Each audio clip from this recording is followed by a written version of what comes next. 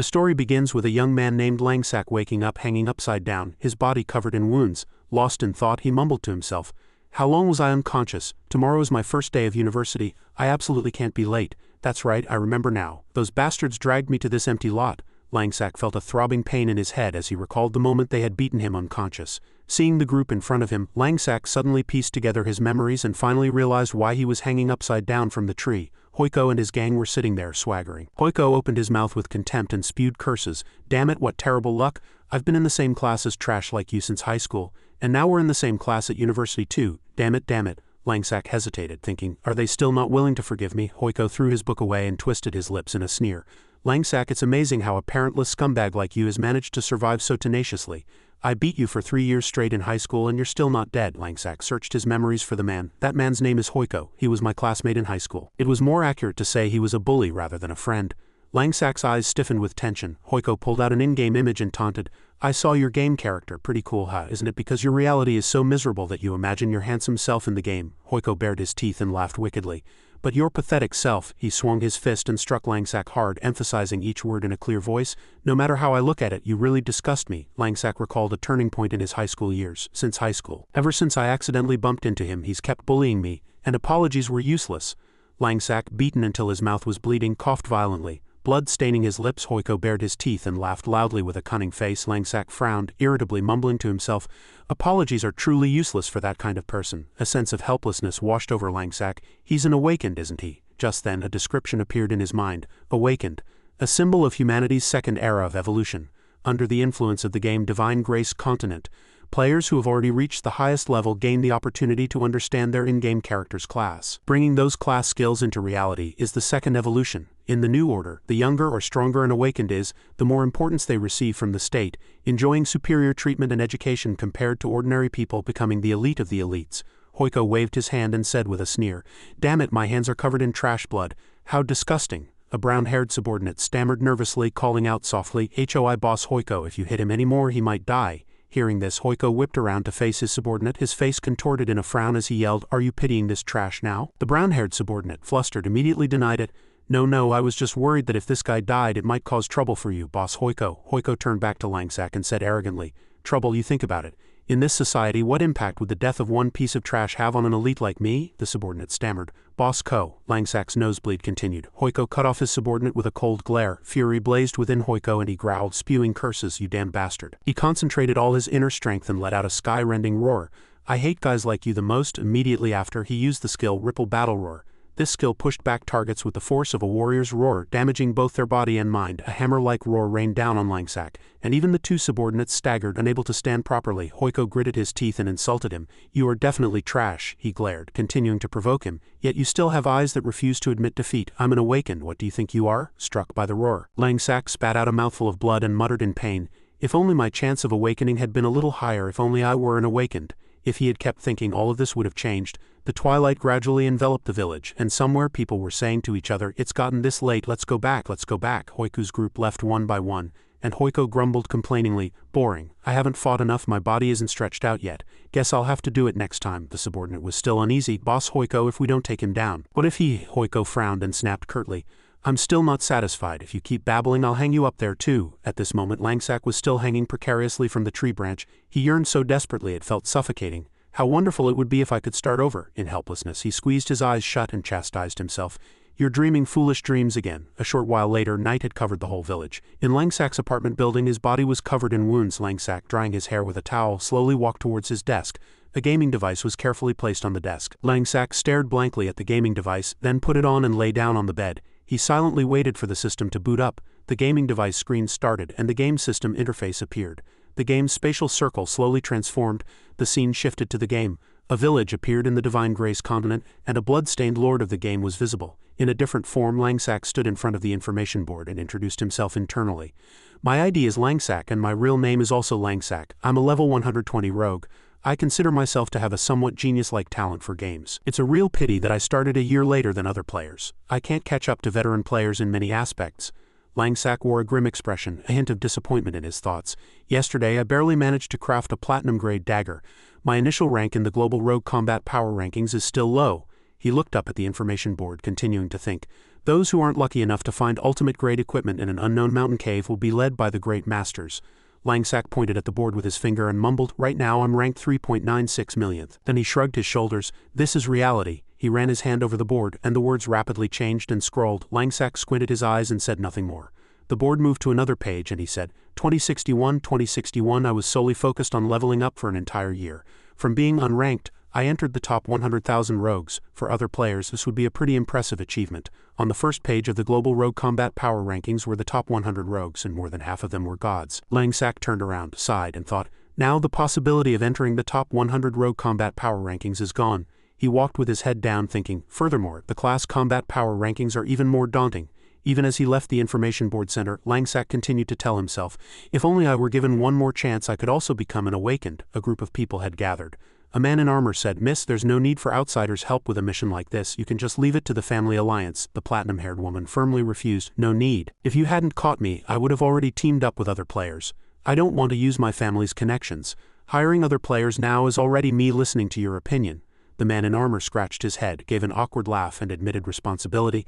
"This is because as your bodyguard, I am responsible for protecting your safety. In divine grace, there are many swindlers who prey on money and beauty." The platinum-haired woman replied in a tired voice, "I'm not a child either. I know how to discern. You must have spent a good amount of money to invite those three behind you, right?" The man in armor turned towards Langsack, who had just arrived. He replied succinctly, "Yes, miss, and there's a rogue. They're probably the ones standing by the warp gate up ahead." Langsack placed his hand on his chest and said politely, "Greetings to you both. I am Langsack. I am the level 120 shadow rogue you hired." The man in armor's face stiffened. He waved his hand and said, "No need for further introductions. I've already seen your general profile. You're just here to make up the numbers, so don't interfere with our progress." Langsack didn't respond and walked past him. He cast an annoyed side glance and said to himself, "In reality, I don't like talking to other people, so I came to the game. Why are there so many people in games who talk so much nonsense?" The man in armor also glared unpleasantly. A woman in a purple cloak asked directly, "I heard you're not a guild member, nor are you part of a class alliance." Langsack replied concisely to her words. "Yes, I am a solo player," he added. The so-called class alliance is where highly skilled players gather in the game, an organization that specializes in collecting fees. They resolve any mission or request on behalf of others. My skills already meet the alliance membership assessment criteria, but I couldn't afford the high cost for the assessment. In the end, I had to convert in-game currency to cash to make a living." The man in the green cloak snorted and criticized, "I hate solo contractors like you the most. First, no qualifications. Second, no guarantee. Who knows if you're just here to mess things up?" Langsack crossed his arms and calmly retorted, "Is that so?" The cloaked man yelled angrily. "What's with that attitude? Do you want to fight?" The platinum-haired woman quickly intervened to mediate. "That's enough, everyone, stop arguing. We have enough people, so let's start the mission now." She still sighed inwardly. "They're already clashing before the mission even started. Can it really go smoothly like this?" The man in armor pointed to himself and confidently asserted, "Rest assured, miss. With me here, the team is formed.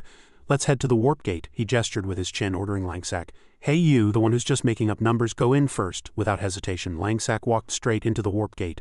A colossal pillar of light surged from the center of the warp gate, shooting straight into the sky, forming a vortex. Lightning caused by friction flickered and violently exploded. Flying vehicles and birds in the sky were repeatedly struck by lightning.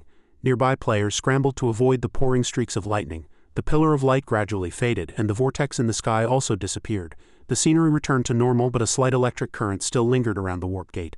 The man in the green cloak was astonished. "What's going on? What just happened?" The man in armor also froze. "Why are the energy fluctuations from the warp gate so strange? Steam is still spewing from the portal." The man in the green cloak was flustered. "What on earth is happening?" The platinum-haired woman froze. "This has never happened before. Is there a problem with the system?" The rogue named Langsack already went in. Inside the warp gate, Langsack also sensed an anomaly, and asked blankly, "Where is this? Wasn't I supposed to be teleported to the mission map? Has an error occurred?" Seeing the intensely striking lightning, he immediately noticed the chaotic energy fluctuations. When a sudden anomaly occurred, Langsack couldn't hide his surprise. His body began to disintegrate. Frowning in incomprehension, he mumbled in dismay, "My body is breaking apart. What in the world is happening?" He hurriedly opened the system window and kept pressing the escape button, but it was no use. He shouted irritably, "Can't I exit the game? Is the game doing this on purpose? Damn it." Langsack's hand was gradually disintegrating, and other parts of his body were also rapidly breaking down. He gritted his teeth and muttered bitterly, "My body is ruined." He let out a bitter laugh, lamenting his predicament. I really have terrible luck to encounter a bug like this. What more can I expect from my life? Langsak's eyes were blank and unfocused for someone like me who's about to disappear. As the disintegration spread to his face, he suddenly felt an unusually serene calm, and he asked himself, why? As his body gradually corroded, Langsak was stunned by this feeling and smiled before completely disappearing. In his final thoughts, Langsak felt as if a burden had been lifted and he was freed. He laughed helplessly, resigning himself. It's fine, it doesn't matter. I'm tired. Since it's come to this, it might be good for me to just disappear completely. Langsak gradually faded, and a few lines of his internal monologue still echoed. Anyway, looking at this life, I have nothing to cling to but many regrets. Outside, everyone's gaze was fixed on the shaking center of the warp gate, and the man in armor muttered, "That rogue hasn't come out yet." He cupped his chin and speculated, "It's really strange." When he opened the system screen to check, he was startled. The man in armor opened his eyes wide and shouted, "That rogue's account has also disappeared." Did I come back to reality? Langsak slowly opened his eyes and asked himself, did I come back? He stretched his hand towards the light, thinking in surprise.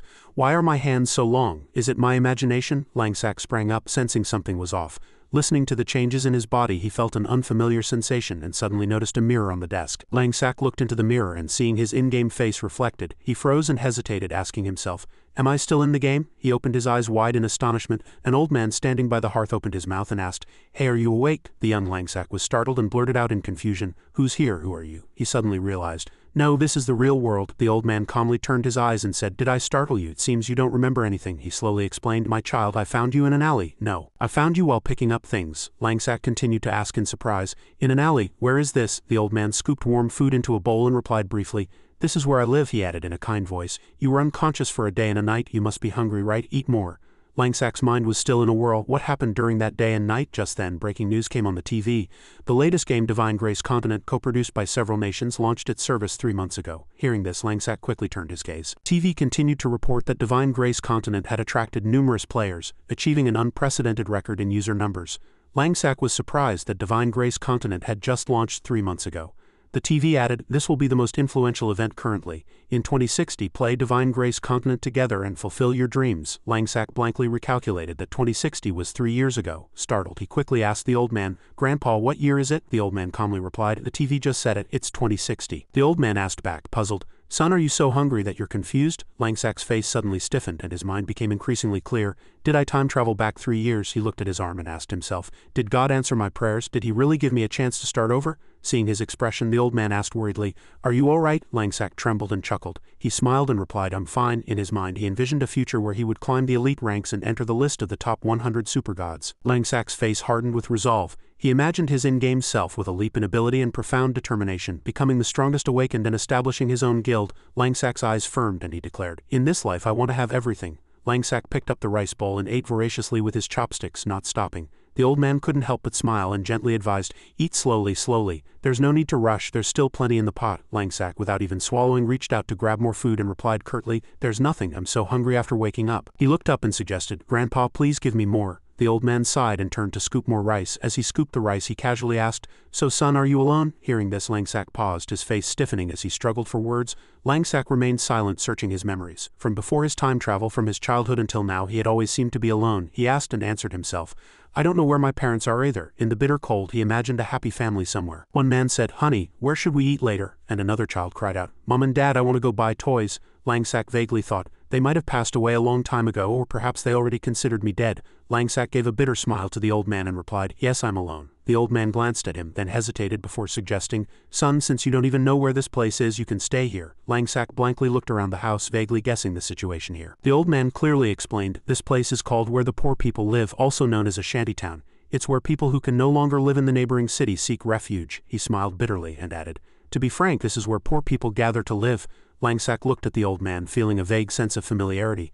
"I only had a general impression. In my previous life, I rented a cheap room nearby with money saved from school scholarships and part-time jobs, but I never ventured deep into this place." The old man continued about the game on TV. The old man continued with regret, "My son spent all the money he had saved on that helmet. He bought it even though he couldn't even eat properly." His eyes were filled with sadness. "My foolish son who passed away recently." Looking at his son's memorial tablet, he repeated his son's words, "Dad, there's a new game called Divine Grace Continent. If I can become an awakened, I can make you happy. I believe I can be a leader in this game." The old man added sadly, "He said that back then, that child. He wanted to get me out of this place." The old man lowered his head and slowly said, But how can reality change so easily just because of a game, my foolish son? Langsack replied firmly. It can change. The old man was surprised by his words. He glanced at Langsack, who continued. If you can become an awakened, he emphasized seriously, you can really change your life. This isn't just an ordinary game, Langsack added. Rest assured, your son didn't deceive you. Later it won't be an exaggeration to say Divine Grace Continent is a second world. Hearing this, the old man's eyes widened. His son's words echoed in his mind. Dad, believe me. I will definitely make you happy. He was touched by Langsack's sincere conviction when he spoke about the game and lowered his head. That expression reminded him of his son. He smiled faintly and thanked Langsack. The old man looked at Langsack and suggested, you seem like a student. If you have nowhere to go later, you can stay here, son. Langsack replied dazedly, yes, Grandpa, thank you, among the dark apartment buildings. Only this old wooden house was still lit. The old man opened his wardrobe and remembered something.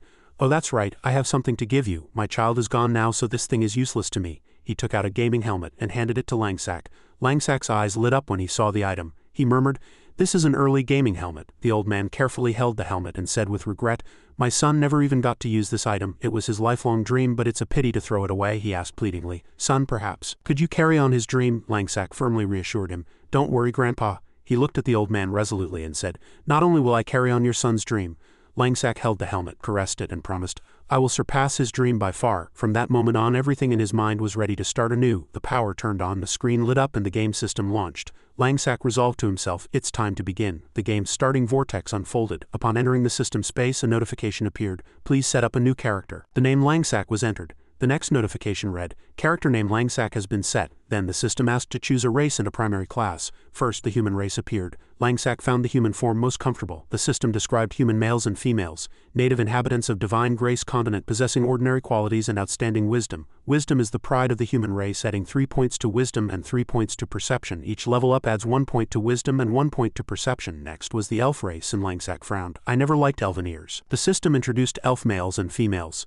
A noble race possessing delicate appearance and agile bodies, proficient in archery and close combat, adds 3 points to agility and 3 points to charm, and each level up adds 1 point to agility and 1 point to charm. Finally, it was the beastkin race, and Langsack muttered, beastkin, ha. The system analyzed beastkin males and females. Warriors renowned for their strength, possessing explosive abilities and a sturdy physique, provides better defense. Each level up adds 1 point to strength and 1 point to defense. In front of the screen, Langsack pondered how to choose. Although each race had different stat bonuses, the choice would have a certain impact on the class. The system opened the class selection window. Langsack considered the 5 main classes: warrior, mage, archer, rogue, and cleric. For example, rogues had 3 different factions. He quickly deduced most players who choose humans go for shadow rogue, skilled in assassination and stealth. Those who choose elves go for agile rogue, skilled in speed and agility. And those who choose beastkin go for dragonfang rogue, skilled in offense and head-on combat. Langsack made his decision. I'll just go with human. Anyway, I was a shadow rogue in my previous life, so I shouldn't waste that experience. System notification. You have chosen human male rogue class. System adds you have acquired the basic active skill backstab. System asks, you have 12 attribute points. Would you like to proceed with allocation? Langsack reminded himself. In my previous life, during my beginner days, I just allocated the 12 basic attribute points relatively evenly according to recommendations. Not knowing anything, the attribute table appeared. Langsack pressed the system's ISN emblem. He stated resolutely, this life I need to plan for the next levels more acutely. His in-game body changed according to the settings. The system announced the completion of attribute allocation and prepared the human rogue outfit. The screen displayed a countdown of 5, 4, 3, 2, 1, and immediately, the corresponding outfit appeared on his body. The system sent Langsack to the teleportation hub of Caspar, the human capital. A welcome message appeared. Welcome to Divine Grace Continent, Langsack murmured at his teleportation destination. I'm back here again. Langsack suddenly lowered his voice and resolved to himself. In my previous life I started the game a year late, but this time I must seize the opportunity. As he mingled with the passing crowd, he suddenly stopped in surprise. Langsack turned his head and saw the unusually crowded people. People were continuously teleporting and arriving. Local soldiers hurriedly maintained order, shouting, don't push, move aside. Too many people have accepted this new quest, so you can't enter. Langsack was startled. It's only been 3 months since launch and it's already so crowded. He quickly opened the system and operated it, thinking, I need to make good use of time and formulate new plans. The current highest level is... Langsack suddenly paused. The screen displayed an unmoving, immovable Shadowgate warrior, level 12. He hesitated and called out the name. Immovable Shadowgate. That person again. Langsack recalled the person's background. Name immovable Shadowgate. Player information unknown, always concealing details, though no one knew anything specific. Not affiliated with any guild, the strongest player that various guilds vied to recruit, known as the Imperial Figure, and one of the strongest players in Divine Grace Continent. He looked at the screen and admired. Shadowgate always maintained the top rank in my previous life. Indeed, a master is a master in any era, Langsack continued. Looking at it this way, most of the masters from my previous life were in the top ranks. Some of the legendary guilds from my previous life are just beginning to show extraordinary talent. He frowned nervously. It seems I need to pick up the pace a bit more. Langsack turned and left, and the system screen gradually disappeared. He resolved to himself, in this life, through the experience of my previous life, he walked confidently with a determined expression, declaring, I will become an invincible existence that no one can emulate. Langsack approached the active teleportation gate, thinking, my entire body is filled with secret techniques, so I will rush the process. He looked up, firmly resolved to become the first awakened. Langsack confidently stepped into the teleportation circle, urging himself, let's go, on the path of leveling up towards success. In the teleportation hub, a colossal pillar of light surged into the sky, indicating that someone had moved to another location. Langsack placed his hand on the pillar, muttering to himself, I've arrived. I came to this village countless times in my previous life. Langsack followed the crowd out of the teleportation gate, his face hardening. He kept thinking, but every time I appear here I'm still amazed by its reputation. Caspar Castle Lord, the beginner village was teeming with people. Countless beginners gathered in groups chatting. One person shouted in a childlike innocent voice, beginner equipment is cheaper. Another asked curiously, is there an auto guide for quests? And another interjected, monster hunting parties for leveling up have 3 bonuses. And yet another stepped forward, kind master, please guide me. A bearded man laughed, approaching them as if selling goods. Level 1 beginners, everyone will have 1 silver coin initially. Here, 1 silver coin can buy you weapons and a few extra clothes. He continued to chatter, these are more powerful than your basic level 1 equipment, and your leveling efficiency will be faster. If you don't buy now, they'll be sold out. Then he held out his hand, displaying a payment confirmation screen. Langsack, passing by, was drawn to the crowd gathered around the bearded man. A person wearing a hat looked around and asked, do you have warrior armor? A few extra defense points would be nice.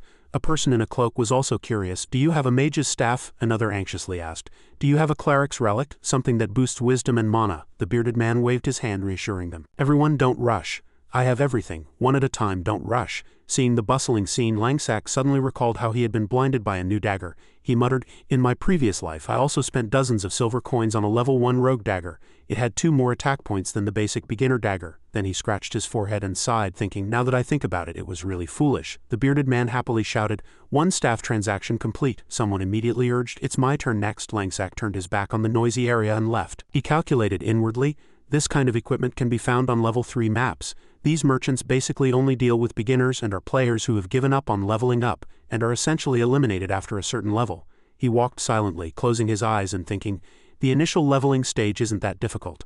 A map appeared in his mind. The beginner village was for levels 1 to 5. He reminded himself, after level 5 you can't enter the beginner village again unless there's a special quest. Langsack resolutely decided his next move. So it's better to focus on leveling up. Just then a scene suddenly appeared that made him stop. Xiao Lan suddenly enticed with a coquettish voice, big brother, could you lead me? I'm really good and obedient.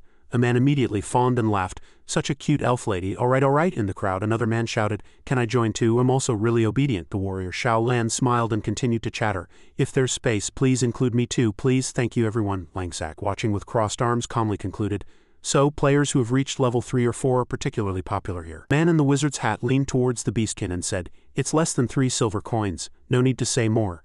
I can level you up to level 3. Langsack thought to himself, but the maximum level in the beginner village is level 5, like a godlike existence. He explained how the system worked. In Divine Grace Continent you can form parties from level 1 and the level difference between party members must not exceed 2 levels. He then analyzed party forming habits. Therefore, high-level players in parties usually invite new players to join and socialize. Looking at the notification displayed on the screen, the party leader's level limit currently allows up to 3 people to join a party, and he concluded, this means that level 1 players can party with level 3 players, and the maximum number of people in a party is determined by the party's level. Langsack frowned and solidified his thoughts. But the main reason high-level players hunt monsters to level up is that there are simply too many quests that beginners can undertake. The beginners were still noisy, one complaining, the refresh time is too long, and another anxiously asking, I only have killing this monster left for my quest, can you please make an exception? The man in the purple cloak looked up and sighed. This place will refresh soon, the green-haired man said sharply, you behind me don't cut in line. Langsack quickly calculated in his head that even to kill a single level 1 monster one had to queue up, he concluded. Divine Grace Continent has no fixed main quest line. Countless quests are completed through individual ability and, more importantly, through players' exploration and development. Initial leveling was not difficult, but the problem was slow leveling due to not being able to find monsters. However, a cold smile appeared on Langsack's lips. I have the fastest way to reach level 5. The scene shifted to the commercial street. Buildings lined the street densely. Langsack opened the system map and rolled his eyes, looking for the beginner's shop. 4 people stood in front of the shop. the black-haired man exclaimed. The NPC proprietress is so pretty. And the purple-haired man was excited. I like it. Langsack passed by slightly ahead of them. The purple-haired man asked in surprise, Level 1? Why is a level 1 player here? The proprietress smiled, welcoming the customer. Another new customer has arrived, she quietly asked. Customer, how may I help you? And a system window appeared in front of Langsack. Langsack immediately replied, Hello, please give me 1 beginner speed scroll and 1 grappling hook. The gray-haired man sneered. Another stupid beginner. The purple-haired man elaborated. You're a rogue. You think buying a beginner speed scroll will get you something? You don't think this is a level 999 one-shot game, do you? He laughed loudly, emphasizing each word. These 2 things might have depleted all your starting capital. The purple-haired man continued to boast. Rather give it to me, I'll level you up once. Uncaring, Langsack listened to the proprietress as she politely handed over the items. Customer, here are your beginner speed scroll and disposable grappling hook. Please keep them safe. An information window popped up displaying the description of the beginner speed scroll. Requirement level none, tool type, consumable, effect, increases movement speed by 12, lasts for 9 seconds. Only 1 beginner speed scroll effect can be active simultaneously. Price 30 copper coins. The next window introduced the disposable grappling hook. Requirement level none, tool type, consumable, effect, grappling hook. Can grip onto protruding objects and pull the user to that location. Length 3 meters. Item cooldown 30 seconds. Disposable consumable. Price 60 copper coins. Langsack system notified. Item added to inventory. The proprietress lively counted. That's 90 copper coins total. She waved brightly and said, Please come again next time. Travel safely. Langsack politely said thank you and left. The purple-haired man pouted. What a fool. He won't listen even when told. The gray-haired man also said unpleasantly. A level 1 stupid beginner. Langsack suddenly stopped, turned around and asked, I ask how long did it take you to reach your current level? The purple-haired man proudly said, I got to level 3 in 15 days. So what? Do you think it's easy for beginners to kill monsters in this game? The man in the hat stammered and confessed. I reached level 3 in 13 days. That's 1 level in 4 days. I think that's not bad. Many people take 10 days to reach level 1, Langsack calmly concluded. Really? Then it seems you'll all still be in the beginner village in 2 or 3 days. The man in the hat scratched his head in embarrassment. The purple-haired man sneered. What do you mean? Langsack waved goodbye and resolutely left. He casually said, See you tomorrow, and muttered to himself, You'll all understand in a day. As twilight fell and the sun dipped behind the mountain ridge, Langsack walked along the mountain path, muttering to himself, This is it.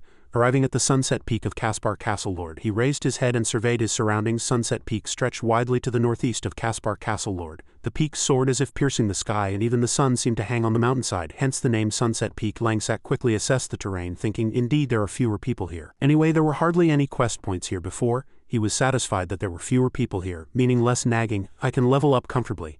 Suddenly he heard a group of people conversing. The man with the black staff confirmed, Yeah, I got it too. It seems the quest automatically activates when you talk to him. The off-meta player chimed in, Me too. The NPC said it was Sunset Peak. The man with the black staff frowned. What's the intention? A 10-minute timed quest activates the moment you talk to him. To reach the mountain summit in 10 minutes, how is that even possible? The man in the golden cloak grumbled. Forget 10 minutes. Even 20 minutes is impossible. Everyone's level is low now, so their speed stats are too low. The man in the golden cloak described the terrain.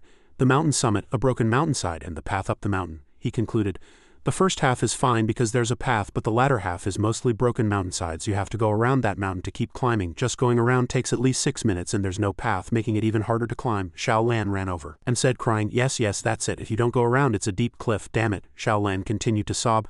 I jumped once. I thought there would be a hidden foothold, but I just fell straight to my death and lost all my experience points. I'm really going crazy. The man in the golden cloak said irritably.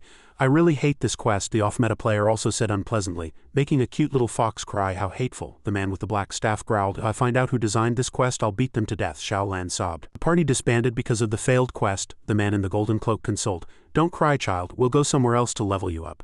Xiao Lan blinked. Really? Langsack just smiled from afar. He opened the system screen and said confidently, The quest notification and reward points must be over here. A shadow slowly approached. Old Man Sunset opened his mouth and asked, Is there anyone who wants to see the scenery from the mountain summit? A passerby quickly waved his hand. No need to waste time. Langsack turned at the sound. He immediately recognized him as an NPC. That's right, it's him. Old Man Sunset continued to invite. Is there anyone who wants to see the scenery from the mountain summit? Langsack politely replied, Hello, esteemed elder. The elder was surprised and asked again, Young explorer, do you wish to see the scenery from the mountain summit? Langsack smiled and said, Yes, esteemed elder, I have come precisely to admire the scenery from the mountain summit. Below the mountainside a thick fog was rising. The off-meta player saw Langsack next to Old Man Sunset and shouted, Didn't that level 1 little rogue just pass by? The man with the black staff frowned. Why would a level 1 rogue accept that quest? Is he crazy? They all scoffed, and the man with the black staff said sarcastically, Could it be that he heard others talking about a special quest here and came to try it, without considering his level or skill? Those players must have low intelligence, Xiao Lan said unhappily. This is clearly a quest that only high-level players can complete. Instead of wasting time like this, it's better to just kill monsters and level up. I regret it to death. It's truly a waste of time, the off-meta player smirked. Let's wait a bit. After he fails the quest, we'll see him look like a silly dog. At this moment, Langsack concentrated and gathered his strength. The system notified Old Man Sunset's requirements. Do you accept the Mountain Summit Climb quest? Time limit is 10 minutes. The countdown starts after accepting the quest, Langsack firmly thought. The 12 points I invested in agility stats before were precisely for this quest. I need to ensure maximum agility and stamina and compensate for speed as quickly as possible. He focused on remembering this special quest. In my previous life I tried it many times but eventually gave up. If I succeed, I can receive a special equipment set as a reward. Langsack waved his hand, scanning the system interface, and said firmly, "This will be my first successful step." He pressed accept without hesitation. The system then confirmed, "Quest accepted." Langsack turned to the elder and said in a low voice, "Esteemed elder, I'll see you at the summit." Old Man Sunset calmly watched Langsack's clothing flutter in the wind. His movement speed increased with each step. The system displayed, "Time countdown begins." Langsack leaped up and propelled himself forward with a powerful kick. The countdown displayed 9 minutes and 59 seconds, and at the same time he gritted his teeth and said, "I must succeed this time." A frog demon was extending its tongue to drink water from a shallow puddle. A wailing sound echoed and ripples spread across the water. Suddenly the frog demon raised its head vigilantly, looking around with blank eyes. Langsack leaped from behind it, crossing over the frog's head, his momentum suppressing it. The time window flickered 9 minutes and 58 seconds. Each of his movements left a trail like lightning striking a rock, and white smoke billowed, stretching long down the mountainside. Even the frog was startled and terrified. Xiaolan shouted excitedly, "That stupid level 1 rogue is climbing." The man with the black staff crossed his arms and chuckled with amusement. The off-meta player was also excited. "I still want to see him fail the quest," he gave a mocking laugh. The man with the black staff narrowed his eyes and said in a cold voice, "You'll see soon enough." Suddenly, the off-meta player made an inarticulate sound. The man with the black staff opened his eyes wide and urgently asked, "What's wrong?" The off-meta player pointed at the rocky slope where Langsack left a trail of smoke and shouted at Rogue. "Did he enter the dense forest beside the mountain path?" he said aloud. Bewildered, "I was told not to take the mountain path before." Langsack dashed like a storm, his face grim as he calculated inwardly. The mountain path is safe and convenient, but the path itself is winding.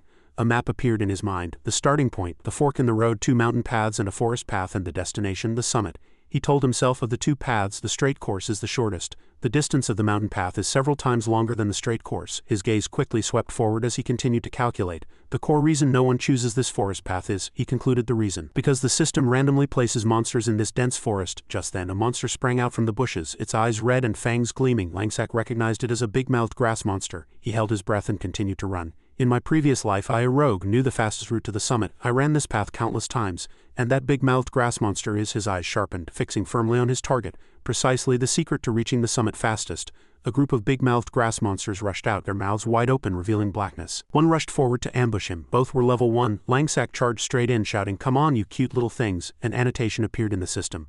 Big-mouthed grass monster, an annoying small monster commonly found in forest areas. Not threatening to solo travelers but a nuisance in groups. Langsack swung his hand, revealing a cold blade. He gripped the hilt tightly and charged at the big-mouthed grass monster, muttering to himself, "Your existence and skill panel activated. Backstab." Immediately golden lightning enveloped his body. A description window popped up. Backstab is one of the rogue's basic skills. Instantly moves behind an enemy to surprise attack a weak point. Damage is proportional to skill proficiency and weapon attack power, consuming 30 mana. Range 1 meter, cooldown 20 seconds. Langsack vanished like lightning behind the big-mouthed grass monster and struck its head hard. A painful scream erupted and the system notified, "Backstab proficiency 80. A cold smile appeared on his lips. "This is my key point for moving towards the summit." The time window showed 9 minutes and 40 seconds, and other grass monsters in the bushes sprang out simultaneously. Langsack continued to move, asserting, "I must use backstab to shorten the time to the mountain summit." Numbers dropped to 9 minutes and 30 seconds and a warning flashed red. "Warning, you have attracted the hatred of more big-mouthed grass monsters." Langsack calmly maintained his speed and the group of big-mouthed grass monsters howled, chasing him. The clock showed 9 minutes and 20 seconds and he let out a faint laugh. "Backstab cooldown is over." The system immediately responded, "Notification, backstab skill cooldown complete." Langsack drew his sword, slashed at the big-mouthed grass monster's body and signaled, "Next." His voice echoed across the entire mountainside, perfectly timed. At 8 minutes and 50 seconds he loudly said, "Backstab." At 8 minutes and 30 seconds he loudly shouted, "Backstab." At 8 minutes and 10 seconds he loudly said, "Backstab skill." At 7 minutes and 50 seconds he shouted loudly again, "Backstab." Below the mountainside, the off-meta player sat on a log and asked his companion, "How many seconds do you think that level 1 rogue can last?" The man in the golden cloak replied, "He chose the forest. He's bound to encounter big-mouthed grass monsters on the path." Xiaolan raised a finger and said with a bright face, "I'll guess. He won't last even the first minute." The man in the golden cloak heard this and praised him rapturously. "This young lady is really smart." Ryu Buju also blushed in agreement. That's right, he's only level 1. If he gets surrounded by a few monsters, he'll be knocked out in 3 seconds. Janjium and the other two stared at her mesmerized and then all burst into laughter. What a truly naive beginner. The clock showed 6 minutes and 30 seconds and Langsak grabbed a large branch. He flung himself high, looking down, and after a few triumphant sounds unconsciously landed steadily on another branch. He quickly calculated that he had already lured many grass monsters, and below a swarm of big-mouthed grass monsters pursued him in confusion. Langsak set his route on the mountain map. His next destination was Sunset Peak's broken summit. He flung himself high again, thinking to himself, I must cross this to find another path. Standing on the edge of the cliff, he looked up at the opposite cliff. There was a large chasm between the two cliffs with clouds drifting leisurely through it. He confirmed this was the spot. Langsak pushed off vigorously with his heels, muttering to himself, it would take at least 10 minutes to cross this mountain range in the other direction. Suddenly he paused, squinted, and surveyed his surroundings, quickly devising another method. But if there's a way to cross that chasm. He stared at the peak before him, concluding, then the mountain summit is right there. The clock showed 6 minutes and 10 seconds, and Langsak turned his head, recalling, as I remember, there was a spot in the chasm where a group of grass monsters gathered. Just then a surprising sight appeared from an old thatched hut next to the cliff. A noisy group of big-mouthed grass monsters was gathered there. Langsak was certain this was the place. The grappling hook and speed scroll will be useful at this very moment. He immediately took out a speed scroll. Langsak's aura settled and he focused on the screen. Beginner speed scroll activated. Duration 9 seconds. He lifted his head, a flash of courage in his eyes. Backstab. One big-mouthed grass monster was startled with no time to react. Langsak gripped his weapons with both hands, gritted his teeth, and charged over the grass monster's head. He growled, I need to use your strength to get up there. His blade swept through the bodies of the big-mouthed grass monsters, and his kicks propelled him strongly upwards. He reached out and grabbed a foothold, breathing heavily, emphasizing each word, get me up there. The monsters below snarled at the cliff's edge. His gaze was taut as a bowstring, and his speed had already reached its limit. I'll definitely make it. Cutting through the faint mist, he reached out to grab a branch on the cliff face, thinking to himself, beyond the mist, I need to grab that crucial tree hanging on the cliff. Langsak fired his grappling hook, pinpointing the distance. This is the range. Immediately, the hook lodged firmly into the tree trunk on the cliff. He gritted his teeth and cried, pull me up. Then he heaved himself up, adding higher, to avoid hindrance during the jump. Langsak dropped his weapon from his hand and a big-mouthed grass monster was waiting on the protruding rock ledge. Seeing it, he muttered, just one last step. It opened its mouth wide, and he inwardly acknowledged, a grass monster destined to appear on the cliff. Electricity flashed around his body, and drawing his knife, he smiled victoriously. It's right in front of me. The clock showed 5 minutes and 30 seconds. The sky had darkened, and the sun had already set. The clock showed 5 minutes and 20 seconds, and Langsak appeared on the other side. He raised his head and gazed straight ahead. The clock showed 5 minutes and 17 seconds, and Langsak stood on a rock, a solemn expression on his face. A congratulatory message appeared in the information window. Langsak sighed. The system announced Summit Climb Quest complete. Time 4 minutes and 43 seconds. Old Man Sunset was already waiting at the summit. He opened his mouth. Young man, I didn't expect you to reach the summit in half the time I anticipated. Old Man Sunset smiled faintly. Young adventurer, you climbed to the summit in one go, piercing through the mist. Your resolve seems extraordinary. Langsak approached and replied softly, if in this life too I hadn't resolved to reach the summit no matter the cost. The entire sky was bathed in twilight. And Langsak continued, how could I have reached the highest point? Old Man Sunset looked up and smiled subtly. An interesting young man. A light breeze dislodged his hat, and he laughed with delight. Langsak glanced at the old man, slightly surprised. He crossed his arms, gazed into the distance, and said with a smile, you are worthy of exploring the glorious power. The system announced, congratulations, as your time was under 5 minutes. Old Man Sunset's hidden quest, Emblem of Glory, has been unlocked. Langsak dazedly repeated, Emblem of Glory. He looked up at the old man, surprised inwardly. I didn't expect to unlock this hidden quest with half the time remaining. Just then he approached. Old Man Sunset reached into his clothes and spoke. Your resolve reminds me of myself in those days. He took out a medal and continued. My madness then was the resolve to become king. Langsak dazedly received it. What is this? The system explained. Emblem of Glory of Jinbong. The ancient medal of Jinbong seems to contain a mysterious history and journey. The legendary experiences from the training process of a great one were ultimately entrusted to the glorious light of that era. He looked at the medal, his face filled with excitement. Langsak gazed, unable to tear his eyes away, and soon an information window appeared. Congratulations. The hidden quest Path of Glory has been unlocked. Please find clues to explore the secret hidden behind the medal. Quest progress. He pondered, calculating. Since there's no specific indicator, it seems to be an exploration-type quest. I've never heard of this quest in my previous life. There isn't a single clue. Old Man Sunset raised his hand and chanted what sounded like a spell. He said, this is your reward based on your climbing performance, your class, and your resolve. This old man is very satisfied. Langsak froze as he saw him display a picture. It was a superb equipment set. System annotation. Superb garment, a special equipment obtained by completing the Summit Climb quest. Special attributes. Superb power inflicts 100 damage to all monsters level 5 or below. Superb body, all monsters level 5 or below deal only 1 damage to you. The superb garment disappears upon reaching level 5 and its attributes disappear with it. Additionally, no other garments can be worn while this set is equipped. Langsak's eyes lit up brightly as he exclaimed, "This is it, the superb garment." The screen displayed, "Equip superb garment, yes, no." Langsak immediately pressed yes, saying, "I must equip it right away." He moved past the image, and the superb garment was immediately equipped on his body. Langsak smiled with excitement and joy. Old Man Sunset turned his back and walked away, then turned back to advise, "This old man has fulfilled his purpose here, so I will depart now." Langsak followed him, calling out, "Esteemed elder, you are?" He simultaneously thought, "This elder is by no means a simple man." Old Man Sunset replied succinctly, "We can meet again if you continue to maintain that resolve you had during your climb." His words meant to reach the pinnacle and dominate the world. Langsak dazedly repeated, "Maintain the resolve from the climb." Suddenly the old man passed by and placed a hand on his shoulder. "Then this old man will send you off to that group below the mountain." Hearing this, Langsak's eyes widened, still not comprehending. He continued, "It is to show the return of one who climbed this mountain." Langsak was still frozen in a daze. Immediately, the two vanished into a streak of light, leaving only a trace of light on the summit.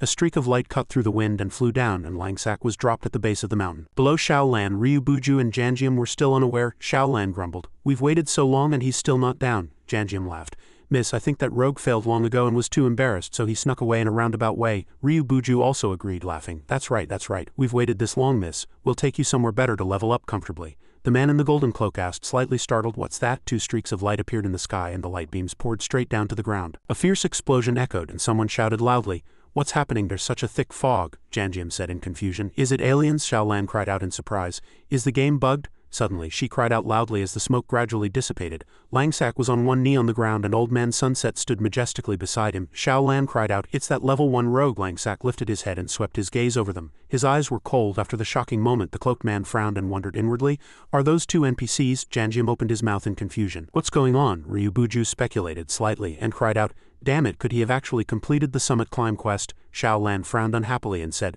"That level 1 rogue." Janjium still stammered in disbelief. "How can that be? How did he do it?" Shaolan immediately changed her attitude towards Langsak and stammered, No, young rogue, sir." Seeing Langsak wearing the superb equipment set, the surrounding people whispered, "Where did he get that equipment he's wearing? Could it be a quest reward? He's level 1, and he can wear equipment like that?"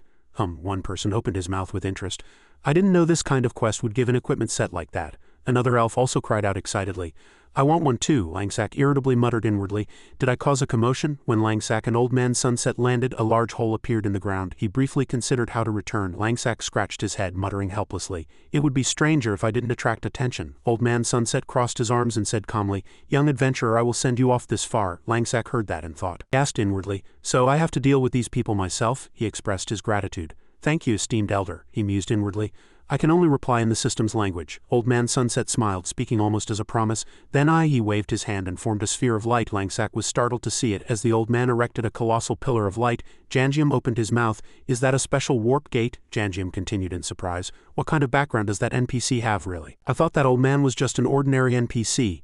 Suddenly, as if remembering something, he paused and cried out, "Wait, that equipment the rogue is wearing, could it be a unique quest reward?" Shaolan heard that and asked, puzzled, "Unique quest? What's a unique quest?" Janjium calmly replied, "Quests in Divine Grace Continent are broadly divided into 3 types. Janjium slowly explained, "The first type is reward quests. These are quests or dungeons that players typically receive. The main rewards are experience, money, items, skills, or equipment. The second type is serendipity quests. Serendipity quests primarily depend on luck. When a player encounters a special NPC or special information, a special quest is activated. They provide special rewards or additionally offer players special attributes or special items. The third type is unique quests. This type is very special. Once someone completes this quest, it disappears forever, and other players cannot receive it again." Janjium continued. To summarize simply, each quest mode has 2 forms, individual quests and team quests. Excluding the fixed difficulty of unique quests, the difficulty of the other 2 quest types is divided into 5 options: low, medium, high, special, and madness. Shaolan heard that, her eyes sparkling with admiration. "I see, that's why the equipment he's wearing looks so cool." Old Man Sunset turned back and said softly to Langsak, "We can meet again in the future if you can walk the path of glory." Langsak raised a hand to stop him and hurriedly said, "Wait, about the emblem of glory." He couldn't finish his sentence as Old Man Sunset cut him off. "Farewell. You have been chosen as the successor of the Glorious One." The system screen appeared, and the quest was updated. Old Man Sunset walked into the warp gate and disappeared. Langsak quickly stood up, thinking inwardly, "He's gone." He asked again, "What is the Glorious One?" The system immediately displayed new information, and a new quest was clearly recorded. A system notification chimed. "The path to glory." What exactly is the Glorious One that the mysterious figure spoke of, and how is it related to the old metal? Please find information related to the Glorious One and explore the unknown journey. Quest progress 5. Quest type. Unique quest. Quest difficulty unknown. Langsack hesitated for a moment, muttering inwardly, does difficulty unknown mean it activates only after reaching a certain level? He quickly dismissed the thought and decided firmly, the important thing is to focus on leveling up now. Behind him, Xiao Lan cunningly chuckled. Xiao Lan called out, young master. Langsack glanced back in surprise. Xiao Lan approached him coyly, praising, you're truly amazing. He asked again in surprise. What is it? Xiao Lan continued sweetly. What's that equipment you're wearing, big brother? It looks so cool, she boldly suggested. Big brother, could you help me level up? You really seem like an expert. Langsack also found pleasure in her beautiful appearance, muttering inwardly, she surprised me. This killer figure isn't bad to look at. Seeing that, Janjium furiously cut in. Hey, didn't we just say we'd help you level up? Damn it, he burst out in indignation, gritting his teeth. He just completed a unique quest, that's all. What's so great about that? I could kill him anytime. Ryu Buju pointed directly at Xiao Lan and furiously cursed. You damn brat. Xiao Lan, angered, immediately retorted, you're so loud. If you're so capable, why didn't you complete the quest? Janjium roared. Miss, how can you say the grass is greener on the other side? At this moment, Langsack sighed, thinking, I suppose I should hide my equipment and personal information to avoid future trouble. He touched the system interface. The system notified, equipment performance remains unchanged even after being hidden. Your basic attire will replace your current appearance. Immediately after, Langsack's original outfit reappeared on his body. He finished with satisfaction, thinking, this is better. Xiao Lan was furious and shouted loudly, I really hate it. Why are you ignoring me and just leaving, big brother? Langsack, with his back turned, still indifferently waved goodbye. I was going to leave anyway. Neither you nor they can stop me, she asked in confusion. Why? Janjium yelled furiously. Hey, what do you mean we can't stop you? What makes a level 1 piece of trash like you so arrogant? If you have skill, let's go one-on-one. Can you accept my one-on-one challenge? I'll beat you so badly your own mother won't recognize you. Hearing this, Langsack stopped. He squinted his eyes, turned back again and asked in a cold voice, want to test it? Janjium's face darkened with fear and he stammered. Ryu Buju scolded Xiao Lan, so arrogant this guy. Langsack grumbled in a low voice, a fool and a hussy like that, they really suit each other. I don't have time to play with you all, goodbye. Janjium was furious. He emphasized each word, snarling, what did you say? Say it louder. Xiao Lan stubbornly kept calling out to big brother. She pouted, thinking irritably to herself, damn it, that rogue bastard gave me absolutely no face, now I have to keep going with this foolish group. Thinking this, Xiao Lan returned to Janjium's group and said with a bright smile, big brothers, it seems you'll still have to lead me and help me level up. Janjium looked at her, speechless, and Ryu Buju pressed, didn't you just say you didn't need us to lead you? The man in the golden cloak was secretly praising Langsack at that moment. He's actually quite handsome. Xiao Lan tried her best to coax them. I'll show you guys lots of outfits that are much cooler than his. Hearing this, Janjium's other companions were delighted and waved their hands. We're not selfish people, so it's fine, we'll take you. The level 5 map Ant Mound Basin was clearly divided into zones, a resting area, an outer zone, level 2 to 3 zones, a middle zone level 4, and an inner zone level 5. Level 3, 4, and 5 players were fully focused on attacking monsters in the middle zone of the Ant Mound Basin. A level 3 man with glasses reported nervously. Captain, mana is almost empty and potions are all used up. Are we still not retreating? The black-haired man swung his sword and replied, we're in the middle zone of the basin, so the highest level of ant soldiers in this zone won't exceed level 4. We can handle it, so after we stop this wave, we'll retreat. The white-haired Captain Young agreed and concluded, that's not a miscalculation. We all gained a level in 3 days, so tomorrow we can enter the inner zone and farm equipment to make money. Suddenly, an arrow grazed the white-haired man's face, making him scream. The arrow shattered half of the monster's face and embedded itself. The elf woman uttered a small, unpleasant cry. Don't even think about the inner zone. All the ant soldiers in the inner zone are level 5, and they attack in swarms. Do you think it's the same as the middle zone? The captain in the black cloak leisurely said, cutting down a monster with his dagger. In Divine Grace Continent, no player can exceed the level rules of this map. It's already lucky that we reached level 5 in the middle zone. I heard before that players who wanted to enter the inner zone were all level 5 elite units from the 5 great guilds. He added more about the guilds. They all wore level 5 golden equipment and prepared at least 2 additional healers to recover lost HP during combat. Everyone knows that good equipment drops in the inner zone, but you also need the ability to get it. The elite units of the 5 great guilds entered there to farm equipment. The white-haired man reminded everyone and called them back to their original positions. All right, seriously, take down the monsters. It'll be over soon. Suddenly, the elf woman stopped. Seeing something strange, she hesitated and called out, everyone, quick look, did I see wrong? From afar, Langsack casually waved his hand. He effortlessly swept away the monsters. The elf woman's gaze fixed on the rogue emblem above Langsack's head and the number 1. Langsack swung his hands repeatedly, taking them down one by one, annihilating the entire group with swift precision. Someone gasped in admiration. A level 1 rogue. At this moment, Langsack's face was resolute and his eyes shone with determination. The white-haired man stammered blankly, that's too exaggerated. The black-haired man's mouth hung open. How can this be? The captain in the black cloak also widened his eyes. Level 1, how can he do something like that? The white-haired man continued to ask suspiciously, that level 1 rogue. How did he get into this place? The elf woman suddenly discovered something else and was startled. That's not his path. she speculated aloud. Is his target the inner zone? At that moment Langsack had cleared all the insect swarms blocking his path and was entering the inner zone of the ant mound basin. He approached the edge of the cliff and leapt high, his eyes still resolute. He threw himself down into the inner zone below, where level 5 monsters awaited. A player shouted, "Is that guy crazy?" Going back 15 minutes, the system bulletin board showed a notification. You have arrived at the level 5 map, Ant Mound Basin. The teleportation hub was still operational. A pillar of light shot straight into the sky. In the resting area, a young man was buying items and muttering, "I've already bought these red and blue potions, how much for one pill?" Another urged, "Hurry up and repair equipment, then let's go back to hunting monsters." Langsack was also there, rolling his eyes and muttering to himself, "I've arrived." Langsack headed towards the city gate. Outside many people were gathered chatting, and someone shouted, "Let's go, let's go." Another said worriedly, "I'm a bit uneasy. The monster spawn rate in the ant mound is too fast, it's not easy to deal with." One person reassured his teammates, "Don't worry, this is still the outer zone, and we have a cleric on the team." Langsack thought systematically to himself, Ant Mound Basin, a level 5 map, people exceeding the level limit cannot enter. The sign here clearly stated Ant Mound Basin outer zone. He recalculated. The difficulty will increase as I go from the outer zone to the middle zone, then to the inner zone. Langsack continued walking, gradually approaching the outer zone. He reconfirmed in his mind, the ant soldiers in the inner zone are a nightmare for players. 3 zones unfolded before his eyes. Outer zone, middle zone, inner zone. Langsack opened the system interface and changed his equipment. He put on his new armor and at the same time told himself, "But the superb garment is the best for leveling up." The system bulletin board displayed the item description. Strength enhancement, inflicts 1000 damage to all wild monsters level 5 or below. Body enhancement, all wild monsters level 5 or below deal only 1 damage to you. Langsack smiled triumphantly and calculated. After defeating the ant soldiers in the inner zone, the respawning ant soldiers will be level 5, so killing monsters exceeding my level will give me more experience. Dura grabbed Dudding's face and growled a warning. "I'll say it again as a level 5 player," she shouted loudly. "Don't even think about retrieving dropped equipment. Talk after you've leveled up. What are you so arrogant about?" Dura firmly asserted. "Hongmeng will come again." Dura's teammates froze in silence. Dura gritted her teeth and spewed words incessantly.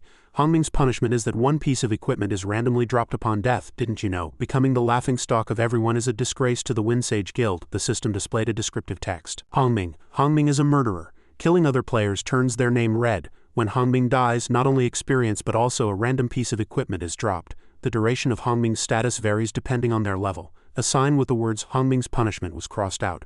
Dudding knelt down, frantically explaining, "Captain, I was only in the middle zone with my teammates before.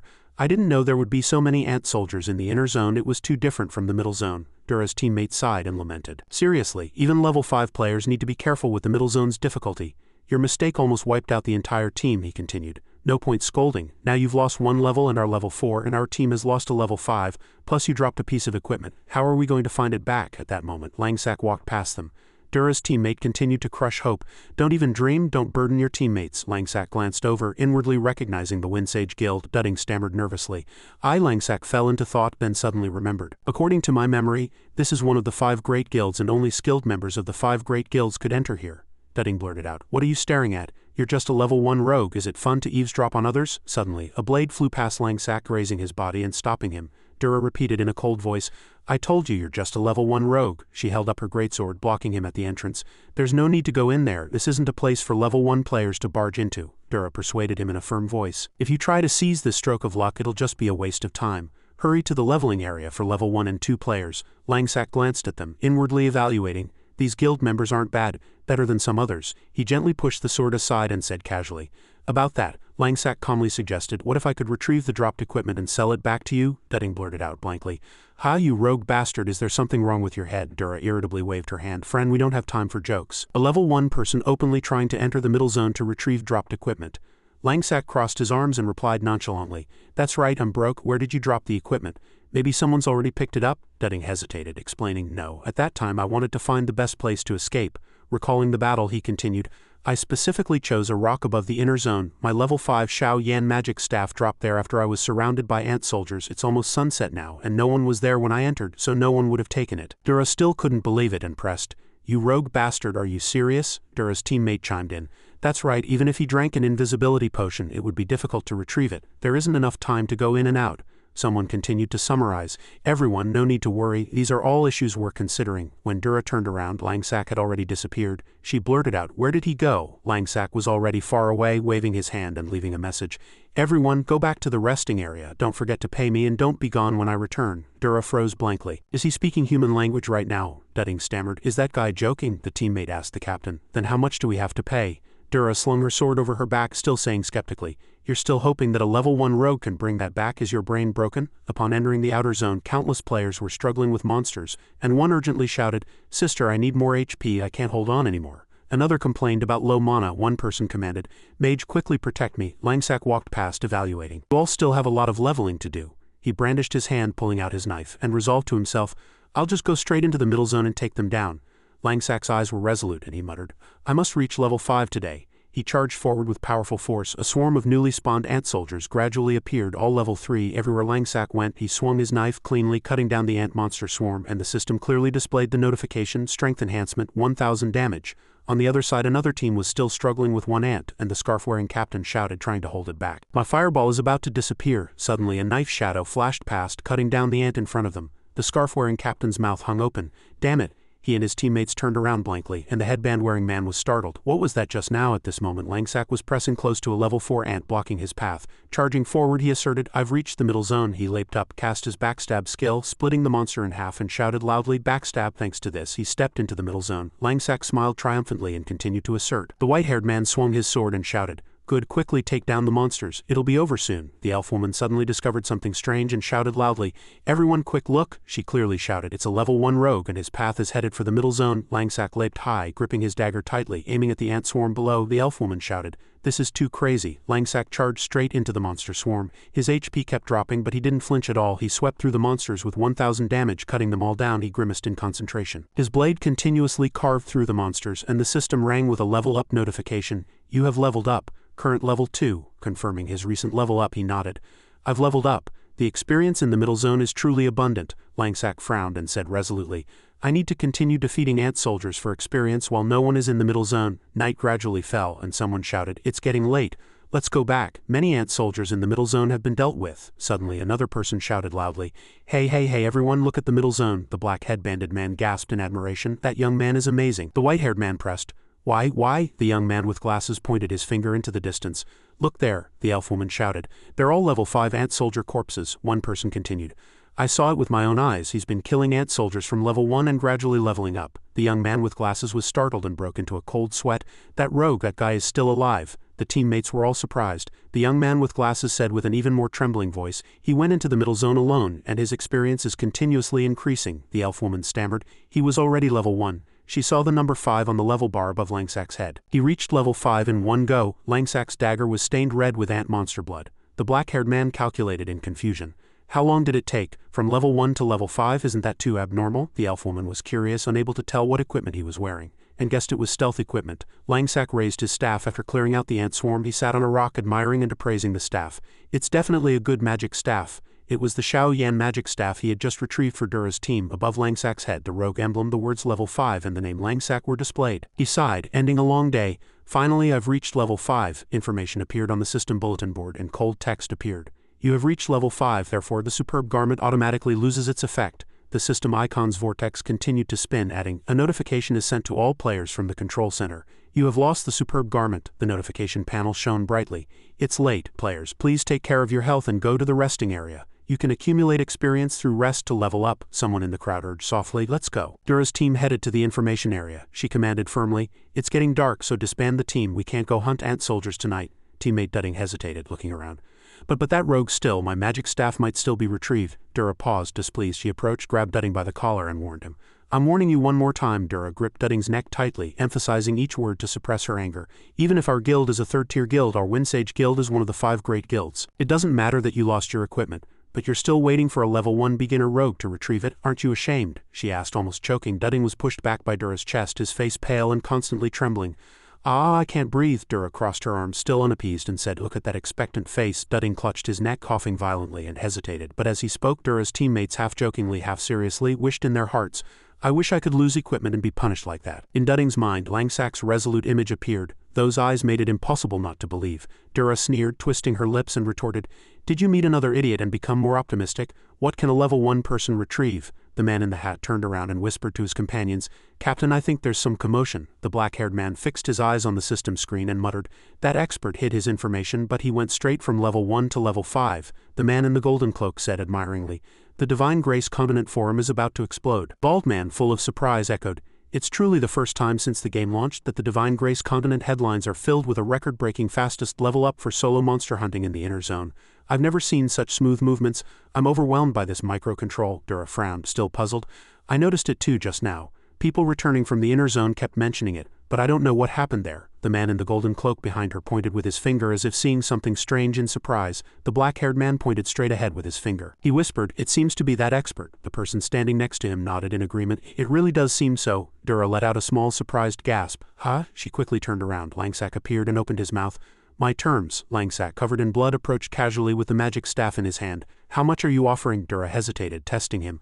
"Are you that rogue?" A moment of shock flashed through her mind. "Level 5 already?" Langsack continued without needing a long explanation. "What, you don't recognize me? Do you not recognize the magic staff either?" Dudding recognized the familiar item and shouted with his mouth agape, "My Xiao Yan magic staff, you really brought it back." Dura still couldn't contain her curiosity and asked, "Level 5 in half a day, how did you manage that?" Langsack handed the magic staff to Dudding and smiled.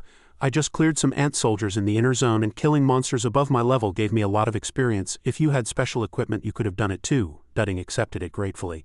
"Thank you, Master. I still have 3 silver coins. I'll give them all to you," Dura thought to herself outside. She didn't jump to conclusions. No, first of all, not to mention where he got this special equipment. Does having equipment mean he has the specific control to fight the overwhelming number of ant soldiers in the inner zone? The system displayed a notification in the trade window. "You have received 3 silver coins." Langsack casually concluded the transaction. "Understood." It was a pleasant transaction. Dudding hugged the magic staff, overjoyed.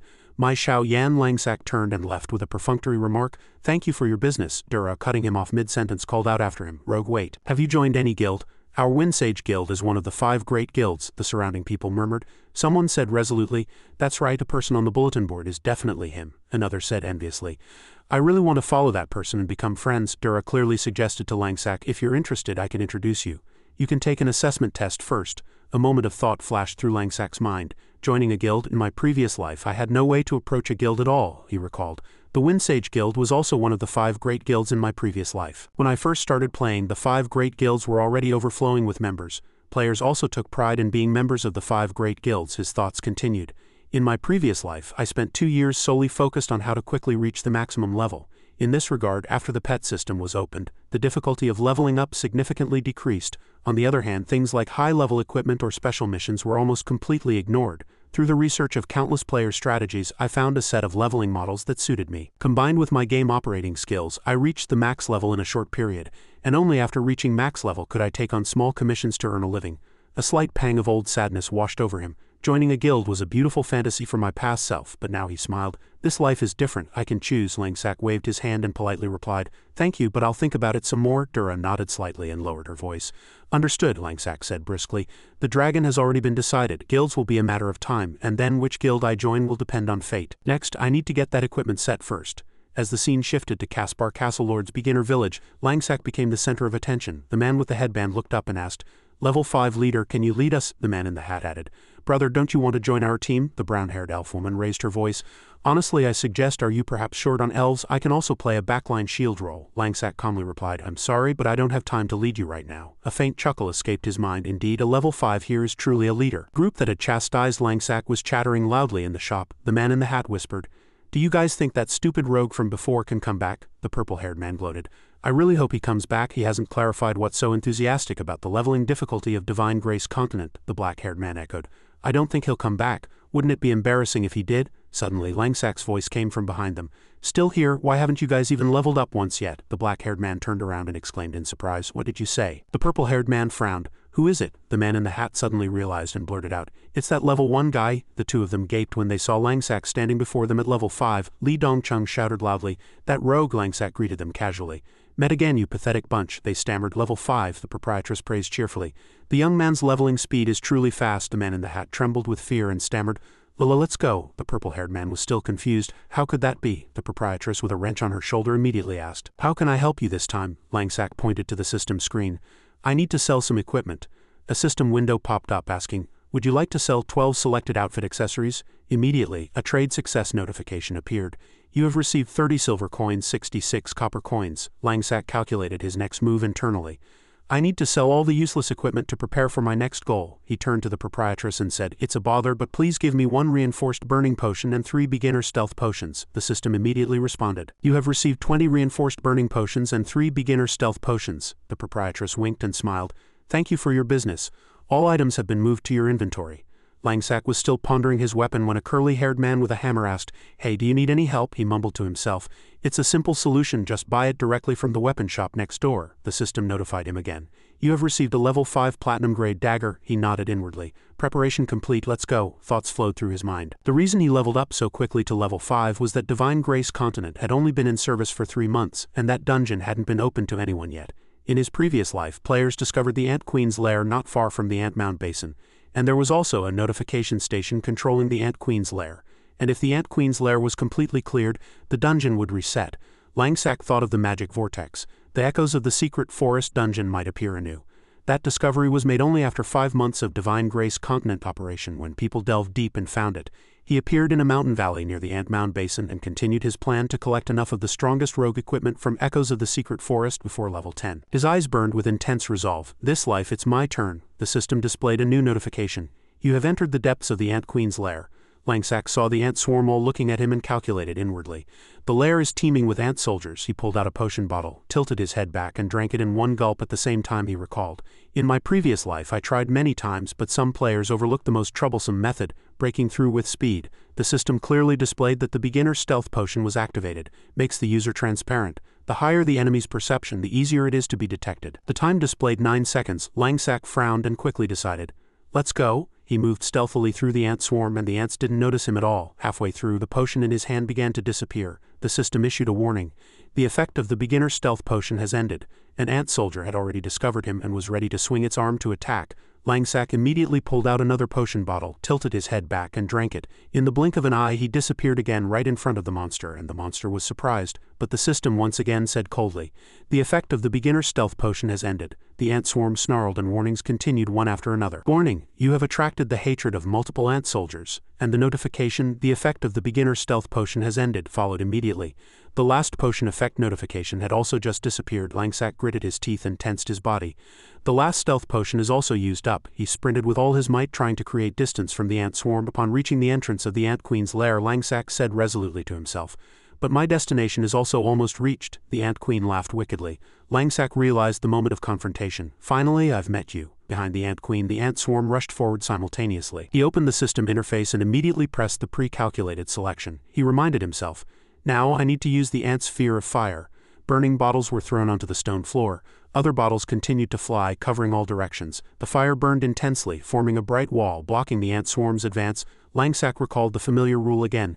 Ants are weak to fire, and attacking with fire gives a bonus. The space immediately contracted, and now only Langsack and the Ant Queen faced each other. He quickly considered, although the Ant Queen is a blood empress, she doesn't use any attack methods. Her protection is to constantly send out ant soldiers to block. Now that the ant soldiers are blocked by the wall of fire, the Ant Queen is like a fish on a chopping board. The Ant Queen gnashed her teeth and screamed, "Despicable human!" Langsack advanced with 6 burning bottles in both hands and said slowly, "I think it's still fair for us to fight one-on-one." He frowned and lowered his voice. "Who made you so easy to bully? Don't blame me for being despicable," Langsack continued as if pronouncing a sentence.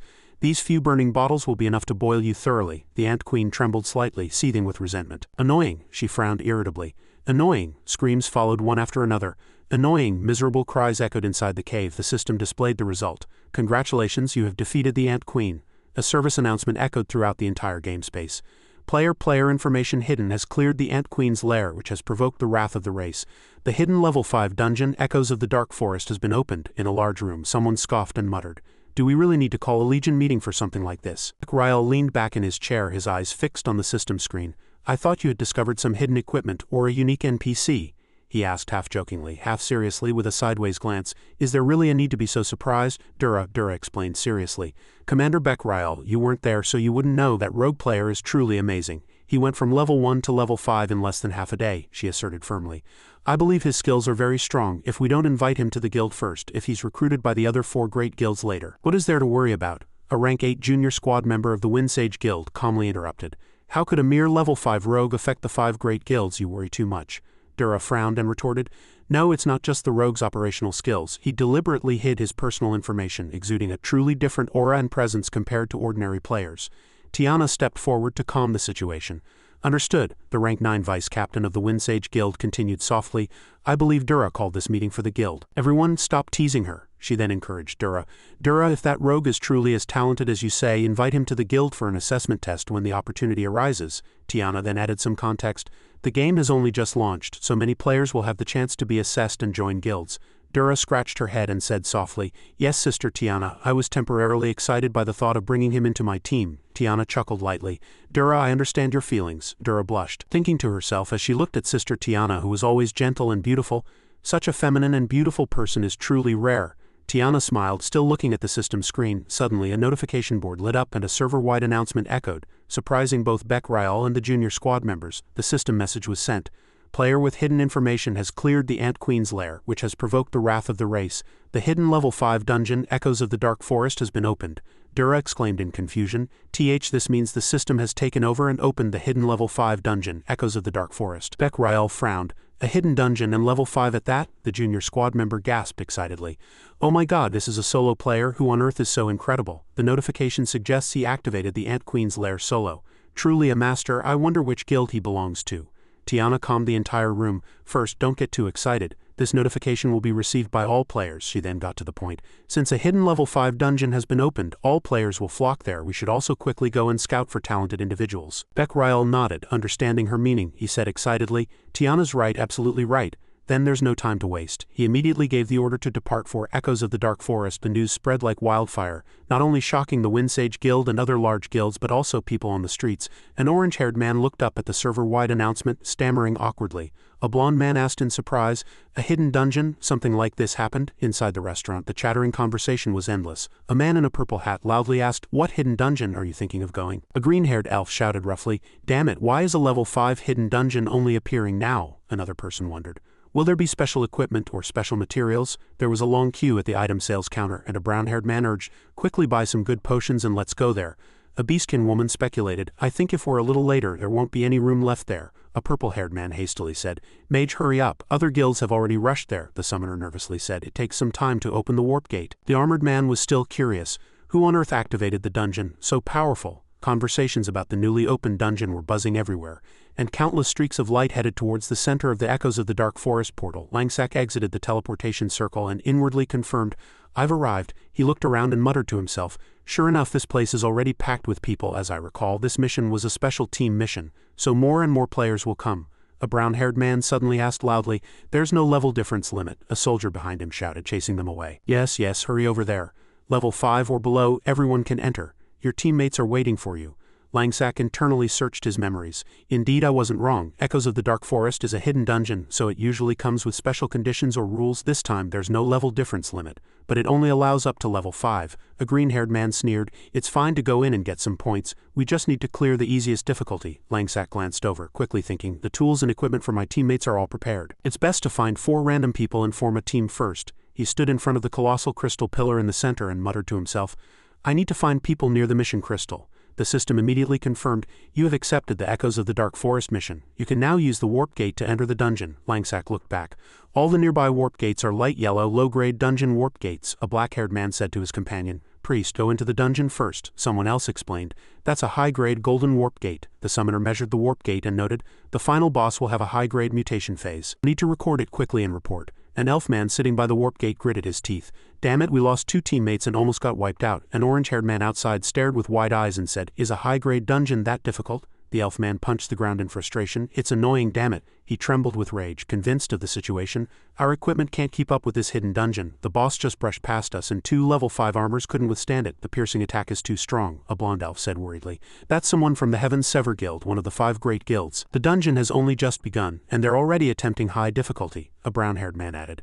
Not only people from the 5 great guilds but other guilds are also flocking here, he continued.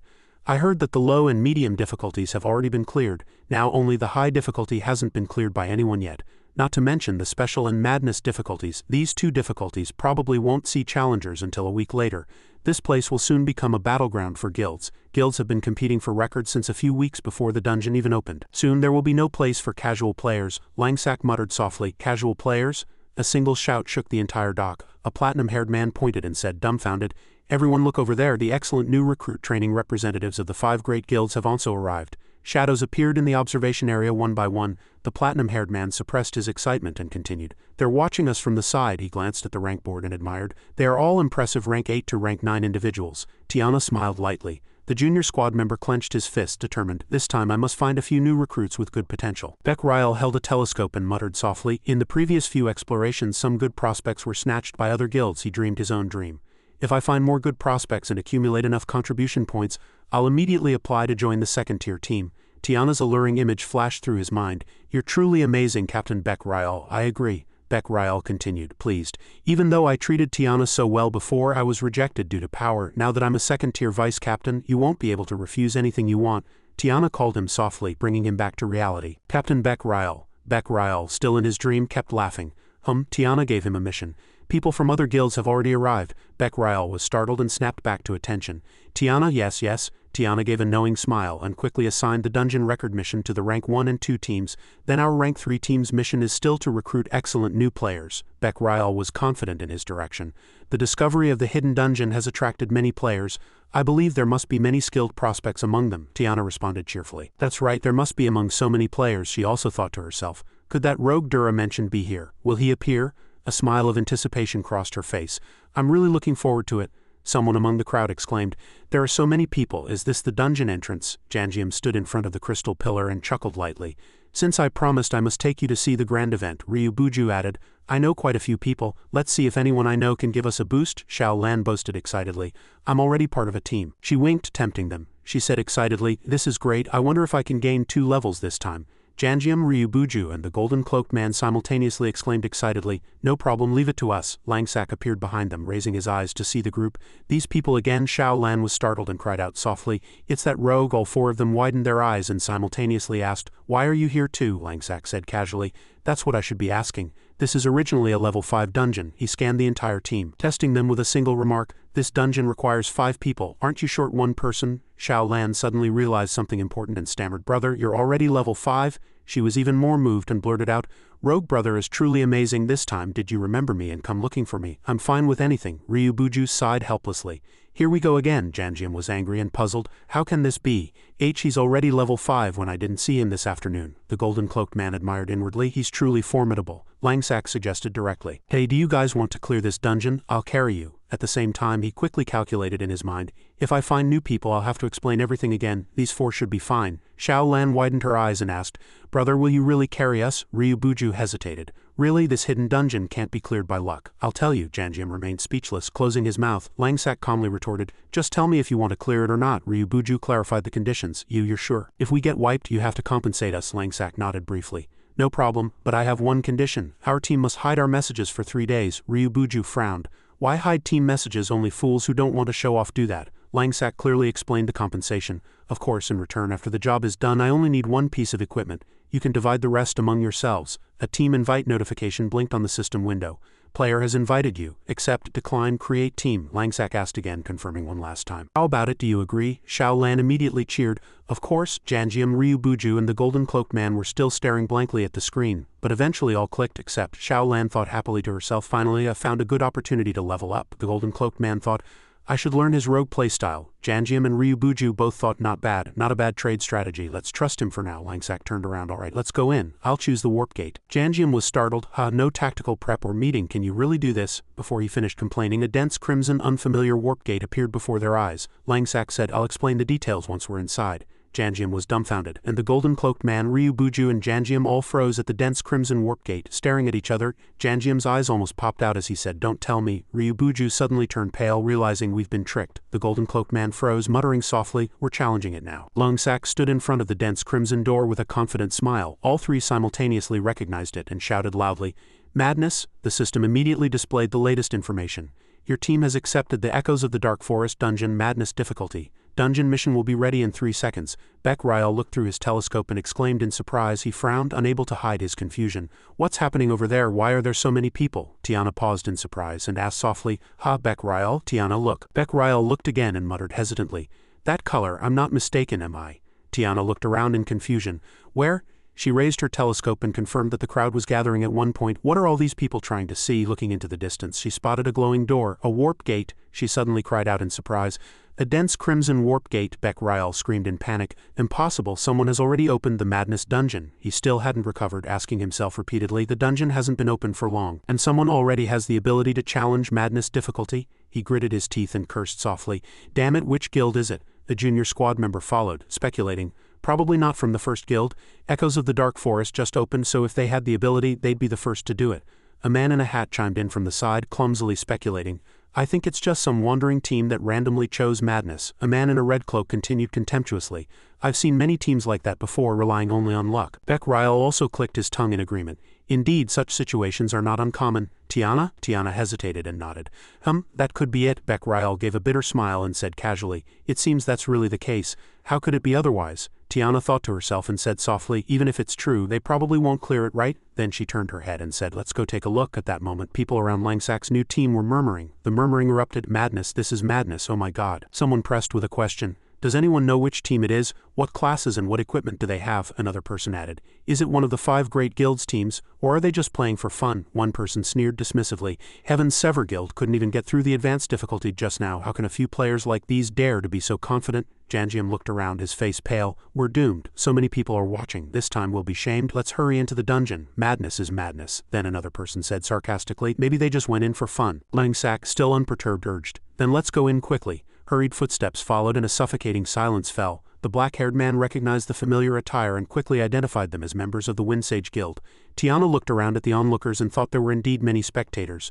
Bek-Rial stepped forward, blocking the crowd, and said, Please move aside. A plump man looked at him and whispered in admiration, It's Commander Bek-Rial. Bek-Rial snorted, displeased. Is there a need for so many people to gather and watch over such a small matter? Tiana smiled, lowering her voice to soothe him. We just need to stick together a bit more. Bek-Rial was slightly annoyed by the bustling crowd of players. The plump man laughed obsequiously. No need to stick together, no need. They've already entered the dungeon. From what I've gathered, this madness difficulty was probably opened by a team of wandering players, Bek-Rial said triumphantly as if his guess was correct. I told you it was indeed wanderers. The plump man nodded in agreement. That's right, Commander. You're really excited. He hesitated, revealing his intention. That is, Commander Bek-Rial, about my previous request to join the Windsage Guild. Bek-Rial frowned and said curtly, Who are you? All guild admissions must follow regulations. The plump man stammered. Right, then I'll trouble you to put in a good word. Bek-Rial scoffed inwardly, disgusted. He waved his hand and said, Hurry up, let's go. The plump man frowned, fuming inwardly.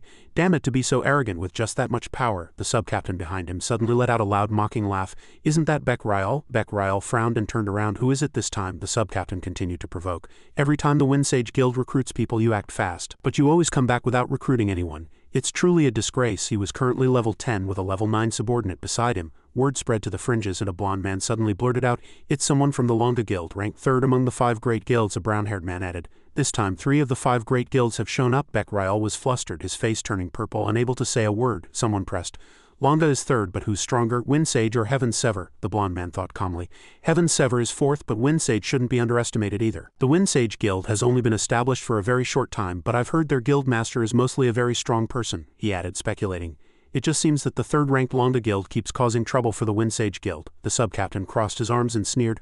I heard the Heaven's Sever Guild people are here too. We were also instructed to come and observe. This time we won't fight you over people, so don't worry. Bek-Rial was too angry to speak. Tiana stepped forward and said calmly, Don't get angry yet. This isn't the place to fight them. Don't let others mock us. A subordinate's eyes gleamed as he clicked his tongue. I remember now. You're that female mage from the Moonfall Guild last time. Tiana asked in surprise, You remember me? She smiled slyly and said, I do. Aren't you that Bek-Rial's woman? You really have poor taste. She added triumphantly, It's a pity I couldn't kill you last time. Tiana said calmly, Is that so? But I don't have any impression of you at all. Her words instantly angered the other woman. What did you say? Tiana turned around, leaving behind cold and decisive words. Your face is quite common, so it's a bit hard to recognize you. My apologies. Her words made the other woman flinch and she cried out, fuming, What are you talking about right now? Tiana, still calm, said, Nothing at all, literally. Let's go, Commander Bek-Rial. Beck Ryle bared his teeth and laughed. He looked delighted. The other woman jumped and echoed, "Say that again if you have the guts." Tiana stopped and added, "And not all women rely on men to live like you do, so you should try harder too." The other woman trembled with irritation. Damn it. The sub-captain behind them was still staring blankly at Tiana. Inwardly he thought quite charming. Beck Ryle snapped his fingers, urging, "Let's go." The other woman snorted coldly, feeling wronged. What a sharp-tongued woman. The sub-captain soothed her. "It's okay." He smiled slyly, revealing his intention. "Anyway, in about a week we'll reach Moonfall Guild. Won't it be easy to kill her and make her lose a few levels?" She agreed. "Yes, you avenge me," he continued. "Right. About that madness warp gate, I heard a wandering team just opened it randomly." She was disappointed. "I thought it was someone from a guild. Let's go back and report." The sub-captain quickly stopped her. Don't rush. Wouldn't it be easier to report if we gathered more data on the dungeon before returning? We can wait for them to come out and ask them a few questions. Let's go." He finished speaking and walked ahead. The scene shifted to the inside of the Echoes of the Dark Forest dungeon, and the atmosphere was tense. Janjium grumbled, "Brother, are you scamming us? Aren't you being too arrogant? It's madness. Do you even know what that means?" Ryubuju said worriedly. "Even the Heaven's Sever Guild couldn't get through the advanced difficulty." The golden-cloaked man looked around and exclaimed, "This dungeon is really big." Xiao Lan was excited and confident. "We'll definitely level up." Ryubuju was still uneasy. "Are we here to die?" Janjium continued to grumble. "This is really a beginner. Just because he reached level 5, does he think he's invincible?" Langsak, still unperturbed, was operating the system screen. He turned his head and said firmly, "Is everyone finished talking? Speaking so loudly will attract insect monsters. The monsters in Divine Grace Continent don't have low AI." Janjium was startled and speechless. He stammered nervously, "Then tell me, what should we do now? Should we just leave the dungeon? You lose experience if you die multiple times." Xiao Lan stammered frantically. No, we just formed a good team." She secretly complained inwardly, "I'm only level 1, so I'm not afraid of losing experience. I want equipment and no one is going to stop me." Langsak kept his eyes on the screen and said, "I've transferred it. Accept it. You can receive it from the team interface. These are equipment suited for your 4 classes, relatively suitable for this dungeon." The system immediately displayed. "Your equipment has been sent." All 4 looked down simultaneously. Langsak told them to change first. Janjium received the level 4 White Flame Guardian equipment. Xiao Lan received the level 1 Red Rose Hood Staff. Ryubuju received the level 3 Azure Bloom Armor. The Golden Cloaked Man received the level 3 Fire Dot Rogue Leather Armor and was surprised. The system confirmed item reception. Ryubuju quickly recognized its value. "These are all equipment suitable for our level, and these attribute-based equipment sets would easily be worth over 10 silver coins in the early game." Janjium stammered. "All this equipment has fire attribute attacks." The golden-cloaked man admired inwardly, barely concealing his respect. Xiao Lan asked curiously and honestly, "Brother, where did you get so much equipment?" Langsak replied indifferently. "After killing so many monsters, some equipment is bound to drop. Insects are weak to fire, and now that we've added fire attributes, we can deal a lot of damage." Xiao Lan's eyes lit up. Quickly, put it all on," she urged excitedly. Wear it all." The other 3 also responded, "Okay." Flames flickered from Xiao Lan's staff. She held it up excitedly, shouting, "Pretty, so pretty." The golden-cloaked man also put on his fire attribute armor. Janjium laughed heartily, looking at his burning wrist guards. "My king's power?" Ryubuju stroked his armor and smiled faintly. He suddenly paused. "No, even with equipment, it's madness difficulty." Janjium composed himself and told himself to look, getting cooler and cooler. Xiao Lan held her staff and played dress-up. Langsak pulled out a box of fire bottles and told the whole team, "Everyone come over here, divide these among yourselves too. You'll all need them." "Reinforced burning potion," Ryubuju exclaimed. "Oh damn, are you a merchant?" Langsak held up a fire bottle and said, "I could only bring 60 bottles, each of you take 15. We'll use them when fighting the boss." Janjium pressed. "Burning potions for the boss fight? Do you have a plan? What about the monsters along the way?" Langsak continued calmly. "Don't worry, I'll tell you on the way." Calculations rapidly ran through his mind. "In the beginning I chose all agility attributes, but after level 5, I need to distribute attribute points evenly." He clicked confirm and then thought, "I can finally wear this level 5 outfit. This equipment set was specially prepared for the Echoes of the Dark Forest. I spent a huge amount of money on it." Langsak commanded firmly, "Let's go." Above his head, pieces of armor fit perfectly, and a burning cloak flowed down. The fiery red fabric gradually took shape, and the wrist guards also found their place. The golden-cloaked man's mouth hung open in admiration. "Oh my god, this is the most expensive outfit in the shop, the level 5 fire attribute rogue outfit." At this moment, Langsak was wearing a complete set of fiery armor. The golden-cloaked man suddenly recognized the flame purifier's robe. Langsak walked forward, warning, "To clear a dungeon, you must first understand the strengths of each dungeon." The golden-cloaked man pondered deeply. Ryubuju chuckled softly. Xiao Lan pouted, her eyes resolute, and Janjium was tense. Langsak continued in a solemn voice, "If there are strengths, there will be weaknesses. Find the weaknesses and you can win," he added with conviction. "The so-called madness difficulty is by no means insurmountable." Xiao Lan blinked and swung her staff. Let's go." The other 3 quickly took their positions. Langsak led the way and said, "Let's go, let's defeat the first madness together." According to previous records, the insect race in Divine Grace continent was a very wary and dangerous race.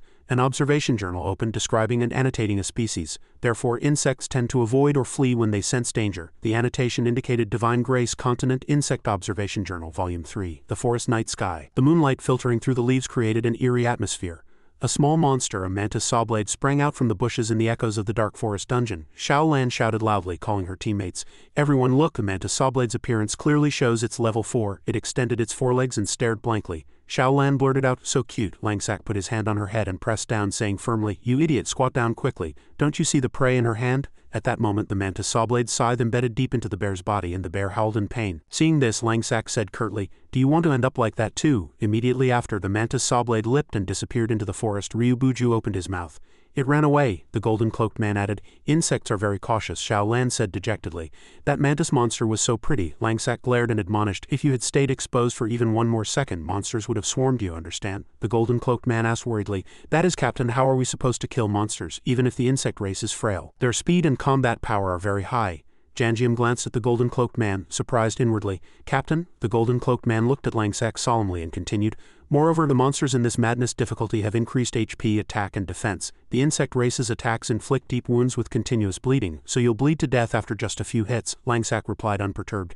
You're not wrong, but we won't fight every monster blindly. The echoes of the dark forest is divided into 3 zones. He drew 3 circles on the ground with his finger, dividing the zones, and pointed to them in turn, saying, the very top is the boss, then the spider zone. The second is the moth zone, and the third is the mantis zone, he continued. In conclusion, you must pass through these 3 zones to reach the boss. After that, Langsak introduced the boss monsters of each zone, visualizing the mantis they had just encountered and adding a moth. He then mentioned the spider, and his eyes darkened when he brought up something else. In addition, there's a special neutral creature called a swallow insect. The golden-cloaked man, Janjium, and Ryubuju all said simultaneously, swallow insect. Xiao Lan's eyes sparkled with excitement. It must be cute. And she thought inwardly, it must be incredibly valuable. Langsak immediately replied, confirming its role. The swallow insect is the key to this dungeon. He turned to his teammates and said in a low voice, by using its natural predator to subdue it, we can find a small hidden path and easily reach the boss zone. Xiao Lan waved her hand, imitating a bird's movement, and mumbled, do swallow insects chirp? Ryubuju closed his eyes and smiled. It's highly probable, the golden-cloaked man said excitedly. I must record this strategy. Janjium pointed and laughed loudly. It'll definitely be as cute as a little sister. Langsak looked at his teammates, silently admonishing them helplessly. I'll only say this once, everyone listen carefully. My thought about not needing to worry was indeed not wrong, he lowered his voice.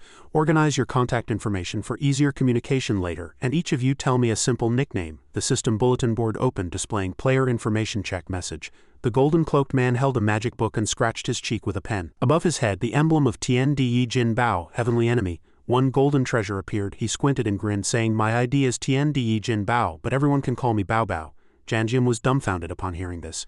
Yi Jin Bao, one golden treasure. The off-meta player pointed to his own emblem, which was engraved with flamboyant, profound, lonely, and wounded characters. He mumbled, just call me by my name, Langsak lamented inwardly. My goodness, this is the most childish and off-meta name in the world. Then he opened his mouth. Then I'll call you off-meta, the off-meta player shouted. I'm not off-meta. Above Janjium's head, the emblem of Jang Hyung So Gi Jiam, long-shaped small spirit sword appeared. He said solemnly, my ID is Jang Hyung So Gi Jiam, you can call me Janjium. An emblem also appeared above Shaolam's head. Shaolam pointed at it and blinked.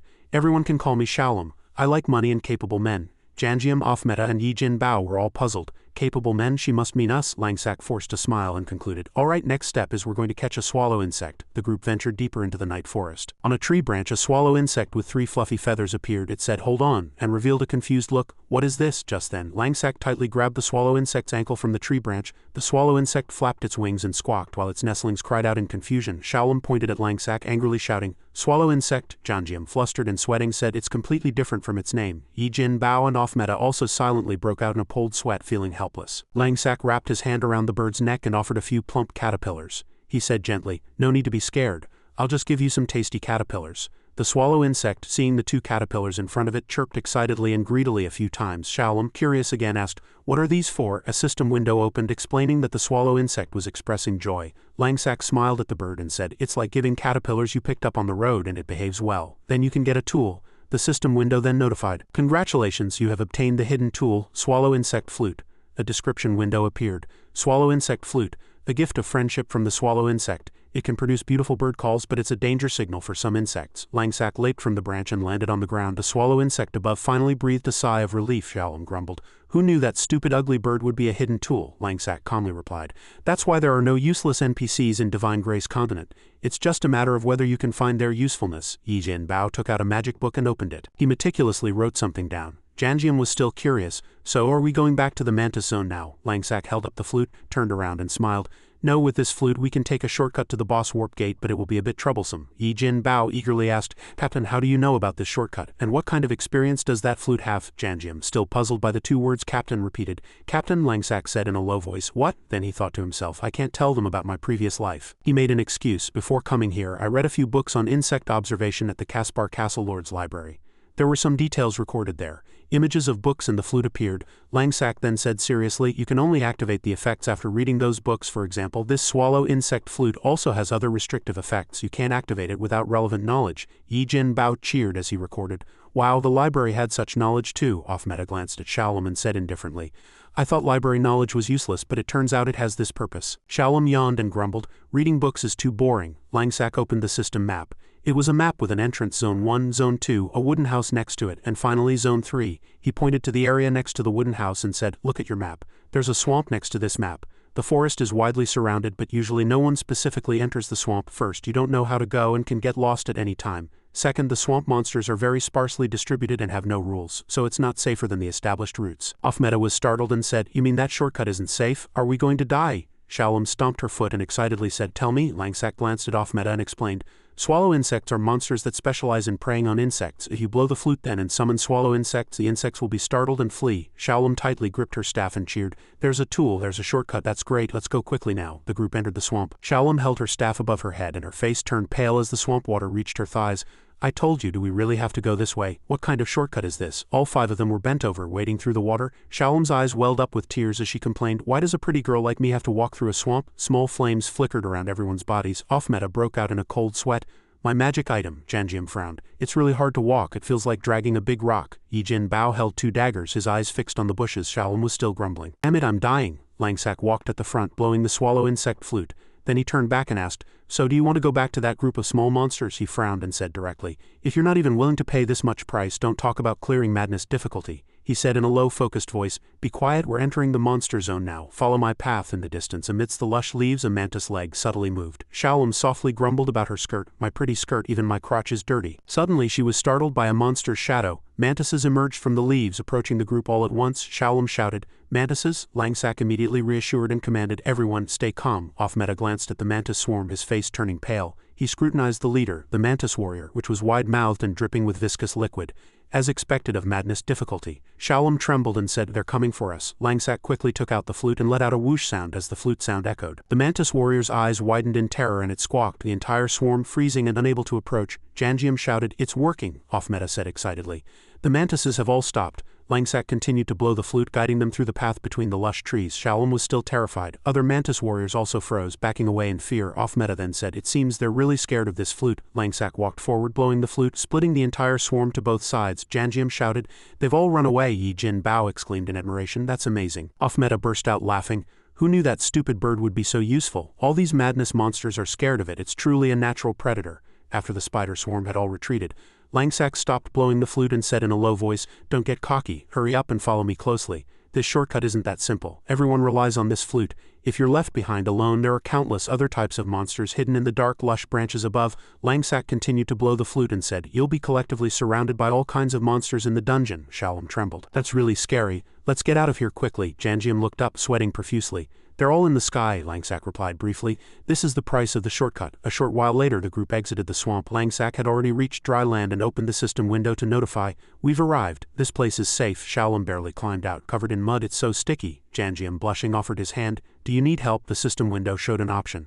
Body purification function selected. You will become radiant and splendid. Just then Langsak's clothes became clean. He nodded. Not bad, very smooth. Shalom sighed in relief. Finally we're on dry land. She took Janjium's hand, still surprised, and glanced at Langsak. It's a shortcut, but we've been walking for almost 30 minutes already. Off-Meta struggled to climb up from the side. Langsak retorted, then do you think it's worth it? Janjium was startled by the system window in front of him. Ping, search successful. You have reached the dungeon's 8055 boss warp gate. Red smoke billowed in front of them. Janjium shouted loudly, We've arrived, it's the boss warp gate, Langsack smiled, a memory flashing through his mind. Indeed, a nostalgic warp gate. Off-meta nervously clenched his hands. Even those small monsters were so scary just now. Do we really have to face the madness boss? Janjium hastily turned to Langsack, flustered, and said, Surely, brother, you read some secret technique in the library about how to pass the boss without fighting? Langsack calmly replied, as if pouring cold water on them. No, this boss can only be defeated with skill. Shaolom's eyes widened in surprise. The red smoke grew thicker. In the dense smoke, the forest sky also turned red. A colossal monster slowly emerged. Level 5 Mud Dragon Lord tier monster command. Yi Jin Bao took out burning bottles and neatly placed them on the stone floor. Yi Jin Bao wiped his sweat, clearly nervous. Okay, the team's comprehensive information window suddenly popped up and the chat channel opened. Jang Hyung So Giam Janjium asked curiously, did everyone receive it? Yi Jin Bao asked back, puzzled, why do we have to chat? Can't we just talk into the mic? Jang Hyung So Giam replied, the atmosphere is too tense, suddenly speaking will startle everyone. Jang Hyung So Giam then sent a message. Is everyone on your side ready? The teammates replied, we're ready on our side. At this moment the teammates were quite far apart, each placing burning bottles on the stone floor at their designated positions. Janjium signaled to Yi Jin Bao from across the cliff that he was ready. He held a burning bottle in one hand and signaled with the other, indicating he was ready and everything was fine. Team chat continued to appear in the system window. ND Yi Jin Bao replied, we're ready on our side too. Janjium reacted quickly. That rogue Langsack knows even the boss's environment level. The teammates sent messages. How can he know so many details? Going back in time, Langsack whispered to his teammates. He instructed solemnly, everyone, you must remember everything I'm about to say. All 5 of them fixed their eyes on the colossal mud dragon in front of them. He warned clearly, with our current levels and equipment it's impossible to fight the madness boss head-on. Shaolom asked curiously, then what should we do? Langsack glanced at Janjium and calmly said, the burning bottles I gave you are for attacking the boss. Langsack explained his plan to defeat the mud dragon, visualizing as he spoke. He explained clearly, using 3 burning bottles consecutively will cause the boss to enter a burning state. The Mud Dragon Lord is not only weak to fire, but it will also take additional damage in a burning state. Janjium nervously shouted, but that's easier said than done. Where should we stand to throw them? If we get too close, one swing of its tail will kill us all, won't it? Shaolom also said fearfully, too dangerous, I don't want to. Janjium frowned and continued, besides there's a certain distance limit for throwing burning bottles. Langsack replied calmly, you don't need to worry about that. He turned around and looked at each of them seriously. I've already arranged designated positions for you. The information window updated, indicating that a new map had been sent to his companions. Langsack continued in a calm voice. As for when to throw them, he stared at the mud dragon in front and sent a message. You'll hear my signal then. Returning to the present, Yi Jin Bao rested his chin on his hand, closed his eyes in thought and then concluded. He speculated. The captain must have many friends who have cleared the lower-level echoes of the dark forest many times to gather such information. Personal connections are also one of the captain's strengths. Janjium unpleasantly snorted. You keep saying captain, captain, do you really have to go that far? Shaolom tightly gripped her staff and said nervously, I'm so nervous. Brother told us to wait for his signal, why isn't it coming yet? Off-meta smiled faintly and tentatively concluded, that rogue has made so many preparations, so let's trust him for now. If there's a problem, we'll all hold him accountable. Shaolom put down her staff and caressed her chest to calm herself. Calm down, Yi Jin Bao still grumbled unhappily. But he said he would lure the boss himself. That really surprised me. I really want to see how he does it. The night sky was brightly lit and the moon was clearly visible. Langsack stood on the cliff behind the mud dragon. He spread his arms and looked up at the sky. Someone's voice echoed in the system. Madness boss, Lord Tier monster. The mud dragon was still in a deep sleep, unaware of anything. Langsack looked at it and smiled, greeting it. Long time no see. I wonder how many times I've fought you in my previous life. In his mind, his newly acquired ability came to mind. The system window displayed consecutive hit accumulation, passive skill. He calculated inwardly, if the consecutive hits aren't broken, the attack count can keep accumulating until the end. Langsack's eyes were fixed on the mud dragon. Langsack repeated the skill combo method to himself. He decided to combine equipment with special abilities and the new dash skill to create the ultimate single-target attack skill. He charged at the mud dragon, pulling out his dagger. His face darkened for a moment, and he yelled loudly, "Wake up and meet your death!" Langsack's body transformed into a streak of light, stabbing the mud dragon from behind while it slept. Immediately after, the mud dragon slowly opened its red eyes. System notification. You have disturbed the swamp mud dragon lord's deep slumber. The monster fully awoke, opening its mouth wide and howling. Information clearly appeared. Swamp mud dragon lord level 10, Lord Tier. It roared in anger. Despicable humans, how dare you disturb my hibernation. Langsack landed firmly on a rock, a surge of energy enveloping his legs. He glanced at the mud dragon, frowning. We meet again. The mud dragon swung its missive hand at Langsack, who immediately ducked to avoid it. The next blow descended, but Langsack was out of range in time. After dodging, he leaped onto the monster's arm, and as power gathered in his dagger, he slashed a long gash across the enemy's arm. Suddenly, blue liquid streamed from the mud dragon's mouth. It spat a jet of blue venom at Langsack. He jumped to dodge. In midair he lightly brushed past the jet of venom, smiling at the enemy. Your skills, he grinned triumphantly, are all too familiar. Langsak leaped, preparing to land on one of the spines on the mud dragon's body. He opened his mouth triumphantly. I still remember the range limits of all your skills. As his heel precisely touched a spine, he used the force to leap again. The mud dragon once again opened its mouth wide and spat a mouthful of liquid at Langsak. Langsak smiled and muttered to himself. Just the right distance. Information appeared. Backstab skill activated. He vigorously raised his dagger, power gathering around the steel blade. He was about to charge at his target with a victorious smile. Time passed under the night sky. 1 hour later, from Shaolam's position, she sat on a rock cliff waiting exhaustedly. It's taking too long. Why is there still no signal? Off-meta on the adjacent rock cliff also spoke. It's already been an hour. Did that guy perhaps fight and then run away? Janjium shouted irritably. What on earth is that guy doing? I'm not even in range. I just hope he doesn't come back and tell us the plan failed. Yi Jin Bao fixed his gaze on the system and asserted, no, he wouldn't. Looking at the team info window, his HP has always been full. Janjium turned back in surprise, but Yi Jin Bao was still observing through the system. A question flashed through his mind. Could it be that he still hasn't caught the boss? If not, why hasn't his HP decreased after fighting for so long? Langsak's voice briefly came through the system. Ready, Yi Jin Bao screamed in startled surprise. In the distance, a hazy cloud of dust slowly enveloped the area. Janjium recognized the sign and shouted, It's here, Yi Jin Bao asked curiously. Is that shaking dust the boss? Off-meta was tense. Did that rogue really lure the boss? Shaolam jumped up, flustered and agitated. It's here. What should I do? Langsak frowned and sternly reminded them. Don't act rashly. Wait until I lure the boss to the center. The mud dragon blindly chased Langsak, unaware it was being lured. He dashed like an arrow, muttering between his steps, just one breath could kill a few of you. Janjium yelled for everyone to look at the boss's HP. Everyone look at the boss's HP. The mud dragon's HP bar had only 1/3 left. Janjium couldn't hide his surprise. He took off 2/3 of the boss's HP by himself. How is that possible? Yi Jin Bao exclaimed with joy and admiration. Captain, you're amazing. Langsak stomped his foot, ready to leap. The mud dragon continued to roar. Langsak leapt, waving his hand as a signal. He yelled loudly, kill it, upon hearing the command. Janjium immediately threw the prepared burning bottles at the monster. He shouted resolutely. Throw! Yi Jin Bao also swung his hand quickly, and off-meta gripped 2 bottles tightly, threw them forcefully and laughed triumphantly. Die! Shaolam closed her eyes tightly, carefully throwing a potion bottle at the mud dragon, saying fearfully, I'm not thinking anymore, I'm just throwing everything. The burning bottles flew one after another at the mud dragon, which still had its mouth wide open. Unaware of the danger, one bottle hit its body and shattered, spilling its fire, and the next bottles exploded in succession, flames engulfing the monster. Yi Jin Bao raised his hand and yelled loudly, Die! Shaolam was still holding one bottle. She looked at the burning mud dragon, thinking to herself with an excited expression, This is really satisfying. It's like beating that hideous thing to death with money, simply put. Shaolam wildly threw the yellow potion bottle at the mud dragon. Die! After speaking, she laughed triumphantly. Off-meta merely felt helpless watching it. Suddenly, the mud dragon roared and red streaks flowed from its bloodshot red eyes. Langsak covered his face with his hand, warning loudly, Pay attention, it's about to enrage. After the boss enrages, you absolutely won't be able to aim your burning bottles. After enraging, it will activate special skills. The information stated that burning bottles would not hit the target. Janjium asked in a panic, Then what should we do? Langsak unleashed a powerful burst of energy, waving his hand and saying in a low voice, Throw all the burning bottles to me. Janjium yelled loudly, What? Yi Jin Bao asked in a panic, Are you crazy? Off-meta yelled loudly, You don't need to commit suicide just because you can't win. Shaolam spoke, We won't kill a teammate. Langsak was speechless for a moment hearing those words. Janjium, off-meta, Yi Jin Bao and Shaolam were all utterly astonished. Langsak firmly yelled again, I told you, throw them to me. Yi Jin Bao suddenly realized and said loudly, Captain, I trust you. Immediately after, he threw the burning bottles at Langsak. Langsak smiled faintly and praised him. Well done, Bao Bao. The burning bottles were thrown up and Langsak began to absorb them. The source of his power violently exploded. System notification, you have activated the special attribute Purifying Flame. You are immune to fire damage for 30 seconds. Your next attack will deal fire damage and an additional 5 times damage to burning targets. Not only did power surge, but his eyes also turned golden, exuding an overwhelming aura towards the enemy. He calmly finished speaking. Let's dance in the flames for 30 seconds with me.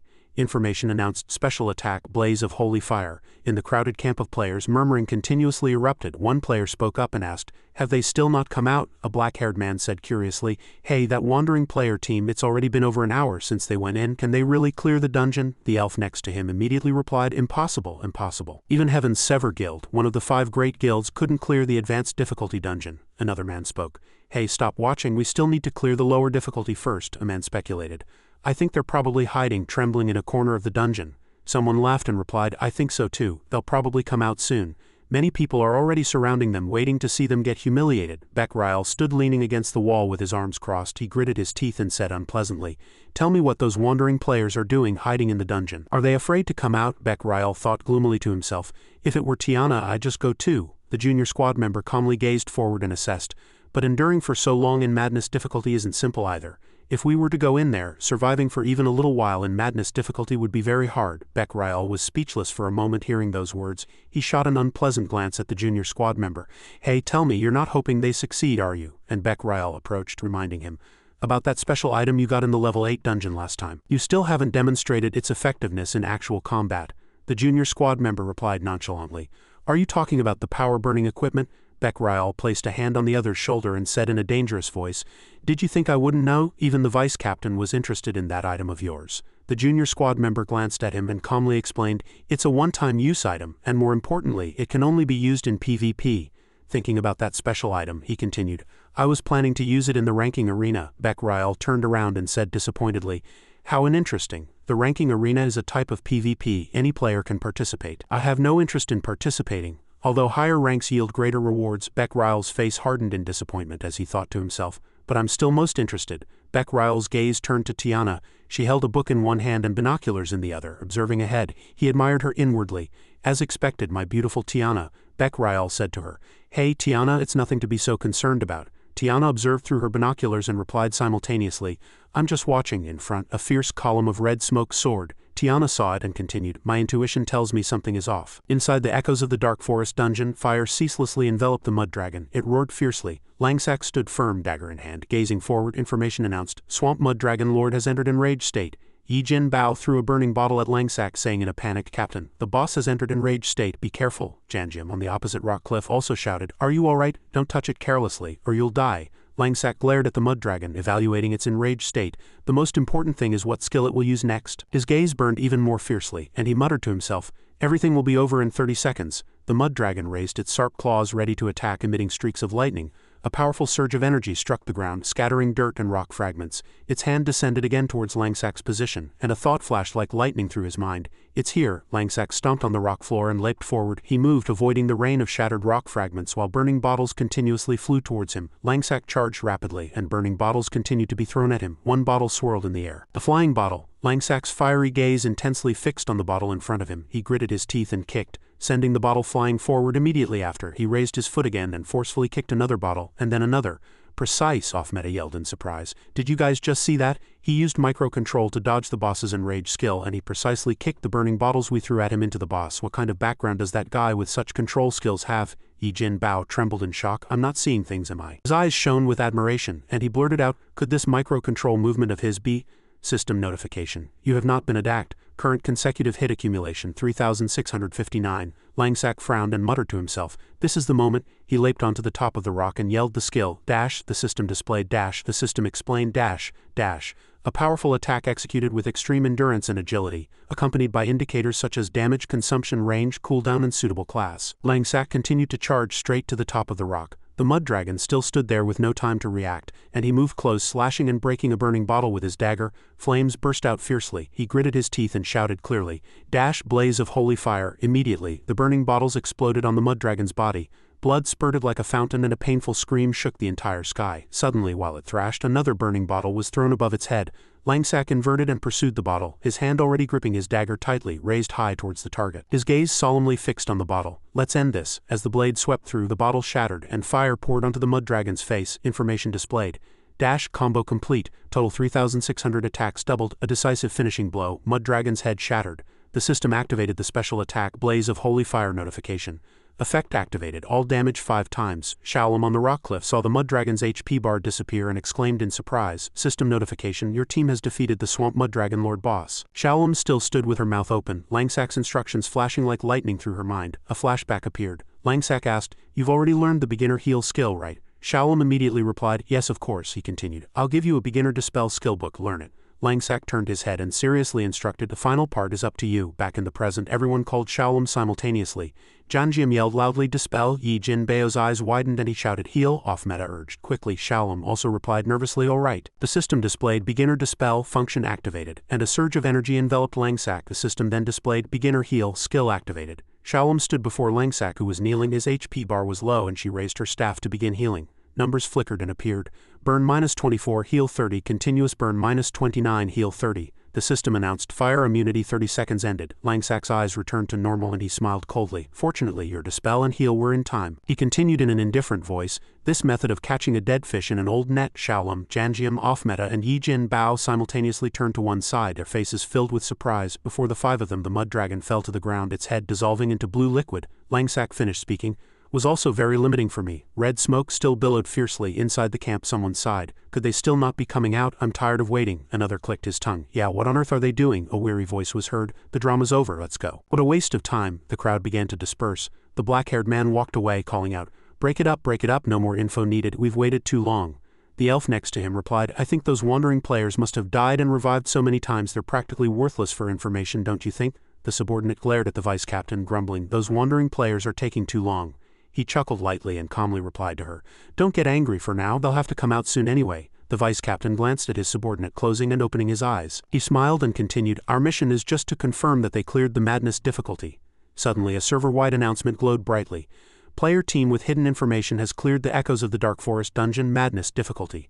Players murmured and asked, what, is that real or fake? The information window continued with dungeon echoes of the Dark Forest madness difficulty massacre record. The brown-haired man exclaimed in surprise, my god, there's even a massacre record now. Another person was startled. They really cleared it. The man in the gray hat also asked, what kind of background do these people have? Is it the first guild? The vice captain stammered in utter shock. This, how can this be? The subordinate was also startled. The bulletin board displayed madness difficulty massacre record first place. Player team with hidden information private. Beck Ryle uttered in disbelief at the system. What, they really cleared it? He was still in shock. How did they do it? He turned his gaze and saw Tiana running, so he quickly called out to her. Below, the crowd was also gritting their teeth in astonishment. Beck Ryle called again. Tiana, at this moment she kept thinking as she ran, which squad is this? No, who is the leader of this squad? Tiana braced herself nervously. I must get to know this person. Someone shouted loudly, hurry up and see. As Langsak emerged from the red smoke, someone shouted loudly, they're out. Cheers erupted. It's them. Langsak's five-person team walked out of the red warp gate. Langsak led the way, followed by Shaolan, Junjiam, Off-Meta and Yi Jin Bao. Someone loudly concluded, players, they're players. The brown-haired player pointed forward and hastily shouted, they're out, it's them. Other players were also startled, their eyes wide.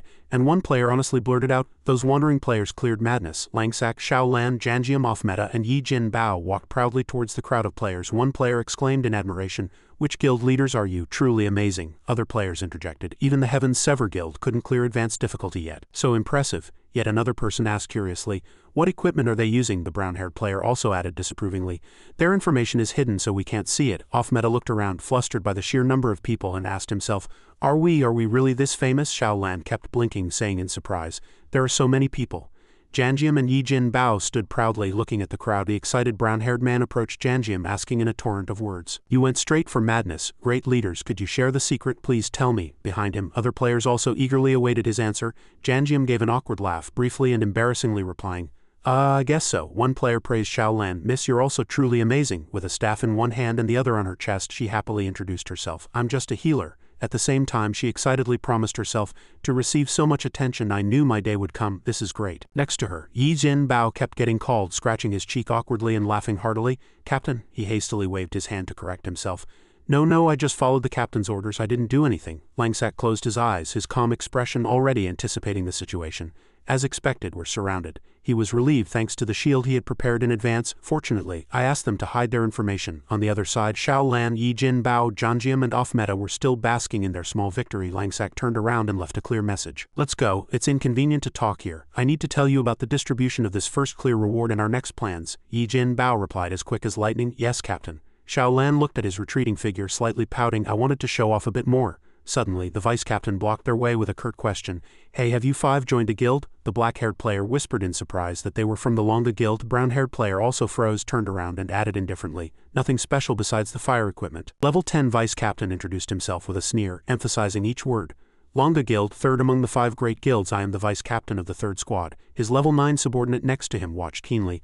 Langsak quietly observed them, recalling his memories of the Longa Guild. The Longa Guild is still arrogant. In my previous life, the Longa Guild was also a top-tier guild ranking 3rd. Their arrogance surpassed even the first-ranked guild. They hunted monsters in beginner areas, relying on their guild's reputation. Just then his face darkened. His eyes burned with anger. If other wandering players complained, they were forced into PvP and they had to suffer in silence. Remembering the people tormented by the Longa Guild, He gritted his teeth and resolved, "In my previous life I suffered quite a bit at your hands." Offmeta sighed and whispered quietly into Janjium's ear, Hey, this is the Longa Guild. One of the 5 great guilds. We're being scouted by one of the 5 great guilds." Janjium was very tense and frankly said, "Right, but with our skills we can't get into the 5 great guilds." The vice captain approached Langsak. He said judgmentally, "All information hidden, so probably not affiliated with one of the 5 great guilds. Still, you seem to have some skill, so who is your team leader?" Offmeta immediately pointed at Langsak and quickly replied, "That guy." Janjium was speechless, standing in a daze. Yi Jin Bao continued, confirming clearly, "He's our captain." The vice captain stood shoulder to shoulder with Langsak, twisting his lips in a sneer. "You're the team leader or rogue?" Unexpectedly, he continued to ask, feigning generosity. "You haven't joined any guild yet, have you?" Langsak closed his eyes, calmly ignoring the unpleasant noise and keeping pace with his team. 2 hours before server shutdown, let's go." Hearing that, he was speechless, utterly dumbfounded. The vice captain frowned, growling in anger. "I'm talking to you." Offmeta approached, poking Langsak's shoulder with one hand and pointing at the opponent with the other, reminding him in a flustered tone, "Hey, the Longa Guild's vice captain is asking you." The subordinate behind them exploded, shouting in rage, "Even if you're from the first-ranked guild, you can't just ignore us like that. We're from the Longa Guild, ranked 3rd, and other guilds at least answer us." The vice captain gritted his teeth, veins bulging prominently. Offmeta was startled to see their hands trembling with anger and kept blurting out, "They're angry." Langsak continued to fiddle with something in the system, ignoring all provocations. The subordinate didn't give up, adding, "If you haven't joined a guild yet, this is your honor." The vice captain suppressed his anger, lowering his voice and conceding, "If you haven't joined a guild yet, as the vice captain of the Longa Guild, I can offer you special treatment.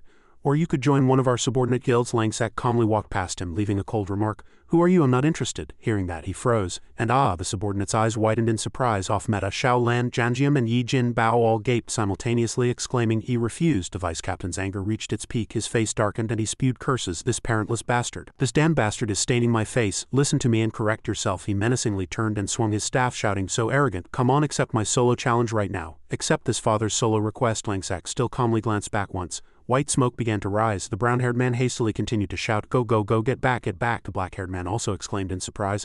That Longa Guild vice captain provoked him. The elf woman huddled in fear, saying, "Let's watch from a distance, don't get involved." Offmeta stomped his foot, saying, "This won't do. The opponent is from the Longa Guild." The vice captain swung his staff in front of Langsak, emphasizing each word. "Except." A clear option appeared in the information window.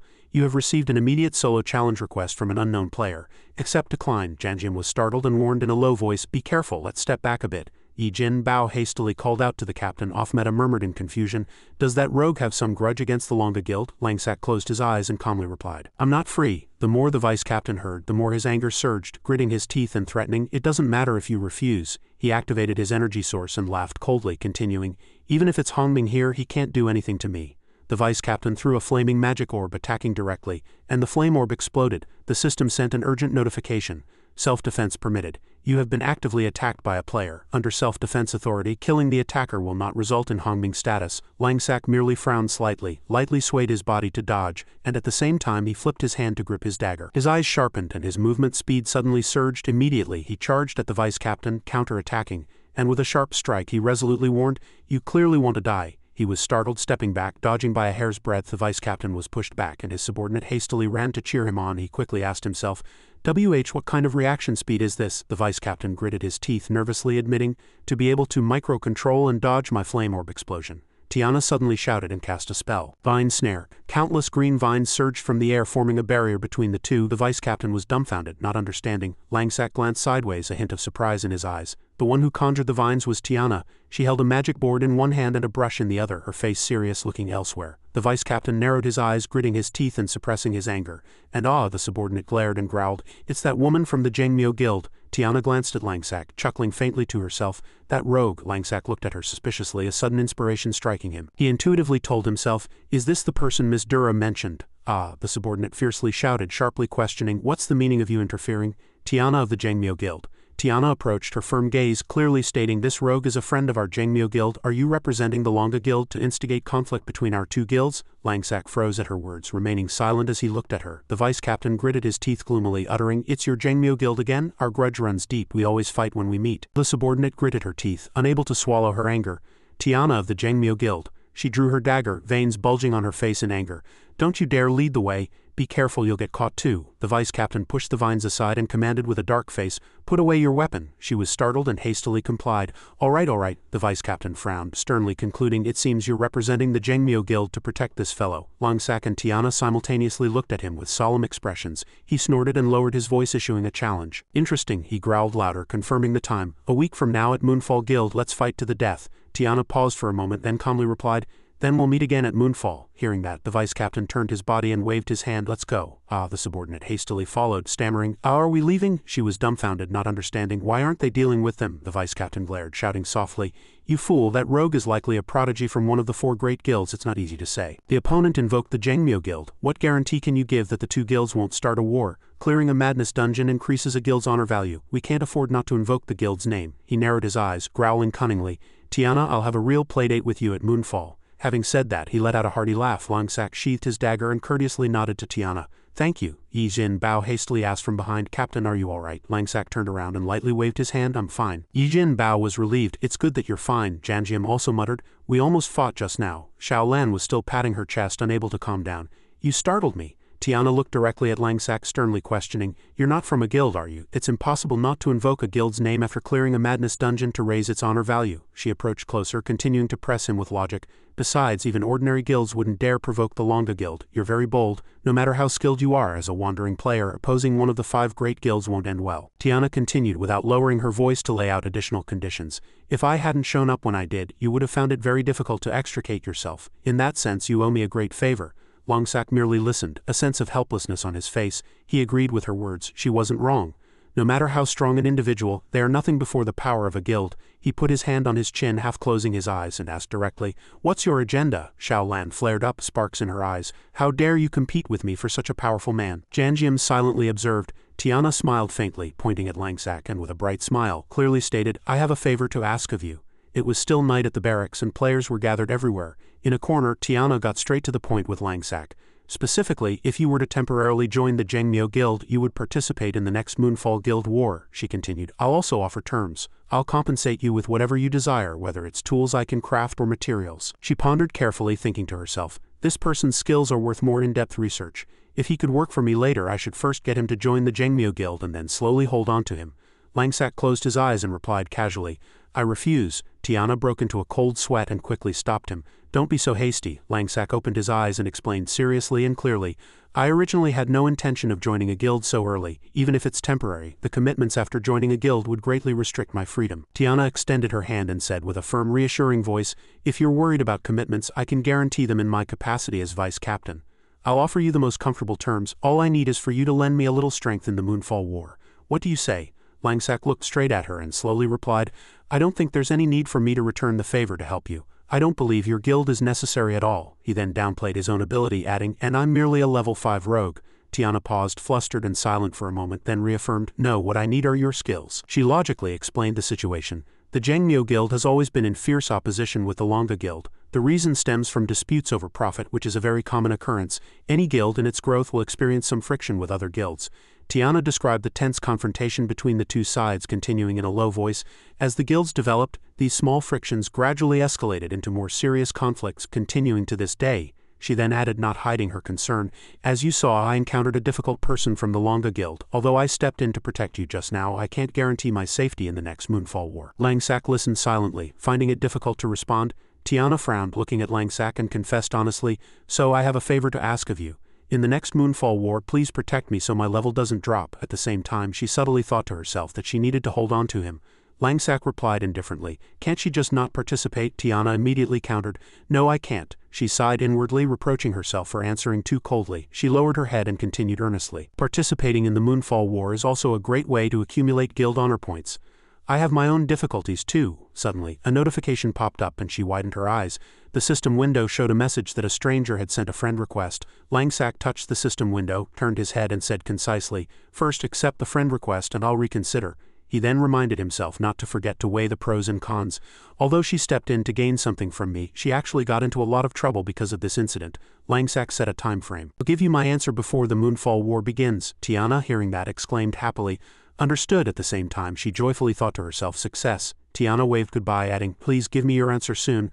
Although I recommended you'll still need to follow the proper procedure to join. Langsak also waved back, sighing, "It's such a hassle. Let's talk about it then." She continued to encourage him with firm words, "The guild admission test will be a piece of cake for you." Tiana finished, still smiling, "I'll be waiting for your answer." Tiana's system received a notification that the friend request had been accepted. The attribute window clearly displayed the player's profile information. Player Langsak, class Rogue, level 5, equipment Purifying Flame Gear, special player personal information, 17 years old. Tiana was surprised and inwardly compared, "Only 17, he's 6 years younger than me." Immediately after, the system continued to display a cover indicating that the information was not public. In other words, Langsak had instantly hidden his profile. Tiana chuckled helplessly, lightly teasing, "His hands are really fast. Hiding even friend information, what an uncute little brother."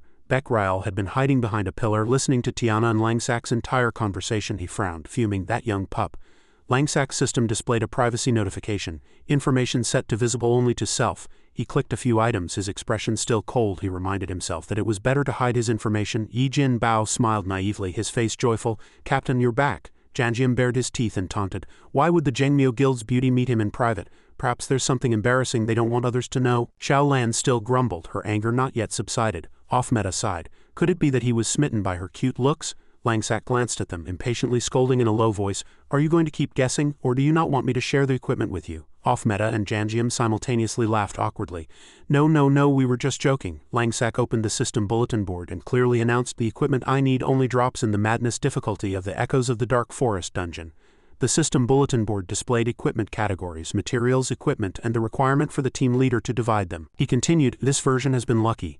The initial clear drop rate for this dungeon is very high. We were lucky this time too." A mysterious green material floated above the frame, he continued.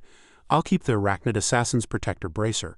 I'll share all the gold coins and tool materials with you." His heart excitedly calculated the equipment. The Arachnid Assassin's Protector Bracer can enhance the equipment attributes for a level 10 rogue class, and can transform me for a short period. Off-meta's eyes lit up as soon as he saw the pile of items, and he shouted happily, "So many materials." Xiao Lan exclaimed excitedly, "We're rich." Langsak remained focused on his goal.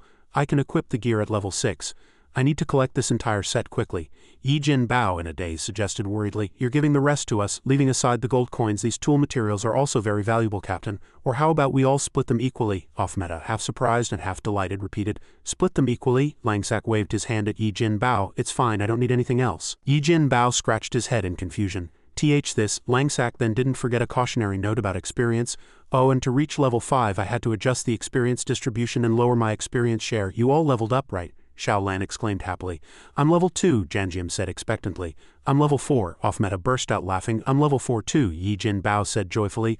"I'm level 3, Captain." After that, Langsak smiled slightly and made a short-term plan. "All right, before I reach level 6, let's run the dungeon a few more times. Until I've collected all the equipment I need." All four simultaneously shouted as if receiving a command. "Really?" Langsak immediately announced the schedule. "I'm logging off now, let's meet here again tomorrow." All four loudly replied, "Understood." Meanwhile, Yijin Bao said joyfully, "Finally I'll have a chance to learn rogue skills from the captain," Xiao Lan said brightly. "Another chance to team up with a master. I'll be rolling in money soon." Off-meta added a pleasant remark. "It's better to obey than to argue, isn't it?" After saying that, he laughed a few times. Janjium concisely reminded him, "We'll be waiting for you tomorrow. Don't forget to log in on time." Langsak briefly replied, "Understood." At this time it was 7:10 a.m. Langsak sat down, took off the gaming helmet from his head, his face still blank. He smiled, relieved inwardly. Everything went smoothly during this period. Thinking about the equipment he was using, he recalled the advantage of the Divine Grace Continent Science helmet. It provides players with sufficient rest while playing. Langsak saw his grandpa cleaning in front of him and greeted him politely. "Good morning, Grandpa." "I'll help you clean," his grandpa replied in a gentle voice. "You're up early too, child." His grandpa continued cleaning and he thought again, concluding, "It doesn't affect daily life, nor does it affect game progress." Janjium and Yijin Bao bared their teeth and laughed, and Xiao Lan used a Tiana potion. Langsak continued to plan his schedule in his mind. "For the next 3 days I'll use incineration potions to defeat monsters, and based on my existing strength I'll continue to challenge the madness difficulty of the Echoes of the Dark Forest dungeon." Off-meta chuckled triumphantly, and Xiao Lan remained excited.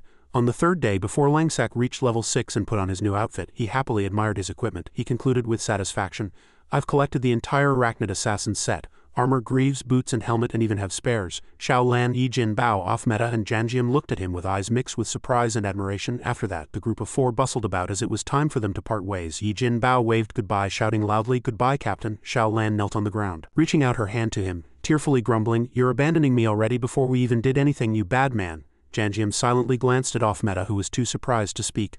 Langsak raised his hand and walked away casually, leaving the words, "We'll have a chance to meet again, goodbye." He resolutely moved towards his next goal, his gaze still firmly fixed ahead. Moonfall Bay, a level 10 map with a majestic palace cascading with waterfalls as its backdrop. Langsack placed his hand on a tree branch and whispered to himself that item must still be there. He descended from a high cliff to a lower rock ledge. As he leaped down, his emblem faintly glowed, and he reminded himself, I need to be careful here.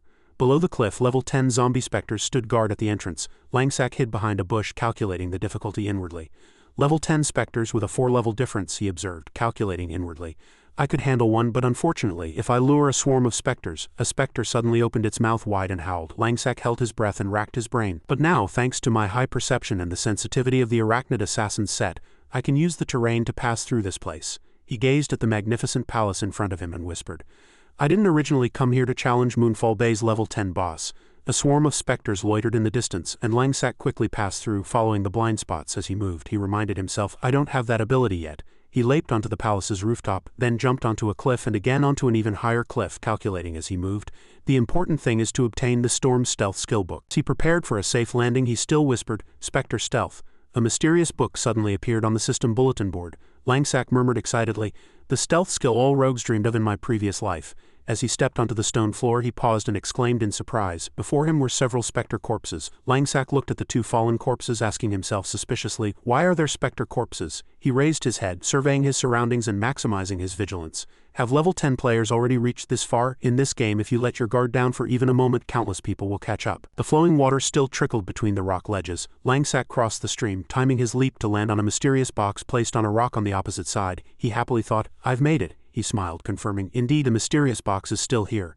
The cursed unlocked treasure chest, that is. Langsack gazed at the box in front of him with calculating eyes, recalling an inner warning. If I open this, I'll have to face the boss, but the system bulletin board clearly displayed the message. You have discovered the cursed unlocked treasure chest. This treasure chest doesn't seem to have been locked, but you must be punished. If you open this treasure chest, you will receive a curse. Open it? Yes, no. Langsack gripped the cloth covering the box and firmly told himself, but compared to gaining such a skill, it's definitely worth it. I must obtain it. The information window displayed, opening treasure chest. You are receiving a 60 attribute reduction. Curse duration 6 hours has begun. As the lid of the box opened, black smoke billowed out. The system bulletin board sternly announced, all your attributes have been reduced by 60 from the cursed unlocked treasure chest. Curse duration 5 hours 59 minutes. Langsack took out the mysterious book from inside the box, saying in a low voice, got it. Black smoke still enveloped him. Langsack brought the book close to his eyes, frowning wearily, and told himself, I need time to learn the skill. I should find a safe place. Suddenly a sarcastic voice was heard. I told you some fool would come and open that box. Langsack was startled by the words and felt a momentary unease. He immediately glanced behind him. Through the white smoke, 3 people from the Longa Guild were approaching, led by a long-haired man. He was level 11. 2 men in hats from the Longa Guild said triumphantly, Commander is truly wise. Let others stick their heads in and get cursed, and we'll clean up afterwards. Langsack watched them approach nervously, his eyes full of vigilance. The level 10 map, a waterfall, cascaded down endlessly. The long-haired man from the Longa Guild looked up at the top of the waterfall and said provocatively, We've been waiting for bait like you. We waited for days. Then he smiled contentedly and reached out triumphantly. Bring it here, let me see what's in it. His other Longa Guild teammates were also beside him. The long-haired man continued, Why should such a pathetic piece of trash like you be worth such a price? Langsack stood before them, cutting him off with a cold stare. He thought to himself triumphantly, I didn't expect them to set a trap in such an out-of-the-way place. Now that I've obtained the Spectre stealth skill, sweat beaded on his forehead, and he thought more heavily, if I hadn't been cursed I could have seriously fought these 3. But now all my attributes are reduced by 60, so I'm in trouble. They're all level 10. The long-haired man from the Longa Guild looked him up and down and said, A level 6 can enter a place like this? I thought you had some patience. Langsack still clutched the book tightly in his hand, and the thought crossed his mind, if I hand over the skill book, can I save my life? The long-haired man sneered. I was originally preparing for a group battle, but I didn't expect you to come alone. Hand over the item obediently. Langsack gritted his teeth and anger boiled in his chest. It's the Longa Guild again. Given the nature of these guild members, even if I voluntarily hand over the skill book, I'll still end up in trouble. He held the book in one hand and drew his dagger with the other, speaking clearly, word by word. Hey, a large guild like Longa Guild trying to take an item from an ordinary player. What if I don't want to hand it over? The system displayed item added to inventory. The purple-haired man from the Longa Guild laughed disdainfully. You recognize our Longa Guild and still act stiff. He drew his bow, aiming an arrow at Langsack, and said coldly, Then die quickly. Langsack gritted his teeth and launched himself into a surprise attack. The system notified opponent can defend against your attack. He immediately went behind the purple-haired man, and the thought crossed his mind, I must attack first. The The purple-haired man was startled and hadn't recovered when a sword flashed out from the other side. Langsak's slashing motion was skillfully parried by the long-haired man's sword, who sneered, "A fearless attack." Langsak's face hardened, realizing that his attribute values were too low, causing his skill casting speed to be slow. The long-haired man roared, "You still dare to make a preemptive attack?" Then he smiled with satisfaction. He swung his sword, striking Langsak hard, who lost 30 HP. Purple-haired man continued to fire aimed shots. Langsak quickly dodged, calming himself down at the same time.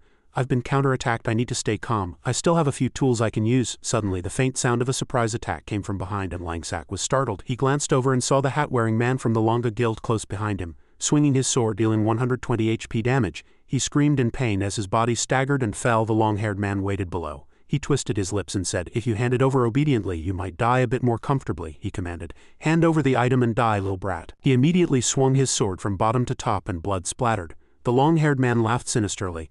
"I'll add a dismemberment to completely finish you off. You won't be able to counterattack anymore." Langsak bit his lip, inwardly vowing, "I must not be hit by that terrible skill." The purple-haired man had already retreated, drawing his bow and waiting for the opportune moment. A purple light flashed in Langsak's eyes, and the system displayed "Hold skill activated." Seeing him rush straight at him, the purple-haired man was startled, drawing his bow and saying, "You're offering yourself as a sacrifice?" He lowered his bow and said in a low voice, "Die." The arrow flew fiercely, and Langsak stopped. Raising his dagger to cast a surprise attack skill, he moved behind the purple-haired man and slashed his waist with a knife. The opponent's eyes widened in surprise, and he lost 50 HP. The purple-haired man's face darkened, and he was momentarily confused seeing Langsak so close behind his neck. How can he fight like this, even with 60 reduced attributes, if he hadn't been cursed? The hat-wearing man from the Longa Guild finally spoke. "That guy keeps using skills to immediately connect, dodging attacks and counterattacking. Such high-difficulty controls would fail with just one mistake. I could never do that." "Who exactly is that guy?" the long-haired man roared. "What are you standing there for? Attack." "Yes," the hat-wearing man replied in surprise.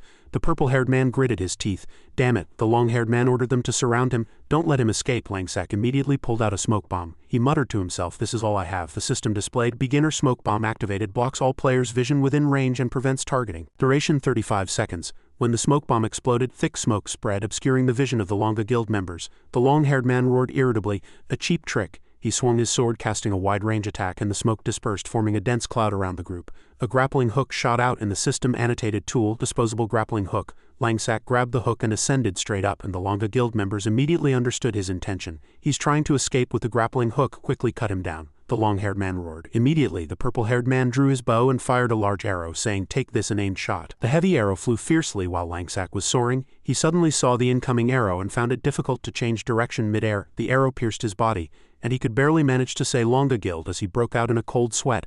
Langsak's hand slipped from the grappling hook rope. He fell down the cliff, and his thoughts plummeted with him. "I'll remember you." "He fell into the river," said the hat-wearing man.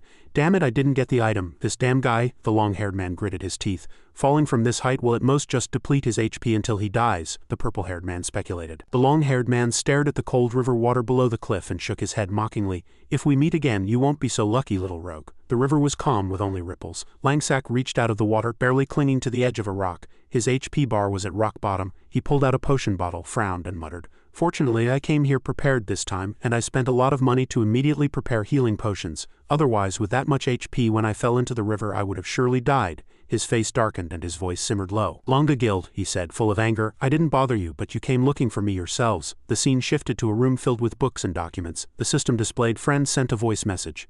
Tiana looked at the system screen and asked, "Hello, this is Tiana. May I ask who this is?" A voice came from the speaker. "This is Langsak." Tiana heard that and replied happily, "You finally contacted me. I've been waiting for days," Langsak said briefly. "Prepare for the Moonfall War. I accept your invitation." Tiana was startled and paused. She jumped up and said happily, "Yes, I understand. Please let me know when you're free. I'll schedule the assessment." Langsak replied briefly with "now," and Tiana was momentarily stunned. The Jangmyo Guild's assessment area was already prepared, and the audience was bustling. The crowd murmured. A man in purple clothes asked curiously, "Guild assessment? Didn't the guild assessment just end a while ago?" A man in gray clothes replied, "I heard Vice Captain Tiana only invited one person for the assessment.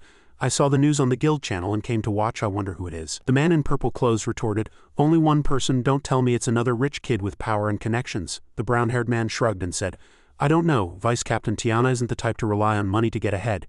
Tiana led the way and said softly, "We've arrived." Langsak, who was following, frowned and asked, "Why are there so many people?" Tiana explained simply, "Since you're the first person to undergo a solo guild assessment, everyone's naturally curious about you." Whispers still came from behind, and the black-haired man curled his lips and said, "Is that rogue?" "What? He's nothing special." Langsak was inwardly annoyed. "Are these people idle? They should go level up," he sighed.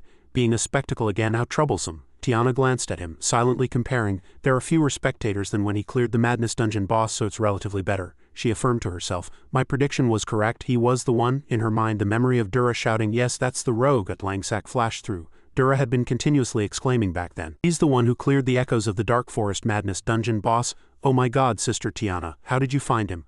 I tried to invite him to the guild before, but he refused. At the same time, she thought to herself, he's a talent to participate in the assessment this time. Sister Tiana, you absolutely must get him back in the present. Tiana was even more resolute. Dura wasn't wrong, I must keep this talent by my side, he'll be of great help to my ultimate goal. From under the emblem a soldier reported softly, they have arrived. Tiana and Langsack walked onto the bridge and she quickly said, this assessment will be very simple for you. Beck Ryle smiled and said warmly, aren't you that rogue often mentioned in Caspar Castle Lord recently? Clearing a Madness Dungeon boss is quite interesting. Tiana walked and introduced, this is Beck Ryle, the captain of our third squad. The assessment content is as follows. Behind Beck Ryle, the Jangmyo Guild's third squad members were in charge of the assessment. She continued, if you can withstand fighting the assessment officer for 10 minutes, you pass. A young man in blue clothes waved his hand and said, come on, you choose your opponent. Another young man next to him also volunteered. Choose me, choose me. Beck Ryle smiled and said softly, wait Tiana, I'll personally handle this assessment. Tiana exclaimed in surprise, what, Captain Beck Ryle, there's no need for you to step in personally. It's just a regular assessment, Beck Ryle replied calmly. Since Tiana so strongly recommended him and requested this assessment because of his expertise as captain, I naturally have to take responsibility. At the same time he secretly thought, if you dare accept my offer, I'll make you lose face miserably. How dare you have feelings for my Tiana? Tiana said worriedly, but there's a 3-level difference between you two, this is a bit difficult, Langsack replied briefly. I don't care. Tiana was stunned. Langsack continued confidently, you're fine, anyone is fine, let's start quickly. Tiana whispered in his ear, hey, this is the captain, he's 3 levels higher than you, why did you agree? Langsack said leisurely, it's fine, it won't be a big problem. In his mind, he only wanted to finish this boring assessment quickly and go level up. Beck Ryle opened his eyes wide and said, hey, don't you two whisper. If you want to start, follow me. Then he said firmly to himself, I'll make you suffer a humiliating defeat in front of Tiana. He continued, the assessment location is the forest behind Langsack. Tiana called softly. She handed Langsack a bracelet and told him to wear it. He asked softly, what is this? She explained, this is a measurement device. Every guild has one. Then Tiana clearly said, the measurement device will give you some initial points based on your current level, your current attributes, equipment, and previous activity records. And during the assessment the points will continue to update. This machine is quite convenient for evaluating a player's skill. If you wear this I can see your score here. The screen showed the Jangmyo Guild map with team divisions, Team 1, Team 2, Team 3. Tiana continued, our Jangmyo Guild's rule is that less than 100 points will be in Team 3. From 100 to 150 points you are eligible to join Team 2, and above 150 points naturally Team 1. Attributes will also be considered. Langsack cut her off and stated his current situation. I'm under a curse that reduces all my attributes by 60, so that will also have some impact, right? She was startled. Tiana asked nervously and urgently, what? All attributes reduced by 60, then how are you going to fight? How much time is left on the curse? Langsack pointed at the status window and replied, probably less than 10 minutes. It's fine, the assessment won't be a problem. He turned and urged, let's go, I need to finish the assessment quickly and go level up. Tiana covered her head and took a deep breath, calming herself. She sighed again, muttering softly, oh my god, please help me. The scene shifted to the assessment area. The spectator stands were already packed, and a man shouted loudly, assessment begins, the purple-haired woman said excitedly. Captain Beck Ryle is personally stepping in, the gray-clothed man said contentedly. This fight will be quite interesting. Beck Ryle stood facing Langsack and declared, the time limit is 10 minutes. For fairness I won't hold back, so accept it. Langsack replied calmly, actually Captain, you'd be better off giving it your all. You're an archer and I'm a rogue. Theoretically the rogue class has an advantage. He touched the system notification panel. You have accepted the guild's assessment invitation. Beck Ryle sneered, do you take me for an ordinary archer player? He continued triumphantly, you'll pay a heavy price for your ridiculous words, little rogue. Then he waved his hand and summoned a bow.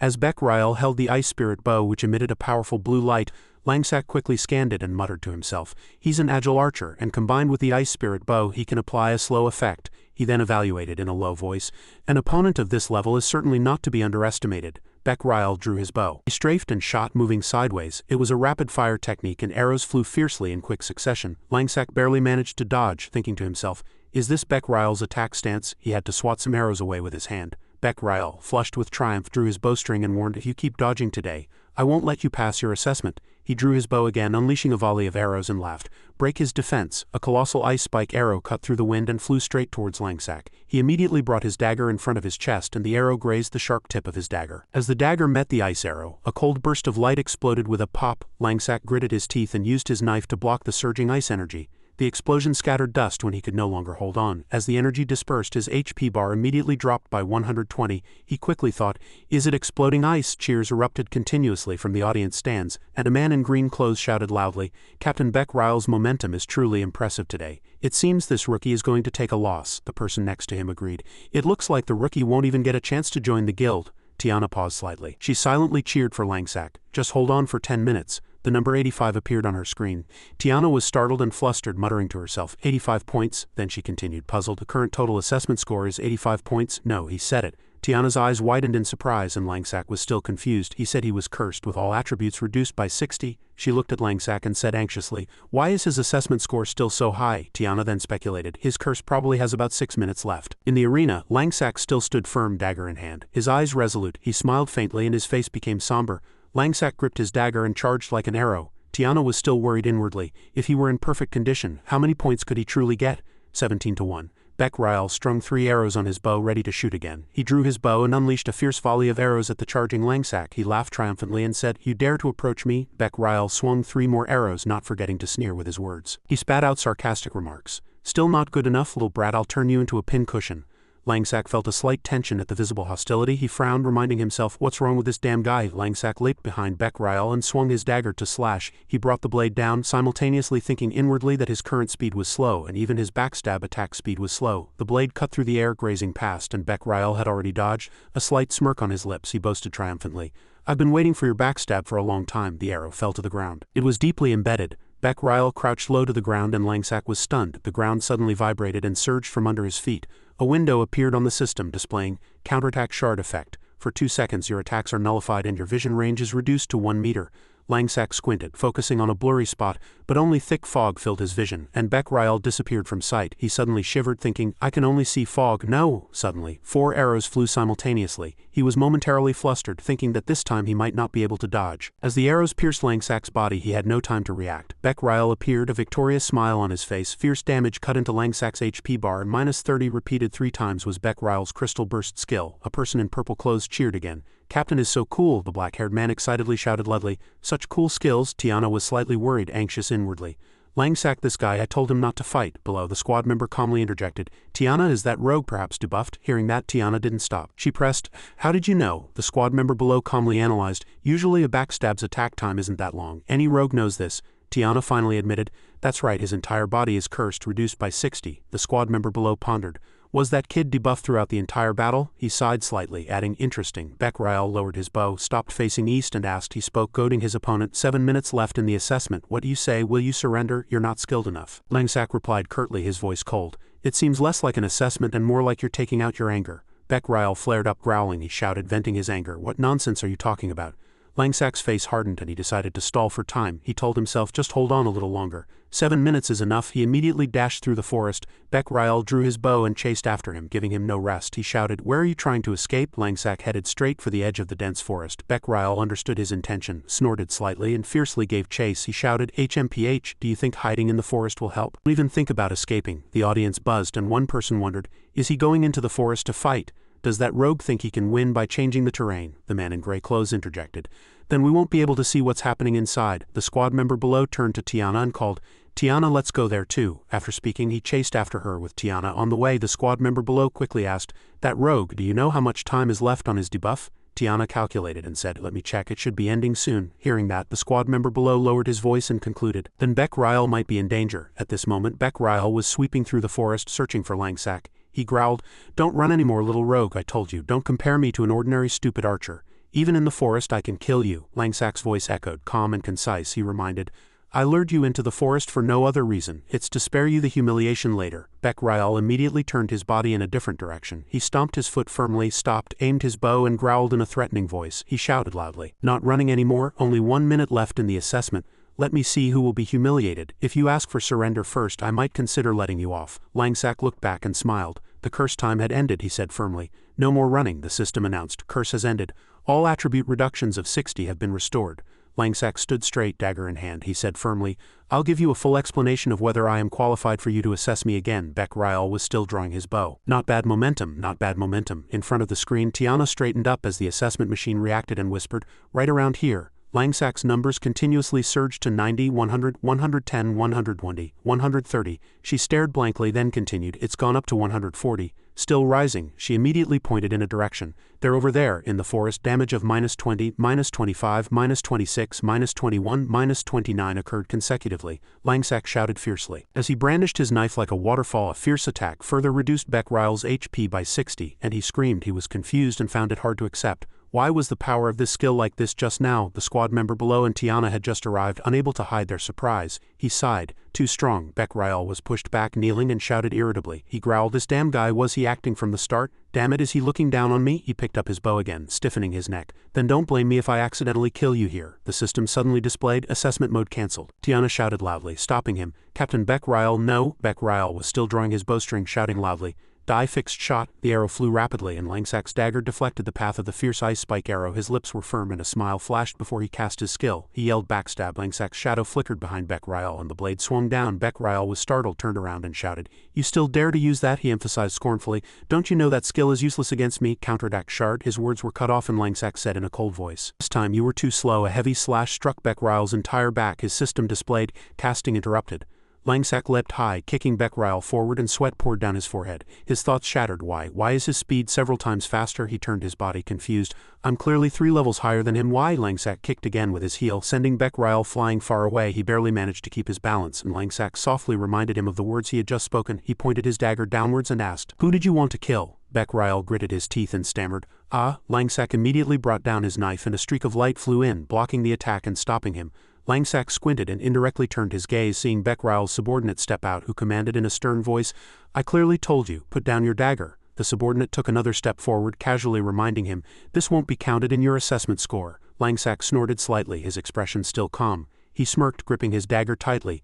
"Then what if there are 2 people in the forest?" The subordinate reconfirmed the offer he had just heard. He asked, "You mean you want to fight both of us at once?" Beckryle supported himself and stood up, stubbornly refusing to back down. He gritted his teeth and said, "This damn guy, what is he planning? I'm enough on my own." The squad member below briefly reassessed the situation, squinting. He thought Beckryle's defense was breached. "I'm truly curious about that rogue's skill." He drew his knife and announced firmly, "Then I'll see if you have the ability." Beckryle growled irritably, "Didn't you hear me? I'm enough on my own." The squad member below ignored him. He replied indifferently, "Stop showing off, you can't beat him." Beckryle, "We're both rogues, I can feel it." He didn't take his eyes off Langsak and emphasized, "His momentum." Seeing his trained appearance now, he hasn't even used his full strength yet. At this moment, Langsak still calmly held his dagger, feeling the pressure in his hand. Tiana tried to intervene from behind. She said, "I think this assessment should stop here. Squad member below and Captain Beckryle, don't go too far." The squad member below replied curtly, "Tiana, we won't cross the line." Beckryle gritted his teeth. Furious at losing face in front of Tiana, he spat out with a seemingly agreeing expression, "That's right, we won't cross the line." He then became angry again, thinking, "I'll kick you to the ground."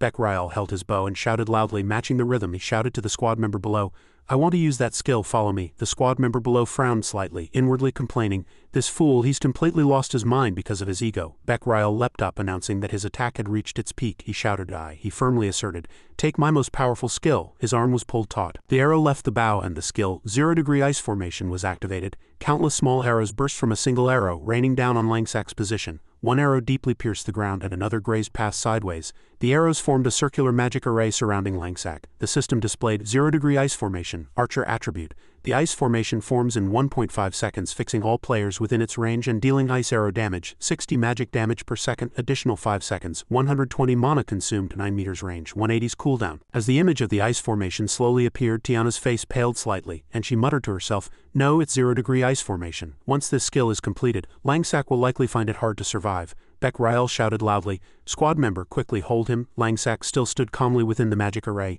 Beckryle urged, 1 second left, quickly stun him and let him die inside the magic array. The squad member below immediately charged forward, his mind still sharply honed. He muttered to himself, "This rogue, let me see how you deal with 2 opponents higher level than you." He shouted backstab. The squad member below crouched and cast his backstab skill, charging behind Langsak and sharply slashing his back. He slightly raised his head and said in a low voice, "Sorry, friend." Tiana tightly clutched her sleeves, worry etched on her face. She kept thinking, "It's over." She assessed once more. Although the squad member below is just a responsible person, he's a rogue no one in the 3rd squad can match. His movements and control surpass even most rogues in the 2nd squad. She sighed inwardly. "Indeed, you were too arrogant, Langsak." Beckryle was satisfied. "Squad member, well done. Quickly get out of the ice formation's range." The squad member below paused, a strange premonition. He saw Langsak right in front of him, and it felt like cutting cotton. Purple smoke wafted up. He frowned. No, Langsack turned back with a grotesque face, activating the fear effect. A squad member below realized and inwardly shouted, "I've been hit." The system displayed, "You are in fear state. Lose physical control for 2 seconds." Purple smoke tightly enveloped him and the squad member's body trembled. Tiana was startled. The ice formation was almost complete. Beck Ryle was flustered. Damn it, the squad member below was trapped in Beck Ryle's ice formation and ice shards covered him, paralyzing his limbs. He lost 60 HP 4 times in quick succession. Beck Ryle shouted, "The squad member is trapped in the ice formation space." He gritted his teeth and cursed, "Damn it, how did that rogue disappear?" Just then, purple smoke was close behind his back. Langsack quietly stood behind him, knife drawn, and uttered a single word, "Fortunately I learned that skill before coming here." Beck Ryle broke out in a cold sweat. After a quick glance behind him, Langsack held his dagger close to Beck Ryle's body and slowly advised, "Skills like the net of failure will only work if you first immobilize your opponent." "When did you do that?" Beck Ryle shouted. Langsack scoffed, "Am I obligated to report to you, Captain? How ridiculous." A moment from the battle flashed through his mind. When they were about to launch a combined attack, he used Wraith Stealth for safety. What they had just attacked was merely a Wraith duplicate he had created. The system explained Wraith Stealth. It cloaks the Wraith and the main body while simultaneously creating a duplicate. Enemies approaching the Wraith are put into a fear state for 2 seconds, and the main body is cloaked for 3 seconds. As a special effect, after stealth, attacks deal 300 increased critical damage, consume 96 mana, and have a cooldown of 300 seconds. Tiana looked at Langsack, secretly admiring him, and wondered to herself, what kind of skill could be so powerful? She rushed forward to intervene, calling out to Langsack. She said, "Stop at once, Captain Beck Ryle. Since you've seen Langsack's skill in action, the assessment should be considered passed." Beck Ryle stopped speaking. "This is," the squad member below suddenly shouted loudly. "The assessment isn't over yet." The system announced that the net of failure skill had ended, and the squad member's body slowly emerged from the mist. Beck Ryle was startled and called out to the squad member. It was the shining emblem pinned to the squad member's chest. Beck Ryle quickly recalled the item's origin from a dungeon. The squad member, radiating confidence, declared with fire in his eyes that he had originally intended to use it in the ranking arena, but now he had changed his mind, he stated firmly. "But I think you're worth challenging." His gaze was as sharp as steel. 15 seconds, the system displayed strength enhancement equipment, dungeon drop item, single-use consumable, no level restriction effect. For 15 seconds, receive an additional 90 attribute bonus. Items with the same effect do not stack.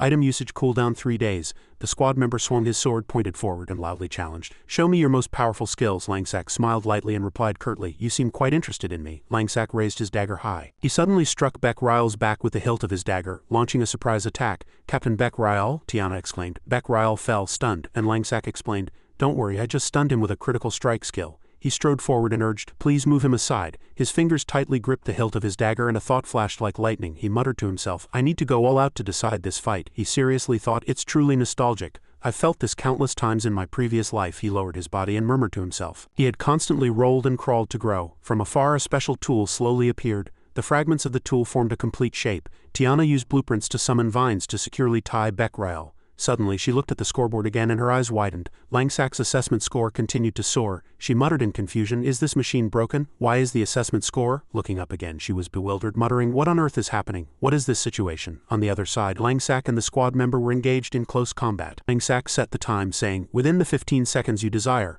The squad member's expression hardened, and a colossal power quietly surged within Langsack's mind. In his previous life he had wandered among countless masters of the Divine Grace continent, fighting countless times for his last shred of dignity and honor, giving his all to decide the outcome. Now, facing the squad member, he was still immersed in those memories. That feeling spurred him to constantly push forward, and just today the opponent before him reawakened those slumbering memories. Langsack stood tall, unafraid, and the aura emanating from him seemed to awaken something.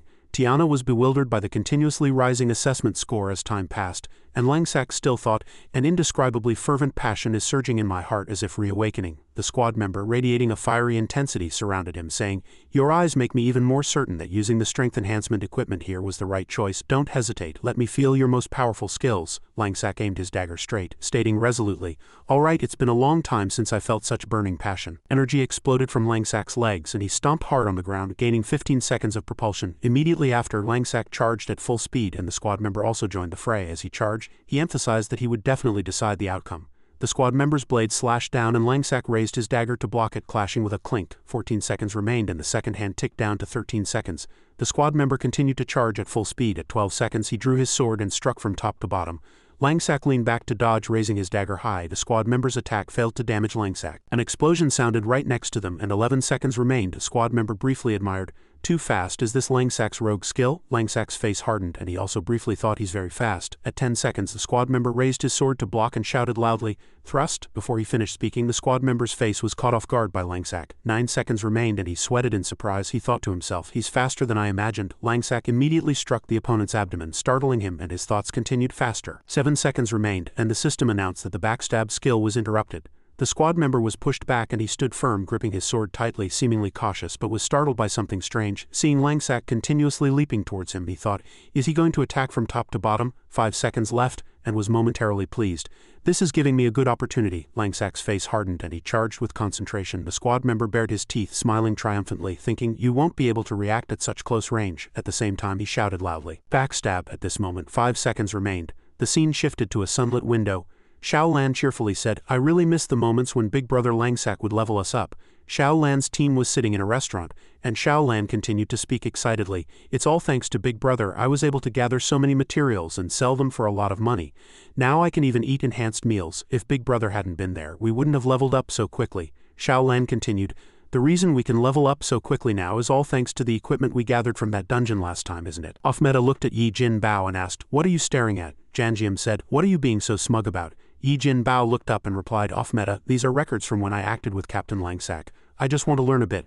Xiao Lan asked, "Can these really make you that strong?" Yi Jin Bao smiled wryly and replied, "I wish they could." Yi Jin Bao recalled Langsak's glorious appearance and said seriously, "Everyone, do you remember Captain Langsak's movements when we defeated the madness level Swamp Mud Dragon Lord?" Yi Jin Bao stammered, recalling the admiration he felt at the time. "At that time I wasn't sure yet," Yi Jin Bao asserted. "After comparing a lot of data, I'm now certain." Yi Jin Bao continued, "Such movements and agility are precisely the God Mode state." Xiao Lan, upon hearing this, connected a few things between the two men. God Mode state, that name has a profound ring to it.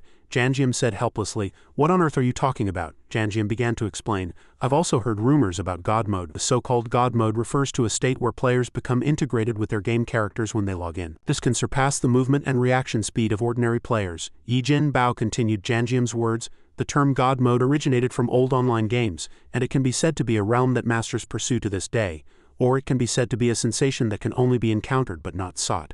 Janjiam stammered, "This is just a rumor." Janjiam's face hardened, and recalling Langsak, he continued, "If Langsak is truly a person in God Mode state," Janjiam secretly asserted, "then he can make the impossible possible," returning to the fight between Langsak and the squad member. At this moment, Langsak used his multi-hit skill to send the squad member flying backward, destroying his backstab skill.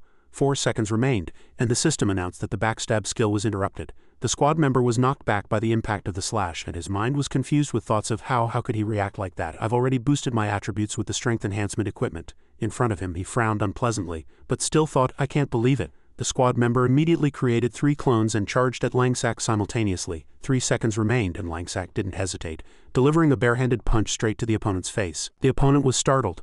Langsak's multi-hit skill delivered a heavy hammer-like punch directly to the squad member's face, making him recoil in pain. The squad member's eyes widened and he thought in disbelief, No, how can his reaction speed be so astonishing?" Afterwards, the squad member shouted, "Accelerated attack!" Langsak still retaliated with his multi-hit skill. He thought all my movements are useless in front of him, and he again shouted loudly, exposing weakness. Langsak's multi-hit skill swung again and blood splattered. 2 seconds remained. Squad member's entire body was covered in blood, with one hand pointing his blade at Langsak and the other gripping Langsak's dagger tightly, disregarding the gushing blood. He resolutely said, "I won't let you pull that out. Without a weapon you'll have no way." His eyes were bloodshot and he was more furious than ever. He emphasized, "I'll make you pay blood for blood." A dark object flashed past like lightning, and Langsak suddenly grabbed the squad member's wrist, which held the sword. The last 1 second, Langsak's eyes were sharp and his will was firm. He released his dagger and leaped over the opponent's head. He still held onto his arm tightly. Langsak stepped on the squad member's shoulder with his heel, then stood behind his opponent, twisting his arm backward and simultaneously pressing his back with his leg to immobilize him. He said, "Time's up, system notification. You have been disarmed." The squad member was still disoriented by Langsak's continuous movements, and the system explained disarm. If an opponent's weapon is taken or destroyed during combat, all weapon damage from attacks or skills is nullified. Tiana was frozen by the situation, and the squad member said, "I surrender, you win." Langsak released the opponent's hand and affirmed, "You are truly strong." The squad member continued, "Tiana didn't misjudge you. You have passed this assessment." The blue sky covered the forest. Langsak turned and walked away. "The assessment is passed, so I'll be going now." Tiana reminded him. "The guild war is the day after tomorrow, so we must meet then," he replied. "I'll meet you the day after tomorrow." Tiana breathed a sigh of relief. Finally, I've secured him. The squad member turned to her and asked, Tiana, where's Captain Beck Ryal? Tiana recalled Beck Ryal standing dejectedly on one side and replied, Captain seems to have taken a big hit this time. He just left without saying a word. The squad member, upon hearing this, said, That's good, let him have some time to think quietly. He's completely lost his mind right now. He suddenly asked, by the way, what was that friend Langsak's final assessment score? Tiana suddenly paused. This is, and she smiled, replying 86 points. The squad member, upon hearing this, fell silent. He walked away, chuckling. Beck Ryal was 92 points then. I was 90 points. Langsak is only 86 points. Interesting. Truly interesting. And he continued, Tiana, you've worked hard too, let's go back. Tiana looked up at the system screen, still unconvinced, and thought to herself. The squad member reminded her, we need to go back and discuss the guild war for the day after tomorrow. Tiana replied, yes, understood. Her confusion persisted. She thought, is there a problem with the machine or have I recruited a monster? The screen displayed Langsak's final assessment score, 993 points, plus an astonishing 20 points. The scorching sun beat down on the dusty, dry desert. This was an endlessly sprawling sandy desert, a level 7 map. Langsak was surrounded by a pack of gray wolves and a red wolf leader. He pulled his cloak tightly to his chest. Immediately after, Langsak unfurled his cloak, leaning back in front of the wolves. The red wolf let out a loud snarl, and a gray wolf immediately sprang forward. Several other gray wolves also leaped over Langsak's head, pouncing. Langsak brandished his dagger, slashing backward to counter. He calmly decapitated one gray wolf and at the same time wounded several others with his windblade skill. The gray wolves continuously took 60 damage 3 times in a row. Seeing the red wolf approach, Langsak said, all that's left is you, the leader wolf. He immediately leapt high, raising his dagger and charged at the red wolf. Langsak delivered a powerful blow to the red wolf's head with his flash strike skill, reducing its HP by 36. The red wolf immediately entered a stunned state. Langsak's face hardened and he shouted, Rage flow. Immediately after, his continuous slashing attacks rained down, causing the red wolf's blood to flow ceaselessly. -30, -32, -36 and then -30 again. Next was the melee attack, Bone Shatter. He sheathed his knife and breathed a sigh of relief. The surrounding wolf corpses slowly disappeared. He thought, I wasted too much time testing new skills. 2 days of sweeping and I only gained 1 level. He opened the system bulletin board and evaluated this kind of solo mission. The efficiency of one person sweeping is not good. Indeed, a fixed team is necessary for stability. His gaze deepened. This Divine Grace continent game will become even harder to level up later. The efficiency can't be too low. One person's strength is ultimately limited. The system notified. Friend sent a voice message. A recorded voice echoed. The phone rang. Tiana's angry voice came from the other end. Where on earth are you? You're not answering my messages. The Jangmyo Guild War is starting today. Hurry up and get ready. Langsak leaned back, lowered his voice and squinted one eye. Guo Binming, I was on a mission just now and couldn't check messages. Langsak stood alone in the desolate desert. Tiana urged, Langsak, hurry up. You're the only one missing, he replied. Understood, I'll be right there. When Langsak returned to the Jangmyo Guild, Dura's group was gathered at the entrance. Dudung waved and said, He's here. Dura greeted him. Welcome, welcome to the Jangmyo Guild. Langsak also replied, Hello. Tiana introduced, This is Dura, you've met before, haven't you? Langsak asked Dudung, Are you keeping your staff safe? Dudung happily replied, Of course, my staff is still safe in my equipment bag. Dudung and Dura's teammates were all gathered. Tiana continued to introduce, Dura is my most trusted colleague and a member of this guild war team. Although the number of participants for each guild's guild war is limited, team formation is flexible. There would be opposing teams from other guilds. Dura said, Sister Tiana, don't worry. In this guild war, she grabbed the greatsword on her back and said firmly, I won't let anyone harm you. Tiana smiled brightly upon hearing that and said, Then I'll leave it to you, you must do your best. Langsak thought to himself. This is the style of women Tiana likes, he asked. This is my first time participating in a guild war, are there any precautions? Tiana was startled upon hearing that, turned around and said, Oh, I forgot, let me tell you a bit about the guild war rules. Tiana explained that the guild war was a monthly conflict between guilds. Within a designated number of participants, team members dispatched by each guild could earn guild honor points based on the number of opponents killed. Simply put, during the time the portal opened and closed, the guild that eliminated more opponents within the limited time would rank higher. The higher a guild's ranking in this guild war, the greater its prestige. Therefore, the guild war was the only way for each guild to prove its strength. Langsak was puzzled upon hearing that. So what about the naturally strong guilds, for example? The 5 great guilds would definitely win, right? Tiana replied, There's a way around that. After all, the strength of the 5 great guilds has already been firmly established. But there's a tacit survival strategy that everyone accepts. Tiana added, Usually other guilds don't rashly provoke the 5 great guilds but instead choose opponents of similar or weaker strength to contend with. This is how they maintain and raise their guild ranking. And the 5 great guilds also lower their prestige to bully weaker guilds. Langsak closed his eyes and said, What kind of survival strategy? It's better to frankly call it the survival strategy of the weak. Tiana looked at him, speechless for a moment. He continued in a serious voice, I generally understand. Tiana, I have something to discuss with you privately. Langsak walked to one side and said, Come this way. Dura was puzzled. What secret is it that can't be said publicly? Dura's companion laughed and said, Dura, it looks like you have a strong rival. Tiana exclaimed excitedly. What, you want to form a fixed team on your own later? Langsak explained. My fixed team will of course be affiliated with the Jengmyo Guild, but it won't belong to any squad, he continued.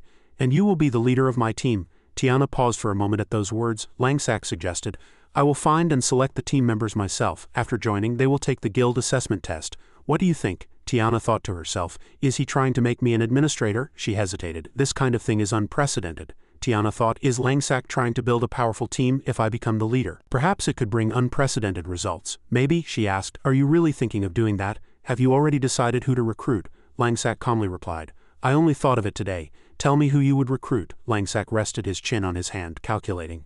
There are many talented individuals in this game, but it's not easy to get them to join a guild. Tiana said, as long as you join the guild, I will do my best to help you. This is what I promised you, she continued. So, as the vice commander of the 3rd squad, I can negotiate this condition for you, but you must promise not to betray me. Langsak crossed his arms and said firmly, I am not that kind of person. At that moment, something happened that startled Langsak. Tong Luzi appeared from somewhere and said to the others, I won't hold you back. Please let me join your team. Langsak and Tiana paid attention to his words. Tong Luzi was flustered and pleaded earnestly, please, I'll do my best. I can prevent as much damage as possible. The man in the iron helmet sighed. Luzi, I should be the one asking you. Please let us go, the brown-haired man continued. Other teams have also rejected you, right? With your skills, aren't you just going to participate in the guild war to die? Tong Luzi, currently level 5, said with tears in his eyes, I just managed to get a chance to participate in the guild war. Please accept me. If I don't have a team, I'll lose my eligibility to participate in the guild war, please. Langsak frowned and asked, Luzi, does the Jengmyo Guild accept children? Tiana retorted, ha. A child wants to become a great 6-armed warrior. He took the assessment test more than 10 times back then. Later he was so stubborn that I let him pass. I thought of it as training. Tiana hesitated and continued, I remember his name was Tong Luzi. Langsak was startled upon hearing that. He turned his body, grabbed Tiana's hand and urgently asked, what did you say his name was? Tiana repeated, his name is Tong Luzi, and wondered inwardly, why is he so excited? Langsak suddenly thought in confusion. Tong Luzi, I remember this name. It's the name of Shenshen Tong Lu, one of the 6 great divine protectors in my previous life. Looking at the child now, Langsak was confused. Could this small beastkin really be him? The man in the iron helmet said helplessly, Luzi, it's not that I don't want to help you, but your very existence will be a burden to the team. Last time in the guild activity, all your teammates were at the bottom. The brown-haired man turned away unpleasantly. Let's go, the guild war is about to begin. Tong Luzi was speechless. Another person interjected, time's up, don't bother with him. Effort doesn't always guarantee reward. The person continued, you also know your own strength, don't burden us. Tong Luzi cried out in pain. Just then, something stopped the child. Langsak approached and calmly said, I don't intend to object to what you said, but I think effort does have meaning. The brown-haired man was startled, his eyes wide, and said, aren't you that rookie who said it's your turn to speak here? Langsak paid no mind and extended his hand. He knelt on one knee and said to Tong Luzi, do you want to join my team? Tong Luzi was startled and didn't quite understand his words. Perhaps even Langsak at that time could not have imagined that his words today would mark the beginning of the first legendary team of Tian Yuan Dao, which would later be fervently worshipped by countless people. The gate slowly opened and a roar erupted from somewhere. Dura's squad, Langsak's team and many others simultaneously stepped forward and entered. Another roar echoed. The guild war has begun. The arena was stained with blood and the infinite ruins created the vast battlefield of the guild war. It was an isolated space reeking of blood, a place where slaughter occurred to gain honor points in an unregulated brawl between guilds. With each opening of the gate, rank and glory became everything. One by one they appeared under the gate of light. When the gate opened, warriors from each guild poured in. All walked out with serious expressions. In the battle waiting area, Langsak and the Jengmyo guild members also exited the gate and all stared straight ahead. As the guild war began, the two hosts quickly struck the large drums with drumsticks. Battle start. All warriors received the order and immediately scattered, leaping up the mountain walls to find cover. Langsak and the Jengmyo guild members also hurried deep into the front. Tong Luzi loudly said, is the simulated terrain of these infinite ruins a canyon? Dura loudly reminded. Everyone stick together, don't fight separately. The Jengmyo guild warriors replied, understood. Tong Luzi said, everyone from other guilds has found places to hide. Langsak glanced at Tiana and evaluated himself. Most players stood in safe positions. He didn't relax, leading his team to continue forward to find a safe hiding spot. Tiana also moved at a leisurely pace. While moving, Tiana thought to herself, I hope this decision to put Langsak in charge of the squad is correct, but I just hope he stays safe. Her gaze lingered on Langsak, curiously exploring more possibilities from him. Around the battlefield, the scent of blood covered the air and cliffs hanging heavily. On the ground, a fierce brawl erupted. The subordinate soldier swung his knife, cutting down an elemental from another guild. Bek Ryal was still examining his weapon when another warrior had already fallen to the ground motionless. The subordinate soldier said with relief, finally dealt with. A warrior said happily, indeed, it's easiest to follow Captain Bek Ryal and brother subordinate soldier. The person next to him also chimed in, that's right, it's really unlucky for these insignificant guilds to encounter our guild. Rael frowned upon hearing that and said, "Really?" The subordinate soldier was silent with nothing more to say. He looked straight ahead, his expression solemn. Rael seemed not to have recovered from the shock yet. If he kept focusing on the battle with Langsack, his strength would be hard to break through. Instead, he looked forward to his next encounter with Langsack, wanting to see how far his own development had come. As he thought that, his eyes gleamed. A teammate asked Rael why he insisted on going to this location. They thought he was supposed to meet the guild's other teams here. The subordinate soldier was startled and thought, "That's right." He then turned his head to look at Rael and continued to ponder.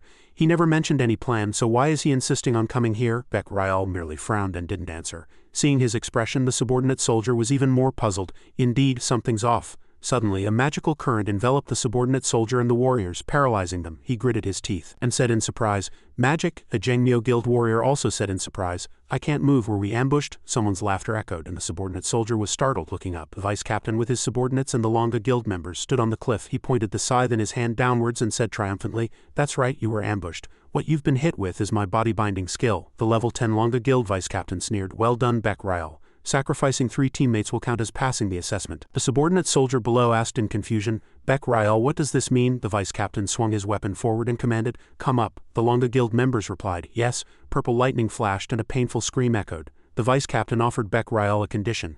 "Now if you tell me the location of that woman, you can join the Longa Guild." Rael immediately replied, "No problem." The subordinate soldier trembled and angrily retorted, "Rael, you're betraying the guild, you're betraying us." A subordinate who had just eliminated a Jangmyo Guild member from the side said to the subordinate soldier, "Little brother, don't talk so much." After speaking, she appeared in front of the subordinate soldier and placed her dagger at his throat. She said triumphantly, "You're next." Just then, Rael loudly intervened. He shouted angrily, "Wait, this friend is my friend and I want to join the Longa Guild with him." The vice captain appeared behind Rael, his expression dark and cunning. "I didn't hear you say you wanted to bring one more person earlier, but that's fine." "Then I'll spare his life," Rael still said angrily. "Subordinate soldier, don't blame me.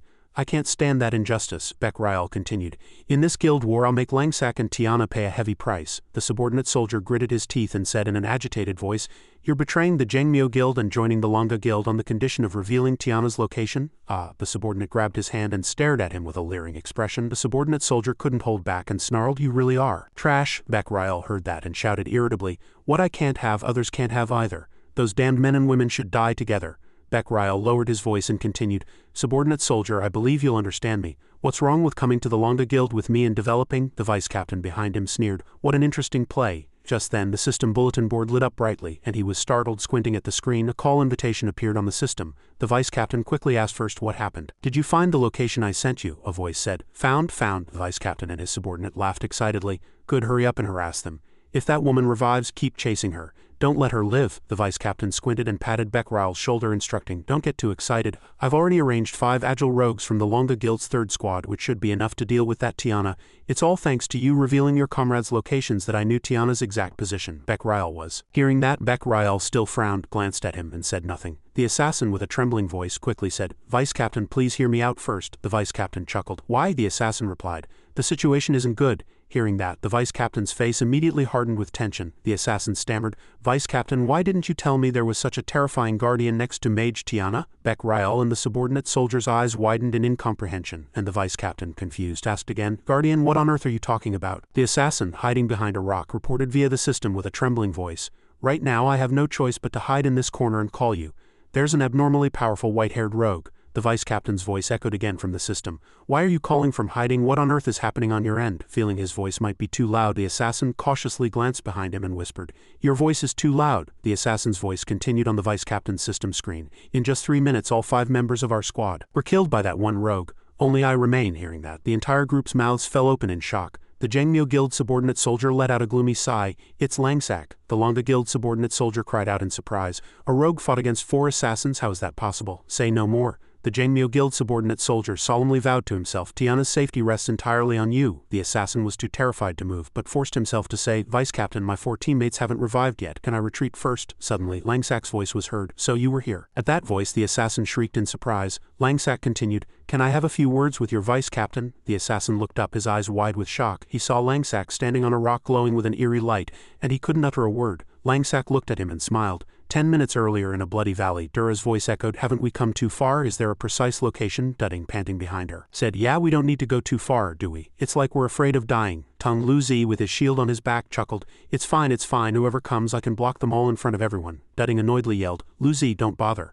Look at your equipment stats, if we fight, just hide behind us. Tung Luzi squinted and replied with a smile, I'd never do that. Dudding continued to grumble unpleasantly, I really don't understand, why did Luzi join the team? Langsak and Tiana were running ahead and she nervously turned to him. Langsak, do you have a plan? Langsak glanced at her and replied, a plan? No plan, I just want to kick these messy guys away. Hearing that, Tiana was startled and confused, we were being followed? Just then, Langsak stopped and put his hand on Tung Luzi's face, stopping him. Tung Luzi cried out in surprise, and a Jangmyo Guild teammate incomprehensibly asked, why did we suddenly stop? Langsak frowned and said unpleasantly, they're really like leeches. They won't get off no matter what. The Jangmyo Guild teammates all turned around. Tiana exclaimed in surprise and commanded, everyone prepare for battle. Tung Luzi, confused, loudly asked, where are the enemies? Several shadows were lurking in the water. It was the 5 assassins from Longa Guild's 3rd squad. One level 6 among them poked his head out and whispered, damn it, they noticed us. Another level 6 poked his head out and continued, there's someone on their team with keen senses. The 3rd assassin was still hidden in the water, with no intention of appearing yet, considering they were using immediate stealth skills in the water. Perhaps those above still hadn't pinpointed their exact location. The purple-haired man said, Leader, we have the coordinates given by the vice captain. They won't be able to shake us off. As long as they don't find us, they can't do anything. The system board notified. Immediate stealth skill is a stealth skill that relies on the surrounding environment. Dura's group had already arrived in front of the assassin team's stealth location, and a teammate said, are there really enemies? But nothing was visible to the eye. Perhaps they were using stealth skills, Tiana added, and Tung Luzi, curious, asked her how to detect them. Langsak meanwhile crouched low, scanning ahead. He opened his eyes wide and activated the 8 directions vision skill. The system notified, 8 directions vision functions like a hawk's eye, tracking hidden units within a certain range and increasing perception for 5 seconds to see enemy movements. As soon as he caught a clue, Langsak loudly shouted, found them, they're in the water. The 5 assassins in the water were startled and one cried out, we've been discovered. Another yelled, that rogue has an eye technique. Another gritted his teeth and said, our levels are low, so let's deal with the weaker ones first. Immediately after, all 5 of them leaped out of the water and one shouted, start with the one on the side. Langsak didn't hesitate, swinging the dagger in his hand and charging at the assassins while instructing his teammates to hold their ground from behind. There might be another trick from the enemy. Tiana exclaimed in surprise and warned, Langsak, be careful. One assassin scoffed contemptuously. Only one level 7 rogue came out to fight, follow me up. Then one moved to his side and the leader commanded, the other 3 tear apart the mage opposite. Warriors, remember to evade. All 5 immediately charged. Dura widened her eyes and said, for the assassins team from Longa Guild's 3rd squad, a professional assassin group. Tung Luzi slammed his shield down with a thud and reassured them, don't be afraid. Grip your shield tightly and block from the front. He yelled loudly, you'll have to step over my dead body. 2 assassins swiftly approached, one shouting, ambush skill. The purple-haired man also shouted, soul shock skill. Langsak charged simultaneously. Wraith stealth. The purple-haired man powerfully slashed Langsak's wraith and he was startled. A clone? The other one was bewildered. Where is he? Gloomy purple smoke wafted from Langsak's skull clone, paralyzing the 2 assassins with fear, and they trembled and wailed miserably. The other 3 assassins stood dumbfounded, not understanding, one asking in a panic, what happened to our leader over there? One bald man was still calling for the leader when Langsak suddenly appeared behind him and cut him off with a sinister voice, when fighting, don't look around carelessly. As he suddenly appeared, the assassin froze, and Langsak immediately slashed his back, reducing his HP by 15. Then with a kick he sent another flying into the remaining one, reducing his HP by an additional 6. Langsak continued to use the flashy spirit skill, a powerful aura exploding around his body. Immediately after, lightning attacks poured down on the 3 assassins, continuously draining their blood. -30, -31, -33, -30, -31, -32. Tung Luzi widened his eyes and stammered, amazing. In just one move 3 assassins were taken down by Langsak and couldn't get up from the ground. Langsak, still crackling with lightning, said, they all only have a third of their HP left, so you guys finish them off for me. The Jangmyo Guild members looked at the assassins with sinister eyes and burst into laughter. Dura said excitedly, are they really professional assassins? One assassin broke out in a cold sweat, and immediately after, 3 screams echoed all around. The system board displayed fear released, the purple-haired man said nervously. It's released, the leader yelled angrily. Don't just stand there, quickly form a new team, follow me and deal with that rogue. Langsak with powerful strength approached the 2 who had just recovered from fear, his eyes sharp. The man stammered, but with his speed and attack power it's too fast, I can't react. Langsak appeared behind him like lightning, delivering a critical strike. Teleport strike. He was stunned, lost 36 hydrogen phosphide and spat blood, screaming, "Is this guy a devil?" Langsack said excitedly, "My next skill, of course," and then ceaselessly swung his blade, tearing apart the purple-haired man's body. Blood gushed from the blade marks. He yelled, "Bone shatter skill," reducing his HP by 120. The purple-haired man fell in front of his teammates and the leader shuddered. Thinking too strong, level no longer matters. Looking at Langsack like a nightmare, he had only one choice left. Fear squeezed him tight. He thought, run. Returning to the present, the assassin asked, "Vice Captain, my 4 teammates haven't revived yet. Can I retreat first?" Langsack's voice was heard. "So you were here. Can I have a few words with your vice captain?" The assassin stammered. "Yes," Langsack's voice echoed from the vice captain's system board. "Longa Guild's 3rd Squad vice captain, right? Listen carefully." As soon as he finished speaking, the assassin's plea for help was heard. "Save me, vice captain." Hearing that, the vice captain's face was covered in bulging veins and he gritted his teeth in fury. Langsack continued, "Wash your neck and wait. We're coming for you. You're next." The vice captain clenched his fist and loudly called out, "Beck-Ryal." Beck-Ryal only looked at him and smiled, not replying. The subordinate soldier called out worriedly, "Vice captain." The vice captain, with a gloomy expression, said irritably, "This guy." The steep red-boned rock face, the air hazy with blood. The vice captain asked in surprise, "You mean he's the rogue who just cleared the echoes of the Dark Forest Madness dungeon?" Beck-Ryal replied in a suppressed voice, "Yes, that's him." The vice captain slammed his weapon onto the ground, articulating each word clearly. Such an arrogant little brat. The image of Langsack and Tiana at the campsite near the echoes of the Dark Forest flashed through his mind. His eyes glinted, and energy flowed from his staff. He scoffed, "Enemies truly meet on a narrow road. I never thought Jangmyo Guild would actually invite him." Beck-Ryal said irritably with a gloomy expression, "That was all Tiana's idea. It has nothing to do with me." The vice captain, with a sneering tone again, said, "You dare send me a message? Do you have a death wish?" The subordinate soldier tilted his head and asked, "Vice captain, how should we deal with this little brat?" The vice captain glanced at the Jangmyo Guild subordinate soldier and casually said to Beck-Ryal, "It seems that guy isn't a friend who shares your views." Upon hearing that, the Longa Guild subordinate soldier looked at the Jangmyo Guild subordinate soldier with a solemn expression, and Beck-Ryal remained silent, unable to speak. Suddenly, the Jangmyo Guild subordinate soldier violently knocked aside the Longa Guild subordinate soldier's dagger. He said in a suppressed voice, "You don't need to worry about it." The Jangmyo Guild subordinate soldier reached out, grabbed Beck-Ryal by the collar, lifted him and said furiously, "As a longtime teammate, I no longer feel any loyalty." Beck-Ryal frowned, displeased. The Jangmyo Guild subordinate soldier glared and continued, "Besides, after the others revive, they'll all spread the news of your betrayal." He frowned, and with an even more solemn expression he firmly declared, "I will voluntarily leave the guild. Your affairs have nothing to do with me." The Jangmyo Guild subordinate soldier turned and left, leaving behind a cold remark. "Traitor, if we meet again, let's talk with swords." Hearing that, Beck-Ryal's face darkened and he fell silent. In front of the Jangmyo Guild subordinate soldier's eyes a system warning appeared.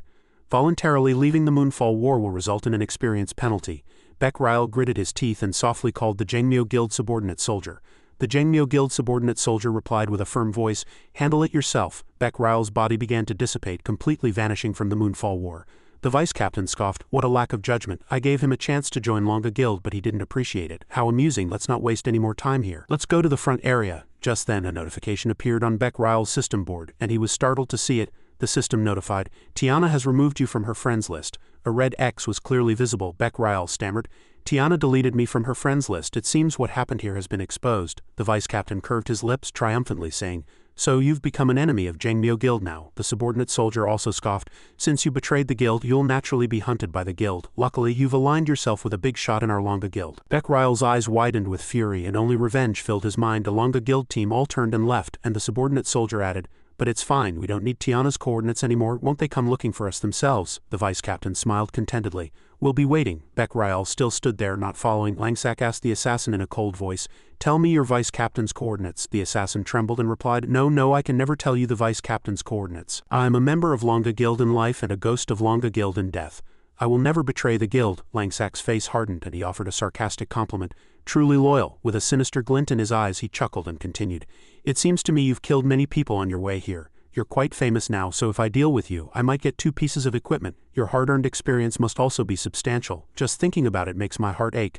I really want to spare your life this once." Langsack raised his dagger to the assassin's head and he trembled with fear. The assassin bowed his head, hunched his body, knelt and loudly pleaded, 86.93.325. The vice captain's coordinates are to the west. He's heading east now, so there's absolutely no mistake. Langsack replied with pleasure. "Thank you very much," he then said clearly, as if delivering a death sentence. "Then I'll let you leave the Moonfall War easily." The assassin's face turned pale and he cried out in confusion, "What?" he stammered. "Wait, didn't you say you'd spare me?" Langsack raised his dagger with a cold, triumphant expression. "A soldier is not above deception. Besides, I only said I thought about it." Immediately after, the assassin's scream echoed throughout the entire Moonfall battlefield. "You bastard!" At this moment, Tiana was staring intently at the system bulletin board from atop a cliff, lost in thought. the incredible notification reminding her of Beck Ryle's betrayal. Her expression hardened as she internally resolved, what happened to the subordinate soldier? I must reselect the Jangmyo Guild's third squad this time.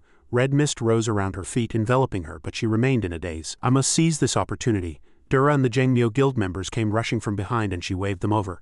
Sister Tiana, did you check the guild news? Tiana was still firmly thinking, I need to reselect this time, and looked back startled and said briefly, Beck Ryle betrayed the guild. I already heard the news. Dura spat out angrily, how did this happen so suddenly? That damn scoundrel is a traitor. Tiana approached everyone and urged, don't worry about this for now. How's Langsak doing? Tang Luzi pointed behind them and quickly replied, Brother Langsak is over there. Hearing that, Tiana said firmly, let's go there too. At this moment Langsak was stepping on the assassin's head, who had a dazed expression drooling from his mouth. The ground was heavily cracked, proving it was a powerful attack. He sneered, everyone, you've come at a good time. I kindly and humbly interrogated him to get the vice-captain's coordinates. Tiana, Dura and the others looked at the scene, their faces darkening, speechless, but Tung Luzi still forced a smile, thinking, so kind. Tiana plucked a branch and held it in her hand. Based on the coordinates Langsak had just obtained, she analyzed, if they're heading east, they must be on their way to join other teams. She sat down and drew on the ground with the branch, stating clearly, as far as I know, most of Longa Guild's teams are distributed in the east and a small number in the southwest. This is for convenience in attacking for honor value. Tung Luzi's eyes lit up and he chattered incessantly. Sister Tiana, you even know other guild strategies. That's amazing. Dura glanced at him, rebuking him as a fool. Team distribution of powerful guilds during the Moonfall War is no secret. Dunning smiled and added, you can generally infer it by just gathering a bit of data. Tung Luzi, sweating, looked at the two and was flustered. Dura imagined a scoreboard showing rankings and total scores. Rank 1 had 1786 points, Rank 2 had 777 points, and she imagined the two leading teams killing frantically to raise their scores. She concluded, the Moonfall War is ultimately a slaughter. You gain guild honor points based on the number of people you kill. Dura continued, constantly raising your own score. Even such a deployment is just to raise the score at the last moment. Luzi scratched his head, still bewildered. He forced a smile, sweating. I know, I just wanted to cheer on the team a bit. Dura's companion happily echoed, right, Luzi knows everything. Tiana slowly stood up and Langsak turned to her, asking, so have you made any plans? Tiana calmly replied, if we can cut through the middle of the chaotic zone and eliminate them from the center. Langsak still wondered, the middle of the chaotic zone? Tiana looked at the map she had just drawn. The very top was the North Teleport Lion, the middle was the Central Zone, and the very bottom was the South Teleport Lion. She quickly explained, the Central Zone is where teleportation areas are connected in all directions. Various guilds are fighting chaotically there. Not only is it convenient for us to confuse the opponent, but no matter how many reinforcements they send, they won't be able to provide support in a short time. Langsak rested his chin on his hand, scrutinizing the map, thinking, the guild is fighting chaotically and incessantly. He looked up and asked seriously, if I remember correctly, guilds could be hidden in the Moonfall War, right? Tiana was startled and replied, it's possible, but no one does it. Because no kills made by a hidden guild are recognized as achievements, Langsak said nonchalantly. Then that's fine. He raised his hand and pulled out a mask, a cold smile on his face. I just thought of a very interesting scheme. An information window showed instructions for use. Wearing the stealth mask will hide your information. Unlike the system's stealth setting, the mask can also conceal a player's appearance. It may be unusable in some situations. Langsak looked at Tiana and smiled. Let's just do that. Let's go. A Jangmyo Guild member asked in confusion. Where to? Langsak raised the mask. A cold smile and a serious expression intertwined. Let's go to the Central Zone. The Central Zone was the chaotic battlefield of the Moonfall War, where slaughter was incessant. This was where the most fierce battles took place. A team member in an iron helmet turned and shouted to his comrades, attention, the opposite side is our sworn enemy. The brown-haired elf held his bow majestically. He roared as he received the order to charge. A white-haired man heard that and shouted loudly, how shameless, don't you remember how you were half killed by us in the last Moonfall War? He turned back and urged his soldiers, brothers, this time follow me and crush that side. The guild players gripped their weapons tightly, their momentum soaring. Both factions charged fiercely without hesitation, flames erupting. Suddenly a shadow landed from the top of the cliff. The brown-haired elf looked back in surprise and shouted loudly, Captain, there's someone over there? The man in the iron helmet held his shield forward, blocking, and asked sharply, is the enemy launching a surprise attack? The brown-haired elf stared, stammering, I don't think it's someone from that faction. They're wearing a mask. Langsak, wearing the stealth mask, held a sharp dagger in his hand, standing firm, an aura emanating from top to bottom. The brown-haired elf was startled with no time to think. Is he going to plant a flag? Langsak silently looked down at the chaotic crowd and suddenly appeared behind the man in the iron helmet, swung his knife and slashed his back, causing him to scream in pain. A surprise attack. The brown-haired elf stood dumbfounded with no time to react, and Langsak kicked the man in the iron helmet once, using the force to escape from that spot, and he stumbled forward. The brown-haired elf shouted loudly, Captain. A white-haired man gripped his weapon tightly and asked in a flustered, pressing tone, what's wrong? What's happening? At that moment, Langsak had already charged at the white-haired man, kicked him once, sending him airborne, leaving him no time to counterattack. The man in the iron helmet growled angrily, "You bastard, I'll kill you. Which guild is interfering?" Langsack stopped his attack and the white-haired man was kicked down, sprawling on the ground. He stood between the two teams and declared in a cold voice, "I am from the Longa Guild, you truly foolish lot." The white-haired man's eyes widened and he shouted, "Longa Guild, the 5 great guilds." Longa Guild, a team member who was helping him up questioned, "Is the Moonfall War your home?" "You Longa Guild folks, are you sick?" The brown-haired elf reprimanded tensely, his hand still tightly gripping his bow. "Quickly take off your stealth mask. If you're a man, be straightforward." Langsack turned back arrogantly and said, "Do you have the right to inquire about our Longa Guild's information? How ridiculous." He vanished into the red mist, casting a sharp, threatening glance at them with his knife-like eyes. "I'll give you 30 seconds to run. Soon the Longa Guild will come and sweep the battlefield." After speaking, Langsack disappeared, leaving only a faint smoke as he left. He quietly reminded, "Don't say later that I didn't remind you." The black-haired man mumbled, "He's gone." The man in the iron helmet gritted his teeth in anger. "Longa Guild, don't think you can do anything just because you're wearing a mask. You truly underestimate people." A guild member of the white-haired man also mumbled in confusion. Why would he appear with a mask and reveal his name? Strange. The white-haired man flared up angrily. "What's strange? Longa Guild's reputation has always been bad. Damn them." In the center of the Moonfall War, many teams had already stopped fighting, and those attacked by Langsack swarmed together. The man in the iron helmet shouted angrily, "Did everyone see the masked rogue from Longa Guild?" Another guild member cut in irritably. "Did you also get hit by that rogue?" Someone with a bow from the other side added, "Us too." The bald man had clear handprints on his face and growled. "He suddenly appeared out of nowhere and slapped me, damn it." The purple-haired man complained tearfully. "He grabbed me by the neck and ran away, such a pervert." The beastkin warrior added angrily, "Not only did he ambush me, but he also whispered in my ear that I'm a woman, such trash." The female guild member embarrassedly opened her mouth. "I think he touched my butt," the others complained irritably. "How shameless," the crowd enraged shouted in unison. "Let's go confront Longa Guild." On a nearby cliff, several shadows were hidden watching the show. Dura gasped in surprise. "In such a short time they've united to oppose Longa Guild," Tiana quietly observed, and Tang Luzi excitedly leaned forward to watch. "Brother Langsack is amazing. He made so many guilds dizzy all by himself." Dadang said with a hint of anger, "Get down quickly. Be careful not to be discovered." Tiana smiled, thinking, Langsack also plays the blame game, but he's probably the only one who can pull it off and get away with it. Then, reverting to 20 minutes earlier, Langsack swung his dagger forward, thinking, "The central zone is truly a den of players. Now that I'm here, it's my turn. Longa Guild will pass through soon, so I need to give them a big gift." Tiana, holding a board in one hand and a brush in the other, drawing magic, looked at him in surprise. Langsack continued to think, "Let's wait for a good show." Returning to the present, Tiana was slightly flustered. He's the only one left. What other surprise does Langsack have in store in the center? Suddenly, the man in the iron helmet and guild team members stood on the cliff looking down at him and shouting, "Longa Guild's 3rd Squad vice captain and comrades have proudly entered the central zone." He smiled coldly. "The central zone certainly has a lot of people," one mage among the iron-helmeted team whispered. "They really came. They're really underestimating us." The vice captain reproached in a cold, staring voice, "Why are so many people welcoming us as soon as we arrive?" "Ah," a subordinate reminded warily. "Vice captain, these people are a bit strange." One with a red headband shouted unpleasantly, "Did you come to sweep the battlefield?" Sensing something was wrong, the vice captain gripped his weapon tightly and thrust it forward. A surge of power erupted. He shouted in confusion, "Wait, we are Longa Guild and I am the vice captain of Longa Guild's 3rd Squad." A player growled in response, "We're going to beat you Longa Guild bastards." The vice captain, enraged, swung his scythe. A burst of energy struck a player. Multi-flame burst. He gritted his teeth and mumbled, "Truly incomprehensible." The other 4 players were surprised by the power, and suddenly a purple light flashed behind their backs.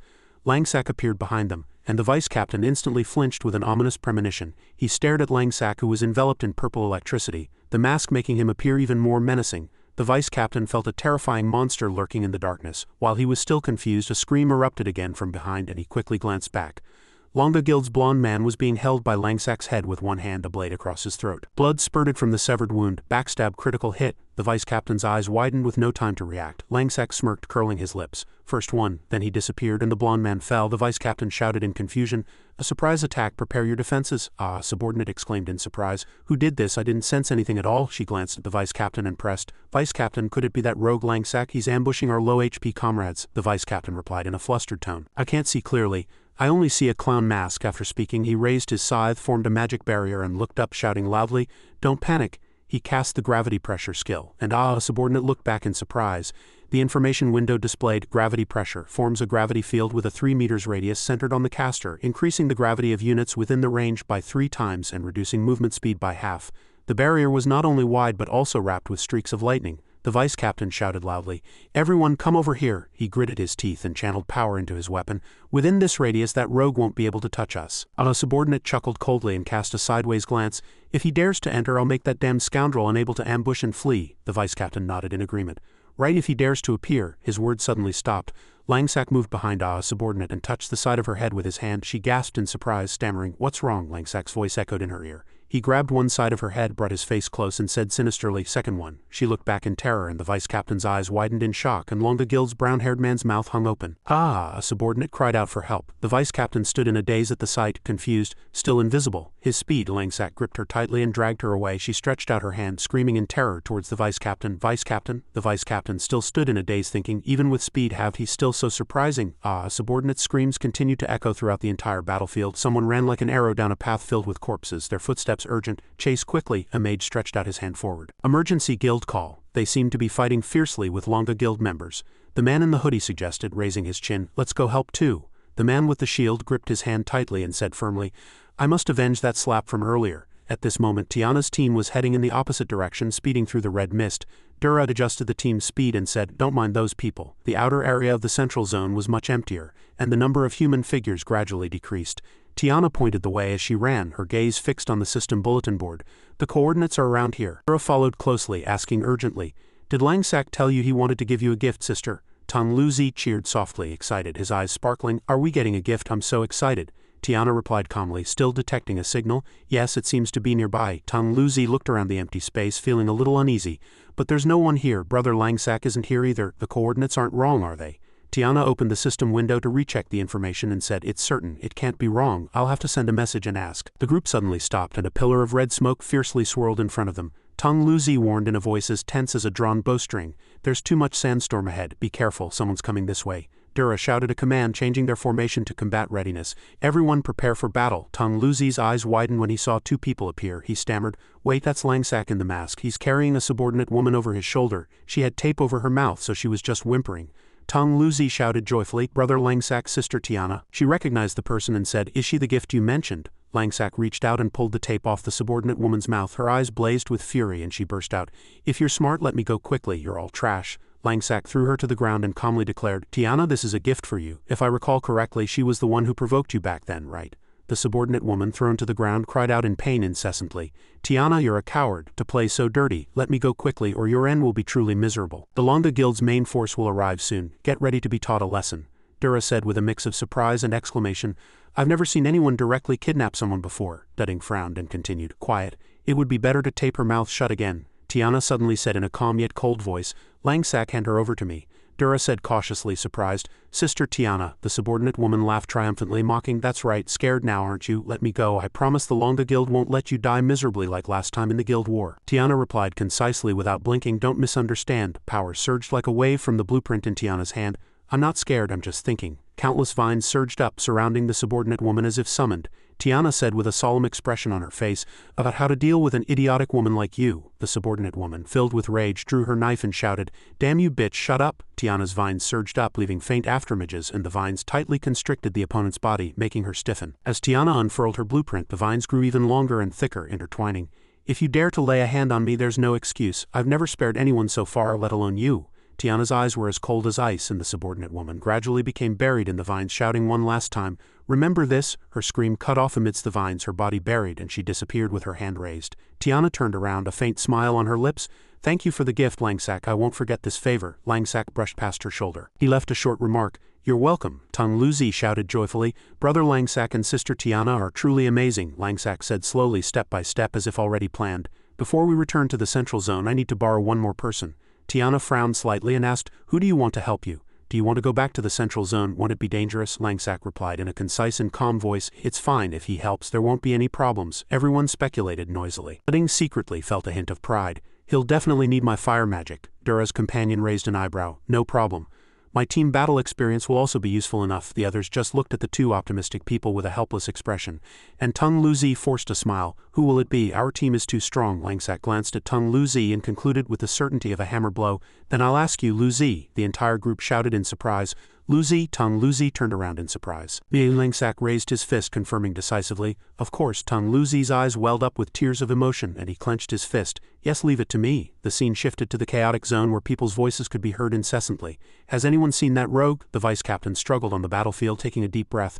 "The last one, truly troublesome." The man in gray checked the system window, turned around and reported, "Captain, she seems to be dead now." The vice captain was startled. His face turned pale. What? His body trembled with rage and he gritted his teeth. He commanded, quickly rally all teams. Don't give that rogue a chance to act. The man in gray hesitated, saying with a worried expression, but are we rallying all teams just for one rogue? Our third squad will become a laughingstock. Recalling the subordinate woman, the vice captain's face darkened and he gritted his teeth, saying, I don't care. Quickly bring them. Surround this entire place until we find that rogue. His mind seethed with thoughts of revenge. He gritted his teeth and said, Langsack, to lay a hand on my woman, you won't escape death. The man in gray still tried to dissuade him.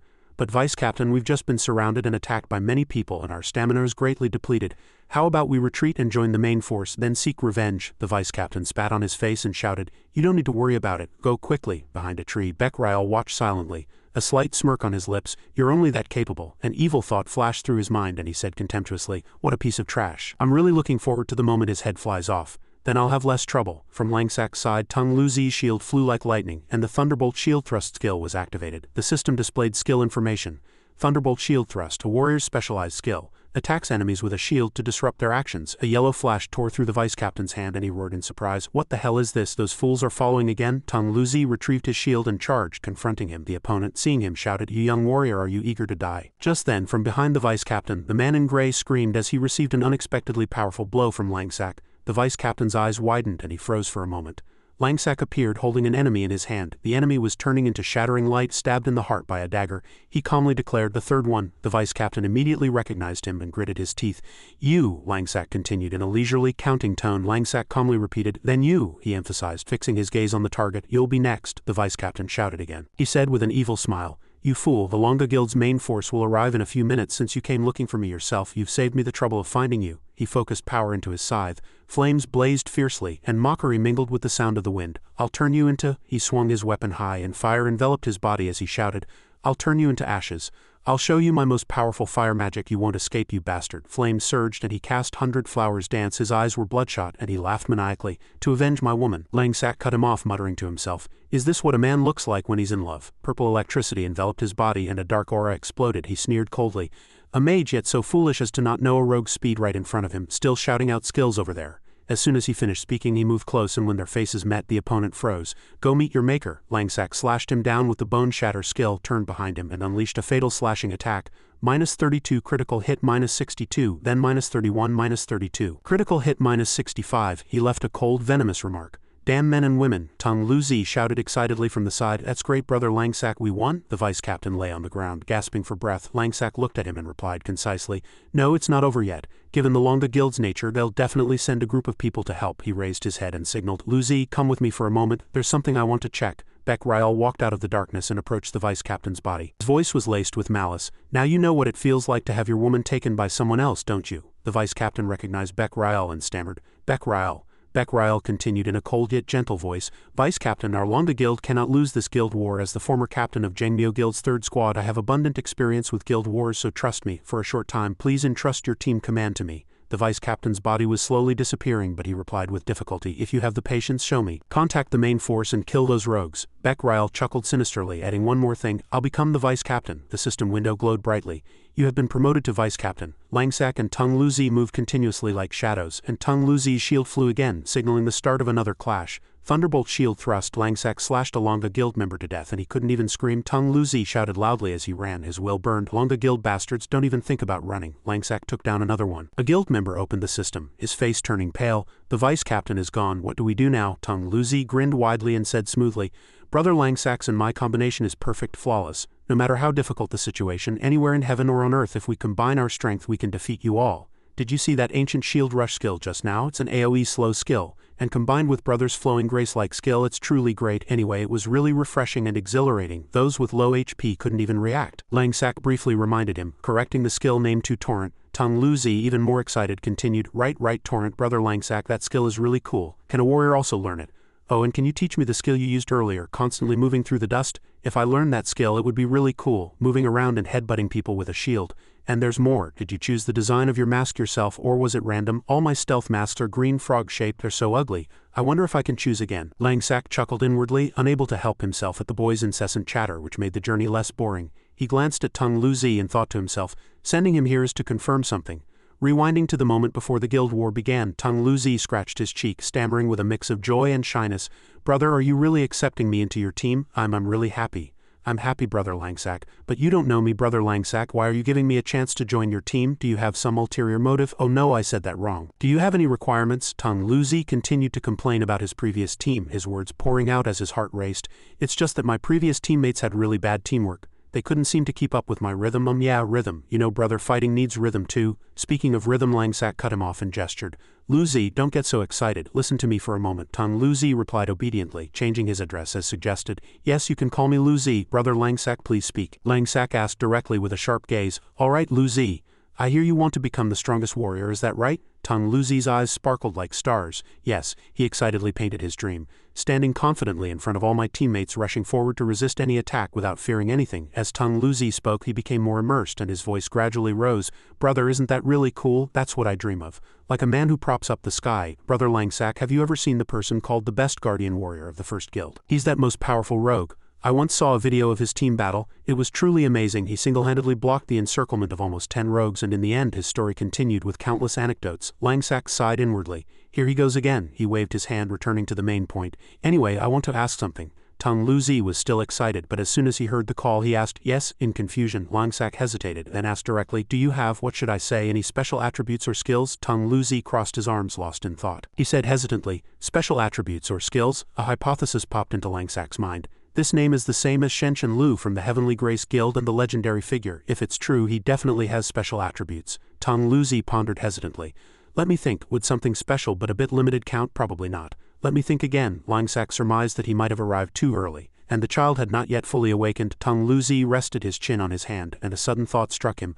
I don't know if this counts. Honestly, I don't even know what use it is. Langsack pressed him for an answer. He was truly curious. What kind of effect could it be? What is it? Is it a skill or... Tang Luzi replied immediately, as if pulling it from his pocket. It's a blessing. He emphasized the name again. It's called the Blessing of Courage. Langsack's face hardened. The legendary blessing from my previous life truly existed. Vast records of the Divine Grace continent quickly flashed through his mind. The content stated that equipment, skills, special effects, and divine skill rewards could fall to any player by chance. If that blessing is truly one of them, then this little Luzi is certainly Shenshin. Tang Luzi scratched his head and added, when I was level 3, I received a strange mission. After completing it, I got this item called Courage. I don't know what use it is. Langsack then asked in detail, is there any usage method displayed for that blessing? Tang Luzi opened the system to find the displayed item. Usage method, let me see. The Blessing of Courage appeared on the screen and he carelessly read aloud, fearless and dauntless, mountain into cloud. Brother Langsack, Tang Luzi suddenly called out. Langsack was slightly startled and woke from his thoughts. He pointed at the cliff ahead and said urgently, Brother Langsack, there are people, many people over there. The long-haired man from the Longa Guild with his arms crossed asked, is that the rogue? He scoffed. To come all the way here and provoke our Longa Guild, even killing our vice-captain, our temporary vice-captain told us everything. Langsack recognized the 3 people in front of him and thought to himself, this will be a good show. Another voice was heard, so he turned his body. We meet again. Langsack, at that familiar tone, Langsack paused. Beck Ryle appeared with the Longa Guild members. He glared and asked directly, do you remember me? Langsack recognized him and took a moment to breathe. Beck Ryle was currently serving as the temporary vice-captain of Longa Guild's 3rd squad. Beck Ryle smirked eerily, reminding him of their grudge. I told you I'd come back for revenge. Tang Luzi looked back at Langsack in surprise, saying in a trembling voice, Brother Langsack, what should we do? There are too many of them. Langsack, without taking his eyes off the enemy formation, reassured him, don't panic. Luzi, let me ask you, do you want an even more exhilarating experience than before? Tang Luzi stammered, yet excitedly replied, yes, but there are too many of them. Langsack gently cut him off and calmed him. Luzi, don't be nervous. This pursuit was originally prepared for this fierce struggle. Tang Luzi, bewildered, asked again, why? Wouldn't this be like us actively seeking death? Langsack firmly denied it in a low voice. No, I want to confirm the effect of that blessing on your body. If it's successfully confirmed, it will be worth it, even if we die this time. Tang Luzi pointed at his chest, still disbelieving, and asked, the blessing on my body, you mean? An alert flashed on Langsack's system. Tiana had sent, Langsack, Luzi, wait there. Langsack quickly scanned the terrain with his eyes and asked, Tiana, where is everyone? A man in purple clothes from another guild, bending his head, rushed past them, shouting, retreat quickly, those Longa Guild bastards are overwhelming us with numbers again. Tiana's reply came through the system, we're behind you, not far. Tang Luzi shouted joyfully. It's Sister Tiana, they're here. Tiana came running with Dura and everyone else. Langsack asked in surprise, everyone, why did everyone come here? Tang Luzi was moved to tears. This is great, everyone's here, there are too many enemies. He was clearly choked up, having been scared by the enemy's formation just now. Dura sighed, saying helplessly, what a crybaby kid. Tiana quickly explained the situation. I heard that the Longa Guild squads were gathering in the central zone. I was worried you two would be surrounded. Langsack, still unable to hide his concern, reminded her of his initial instructions. Didn't I tell everyone to stay in the surrounding areas for safety? The enemy, Tiana cut him off, declaring firmly. In the Moonfall War, you are our team leader, she countered. You wouldn't want us to abandon our comrades to their deaths, would you? Langsack paused. Suddenly the two words comrades came to mind. He smiled and nodded. Understood, everyone. You'll all have to prepare yourselves. This battle will be very difficult. Beck Ryle's voice echoed towards Tiana. Tiana. She's still protecting this rogue. Tiana flinched at the familiar voice. Beck Ryle frowned and uttered words of severance. In the end we must be enemies. Tiana clenched her hand and replied concisely. Beck Ryle, you are a traitor to the Jengmyo Guild. Dura shouted loudly, hurling insults at the opponents. Longa Guild, are you willing to be dogs for a traitor like that? Beck Ryle commanded, his eyes red with hatred. No matter what you say, I will surely get my revenge, brothers. Attack. Don't let those Jengmyo Guild bastards underestimate us. The Longa Guild members immediately surged forward with overwhelming momentum. Dura, with a serious expression, shouted loudly. Jengmyo squad, unleash magic attacks and rain down spells. Magic filled the space as if to engulf the Jengmyo Guild members. Dura said loudly, watch your back. Dura quickly swung her sword, blocking attacks flying towards Tiana, who turned around in surprise. Dura warned, Sister Tiana, watch your back. I have a lot of HP, so I'll block from the front. Tiana turned her head and replied concisely, I'll add a magic shield for you. It will all go to you, a perverted maid shouted. Two ladies, surrender obediently, or we will show no mercy. The green-haired man followed. That's right, why not consider joining the Longa Guild? Immediately, countless arrows and fire magic orbs poured down like a waterfall. Dura shouted irritably. Shut your filthy mouths, you trash. Dura swung her sword, continuously blocking the opponent's attacks, and the green-haired man said in surprise, She has a shield, she's difficult to deal with. Dura swung her greatsword, glaring, and asked, Do you still want to face me? Dura slammed her sword into the ground, activating a greatsword suppression skill. The ground shook and cracks spread everywhere as immense energy surged towards the green-haired man, making him cough up blood in pain. The mage gritted his teeth, wary. Commenting on the warrior class's attack, the elf next to him continuously drew his bow and shot fiercely. Tiana turned and praised, Well done, Dura, I'll watch this side. For now, no magic attacks will reach us. Just then, a few Longa Guild assassins descended from the cliff, closing in on Tiana. The sly-faced man with a headband said triumphantly, It seems you've forgotten that we rogues also have physical attacks. He shouted a coordinated assault skill. Suddenly, Tang Luzi sprang out from somewhere holding his shield above his head and charged in an expert shield charge stance. Tang Luzi skillfully blocked the Longa Guild assassin's attacks, then growled, How dare you touch my comrades? Tiana turned around in surprise and shouted, Luzi. At that moment, Tang Luzi's eyes were unusually resolute. The man with the headband cursed, Damn it, that kid too. Kill them all. Just then, Langsack suddenly appeared behind the headbanded man's head, scoffing at their sin of bullying women and children. Bullying women and even children, you guys are truly twisted. Hearing that, the headbanded man paused, standing in a daze. A single slashing attack burst forth, followed by a cold magical light. Langsack swung his weapon, continuously slashing through the assassins, each assassin taking a critical hit of 120 HP. It was his Windblade ambush skill. Dura turned and sighed, he's finally here. There are really too many, I can't hold on anymore. Just then, Dudding and the squad members came rushing. Dudding asked, Is everyone all right? Tiana quickly replied, We're still holding on, Dudding said worriedly. The front attacks are too dangerous and we're out of healing potions. Tiana immediately opened the bulletin board and set up a magic barrier.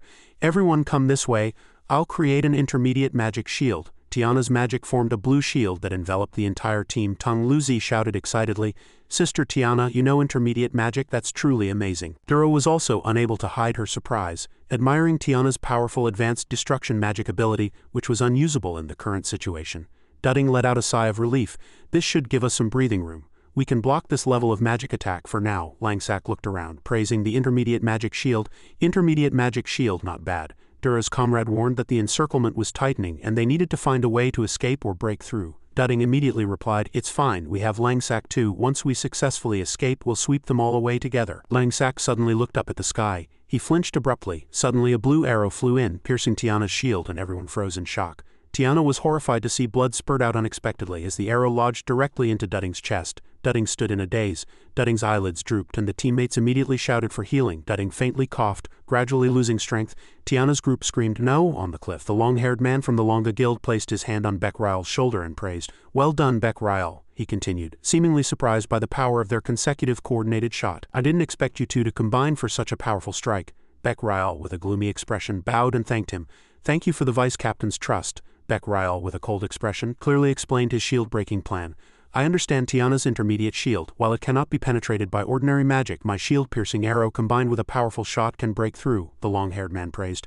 Very good. Beck Ryle's face became flushed with veins as if something had just occurred to him, and in his hatred for Langsack and Tiana he vowed that they would die here and no one would escape. Back with Langsack's team, Dura shouted loudly under overwhelming pressure, Damn it, what should we do now? The enemies are attacking. Dura's comrades were fully focused on healing Dudding. Tiana reassured them, "Don't panic, don't break formation, we need to buy time for healing." A Longa Guild mage warned that the opponent's shield was gone and their skill was recovering, so they should charge with all forces. Tong Luzi nervously repeated, "They're here again, they're here again." Langsak called loudly, "Luzi!" Tong Luzi replied in surprise. "Yes, brother Langsak." Langsak took off his mask, saying he needed to deal with one person and entrusted him with protecting the entire team. Tong Luzi stammered a refusal, confessing his fear of the opponent's numbers and that he couldn't do anything without Langsak. Langsak said encouragingly, "If you want to become a strong human shield like you dream of, you have to bravely stand in front of your comrades and block." Langsak then continued with a serious expression, "Show your courage." After speaking, Langsak stomped the ground and swung his dagger flying towards the enemy. Dura asked, "Is Langsak charging alone?" Tiana frowned and admitted, "It truly seems so." Dura's comrade complained in disappointment that entrusting the entire team to Lu Zi was akin to playing with their lives. Tong Lu Zi silently hardened his face, his hands trembling. He repeated to himself about courage. Unfortunately, he became a crybaby coward every time he felt fear. One of the teammates warned that long-range arrow attacks were imminent. Tong Lu Zi was still lost in confused thoughts, not knowing where to find courage. Countless arrows and fire spells covered the sky, and someone shouted in a panic, "This is a collective attack." Dura rushed forward, blocking part of the attack, and shouted for everyone to stand firm. Tiana counterattacked with magic from behind, discerning the opponent's intention to wear them down to death with long-range attacks. Tong Lu Zi remained mentally paralyzed, still deep in thought, while a team archer counterattacked, calling for Tong Lu Zi to fall back. Dura's comrades were still administering first aid to Dudding. Tong Lu Zi thought to himself about the fear of death, yet he planted his shield into the ground and continuously absorbed the damage. His HP continuously dropped by 2, 4, and 10. He quietly resolved that he didn't want to. Dura continuously lost 10, 12, and 13 HP as she continued to block attacks. Tiana blocked arrows with vines, opening the system screen to report to Langsak that their side's HP was almost depleted due to the long-range attacks. She also mentioned Tong Lu Zi. Arrows were densely embedded in his shield and body, and his HP bar was almost at rock bottom, seemingly unable to hold on much longer. He bowed his head, thinking he didn't want to lose his comrades. Suddenly the message, "Fearless and Dauntless, Mountain into Cloud," appeared on Tong Lu Zi's system screen, and his body suddenly grew immense as if liberated, letting out a roar. New power exploded, creating a colossal body, and the system announced, "Blessing of Courage, Awakened State." The Longa Guild team members, seeing this, shouted, "Focus fire on the target." Ignoring the other Jangmyo Guild members, countless magic attacks poured onto Tong Lu Zi, but he bent his body and swung his arms, lightly blocking the attacks. Just then, Langsak was slashing a Longa Guild member's back with his dagger. He turned in surprise, then smiled in satisfaction, murmuring to himself, "My judgment was correct. Other blessings only truly awaken when pushed to a dead end. I've found another treasure this time." Standing on the ground, Langsak's face held a satisfied expression as he recalled Lu Zi's previous life, Shenshin Lu, one of the 6 great divine protectors, and his majestic appearance. At this moment on the cliff, Beck Ryal and the Longa Guild members stammered in surprise. The person below the cliff also wondered if it was a player and how it had appeared. The man in a hat from the Longa Guild said confusedly that it looked like a boss, speculating it might even be a Jangmyo Guild comrade. Beck Ryal gritted his teeth, narrowed his eyes, and stared silently. The long-haired man asked Beck Ryal, "What is that?" Beck Ryal, his face pale, stammered, confessing he had never seen such a person in the Jangmyo Guild and couldn't answer. Power continuously surged from Tong Lu Zi's body, and golden lightning swirled behind him. Dura pressed a hand to her forehead, realizing with surprise that it must be Lu Zi. Next to her, Tiana was still watching. Tong Lu Zi slammed his hands onto the ground, his face darkened, and as he clenched his fists, lightning blazed fiercely. With an excited expression, he stared straight ahead and then cast a colossal destruction formation. He brought his hands down forcefully, creating a fierce shockwave. Lightning spread in all directions, and several Longa Guild members hastily fled. One person from afar immediately shouted that they needed to leave the area. Tong Lu Zi's lightning struck the brown-haired man, who continuously lost 30 HP and cried out in pain that he couldn't escape. A Longa Guild member with a purple headband nervously said that this area reduced movement speed. As soon as the purple-haired man opened his system, he reported that all melee combat team leaders had been eliminated. The Longa Guild mage heard it and looked back. Beck Ryal admitted through the system that the opponent was too strong and they had to retreat first. Beck Ryal was still surprised, sweating, but he reassured himself that he had cleared large dungeon bosses many times and this was just a show, so there was nothing to fear. The vice-captain behind him observed, then gritted his teeth in anger. It was merely a special skill. He said that if they kept attacking, there would be long-range support. Beck Ryal frowned and looked back, hearing the title of vice-captain. Beck Ryal, along with the archer, shot arrows, and other mages and archers also quickly cast their skills. Beck Ryal loudly growled that no matter how large he was, he would die here. Dura shouted that another long-range attack was pouring in. A Jangmyo Guild hat-wearing team member worriedly said he didn't have enough HP to endure any longer. Dura's team member, who was healing Dudding on the ground, also admitted that they lacked magic and couldn't open a healing circle. Dura said, "Now we can only rely on evasion skills." Tong Lu Zi stood motionless amidst the pouring arrows and magic, his face dark. He stretched his hands to the sky, summoning countless bolts of lightning with immense energy, creating a protective shield to block Longa Guild's long-range attacks. Dura also swung her sword, blocking magic arrows that pierced through the gaps. Feeling puzzled by the dense lightning, suddenly, a bolt of lightning deflected a fire magic spell targeting Tiana, and she was surprised, wondering about the enhancement effect. An emblem appeared showing magic resistance increased by 50 and physical resistance also increased by 50. Tiana gaped at the information, surprised that both had directly increased by 50. Tung Luzi picked up a colossal stone and a fierce red aura surged. He hoisted the stone onto his shoulder, the blood mist growing thicker, and tiny lightning sparks flickered all over his body, indicating an energy explosion. He glared straight ahead, then cast the meteorite bomb skill. He gathered all his strength in his hands, powerfully slamming the stone down and throwing it at the Longa Guild members on the opposite cliff. The stone, enveloped in blood mist and lightning, flew straight towards Beck-Ryle and his comrades. Everyone looked up in surprise. The long-haired man yelled in panic, "Scatter!" The colossal stone slammed into the cliff, and red smoke exploded as the Longa Guild members barely managed to scatter and evade. Critical hit for 60 damage. The long-haired man shouted loudly downwards at the other side, "Pungzel, don't just stand there dumbfounded." Beck-Ryle gritted his teeth, surprised by such a wide-range attack and wondering about the opponent's identity, complaining that his plan was ruined. As he spoke, he didn't notice Langsack was right behind him. Langsack charged at Beck-Ryle with fierce power. When Beck-Ryle barely managed to turn around, Langsack was already close and blood splattered. Beck-Ryle's eyes widened, and he felt that familiar chilling sensation as he uttered Langsack's name. Langsack plunged his blade into Beck-Ryle's body and he gaped in shock, realizing the attacker was the rogue. Langsack stared straight ahead with a cold expression, and Beck-Ryle called his name inwardly. The hat-wearing Longa Guild member, still unaware of the situation, approached Beck-Ryle, glancing at him and continuously asking Beck-Ryle to form a team and have one shield warrior protect 3 long-range attackers, but received no answer. Beck-Ryle growled loudly, "This damn bastard, quickly release me." Only then did the hat-wearing team member accurately see the situation, and his eyes widened in surprise at the sight. Langsack continued to yell ambush, and his momentum grew even stronger. Beck-Ryle was pushed back into the hat-wearing team member's back. He cursed at Langsack. The hat-wearing team member was startled and screamed loudly. The purple-haired Longa Guild member stammered. His words were cut off before he could finish. Langsack pulled his dagger out of Beck-Ryle's body and Beck-Ryle writhed. Langsack coldly said, "This must be the end. Beck-Ryle, you 3 all go to hell." Hearing that, the hat-wearing team member and the purple-haired man stared blankly, then simultaneously shouted loudly, "Damn it!" The long-haired Longa Guild leader alone with his sword anxiously shouted, "Why isn't the formation complete yet? Where is everyone?" He called for Beck-Ryle and his comrades, but unexpectedly, Langsack appeared right next to him, informing him that they were all dead. The long-haired man froze. He gritted his teeth in anger, threatening that if Langsack dared to ambush him, he was asking for death. Then he quickly turned and slashed, and Langsack lightly leaned back to dodge. He laughed triumphantly, disdainfully remarking about the rogue who didn't know his place.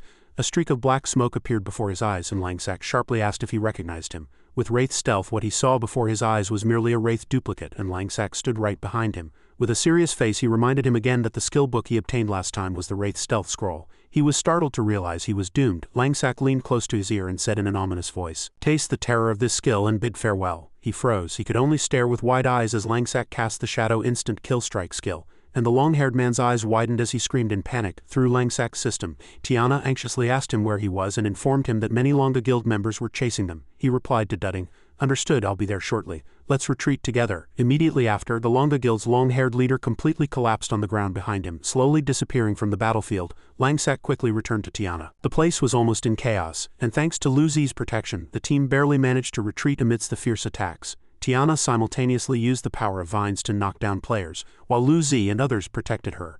Finally, she cast the advanced magic Vine Dominion skill. The squads retreated one by one from the battlefield to the safe zone.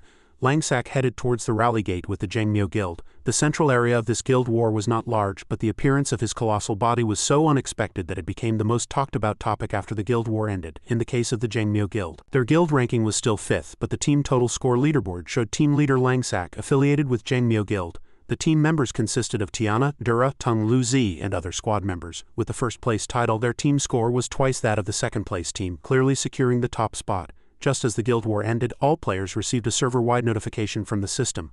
Congratulations to level 15 player Amian Budong for successfully completing the first class change in Divine Grace Continent.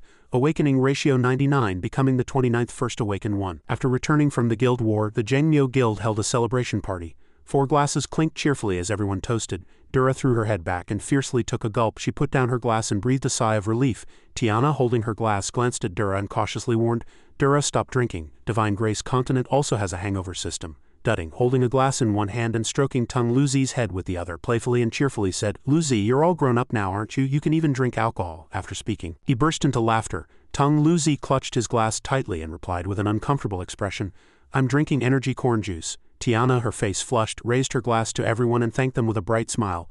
"Thank you, everyone. We settled a big grudge in this guild war. If it weren't for all of you, the situation wouldn't have been good this time.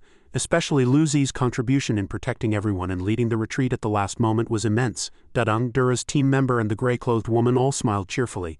Dura and the hat-wearing team member also smiled brightly. When Tiana mentioned his name, Tung Lu Zi's face flushed and he stammered an excuse. "Oh no, there's no need to thank me. Really, there's no need to be so formal." Dura lightly nudged Tung Lu Zi with her elbow, teasing him. She praised his role on the front lines. "Don't push it away, Lu Zi. If you hadn't blocked from the front this time, we definitely wouldn't have been able to retreat." Tung Lu Zi lowered his head shyly. Dudding still stroked his head, acknowledging his contribution. "It's all thanks to you. I didn't know you were hiding a transformation skill." "It's all thanks to you, Lu Zi." Tung Lu Zi awkwardly pointed at himself, dumbfounded and stammering. "Me, my contribution, me, you all really, I can't help it." Dura reached out her hand towards Tiana and ran, praising her in an excited voice. "Of course, Tiana can't be left out. Not only did she protect us with a shield, but she also used advanced magic." Tung Lu Zi watched in surprise as Dura hugged Tiana and their two bodies pressed together with inertial force. Tiana humbly replied briefly, "Merely did what a maid should do." At that moment, Dura's 4 team members, the gray-clothed woman, Dudding, and the hat-wearing team member all flushed, and some men even got nosebleeds. Dudding hastily covered Tung Lu Zi's eyes and said, "Kids shouldn't see this." Immediately after, Tiana hesitated and added, wanting to point out the biggest contributor. "If we're talking about contributions, the biggest contributor is," Tiana continued, clearly stating Langsak's name. Dudding removed his hand from Tung Lu Zi's eyes and all 5 of them agreed with her, smiling. Dura pouted, acknowledging yet criticizing him. "That guy, he was really cool this time." Dura pressed a hand to her forehead, disappointed but acknowledging his strength and leadership. "He's truly stronger than ordinary people." His command this time was also, Dudding, lost in thought, happily recalled unforgettable moments, trying not to overly exaggerate. "And those few cool assassinations were unforgettable, especially when I was hit by an arrow. He lost his mind the moment he avenged me. Damn, I almost fell for him." Tiana, Dura. The gray-clothed woman and Dura's team members were startled, waving their hands and simultaneously pulling him back to reality, objecting.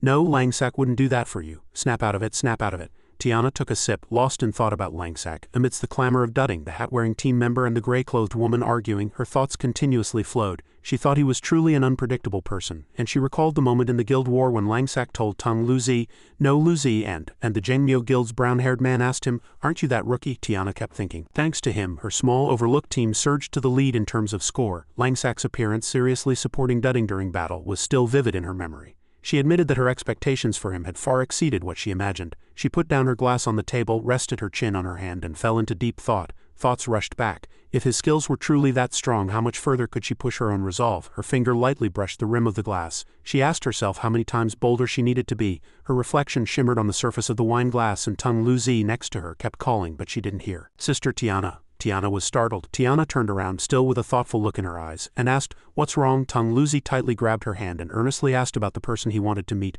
"Brother Langsak really isn't coming. I still have so much to say." Tiana lowered her head and stroked his head, explaining in a sad voice why he hadn't come. "He won't come. He said something came up. He left right after the guild war ended." Tung Lu Zi immediately raised his voice, asking about the news that had been making headlines across Divine Grace continent. "Is it because of that first-class change success First Awaken 1 news?" Tiana rested her chin on her hand, imagining the bulletin board, and surprisingly confirmed his words. "You're talking about this? That announcement is the most talked-about issue in Divine Grace continent." She added what she hadn't managed to tell him about Langsak. She wasn't sure herself. The other 5 were still indifferently eating and drinking. "I don't know why Langsak had to do that either." The scene shifted to a forest. A frog stared motionlessly into the distance, then plunged into the clear water with a splash. Suddenly Langsak forcefully struck the water, and silver-white streaks of water splashed in all directions. He submerged both hands in the water, letting the cold water seep deep, and looked down calmly. Next to him lay a sharp sword, and behind him monster corpses were piled up motionless like mountains. Langsak stared intently at his hands. Suddenly, his brow furrowed in annoyance and words caught in his throat. His brow hardened further and anger surged. He shouted, "Damn it!" At the same time, his fist struck the water's surface and white foam splattered. A hint of annoyance flickered in his eyes, and he thought of a name and his growth speed, level 15 class change, and a 99 awakening ratio. Everything came too quickly. Langsak narrowed his eyes and glanced back with an angry smile, then concluded in a low voice and blamed himself. "The first in Divine Grace continent in my previous life truly lives up to its reputation. I was too complacent." He pulled his dagger from the ground and stood up abruptly, simultaneously pulling up his sharp sword and gripping it firmly. He reminded himself resolutely in a low voice. "I was too complacent." A light slash cut through the wind, and the movement was like an oath, and he continued, speaking firmly about his leveling goal and the situation of the old masters who were already on the move. Leveling up must not be delayed any longer.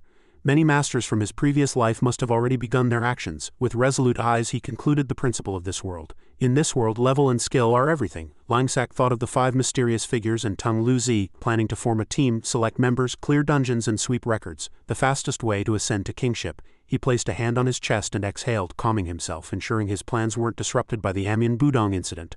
On one hand he had to nurture Lu Zi well, and on the other he had to level up quickly. At the same time he needed to find permanent team members for his squad. In the distance a faint shadow appeared beyond the bushes and Langsak was surprised, a large question mark forming in his mind. He asked himself, "It's already time to log off. Who could be visiting such a secluded place?" Using his grappling hook skill to move, he vowed inwardly, "I must follow and confirm this properly."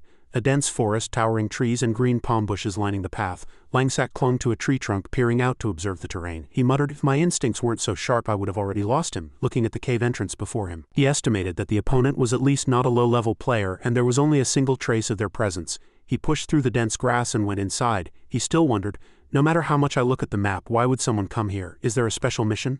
Skillfully navigating through the grass, he finally reached the cave entrance. Without hesitation he went straight in. As soon as darkness deepened, light seeped from ahead. It seemed to be an exit. Stepping out of the cave entrance, a man in a hat was waiting, and a thought flashed through his mind instantly. Found him, just one person as expected. Langsak's gaze. He immediately surmised, "A treasure chest. If there's a chest in such a secluded spot he must have a map." He scratched his head, scoffing at himself with a sigh, deeming his curiosity pointless and about to retreat. Just then Langsak's eyes widened in surprise, and he realized something was amiss. He stared at the person in front of him, exclaiming inwardly, "It's Amiens Budong." The status window clearly showed level 15, confirming he was indeed the first awakened one. It was an astonishing coincidence. Smiling wryly, Langsak put a hand to his chest, revealing his tension, and as if declaring to himself he said, "In my past life you were an insurmountable being, but in this life I am confident I will not lose to anyone." He continued firmly, "I must fight him with all my might, after he opens all the level 15 chests, right?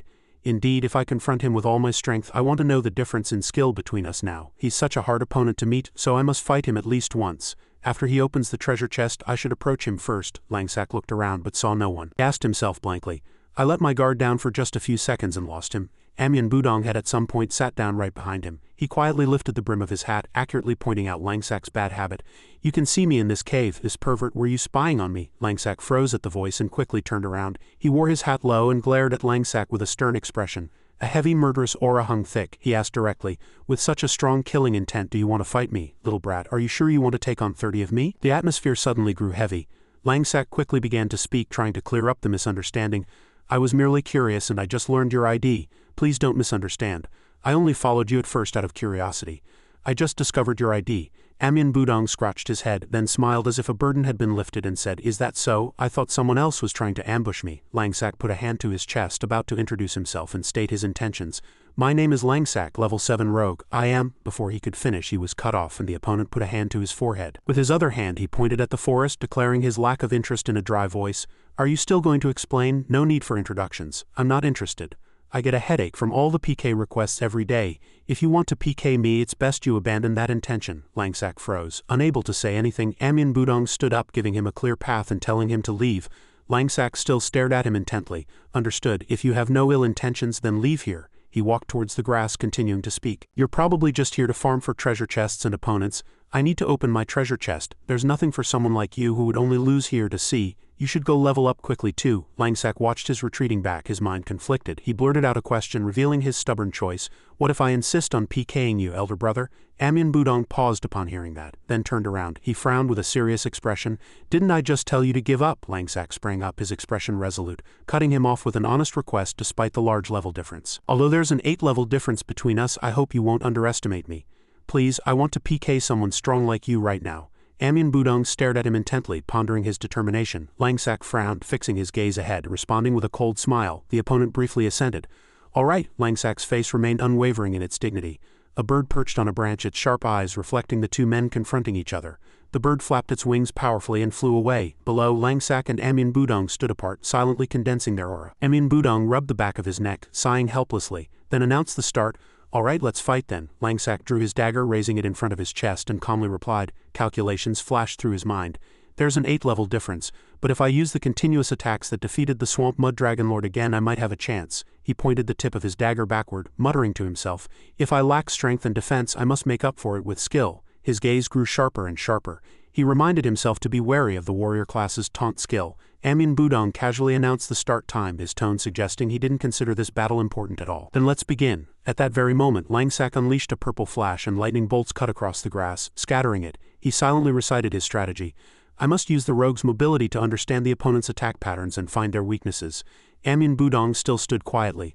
Langsak gathered all his concentration, raising his power to the brink of explosion, his gaze fixed on the opponent. He spun around at an extremely fast speed, drawing a circle of magic. Faster, faster, he urged himself. Amyun Budong remained silent. His sharp eyes followed Langsak's movements beat by beat. He swiftly glanced sideways, seizing the moment. Langsak charged straight forward, then immediately moved behind the opponent's back, but Amyun Budong didn't move at all. Langsak gritted his teeth and let out a small triumphant sound. Got him? Suddenly, Amyun Budong reached out and grabbed Langsak's neck, and Langsak gritted his teeth, enduring the pain, trying to pull off the opponent's hand with both of his. He unleashed Jiaquan Pangyuk and rapid strike barrage skills, and Langsak was flung to the ground. His dagger fell from his hand and his HP bar plummeted to the bottom. His face was filled with horror and he coughed up a mouthful of blood. Amyun Budong released his neck and briefly evaluated him with sharp eyes. Your movements aren't bad, your fundamentals are decent, but you are too weak. He opened his eyes wide and added, compared to the opponents I've met, you're nothing special. The people I fought were much stronger than you. But you're all the same, just a waste of time. Langsak supported himself and sat up with a dusty face. He muttered blankly,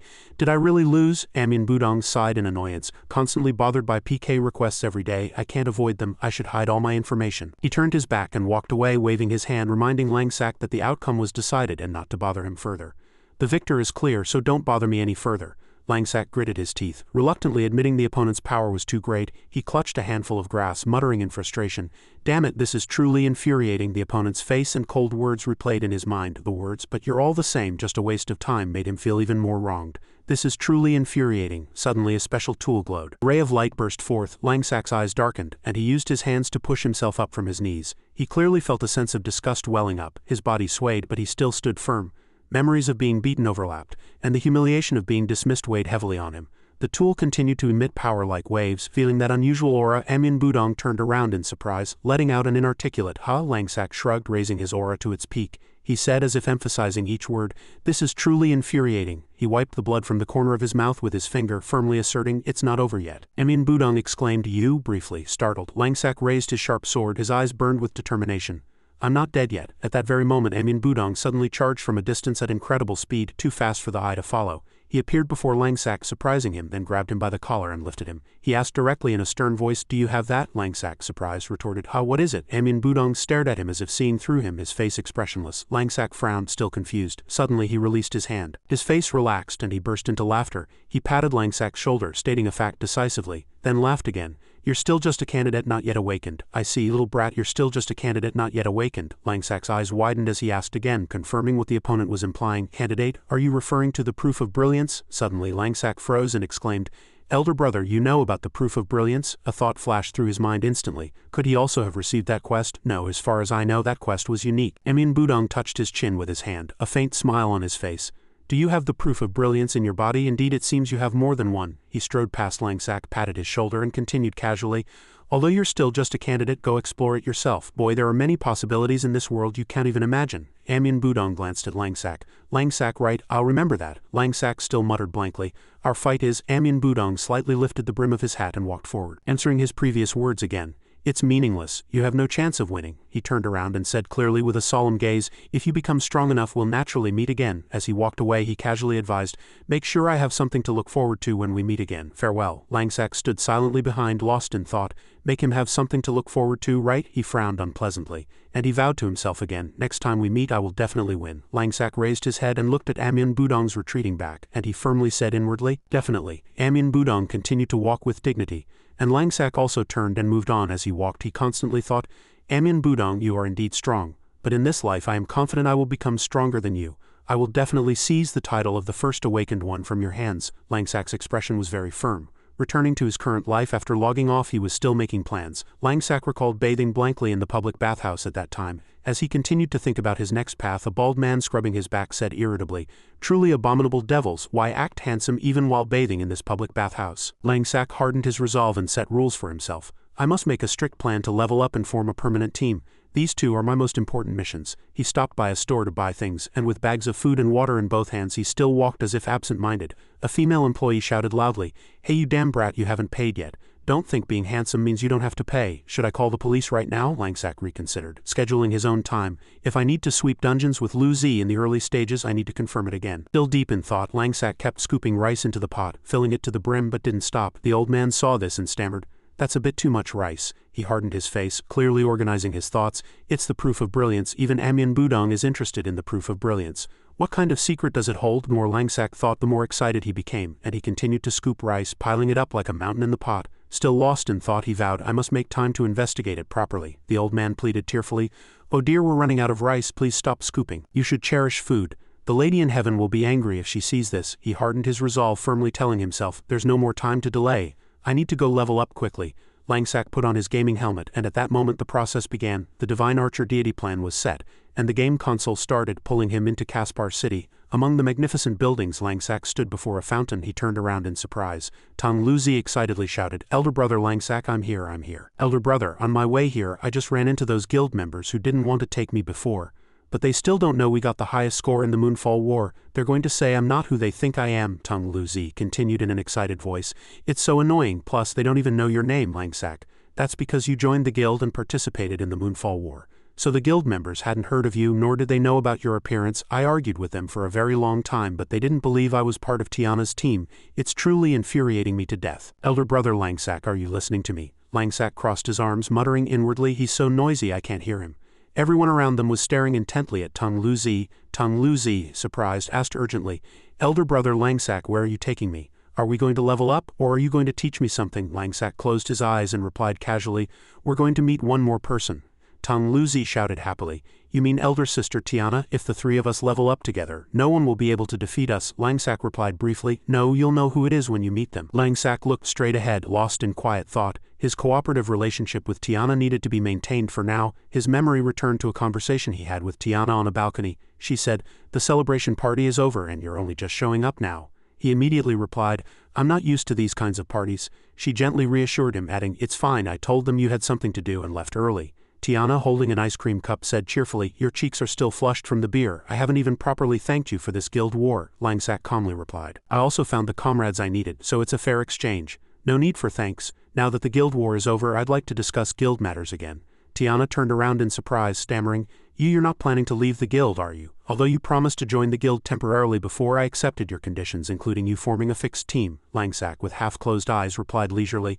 "No, quite the opposite. I need the guild's efficient resources, so I won't be leaving Jangmyo for a while. It seems I'll have to rely on you on this end in the future. I have my own plan." Hearing this, Tiana breathed a sigh of relief and accepted happily, surprised. "That's a relief, leave it to me. Although our performance in this guild war garnered some attention from above, I'll handle it well, so rest assured." She asked Langsak again, "What's your next plan?" He replied concisely, "Plan?" Langsak looked at her, smiled, and asked, "You're friends with that red-skinned rogue, aren't you? Send him to me." Returning to the present, Langsak recalled the name he had just called Squad Member. Squad Member stood with his arms crossed, nodding with a serious expression, and said, "You're here?" He looked at Langsak and Tang Luzi, continuing in a calm voice, "Is this the person you said you were bringing more of?" Tang Luzi objected loudly.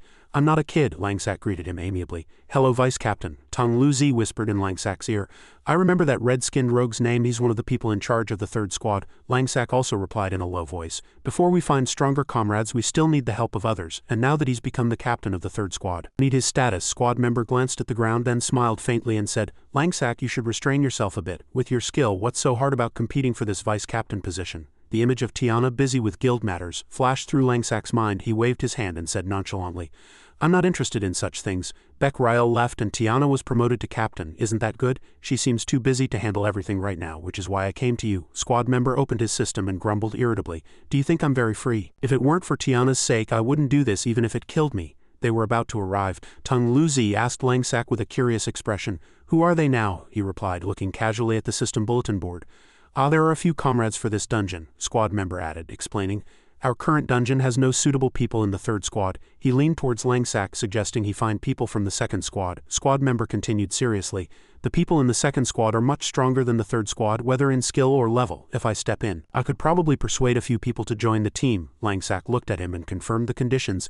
"Everyone must meet my requirements. Their level and skill must be suitable." Squad Member immediately replied, "You contacted me yesterday, and as soon as I went offline I called them right away. It took me a long time to find people who met your requirements." He still warned nervously in advance, "But I'm telling you up front, I won't be responsible for their attitudes." And he added, explaining, The people in the second squad are usually very arrogant and look down on the third squad. If I weren't the vice captain now, it would probably have been difficult even to invite them. Thinking of the money gone, squad member complained angrily, trembling.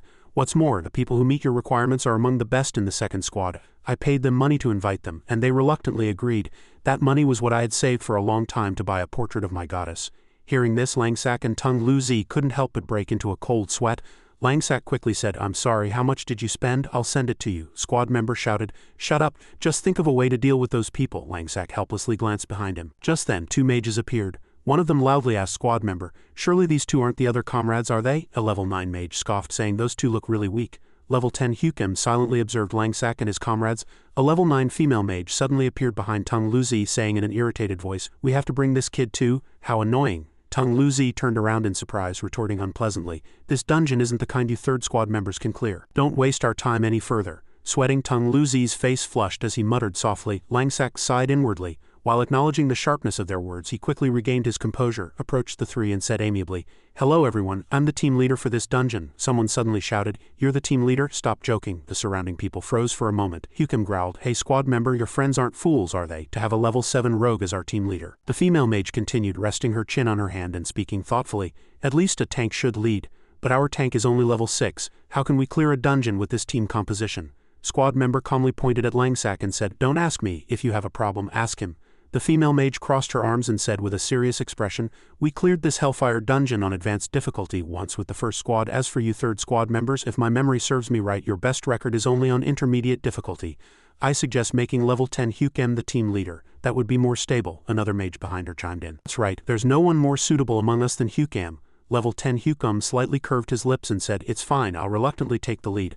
Langsak spoke up with a demand, "If you can help us clear the madness difficulty, then it's fine for you to be the team leader." Hearing this, Hukim and his group were startled and confused. Madness difficulty? Squad member also turned around, unable to hide his surprise. Squad member quickly pulled Langsak aside and whispered, "Hey Langsak, are you sure? Don't play with my money. This dungeon is different from the Swamp Mud Dragon Lord from before. This is a level 10 dungeon.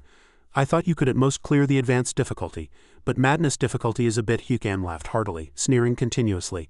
"Where did you get such confidence to be the team leader, not even knowing basic knowledge? Madness difficulty? Do you even know what you're talking about?" The female mage irritably blurted out, "Hey, even the first squad struggles to clear this dungeon's madness difficulty. Stop joking around." Hukim narrowed his eyes and said weakly, "Truly a rogue knowing nothing." From afar, Rangdu suddenly shouted loudly, "Hey Hukim, you look cheerful. Did you come to raid a dungeon too?" Hukim and the female mage simultaneously turned around in surprise. Hukim suddenly recognized him and quickly asked, "Brother, is that you?" "Brother Rangdu, why are you here?" Rangdu waved his hand in greeting. "Ah, I just cleared a nearby dungeon with a few friends," Tung Lu-zi excitedly shouted. "His armor is golden equipment from head to toe. So cool, it must have come from a special dungeon. Wow, I'm so jealous." The female mage's eyes sparkled as she praised. "This is the standard for a tank." Langsak quietly weighed the situation. Although his level wasn't high, being equipped with golden gear from head to toe was decent enough. Squad member asked conversationally, "Is that Rangdu from the Cheonjul Guild's first squad?" Hearing this, Langsak turned around in surprise and said, "Someone from the Cheonjul Guild?" Langsak asked again. "I heard that the relationship between the Cheonjul Guild and the Jengmyo Guild is good, is that right?" Squad member thought for a moment, then replied, You could say that. The Cheonjul Guild is a rank 4 guild, but they always maintain a neutral stance externally." Squad member continued, "Speaking of names, this warrior named Rangdu. Although he belongs to the Cheonjul Guild's first squad, his skill isn't particularly strong. However, he's enthusiastic towards others, has a wide network, knows many people in various large guilds and has very good relationships with all of them. I even heard that the president of the Cheonjul Guild, Dokba Singen, is friends with him. So you could say he's quite remarkable." Langsak listened seriously and thought to himself, "A wide network is also a kind of skill, whether in the outside world or in this divine grace." Langsak pondered again. "In my previous life I struggled alone to reach max level.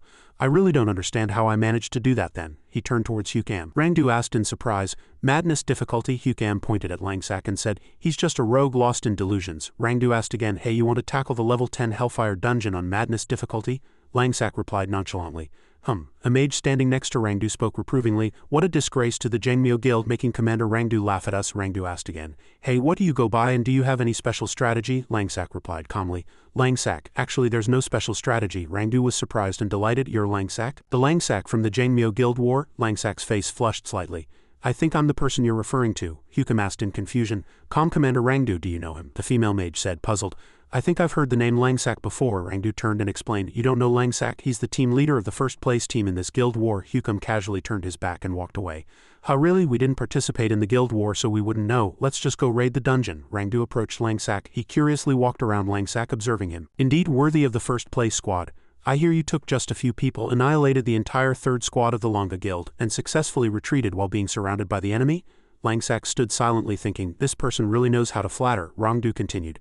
Hey, that's truly impressive. After the guild war ended, all our guild members were talking about you. Tong Luzi grinned and said, you got that right. Our team leader Langsak was truly magnificent then. Let me tell you all about it. Tong Luzi was about to speak when Langsak covered his mouth. It was just luck. Rangdu laughed and said, hearing you speak, it seems you're confident about clearing madness difficulty, aren't you? Can I join too? I'd like to learn a bit. Maybe I can even contribute some damage. Langsak, please give me a chance to learn. A chance to learn, Langsak hesitated.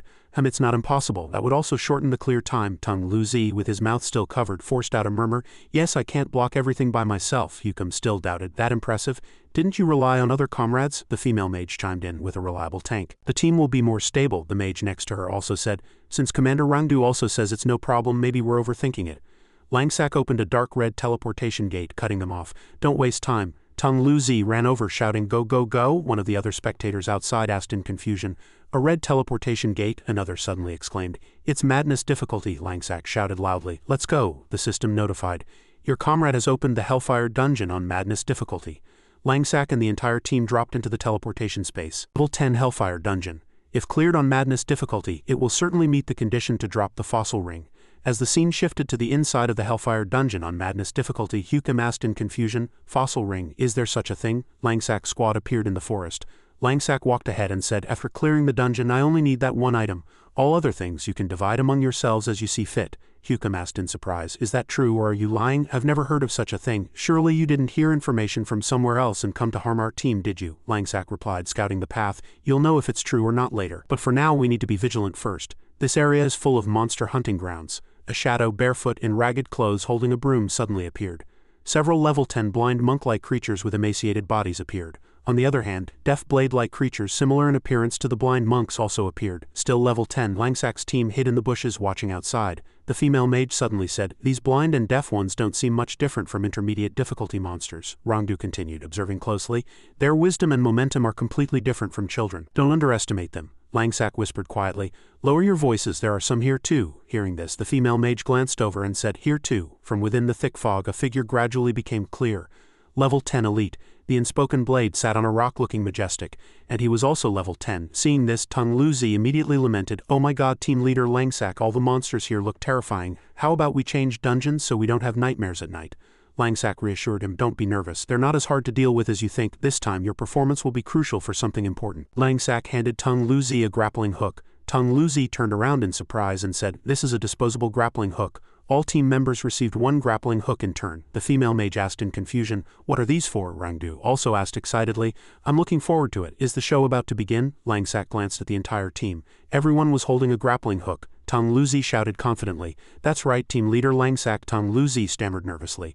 I'm absolutely not scared, I'm just worried that other people might be scared. He still gave a wry smile. I'm fine, she whispered softly. Really? Take a look next to you. Tung Luzi glanced over, his face turning pale, and he let out a deep scream. Rangdu was startled, saying it was too noisy and to quickly cover his mouth. The group of blind monks in the distance heard the movement and reacted simultaneously. Dura looked back, suspicious. Hukum pressed. What should we do next? You're not just going to charge in and fight like this, are you? Madness-level monsters have much stronger attributes and we can only block a few of them. Langsak walked and replied, of course we're not fighting in the usual way. Langsak raised his grappling hook, a slight smile playing on his lips. This time we're using squad tactics. In the bushes on the cliff above, a cold wind blew. A Hukum team member looked down at the cliff below suspiciously and asked, can this Langsak really be trusted? Hukum remained vigilant, keeping his eyes on the terrain as he replied, since Captain Rangdu has decided to trust him, we have no choice but to follow his instructions. The female mage quickly scanned the system screen, read a few lines of messages, and concluded, this Langsak, I just asked a few team members from the Hargung Guild and I heard he really caused a stir in this guild war. I'm not sure about the specifics, but if the rumors are true, he's definitely not ordinary. Hukum growled softly, emphasizing his expectation.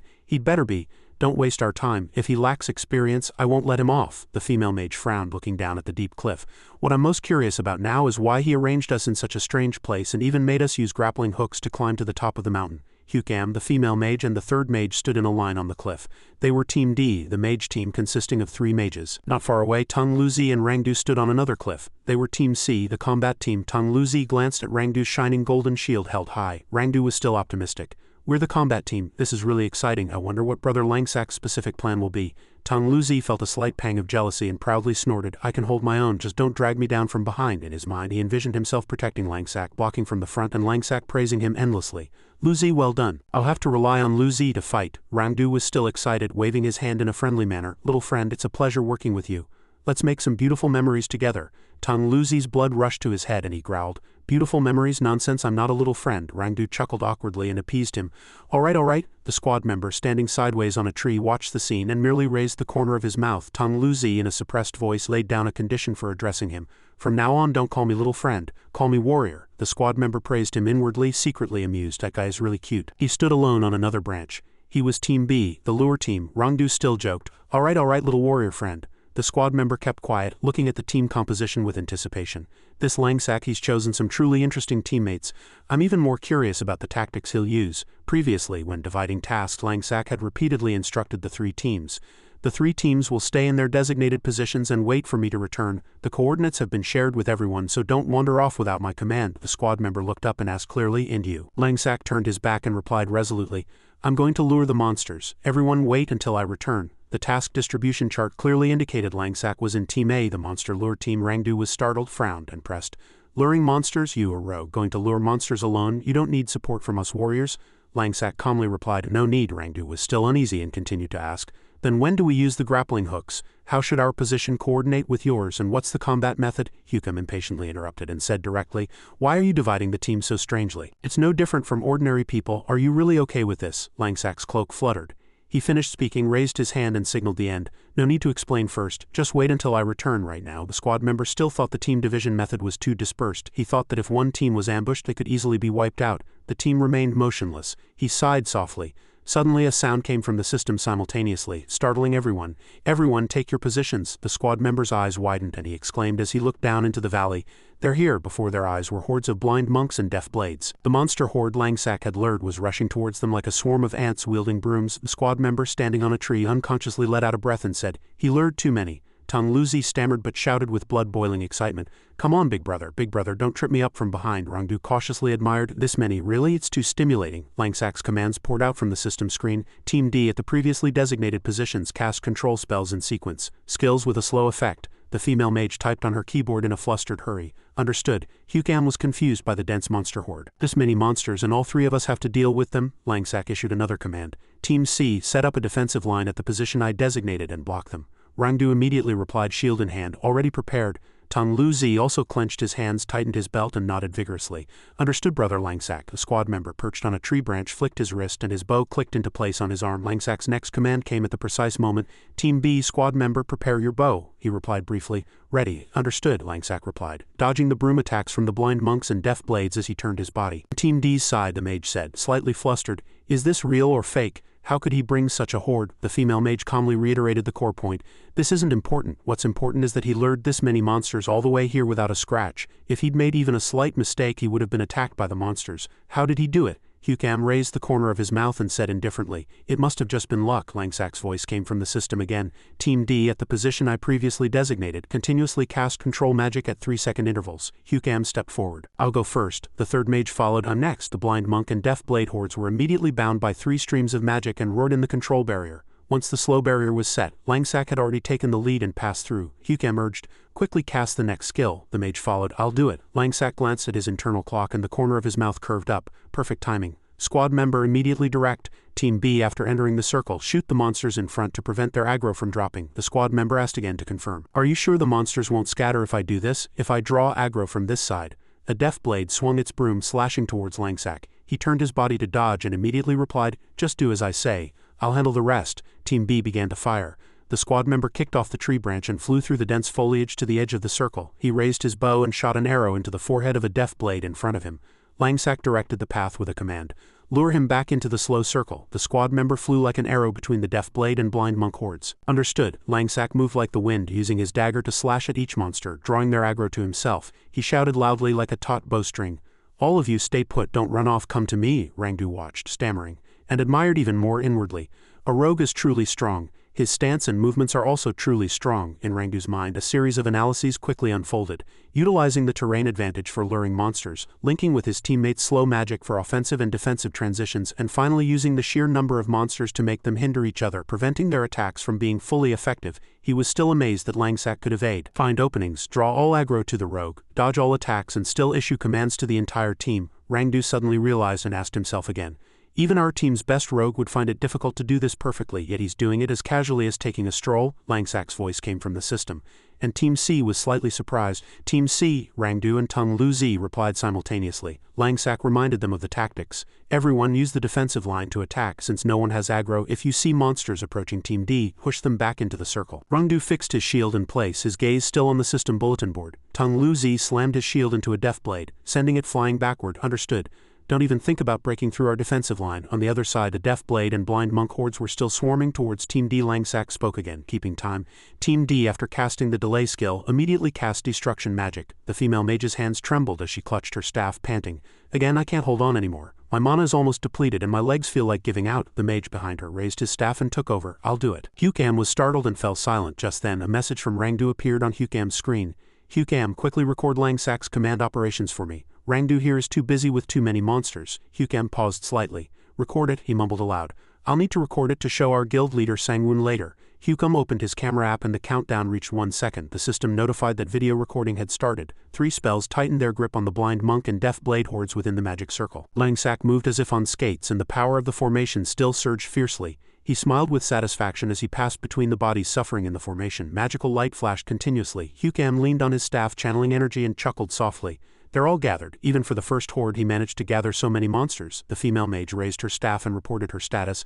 My mana has recovered. It's my turn. Langsak swung his dagger, slashing once, and then asked through the system to confirm. Mages drawing aggro. Team C is okay. Rangdu and Tung Lu Zi were struggling to block the monster horde. Tung Lu Zi stammered but tried hard. We're fine. Rangdu gave a wry smile but didn't forget to reassure him. Little friend, stand firm. If this place is breached, these long-range attacks could target the mages behind us. Tung Lu Zi gripped his shield tightly and growled. Who doesn't know that? Don't trip me up. He looked at the Blind Monk and Death Blade hordes in front of him, but had to admit, but there are too many of them attacking all at once. Suddenly, a blue flash cut through the wind and Langsak's Windblade skill continuously decapitated several Blind Monks and Death Blades. He turned his body and cast a continuous skill, and the whirlwind of blades pushed the entire horde backward. Tung Lu Zi shouted excitedly. Brother Langsak. Langsak seized the opportunity and commanded again. Team D, continue to welcome them with destruction magic. The female mage raised her hand and summoned a huge fireball, and just as she finished summoning, the mage next to her said, I'm next. The Death Blade and Blind Monk hordes looked up at the falling fireball, frozen for a moment.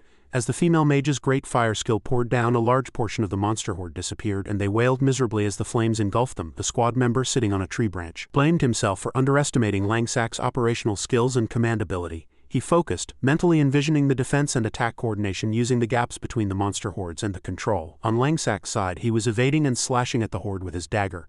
The squad member continued to think, and all the timing for attacking and issuing commands was precise. Rangdu reminded Tung Lu Zi to adjust the rhythm of his movements. Little friend, leave these guys to me. You think for a bit. On Team D's side, the mage shouted exhaustedly. Next, the female mage next to him replied, drinking a potion. I'm still replenishing. Hukam immediately stepped forward. I'll do it. The squad member was satisfied to see their cooperation. This temporary team was cooperating for the first time, and thanks to Langsak everything was going incredibly smoothly. Langsak's blood-stained dagger was plunged into the ground. The squad member became even more certain that madness-level monsters could be this easy. Langsak raised his face and indicated the next rhythm. All right, the first monster horde is finished. He stood among the corpses of the Blind Monks and Death Blades and continued. There are 2 more hordes left. I'm going to lure the monsters. The mage replenished more energy and the squad member nodded inwardly. It's all thanks to his strategy. Langsak solemnly confirmed the plan. After that, we'll continue with the tactics just like before. The entire team replied simultaneously. Understood. The scene shifted to the underground dungeon of the arena on advanced difficulty. An ancient castle loomed amidst a thick fog. The Qianzhou team began its first clear. A colossal red-faced monster roared and charged into the team formation. One person shouted, "Everyone quickly fall back." Everyone was startled and obeyed the command.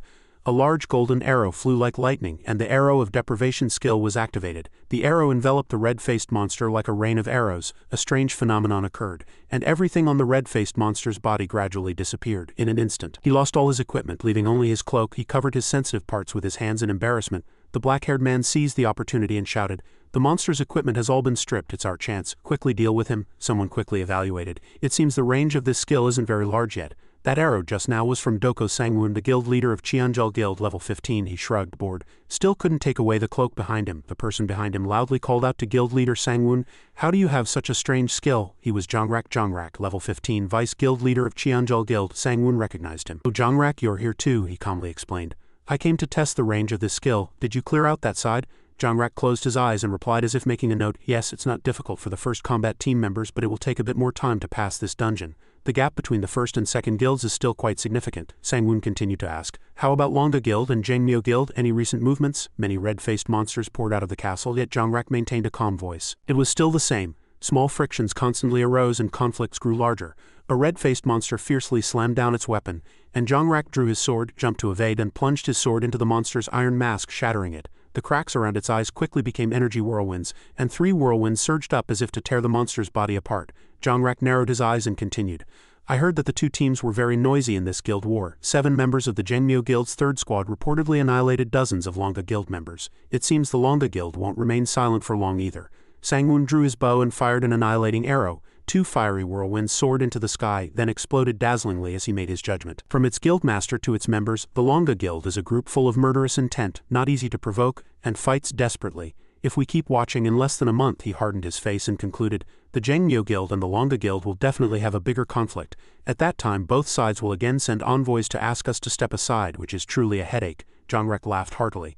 Captain Sangwon, aren't you very skilled at refusing these kinds of situations? Sangwon looked at the system screen and suddenly paused. A video had just appeared. He grumbled about his interaction with Rangdu. Why did this guy send me a message? Doesn't he know I'm in a dungeon right now? Seriously. He clicked on the video to play it, and Rangdu's message along with the label Rangdu and a corner showing Langsak appeared on the screen.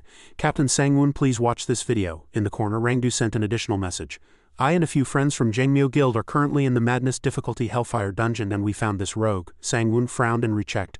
Jengmyo Guild's Madness rogue, Jongrak asked what's wrong. Sangwon, surprised, held out the screen. Look at this. The video played. Rangdu continued in the chat. Captain Sangwon, have you ever seen such a powerful rogue? In the corner, Rangdu added, whether in our guild or other guilds. Dokbo Sangwon was about to reply, currently everyone, but then paused, deleted the words and said nothing. He sighed, looking at the bottom of the screen. Madness, the black-haired man in front interrupted, urging, Guild leader, what should we do next? Guild leader, another person warned. It looks like another wave of monsters is coming. The conversation between Sangwon and Rangdu was still displayed on the screen. Sangwon asked again, how is it now? What is everyone doing? Rangdu was about to reply, we're watching him. The screen showed Langsak leaping over the head of an Inspoken Blade. He brandished his dagger, preparing to attack. In Rangdu's mind, the words Madness Elite Inspoken Blade flashed. A blind monk filled with obsession, walking only one path. The agile one hides alone, eavesdropping and asking no directions. In a state of ecstasy, how can one think of grudges? Inspoken Blade immeasurable. If not sitting in meditation, it is difficult to engage in worldly affairs and prolong sleep. At this moment, Langsak and the squad approached the position where the Inspoken Blade was in meditation. The Inspoken Blade's eyes glinted with an eerie red light. The system notified that the elite Inspoken Blade's attention had been drawn. As Langsak swung his dagger down, the Inspoken Blade immediately blocked it cleanly with bare hands. Ancient talismans flashed on its arms. Langsak made a glancing cut and moved behind the opponent. He landed, gripping his dagger tightly. The team members all stood dumbfounded, and Rangdu widened his eyes in shock and confusion. Why have I never heard of a rogue named Langsak and his skills until now? It wouldn't be difficult for him to join a top guild. The message window between Sangwon and Rangdu appeared. Dokbo Sangwon asked, how is it now? What is everyone doing? In the corner, Rangdu replied, we're watching him hunt the Madness Elite Inspoken Blade. Dokbo Sangwon was silent for a while, then asked, hunting the Inspoken Blade, are you sure? In the corner, Rangdu replied, I'm recording a video, Captain. You'll know later. Dokbo Sangwon was puzzled. Fighting alone without a plan, what about the boss Hellfire Monk later? At this moment, Langsak concentrated on his movements and Rangdu suddenly had another thought, then quickly composed and sent a message. No. He immediately added to the message, he's not without a plan. Going back in time, Tung Luzi shouted excitedly, Elite Monster Inspoken Blade, where are you? I'm here. The subordinate soldier pointed to the side. Over there, Rangdu opened his mouth to ask, considering if the old method used on small monsters could be applied to the current target. Can we use the method we just used on the small monsters on him too? The mage added. Do we still have grappling hooks? Do we need to keep looking for terrain? Across from them was the elite Inspoken Blade monster, Langsak explained. Concise and resolute. Elite monsters have a different field of vision than regular monsters, and there's no suitable terrain here. Tung Luzi said, then let's blow him up or I'll transform. The entire team burst into laughter at his innocent words. The mage secretly frowned, recalling stories of his father's grace. Langsak closed his eyes, pondered deeply, then said very softly, no need, I'll do it. someone among the team members asked. Alone, Langsack confidently asserted, he won't be able to keep up with my speed. He held his dagger and examined his wound. In its current state, a crushing attack won't last long. Langsack gripped the dagger's hilt tightly, gauged the time and then softly murmured the estimated duration. About 10 minutes. Hyukam was startled. 10 minutes? That's impossible, the mage added. When we teamed up and came to this dungeon before, magic attacks had no effect on him. In the end, we sacrificed a tank and barely managed to defeat him with melee attacks, but even then it took over 20 minutes. And this is madness difficulty, Langsack calmly corrected. That's because everyone wasn't properly prepared. See the prayer beads around the Inspoken Blade's neck? He briefly thought about the prayer beads. The key is the prayer beads that need to be broken, and once they're broken, magic will become effective. Rangdu was surprised by the unfamiliar setting and asked, there was such a setting, how did you know? The mage was also puzzled.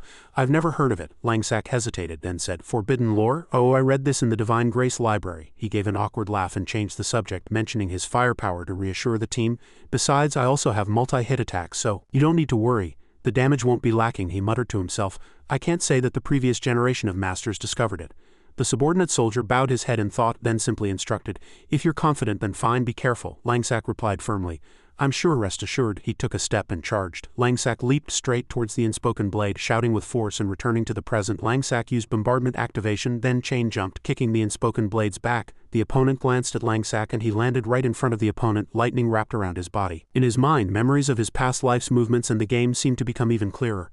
Langsack leapt again, kicking his back once more, and a single prayer bead shattered. Scattering the entire string of beads, he hardened his face and glanced at Langsack. With the prayer beads broken, the Inspoken Blade fell into an uncontrollable state, shaking its head and struggling to open its mouth to shout. It reached out both hands to grab Langsack, but Langsack had already lifted his body upwards. He realized his body was unconsciously following movements he had repeated hundreds of times in his past life. He closed his eyes and his thoughts continued. Even with his eyes closed, the movements poured out precisely. The blade continuously slashed and the Inspoken Blade's HP continuously dropped.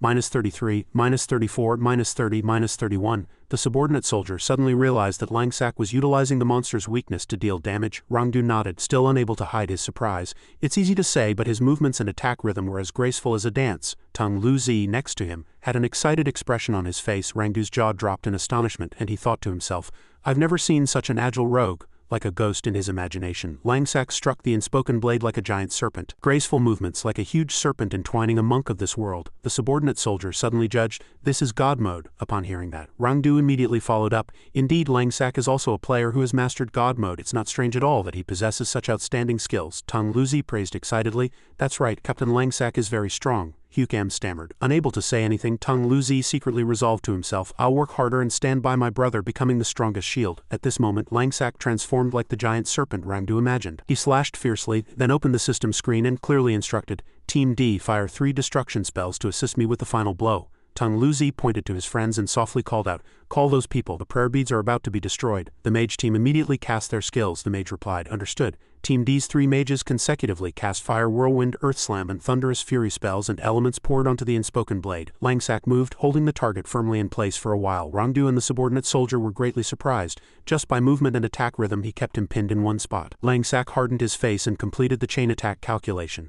As the magic rain poured down, he used Wraith Stealth to wrap around the Inspoken Blade's arm, making it tremble. He moved close and instructed in a low voice, take my final skill. Flash Strike poured down, critically slashing the Inspoken Blade's body, dealing immense damage along with the 3 spells. The technique was complete. Double damage was dealt. Langsack passed through the opponent's body and landed dagger in hand. A system displayed a 639 hit combo. Ultimate skill, Flash Strike. Langsack remained calm. The system confirmed that the elite monster Inspoken Blade had been defeated. Rangdu stammered in astonishment, truly, truly strong. Suddenly Rangdu looked up. Lightning flashed in the sky and he shouted loudly, it's here. Rangdu shouted again. Boss Hellfire Monk appears. The Hellfire Monk appeared with its colossal body. Boss Hellfire Monk Madness difficulty, 10-player team challenging the advanced difficulty in the dungeon arena. The space was filled with a solemn atmosphere and many people were gathered in the player lounge. Sang-woon sat on the floor and spoke. The fact that the Inspoken Blade's prayer beads could be destroyed, nullifying its magic immunity, surprised him. Next to him, Jongrak stood silently. Sang-woon looked down and continued, saying he was interested in the rogue named Langsack. And he asked Jongrak directly, hey Jongrak, let me ask you, could you have done that? Hunting madness dungeon monsters and simultaneously commanding. Jongrak hardened his face and watched him silently for a while. Then he closed his eyes and replied softly, in the case of the Hellfire dungeon. Even the guild's strongest team barely cleared the special difficulty in almost an hour, and the elite monster Inspoken Blade was even harder than special difficulty. He recalled the player team in combat and added, They had to rely on several tanks to hold on and the rest had to use physical attacks. Jongrak still hesitated to discuss how the rogue Langsak knew how to break the prayer beads. Even if he knew, just missing one beat while hunting the unspoken blade monster would have been enough for the elite monster to defeat him. Sang-Woon urged, "You've said so much, so what's your conclusion?" Jongrak reluctantly admitted, "It's impossible, I cannot do it." Sang-Woon replied concisely, "Is that so? It's truly a difficult thing to do." He stood up and pointed at the system, saying that there were many reasons due to different classes and skills, but the core was one thing. Jongrak was surprised to see the system screen and Sang-Woon rested his hand on his chin. Both said simultaneously, "God mode." Sang-Woon crossed his arms, turned, and confirmed, "You've noticed it too, haven't you? This Langsak has mastered God mode. It's only natural that such a person shouldn't remain quiet," Jongrak asked. "With this skill, why is he still in the third squad? Is he calculating something?" Sang-Woon continued, "Regardless of whether he clears madness difficulty or not, we must form a relationship with him. It's best to bring such a talent into our guild." Jongrak seriously asked for his intention again. Sang-Woon turned his back and gestured precisely. He turned back, smiling. "The plan is confirmed. Let's go invite him. Let him join us for a new dungeon." He also asked, "I'd like to hear the final assessment of the team members, Jongrak. What do you think?" Jongrak was silent, his words hanging in the air. Lightning flashed and thunder roared and a staff appeared. Reincarnation is suffering, and Reincarnation is breaking the precepts. Langsak and the subordinate soldier evaded the Hellfire Monk's attacks. Tung Lu-zi and Rangdu blocked the staff attacks with their shields, and Hukam's three mage teams continuously attacked from long range. The Hellfire Monk's HP was significantly reduced. The Hellfire Monk held its staff straight, and he who is bound by the 7 precepts of obsession, his body remains bound and his mind will be eternally corrupted. Immense power exploded, and it chanted with glowing red eyes, "Even a breaker of precepts can become a Buddha. Why do you not worship me and waste time?" the mage said nervously. "Our magic attacks aren't dealing damage." "What's going on? It's completely different from advanced difficulty." Another mage asked suspiciously, "Is this a new attribute of madness difficulty?" Hukam hardened his face and quickly reported the situation. "Only 1/3 of his HP is left," the mage urgently added.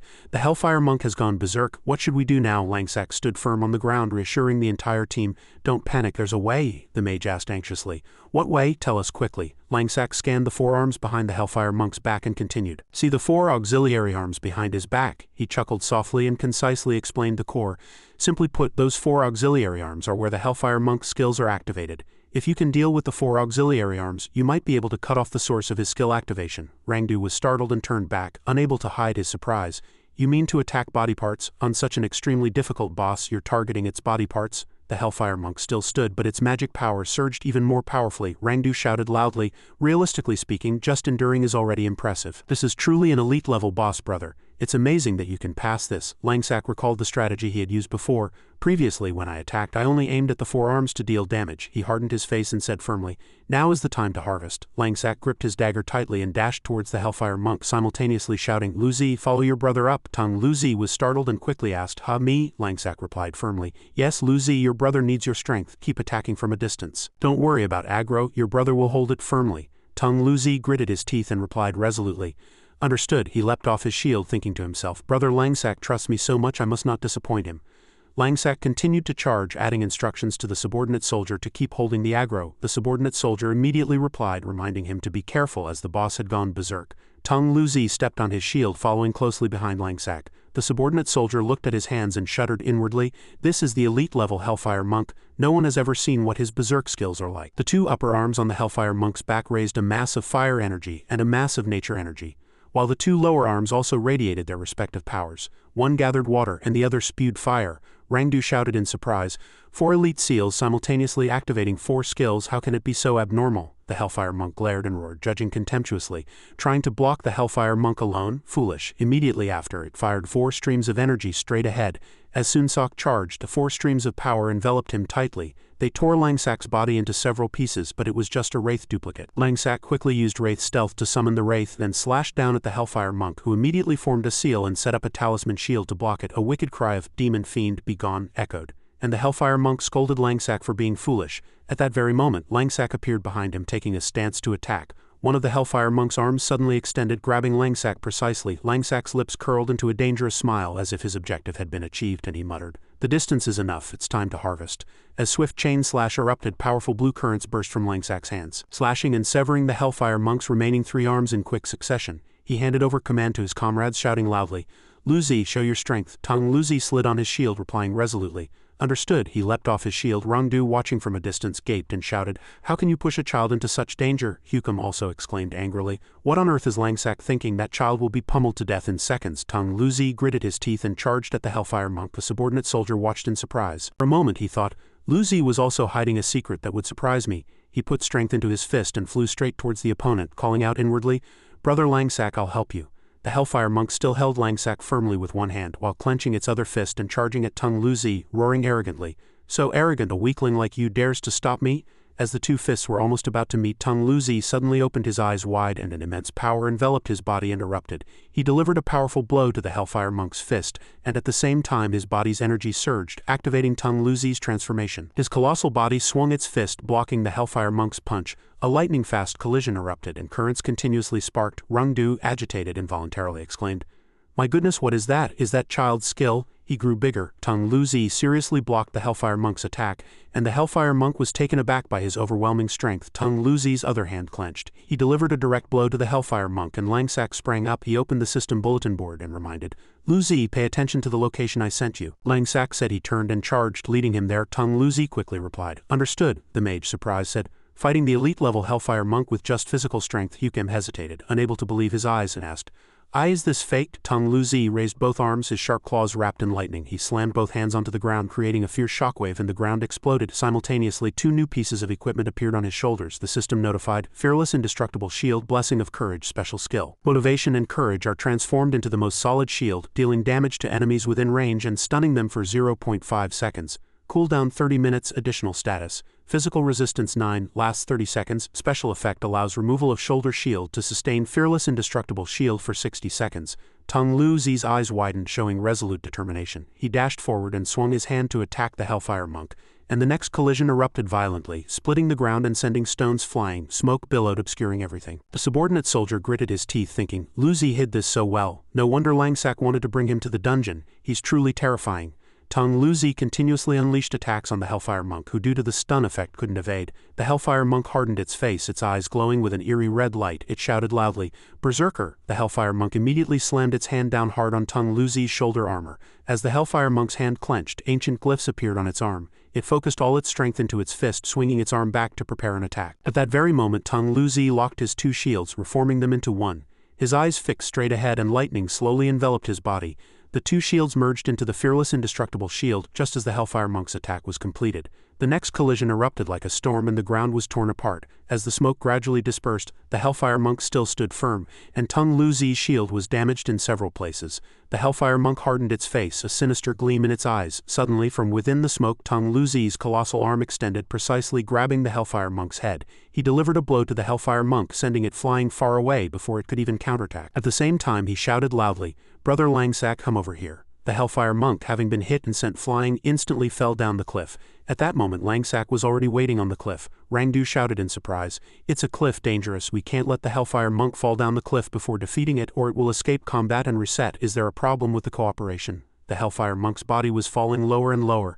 Langsak was already waiting below. He replied to Rangdu, "This is my intention." Langsak leaped off the cliff, soaring, and delivered a surprise attack from behind, piercing the falling Hellfire Monk's body. Langsak pierced him, saying, "If you don't go to hell, who will?" He glanced triumphantly, smiled, and said, "Fall into the abyss." After that, Langsak continued to unleash a chain attack on the Hellfire Monk. The final blow struck precisely on the top of its head, dealing continuous damage.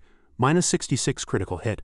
-12, -15, -25, -18, -15 HP gushed out. Langsak hooked his grappling hook onto the cliff, and with just one hook he muttered inwardly, "It's over. No need to even collect the corpse." Just then the Hellfire Monk fell after taking a critical hit. Suddenly Langsak was startled and looked back, discovering something. The Hellfire Monk, filled with rage, supported itself and stood up, blood still gushing from the top of its head. It spoke, spewing smoke, "You and I are both breakers of precepts." At this point its HP bar was already at rock bottom. The Hellfire Monk stared at Langsak with terrifying eyes, then continued, "Fall into the eternal Avicii hell." After that it laughed loudly. Langsak held the grappling hook and climbed back up the cliff edge, glancing at it. The Hellfire Monk's strange words, "You and I are both breakers of precepts," kept echoing in his mind. A new notification appeared on the system. "Your team has defeated the Hellfire Monk. Congratulations on clearing the Elite Hellfire Dungeon. Dungeon record has been updated." Langsak was puzzled inwardly. What does it mean? A red teleportation gate appeared. At this point Langsak's team had already emerged. Rangdu excitedly said, My goodness, I can't believe it, it's so thrilling. I didn't expect the boss to fall down the cliff, but everything was within your plan. Langsack calmly replied, it was just luck, just luck. The others immediately surrounded them. One exclaimed, they just broke the record, another continued. Are they from the first guild? So strong. Everyone's information windows popped up and Langsack and Tung Lu Zi both leveled up by 1. Langsack was level 8. Tung Lu Zi was level 7. Langsack thought to himself, these were originally part of the previous life's master's plans. Moreover, Lu Zi's shield helped deal damage. He closed his eyes for a moment, calculated, and then said, this elite-level dungeon boss offers not only personal equipment but also very generous clear rewards. Except for the fossil ring, you can divide everything else among yourselves as you see fit. The subordinate soldier opened his equipment window and said with a laugh, you and Lu Zi also leveled up, and with such generous rewards I guess I'll forgive you. He looked at the equipment reward list and muttered, not bad. Langsack glanced at him and said, the system distributes experience value according to each team member's contribution. Of course, Lu Zi and I also received a bit more experience value. Tung Lu Zi, looking dejected, said, there's no equipment suitable for me. Please save this child. The mage spoke. Magic Staff 12, special skill equipment, Staff of Non-Fire. Tung Lu Zi was disheartened and speechless. The mage's eyes gleamed with joy and he raised his staff high, saying, this is great. Tung Lu Zi thought to himself, so envious, so envious. Langsack smiled and said, it's all right, your brother will level you up next. By then you'll have mountains of equipment suitable for you. Hearing this, Tung Lu Zi was surprised and felt like speaking. Tung Lu Zi said excitedly, really, I'll definitely choose something that sparkles golden. At least it has to be cooler than Brother Rangdu. And brother, let me tell you, Brother Langsack, I can control my transformation now. If you level me up, I'll show you. I knew Brother Langsack would eventually take me. It's okay to tell brother. Langsack replied helplessly, all right. Tung Lu Zi continued, when I fought that boss hand-to-hand at the end, I knew we would definitely win. Brother Langsack, did you see my final fearless indestructible shield? That's a special skill after transformation. I'm not sure if there are other skills, but he continued to chatter. Langsack glanced back. Rangdu spoke. Brother Langsack, our Qianzhou guild leader Doko Sangwon wants to meet you. Hukam was startled and glanced at Rangdu, then continued, Brother Langsack, could you grant us this favor? Qianzhou guild headquarters. Langsack was entering. One person in a hat spoke. The new equipment I just bought yesterday. I have to sell it today. Another armored person responded, no need, just block with a shield when fighting archers. The brown-haired man laughed and said, prepare more potions. Today's team activity is a competition of who has more potion reserves. Rangdu turned to Langsack and said, how about it, in terms of liveliness, our Qianzhou is second to none. Langsack calmly replied, I haven't even entered the Zhengmyo guild headquarters yet, and I'm already participating in your Qianzhou. Rangdu was still puzzled after hearing that. How are you joking? Langsack, with your skills and level, you should be doing guild missions every day, right? Langsack closed his eyes and replied nonchalantly, I'm just a rogue in the third squad, the guild doesn't pay much attention to me. Rangdu asked humbly, is that intentional? Rangdu rested his chin on his hand, an excited expression on his face. On the contrary, I should thank you for gracing us with your presence. If there's anything you need help with later, just say the word. Langsack turned his head. It's nothing. If you have many friends, you'll have more people to help you in times of difficulty, won't you? Especially with the Qianzhou guild leader. Rangdu laughed heartily. You're honest, I like you already. Langsack glanced at him and thought, in my past life, Qianzhou guild leader Doko Sangwon was a figure who could command wind and rain, known as the #1 berserker archer. Now he's personally asking to meet me. The world truly works in mysterious ways. Before I could only admire him from afar, but now he's right in front of me. Suddenly, a scent caught Langsack's attention. Langsack glanced and immediately recognized it as the scent of herbs. A female mage holding a bowl of herbs quietly reminded, selling recovery herbs must be done discreetly. Langsack said in surprise, are you guys starting to train alchemists again? Rangdu replied. Alchemist? No one's doing that, we just have a few mages selling them. Langsack nodded slightly, thinking, that's right, in my past life, alchemists only gradually emerged from mages at least half a year after the game started. No one would think of that now. Langsack suddenly remembered something and exclaimed in surprise, wait a minute. Langsack pondered deeply. That's right, how could I forget? There was a time when some alchemists brewed incredibly effective potions, and sold them like hotcakes, making a fortune.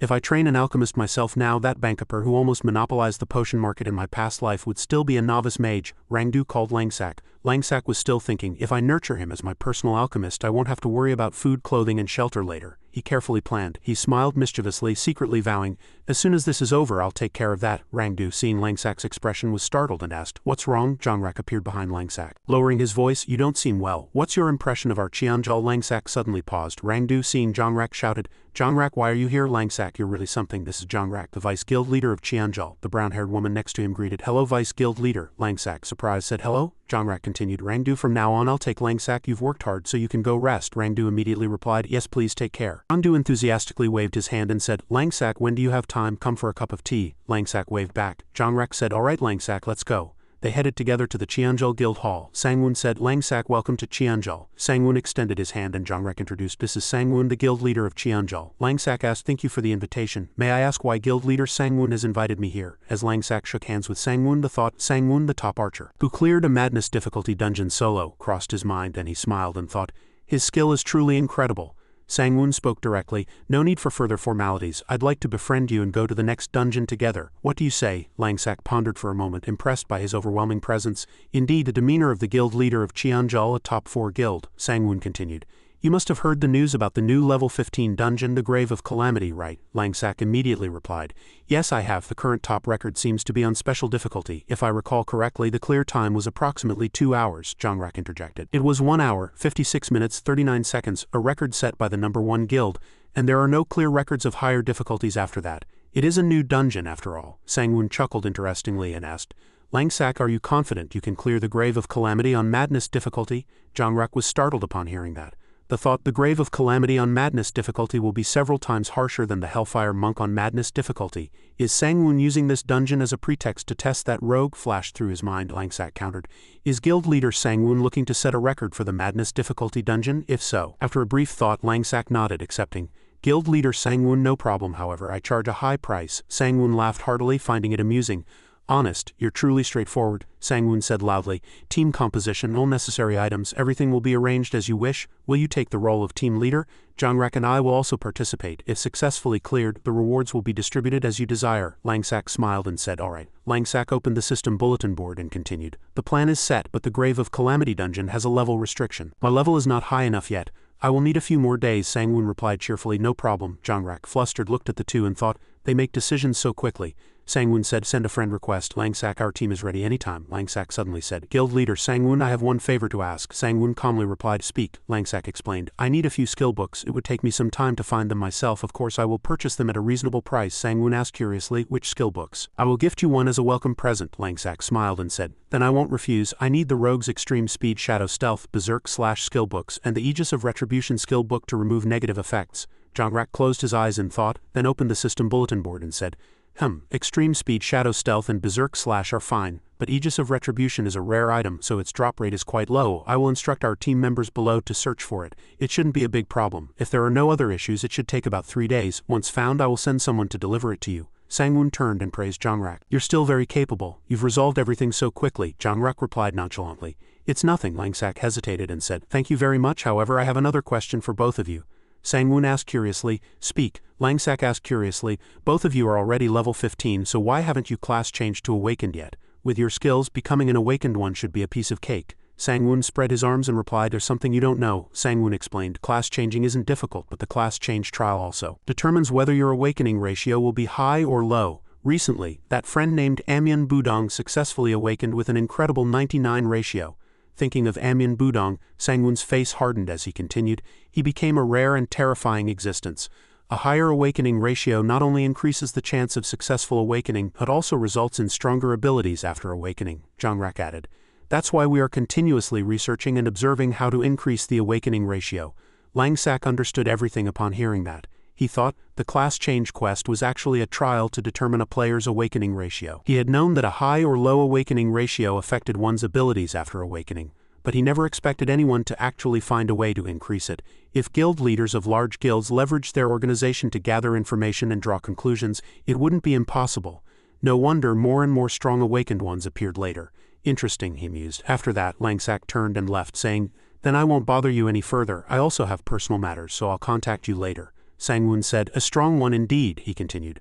That guy has the unique decisiveness of a master. It's as if he's moving forward with the conviction that he will definitely succeed. Zhangrek raised his head and smiled. I look forward to our next encounter, not only his first experience as a madness difficulty dungeon team leader. The scene shifted to the Qianzhou Guild Hall, and Zhangrek continued, when he levels up, I'd like to spar with him once. In the middle of a noisy market, a black-haired player asked, is this potion being sold for 1 silver, miss? A hooded man also chimed in provocatively.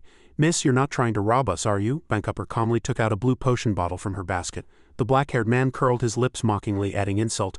My friend told me there was a fool selling ridiculously expensive potions here. I didn't realize it was true, Bankupper said briefly. If you're not buying. A level 3 badge glowed above Bankupper's head and she clutched a basket full of small bottles, gripping a potion tightly. She waved her hand annoyedly, saying firmly, just go. The black-haired man casually snatched one of Bankupper's blue potion bottles, held it up and scoffed. Bankupper, you're not a crude man who likes fishing in real life, are you? Your name sounds too old and your concocted potions are strangely expensive. Did you come to Divine Grace to put on a comedy show? Bankupper snatched the potion back, erupting in fierce anger. HMPH, you're the crude man who likes fishing. Your whole family are crude men who like fishing. She turned her back, putting all the potion bottles into a box and said in an irritated voice, just move, I need to do business. Don't make such a racket before even trying it. My ears hurt, the black-haired man shouted loudly. Haven't tried it yet? My friend bought your potion last time and you sold it for 1 silver. I thought it would have the best effect. He crossed his arms, still sounding angry. The result was that compared to normal attributes, a random attribute was added, but it was a negative one. Are you trying to trick us? Bankupper glanced at them, saying helplessly, but it still had an effect, didn't it? I didn't trick you. The mage and the helmeted man behind them burst into loud laughter. Immediately after, the mage loudly joined in, fanning the flames. This fraud of a shop, the black-haired man angrily slammed the table. Today I'll bring justice and smash your shop. Bankupper pointed behind them, smiling triumphantly. Go on, try it. All the customers who tried to smash our shop before were caught by the guards and sent to prison. Look behind you. Behind the three, a Silverblade patrol guard appeared, and all three trembled at their intimidating aura. The mage sheepishly retreated. Let's stop. That young kid is right. If we intentionally damage property, we'll be caught by the city guards. As the Silverblade patrol guard disappeared into the distance, the three hunched down, whispering their plan. The black-haired man urged in a low voice, let's go, the mage, thinking of a trick, said in a sinister voice. There's a way to avoid the guards, the black-haired man asked curiously. What way? The mage chuckled sinisterly. This game is smart after all, as long as it's not intentional. If we were just careless, there's no problem, right? The black-haired man immediately understood, nodded and agreed. All right, then you push me once. Immediately after, the two pretended to bump into each other, overturning Bankupper's table of potion bottles. The black-haired man and the mage put on a loud act. Oops, I carelessly tripped and fell. I carelessly knocked over the table. My apologies. After speaking, the three giggled with delight. Bankupper, startled, frantically picked up the rolling potion bottles. My potions, many of the potion bottles unfortunately shattered. She stood blankly looking at the mess scattered at her feet. The three left with their arms around each other, intentionally leaving a mocking farewell. Sorry, we didn't do it on purpose. Bye. Curious onlookers began to whisper, and the hooded man chimed in. This fraudulent shop finally got smashed. Another person nodded in agreement, shaking their head. Trying to scam people for such petty money, the morals of merchants these days, truly. Bankupper sat down, looking with regret at the sparkling fragments scattered on the market floor. Langsack bent down, picked up a potion bottle, and examined the liquid intently. Potions with random attributes. Bankupper, startled, turned around. Langsack picked up another blue potion bottle and observed it, saying nonchalantly, if that guy had gotten a positive attribute, his attitude would have been different, wouldn't it? He smiled amiably, offering advice. But 1 silver per bottle seems a bit expensive right now, Bankupper replied softly. It was a short, sincere reply. Thank you. She took the potion bottle and quietly revealed her thoughts. The reason I charge so much is that it takes a long time and a lot of effort for me to concoct potions. The cost is also higher than for regular potions. Staring at the liquid in the bottle, she continued sadly, I don't know why, but my success rate for concocting regular potions is 0. I don't like fighting and killing. All I know how to do is concoct potions, so I had no choice but to do this. Langsack glanced at the level 3 badge above Bankupper's head, recalling the past and muttering to himself, in my previous life no one ever saw the true appearance of Bankupper, the Potion Master King. Just by her name they thought she was an old man, he concluded firmly. Even with just that one clue, her 0 success rate for regular potions.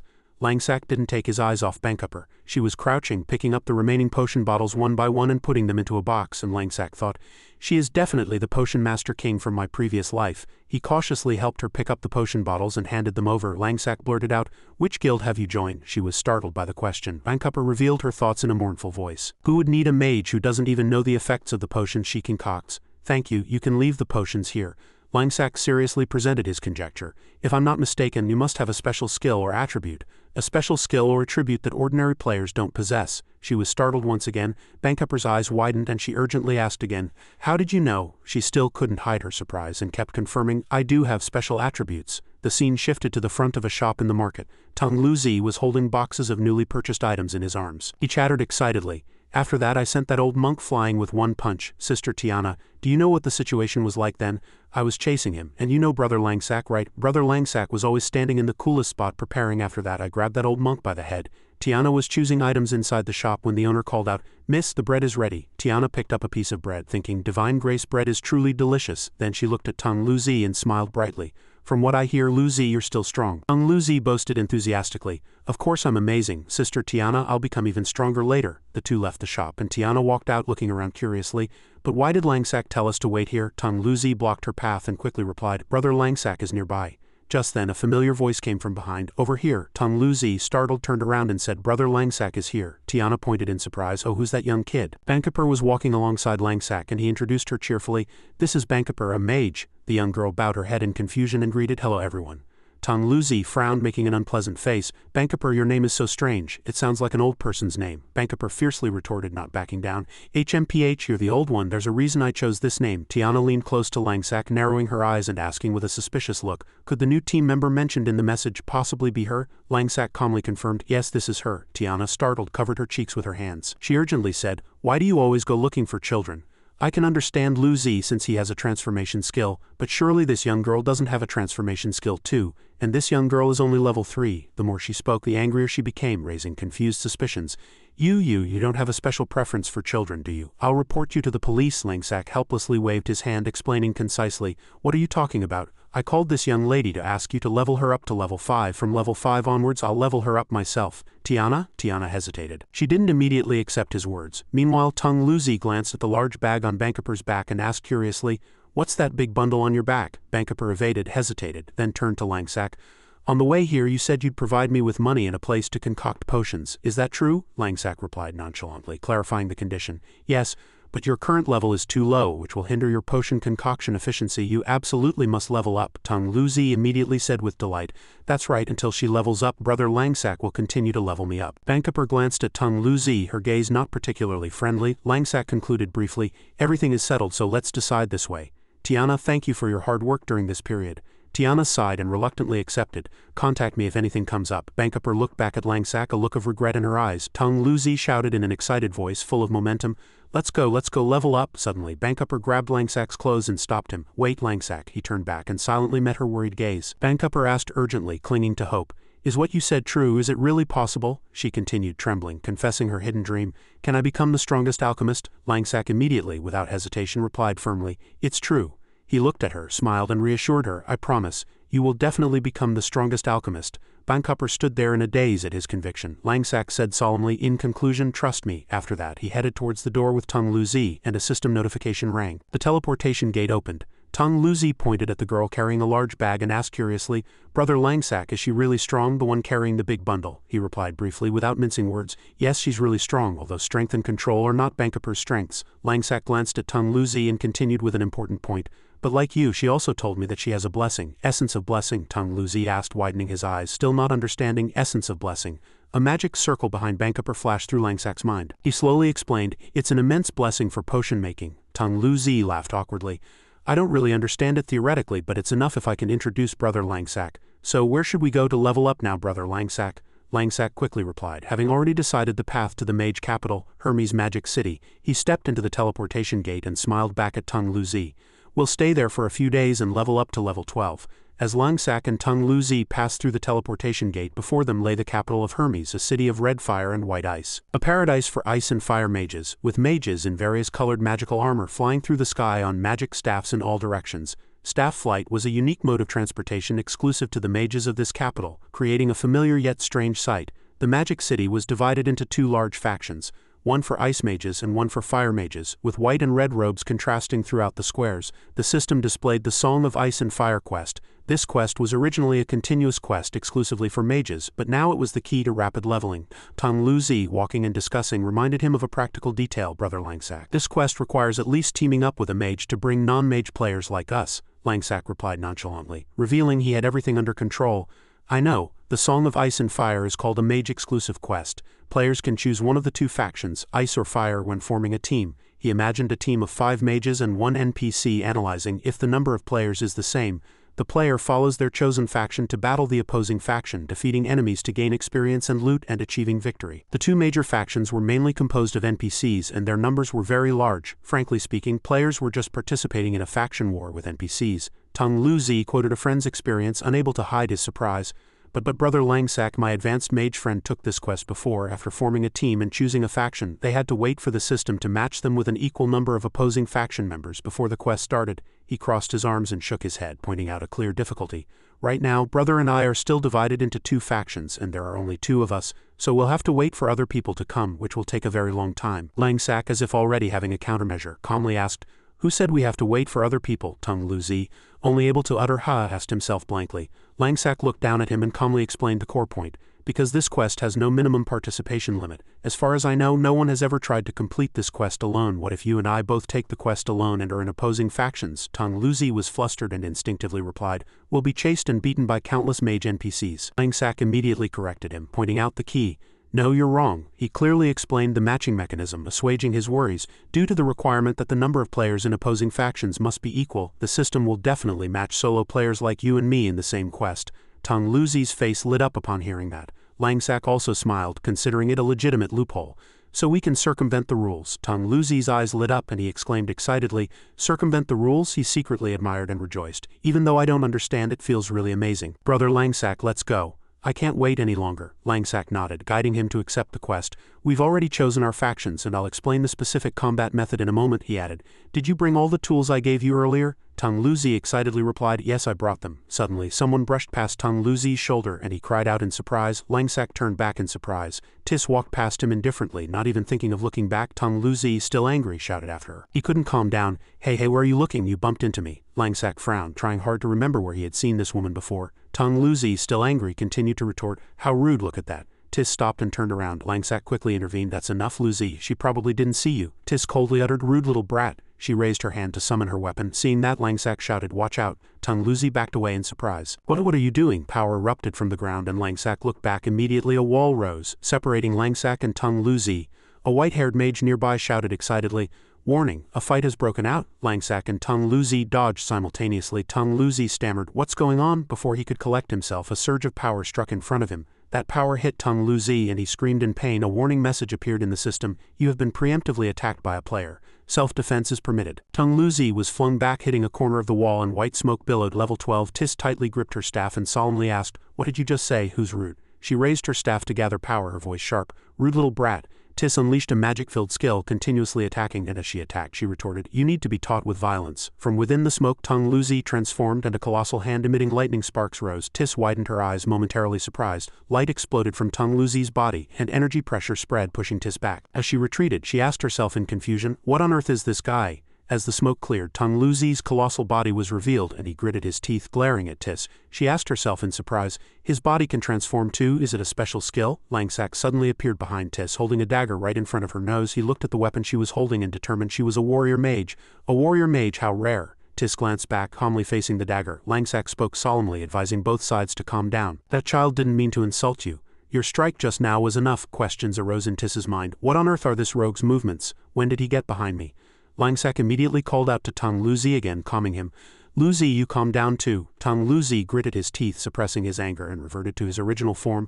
Langsak immediately asked, she preemptively attacked a player in the city, so it's okay for her to have a red name? The guards will be here soon.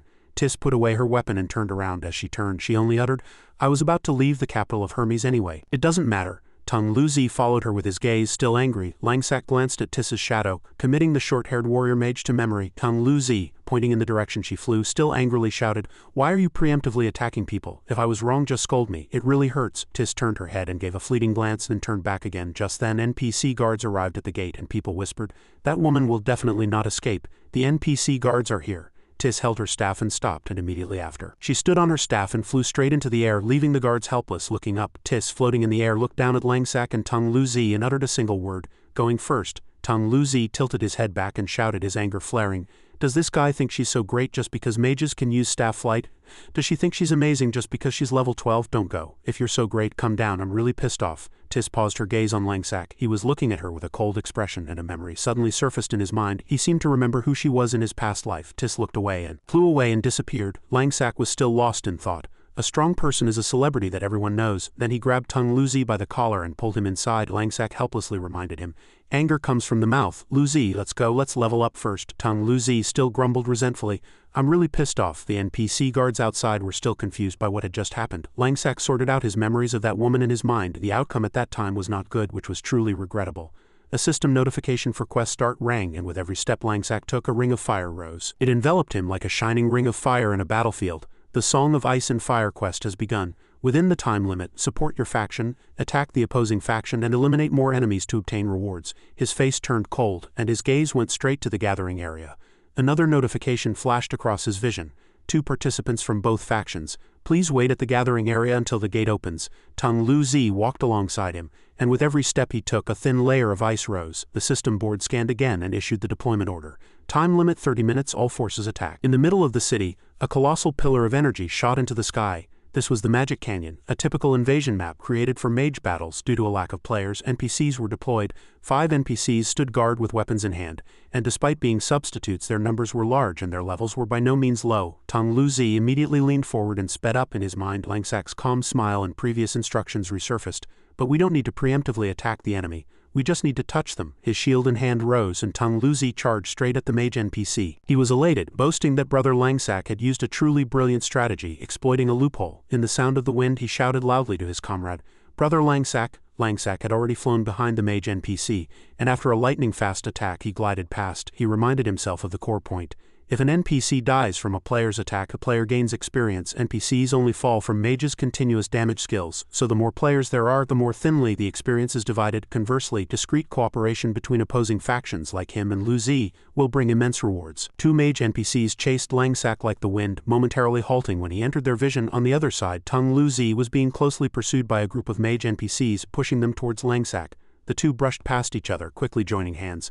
Langsak reminded him briefly and firmly, "Remember what I told you, if something unexpected happens, drink a potion." Tung Lu-zi immediately replied without hesitation, "Understood." Langsak hooked his rope and used his legs to cross the bridge, then pointed the direction, continuing his intention. "This is the bridge connecting the ice and fire factions. Jump, change battlegrounds. Keep holding on to the NPCs." Tung Lu-zi also threw his rope down and shouted excitedly, "It's because of the immense experience. Leveling up will be instantaneous. Here I come." Langsak quickly explained the plan. Generally, players infiltrate the enemy camp when both sides are busy fighting each other. The goal is to eliminate as many NPCs as possible to receive rewards. No one had discovered this playstyle yet, which was a tip he had heard from an old player in his past life. Right there, a few mage NPCs were breaking formation. Langsak's lips curled into a faint smile. In a few more days, the system would revise the minimum participation rule. At that time, this trick would no longer be usable. As soon as he was discovered, a group of NPCs rushed forward. When the Windblade ambush skill was unleashed consecutively, they fell without even screaming. He reminded himself that this was a cheating play. He had to hurry before the loophole in the rules was patched. The notification window flashed, indicating he had been targeted. "You have drawn the attention of the Ice Mage faction." He frowned slightly. Langsak's shadow darkened, and he leaped onto the top of a nearby rock. In the midst of a group of mages, the tip of his dagger pointed downwards, and a lightning-fast stab cut through the snow. As a continuous slashing attack poured down fiercely, snow dust billowed, obscuring vision. He quickly glided through the group of mage NPCs as if hacking. Since this was a multiplayer quest, their HP and attack power were both high, but their skill casting time was long. Simply creating distance at the right time was enough. The only difficulty was still ranged magic attacks. As soon as he finished thinking, sharp ice arrows flew fiercely right in front of him. Langsak activated Wraith Stealth, and the ice shurikens pierced through his doppelganger and disappeared. He reassured himself, "I still have Wraith Stealth, so I can avoid damage." As the illusion faded, he stood on a rock, looking down at the 7 incoming ice mages. Langsak calculated the time. Still 10 minutes. This many is fine. The notification flashed again, indicating an increased threat level. He had pulled a lot of aggro. Langsak, without a change in expression, briefly thought about how many monsters Lu-zi had pulled. The next rendezvous was on the bridge. On the other side, Tung Lu-zi had already transformed, but he continued to be bombarded by fire mage NPCs, screaming amidst the flames, "Brother Langsak, I can't hold on anymore. I've already drunk the acceleration potion. I've also used up all my healing potions, but they're still barraging me, and I'm almost dead." Even in the chaos, he was secretly glad to have received enough medicine. "If it weren't for the blessing, I would have died long ago." The two passed each other again, changing fronts, and as he ran, Langsak maintained a rhythm and instructed him to keep up the speed. "Not too fast, come right this way. Enter my formation. Next, it's time to watch." Tung Lu-zi replied concisely, matching the rhythm. "Yes." Langsak accurately targeted the intersection where the two groups of mages had been drawn. From Tung Lu-zi's side, the fire mage NPCs continued to slam their staffs. He quickly leapt over them, thinking that he would use this intersection to swap positions and transfer aggro to the opposing faction. As expected, the ice faction transferred aggro to the fire faction, and the fire faction to the ice faction, and Tung Lu-zi had already passed through and returned to his original state.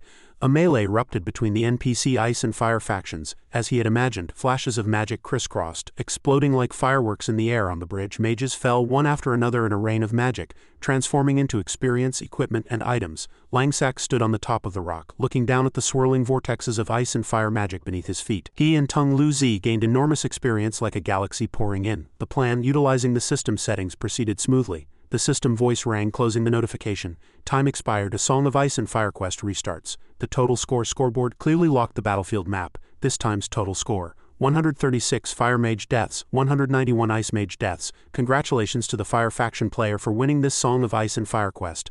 Additional reward 10 silver. In the middle of the rock field strewn with Fire Mage NPC corpses, Langsak briefly asked to finish up. Are you done on your side? Tung Luzi shouted loudly, picking up emblems, thick hourglasses and potions. Not yet, it's so hard to pick up, brother Langsak. Langsak glanced at the scoreboard and summarized the results. We each eliminated over 100 mage NPCs. Rising to level 9, he closed the system board, and a smile appeared as he recalled the selection method. A lot of equipment dropped, but bag space is limited, so pick only the ones that can be sold for a high price again. Tung Luzi stumbled and grumbled, his eyes were half closed with fatigue. This quest can only be done once a day. But raising one level a day isn't bad either, Langsak calmly added. To gain one level every day, the number of monsters you'll need to pull will have to increase day by day from now on. Hearing that, Tung Luzi exclaimed in surprise. Then that means I'll need even more medicine to stay alive. Langsak glanced at him and raised his voice to emphasize the difficulty. Don't forget that leveling up in this game is very difficult. This level is harder than that level and the required experience will only increase. Suddenly, a line flashed in his vision. You have received 3 items from Jongrak. Would you like to accept? 3 books appeared before him, and Langsak clicked accept. Immediately after, the system confirmed items received. He confirmed the preparatory stage for level 15 and the class change quest and shouted to his comrade. Let's go, Luzi. Let's sell the equipment we got. Behind him, Tung Luzi was still happily picking up the last remaining items, shouting, Brother Langsak, wait for me. Langsak's shadow walked confidently, and he murmured his resolve for this life. I want to see what my awakening ratio will be. 3 days later, the quest reception area for the Song of Ice and Fire quest in the magic capital was bustling with people. A brown-haired man scratched his head at the newly updated content. That's strange, why did they suddenly add a participation limit to the Song of Ice and Fire quest? The blonde elf behind him laughed, finding it odd.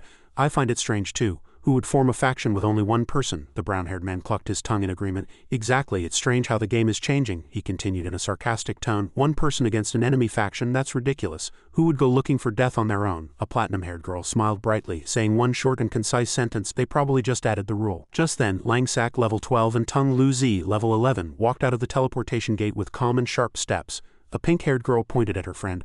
Oh, there's that strange team I told you about. The platinum-haired girl looked on with interest. That's them, that male character is really handsome. The pink-haired girl nodded, confirming her experience from the past few days. I've been doing quests here for a few days, so I recognize them. They were even attacked by a red-named player before starting the quest. The pink-haired girl hesitated, then added a detailed explanation. Those two always appear together, and there are only 2 of them. When the quest ends, players from both factions all come out from here, you know. The platinum-haired girl speculated on a possible scenario. Could it be that they each joined a faction? The pink-haired girl immediately denied it as preposterous. Impossible. To go there and be ambushed? The pink-haired girl mumbled again, mentioning their levels. But as I recall, they weren't even level 11 or 12 when they entered. The platinum-haired girl said nothing, unable to confirm. On this side, Langsak instructed briefly but accurately. Luzi, you're only a little experience away from level 12. Young Luzi shouted happily. I'm almost the same level as you, brother. That's right, I'll be almost the same level as brother Langsak. Langsak narrowed his eyes and set the schedule. Then after we sell all the equipment, you go back to the guild first, take Bankaper and level her up. See if you can get her to level 12. Tung Luzi paused, then asked glumly, Brother Langsak, did something else come up? Langsak replied, revealing his true thoughts. Yes, I have to meet someone else. Thinking of Bankaper, Tung Luzi sighed inwardly. Just then, Langsak hardened his face and admonished, Luzi, listen carefully to me. Don't spend money recklessly. Save it well and help Tiana take Bankaper. Tung Luzi scratched his head, forcing a smile. Oh no, I'll go help right away. He hurriedly waved goodbye. Brother Langsak, if you have any interesting quests, be sure to call me. I'm off now. Langsak smiled gently and waved back. Inwardly, he thought the tiresome grind for leveling up is finally over. He opened the system interface and equipped the Assassin's Grace armor set. As he walked, he calculated. I'm already ready to clear the level 15 Grave of Calamity dungeon with the Cheonjal Guild. Level 12 was the minimum required level, and next it was time to change weapons. The Grace armor is all trash before class change, but there's an ideal place to change weapons. The PK Arena. The ticket seller slid the ticket into the slot and said, One-time admission ticket, 1 silver. Langsak looked up at the central screen of the arena. The arena was a vast space divided into several equally sized battlegrounds. It was where classes peaked and it was broadcast live to the audience. You could matchmake or challenge. Winners obtained equipment which was generally stronger than what was sold on the market to progress in the game. He had to defeat opponents of the same level and achieve 6 consecutive victories to reach S rank. Lower than that, the rewards were random. The teleportation gate opened directly to the edge of the arena. Before entering, he had to choose an opponent. Suddenly, a voice from behind made him pause. Why are you here? Tis appeared. Langsak turned around, recalling her face from last time, and spoke sarcastically. Come to avenge the little one? She replied concisely, and her level box appeared clearly. I'm a regular here. The system board showed the mage Tiss's information. 16 wins, 3 losses. As he expected, her name was already on the list. Tis raised her chin slightly, still remembering and reminding him. You hid your information, but I remember you. Your skills last time were quite good. She held her weapon and issued an open invitation. Care for a match with me? The robot brought up the challenge board, specifying Arena 9 player Tis versus anonymous player. It briefly reminded them of the match rules. The match ends when the opponent collapses and surrenders or falls out of the arena. The two stood in their positions, and the audience in the stands murmured like waves. A bald man spoke first. A new person challenging Tis seems like a direct challenge. A man in a blue hat exclaimed in disbelief. Is he crazy? Tis is a special up-and-coming level 12 player in the arena these days. The bald man added, glancing at the opponent's appearance. The opponent is probably a rogue, and he's hiding his information. What a show-off, he spoke irritably with a prejudiced gaze. Does he think Tis is a regular mage? Does he think being a rogue gives him an advantage? She's a warrior mage. A warrior mage's combat style is as strong as a warrior's, and she also has high attack and defense. Let's see how this guy dies. The robot again brought the audience's excitement to a climax. Tis, your audience support rating is 97. Langsack smiled slightly, greeting himself. Many fans. Tis gripped her staff tightly, resolving to be wary of the rogue's approach. She needed to end this quickly. The signal dropped and the match began. Combat start. Tis rushed forward like an arrow, and the bald man shouted in encouragement. Go, go, go, Tis, kill that rogue, the man in the blue hat shouted. Commenting on the combat style, warrior mages place great importance on agility and manipulation skills. Tis is so cool. Tis's staff danced like a long fiery serpent, its tip thrashing like a fire dragon. Langsack dodged, continuously changing direction. He suddenly stopped at the edge of the arena as if cornering himself and waited. The man in the blue hat cheered, saying provocatively, trying to run away at the start. That guy's too weak, the bald man interjected, confidently concluding. If Tis attacks first, Tis basically wins. Tis also paused directly in front of her opponent, momentarily flustered. She had driven him to the edge too quickly. She leaped up, swung her staff behind her head, and took a ready stance, planning to end it triumphantly. Then you have nowhere left to run, rogue. As the staff charge fiercely descended, smoke billowed from the ground, but Langsack had vanished from where he had just stood. The bald man laughed excitedly, as if already seeing the outcome. If he gets hit by this skill, he'll be stunned. That rogue is finished. Tis hardened her face, feeling that not everything was as simple as the audience thought. A wraith stealth illusion appeared right in front of her, and in an instant she realized the direction of the attack from behind. Tis gathered energy and deployed a protective seal. She loudly shouted a purification command and stamped the seal, and then performed the next seal. The system message replied, status effect removed, you have purified the fear effect of wraith stealth. The next attack poured in from the side. Tis swung her staff and countered. Take this. Langsack acknowledged her reaction speed, giving a short compliment. Good reflexes. He leaped onto her back, aiming his blade downwards. Ambush. Tis blinked, surprised by the opponent's swift execution rhythm. Langsack smiled, slowly explaining the mechanism.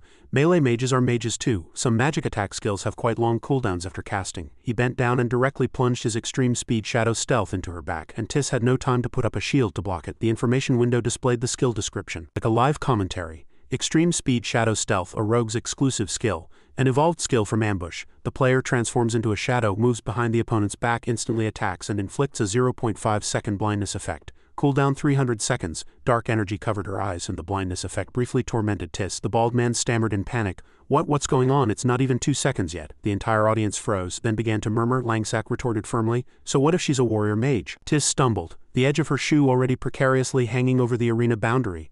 Someone shouted in disbelief, player Tis has been pushed out of the arena. Outside the arena, the murmurs were ceaseless. A man with a headband frowned and spoke suspiciously. Really, he took down the popular Tis in a few seconds. The bald man's eyes widened, still half believing and half arguing. It's not a defeat. I heard he won by pushing Tis out of the arena. How could my Amelia make such a big mistake? The man in the blue hat shrugged, sighing at his friend's fandom. Oh, I know you're Tis's big fan, but there's no need to defend her that much. The arena's large screen showed Tis sitting on the ground, panting quietly. Her face was dark with surprise, and she looked up at the arena, thinking to herself, I lost. Tis stood up and looked up at Langsack on the arena. She replayed every moment. He kept changing positions, confusing all my judgments about my attack direction. He pushed me to the edge of the arena with incredible speed. With her head bowed, she finally concluded the reason to herself. It was purely my own carelessness. Langsack stood straight and said calmly, Then I won this match. He smiled, offering a farewell as if hoping for another meeting. See you next time. The Tis robot match director illuminated an S rank next to Langsack's portrait and simultaneously issued the end command. Victory and defeat are clear. Match end rank S. Tis suddenly spoke, refusing for the screen to turn off. Wait, the robot paused. A mechanical voice echoed in the center of the arena. Player Tis has declared a rematch. Langsack paused and turned back. The system also displayed a confirmation dialog box. The opponent has requested a rematch. Tis stepped onto the arena floor again, her expression resolute. The robot announcer clearly read the request. Player Tis has requested a rematch. Langsak's interface displayed two options, accept and decline. The man with the headband excitedly leaned on the railing shouting, "Go Tis, we're rooting for you." The bald man slapped his thigh in delight, regaining hope. "That's right, last time was just a mistake. This time we're going to break that arrogant rogue's teeth." Tis clutched her staff tightly and spoke frankly. "I admit I lost the last match." She hoisted her staff onto her shoulder and honestly voiced her dissatisfaction. "But I won't concede." Tis seriously raised her head and looked straight at Langsak, saying, "Let's fight again." Langsak smiled faintly to himself. Her personality might be a bit prickly and her words rough, but her eyes are fine. He nodded and accepted. "No need for pleasantries, I accept." The robot loudly announced the start of the rematch and the signal spread like waves. The match began anew. Energies clashed and flashes exploded throughout the arena. Langsak charged with a surprise attack, creating a tearing trajectory of power behind Tiss's back. She immediately swung her staff in retaliation, muttering, "Here it comes," as she guarded her back. Tiss slammed the tip of her staff hard onto the ground and a shockwave spread in a circle from the floor. She was determined to turn the tide. "This time I'll limit your movements first." Langsak, who was charging, paused briefly, seeing Tiss conjure magic directly from her staff. 3 Go Synbiop symbols appeared and the system detailed the Go Synbiop mechanism. Combat restriction skill. The opponent is forcibly stopped and receives a fixed effect for 1 second. Cooldown 360 seconds. An invisible restraint firmly bound Langsak. A warning appeared in his chat window. "You are in a fixed state lasting 1 second. Tiss swung her staff, shouting loudly as if to end it in an instant. "This time, even if you nullify it in an instant, it'll be too late. Take this staff." She leapt up with her staff, slamming it down hard on the spot where Langsak stood, and powerful force bore down directly on him. Immediately, Tiss's chat window also glowed strangely. "You are in a fixed state lasting 1 second. She paused, startled by the reflection effect. Langsak activated his reserve skill, Aegis of Retribution, and his body transformed into a purple aura, sliding past with a blade flourish. Tiss stood frozen, her movements controlled, realizing with a tremble, could it be the Aegis of Retribution? The system also displayed a detailed explanatory message. Aegis of Retribution. When a control effect is received, that effect is reflected back to the opponent and the control effect on oneself is removed. After Aegis of Retribution is activated, the opponent receives the effect of the control skill they used on themselves for 1 to 2 seconds. The reflection effect is based on the opponent's control skill and is effective only against a single opponent. Cooldown 600 seconds. Langsak bounced off the ground, launching an aerial kick, and a stream of power flew straight towards Tiss. She twisted her body to narrowly evade it, and the staff in her hand swept the ground, sliding to the edge of the arena. Immediately after, the system displayed the message, "Fixed effect has disappeared." Tiss gritted her teeth, looking directly at Langsak with a displeased expression. Before she could catch her breath, she saw Langsak close in on her. He came closer, twisting the corner of his mouth mockingly.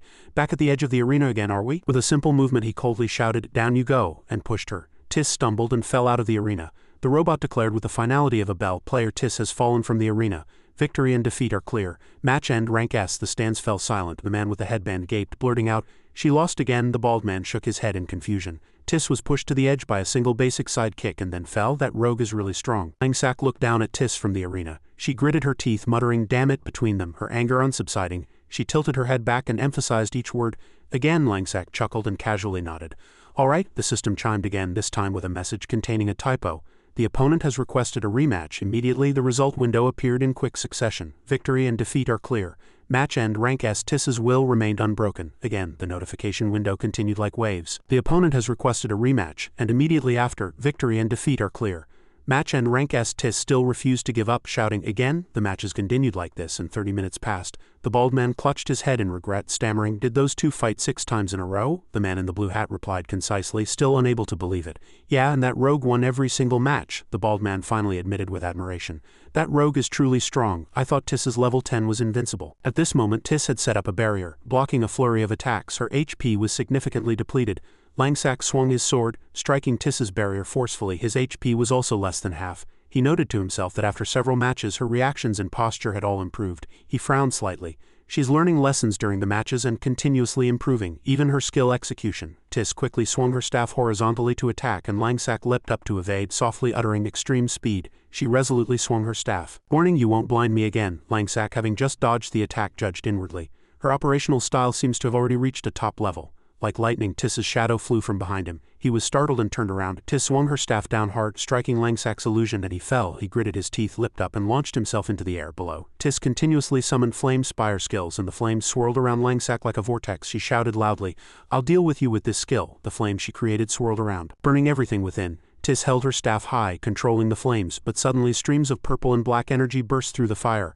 Langsak appeared behind Tiss. He smiled, calmly pointing out what his opponent had forgotten. Your magic casting speed is very fast, but this time you forgot to restrict my skills. He grabbed her body from behind her back and Wraith's stealth enveloped him, devouring all the flames she had created.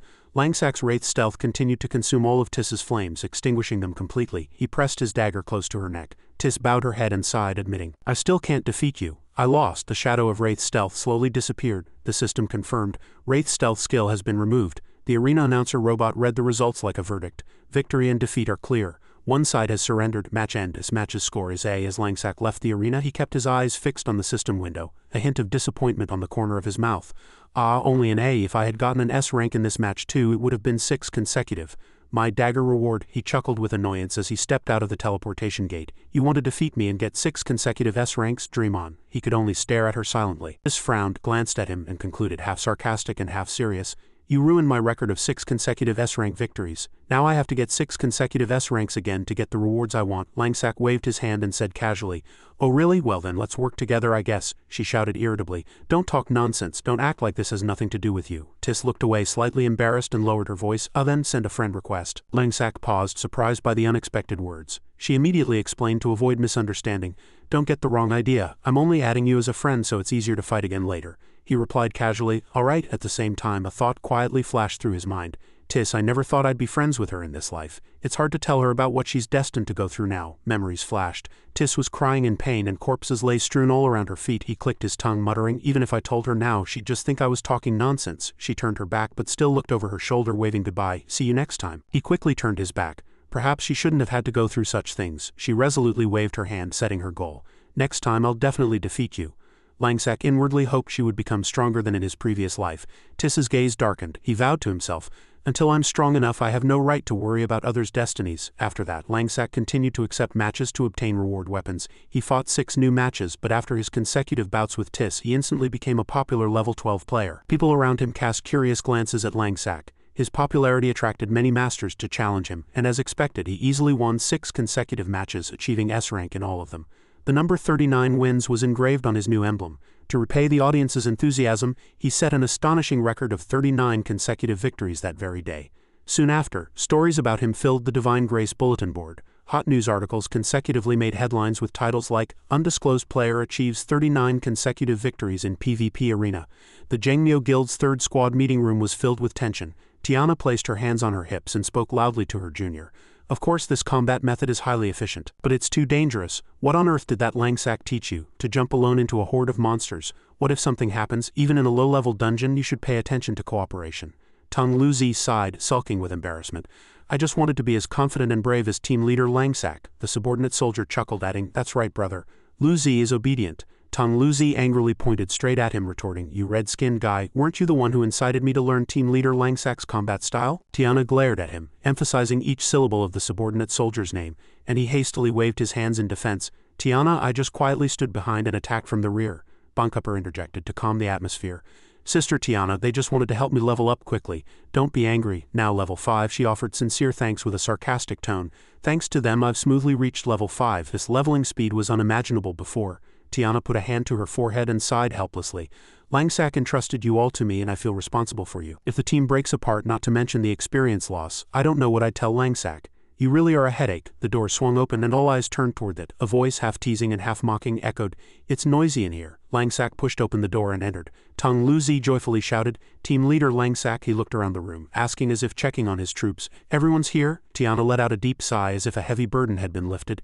You've finally shown up. I thought I was going to die these past few days. Langsak nodded, evaluating their growth speed. The leveling speed is decent, already level 5. Tang Luzi's eyes shone and he urged for something exciting. Team leader Langsak, what interesting mission do we have next? He smiled and waved his hand to calm him. Don't rush, Luzi. Bankupper hesitated, then spoke. So she directly asked what she was most curious about. When can I start concocting potions? I'm already ready, Langsak said with a bright expression. That's exactly why I came. A cunning glint flickered in his eyes. He spoke as if unfurling a plan. Now that you've reached level 5, we can begin the plan. Bankupper was speechless. Langsak clearly called out her name. Yenner Bankupper, he asked in a calm and resolute voice. Will you build a business empire with me? Tiana and the subordinate soldier were both startled. Bankupper's eyes widened and she repeated 2 key words. Business empire. The scene shifted to the Caspido rental district. Langsak and Bankupper stood in front of a wooden house. She hesitated, confirming again. This is my house, he concisely nodded. Yes, I paid a small sum for 3 months. Langsak smiled and gestured. Come in and see the room where you'll be working later. Bankupper was surprised. 3 months? You directly rented for 3 months in this expensive rental district? How much money did it cost? The door opened slightly and a gentle invitation echoed. Please go in first. Bankupper let out a small gasp of surprise. Langsack explained warmly, it's a bit messy right now and hasn't been cleaned yet. Just use it like this for now. Seeing the bookshelf piled high with books, Bankupper was impressed. So many alchemy books. The tools are all here too, she excitedly sniffed. The alchemy tools are all here too. Bankupper's eyes sparkled, and she admired in delight. It's really wonderful, not messy at all. Langsack crossed his arms and summarized the plan. Overall, this will be your place to concoct potions from now on. The reason I asked you to reach level 5 is to meet the level requirements so you can concoct more potions. These are scrolls with potion recipes. They are basic potions that sell quite well on the market. He glanced at the system and sent several scrolls. I've sent them all. Learn them first. Your mission is to successfully concoct 10 finished potions with positive effects for each recipe every day. Langsack continued, and as soon as he opened his mouth he was about to add, furthermore Bankupper, engrossed in the tools, cut him off. Wow, these tools are things I've never seen before. This is here too. She walked around the room pointing at various objects. This too? Is this a distillation apparatus? Langsack helplessly reminded her quietly. Calm down a little. Bankupper expressed her concern frankly, worried about losses.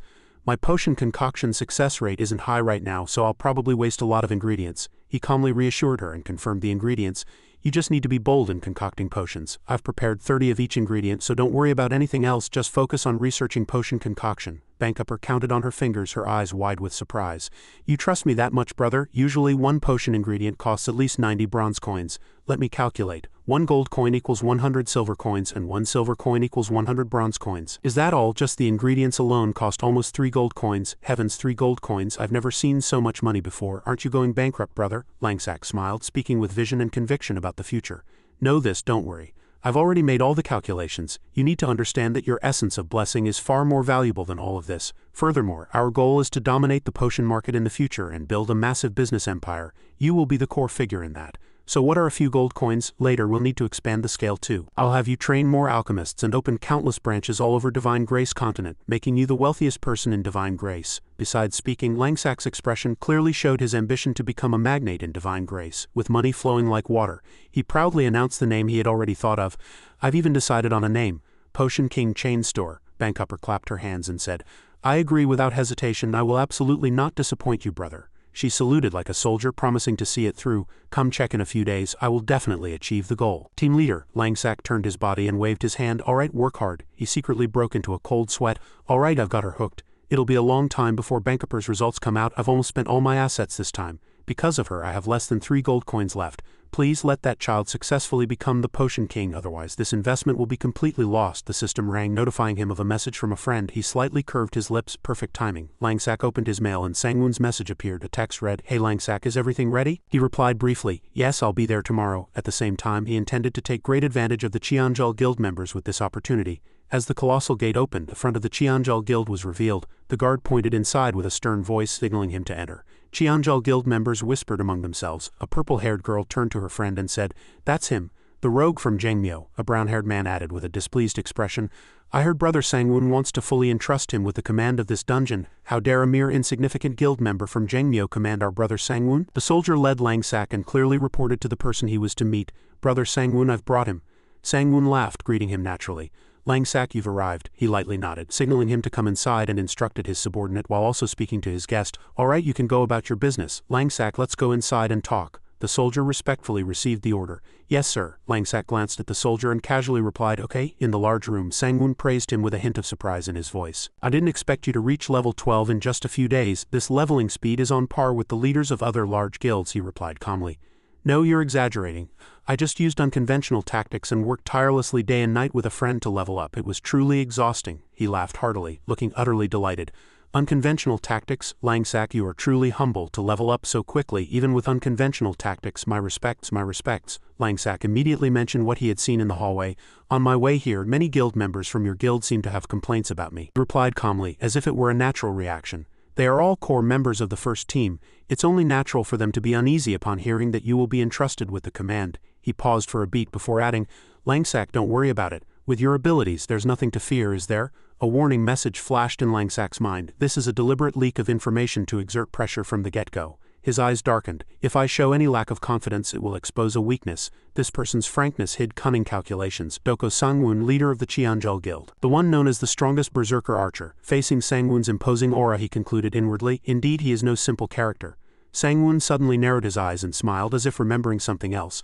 Oh, that's right, I almost forgot. Jongrak has been insisting on sparring with you. He clicked his tongue, saying helplessly, he doesn't listen to anything I say, it's truly frustrating. The intention was crystal clear. To test his skills, Langsak understood implicitly. The two entered a study filled with books. Sangwon opened the door first and called out loudly, Jongrak, I'm back, didn't you want to spar with Langsak? I've brought him. Jongrak closed his book, stood up and greeted with a smile, welcome. Langsak quietly said to the leader, Brother Sangwon is exaggerating too much, it's not a spar, I just want to understand Langsak better. It'll be convenient for future cooperation. Langsak immediately got to the point.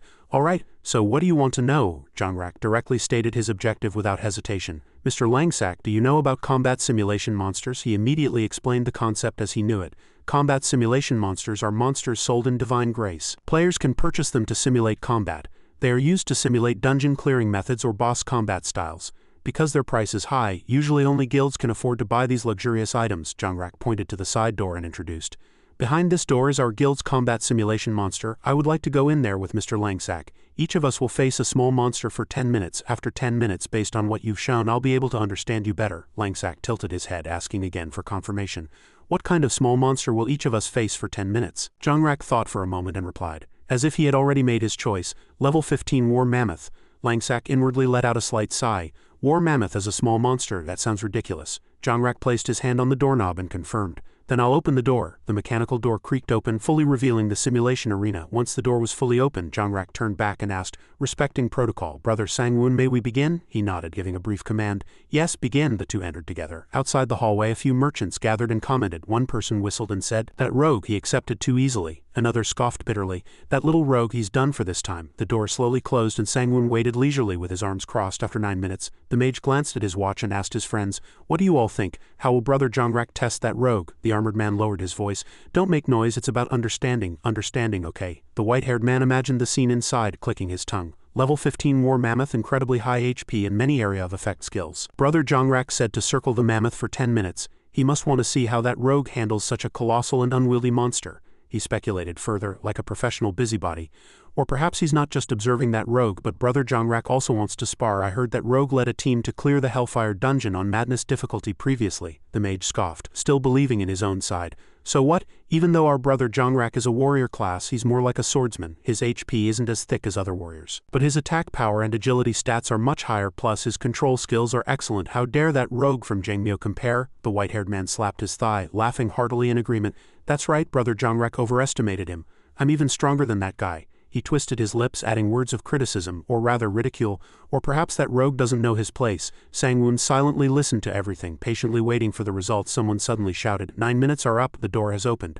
The door opened section by section, and the purple-hatted mage stood on tiptoes and cheered. They're out. White smoke billowed from the simulation room. Jongrak emerged first, level 15. The longsword he had just put away was still sharp, and his HP bar was still full. Whispers erupted. Brother Jongrak still has full HP. He won, one person said naturally. No need to say, would he lose? The armored man approached the threshold curiously, trying to see the situation inside clearly. What entered his eyes was the mammoth panting with only half its HP left. He exclaimed in shock, Brother Jongrak's war mammoth has already lost more than half its HP. Amazing truly, Brother Jongrak. Not a drop of bloodshed, not a single injury. Langsak followed. Level 12, his HP bar was also intact, which surprised the armored man. That guy is also unharmed. The white-haired man stammered, then nodded. All right. I didn't expect that guy to also be unharmed. The armored man hastily looked at Langsak's side of the compartment and saw that the mammoth was unscratched, and he laughed with delight. No, that rogue's mammoth hasn't lost a single drop of blood. He probably couldn't even get close. He declared in an excited voice that this match was an overwhelming victory for Brother Jongrak. Mage covered her cheeks, her expression dazed.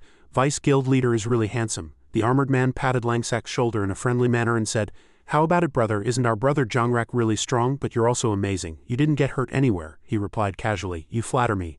Jongrak continued to walk silently, his face hardened. Sangwon called out to him as if testing his subordinate's reaction. Jongrak, he remained silent. Sangwon immediately said what everyone else hadn't realized. You lost, didn't you? The back of Jongrak's clothes was torn. The three mages and the white-haired man simultaneously shouted, What did you say? Jongrak gave a gentle smile, frankly revealing the details. When I faced the war mammoth, I used my longsword to parry and block its attacks, then used a skill to move out of its attack range. but I focused too much on offense, and my clothes were torn by the mammoth's tusks. He recalled the series of attack exchanges and explained what he had observed. During this process I constantly observed his control. From beginning to end he didn't draw his weapon. He simply moved his body flexibly, utilizing blind spots to prevent the mammoth from casting skills. He continuously moved around the mammoth within millimeters. The mammoth was led around by him, unable to even find the time and space to cast skills. Jongrak raised his voice, evaluating firmly.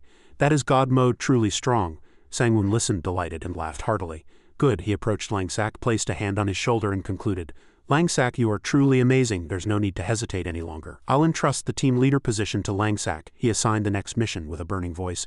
Let's prepare for the Grave of Calamity dungeon on madness difficulty. In the middle of the Grave of Calamity dungeon area, Langsak led his team and had just passed through the teleportation gate. Blue flames flickered and skeletons were scattered all over the path. Someone slammed their blade onto a rock and lamented. Oh my, the Grave of Calamity is really difficult. A black-haired man spoke dejectedly, exhausted. There are a total of 3 floors, not to mention the last floor. We couldn't even get past the 2nd floor. The person next to him urged. So we have to give up? The black-haired man sighed helplessly. I don't know, what should we do now? On the other side, a blue-hatted man summarized the recent situation. The difficulty of this new dungeon is really high. Even the first guild only cleared special difficulty. That was just recently.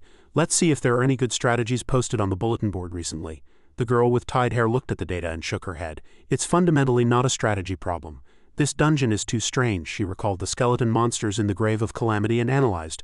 The Grave of Calamity has a total of 3 floors of graves. The reason it's called a calamity is that when small monsters die, they revive within a certain amount of time. If you kill the first monster, you have to attack at an extremely fast speed. You have to kill all the remaining monsters. The black-haired man collapsed onto the ground. Don't block my perception. This time we were swept away by corpse waves 5 times. I can't take it anymore. I really can't, he said. It seems only large guilds can clear it for now. Footsteps sounded, and the black-haired man was startled, turning around. Langsak's team had arrived along with Sangwon and his comrades. One person gasped and called out, isn't that Cheonjul guild leader Doko? Sangwon, vice guild leader Jongrak is here too, a red-hatted man exclaimed in surprise. Is the Cheonjul guild here to set a new record? Even the guild leader and vice guild leader have come.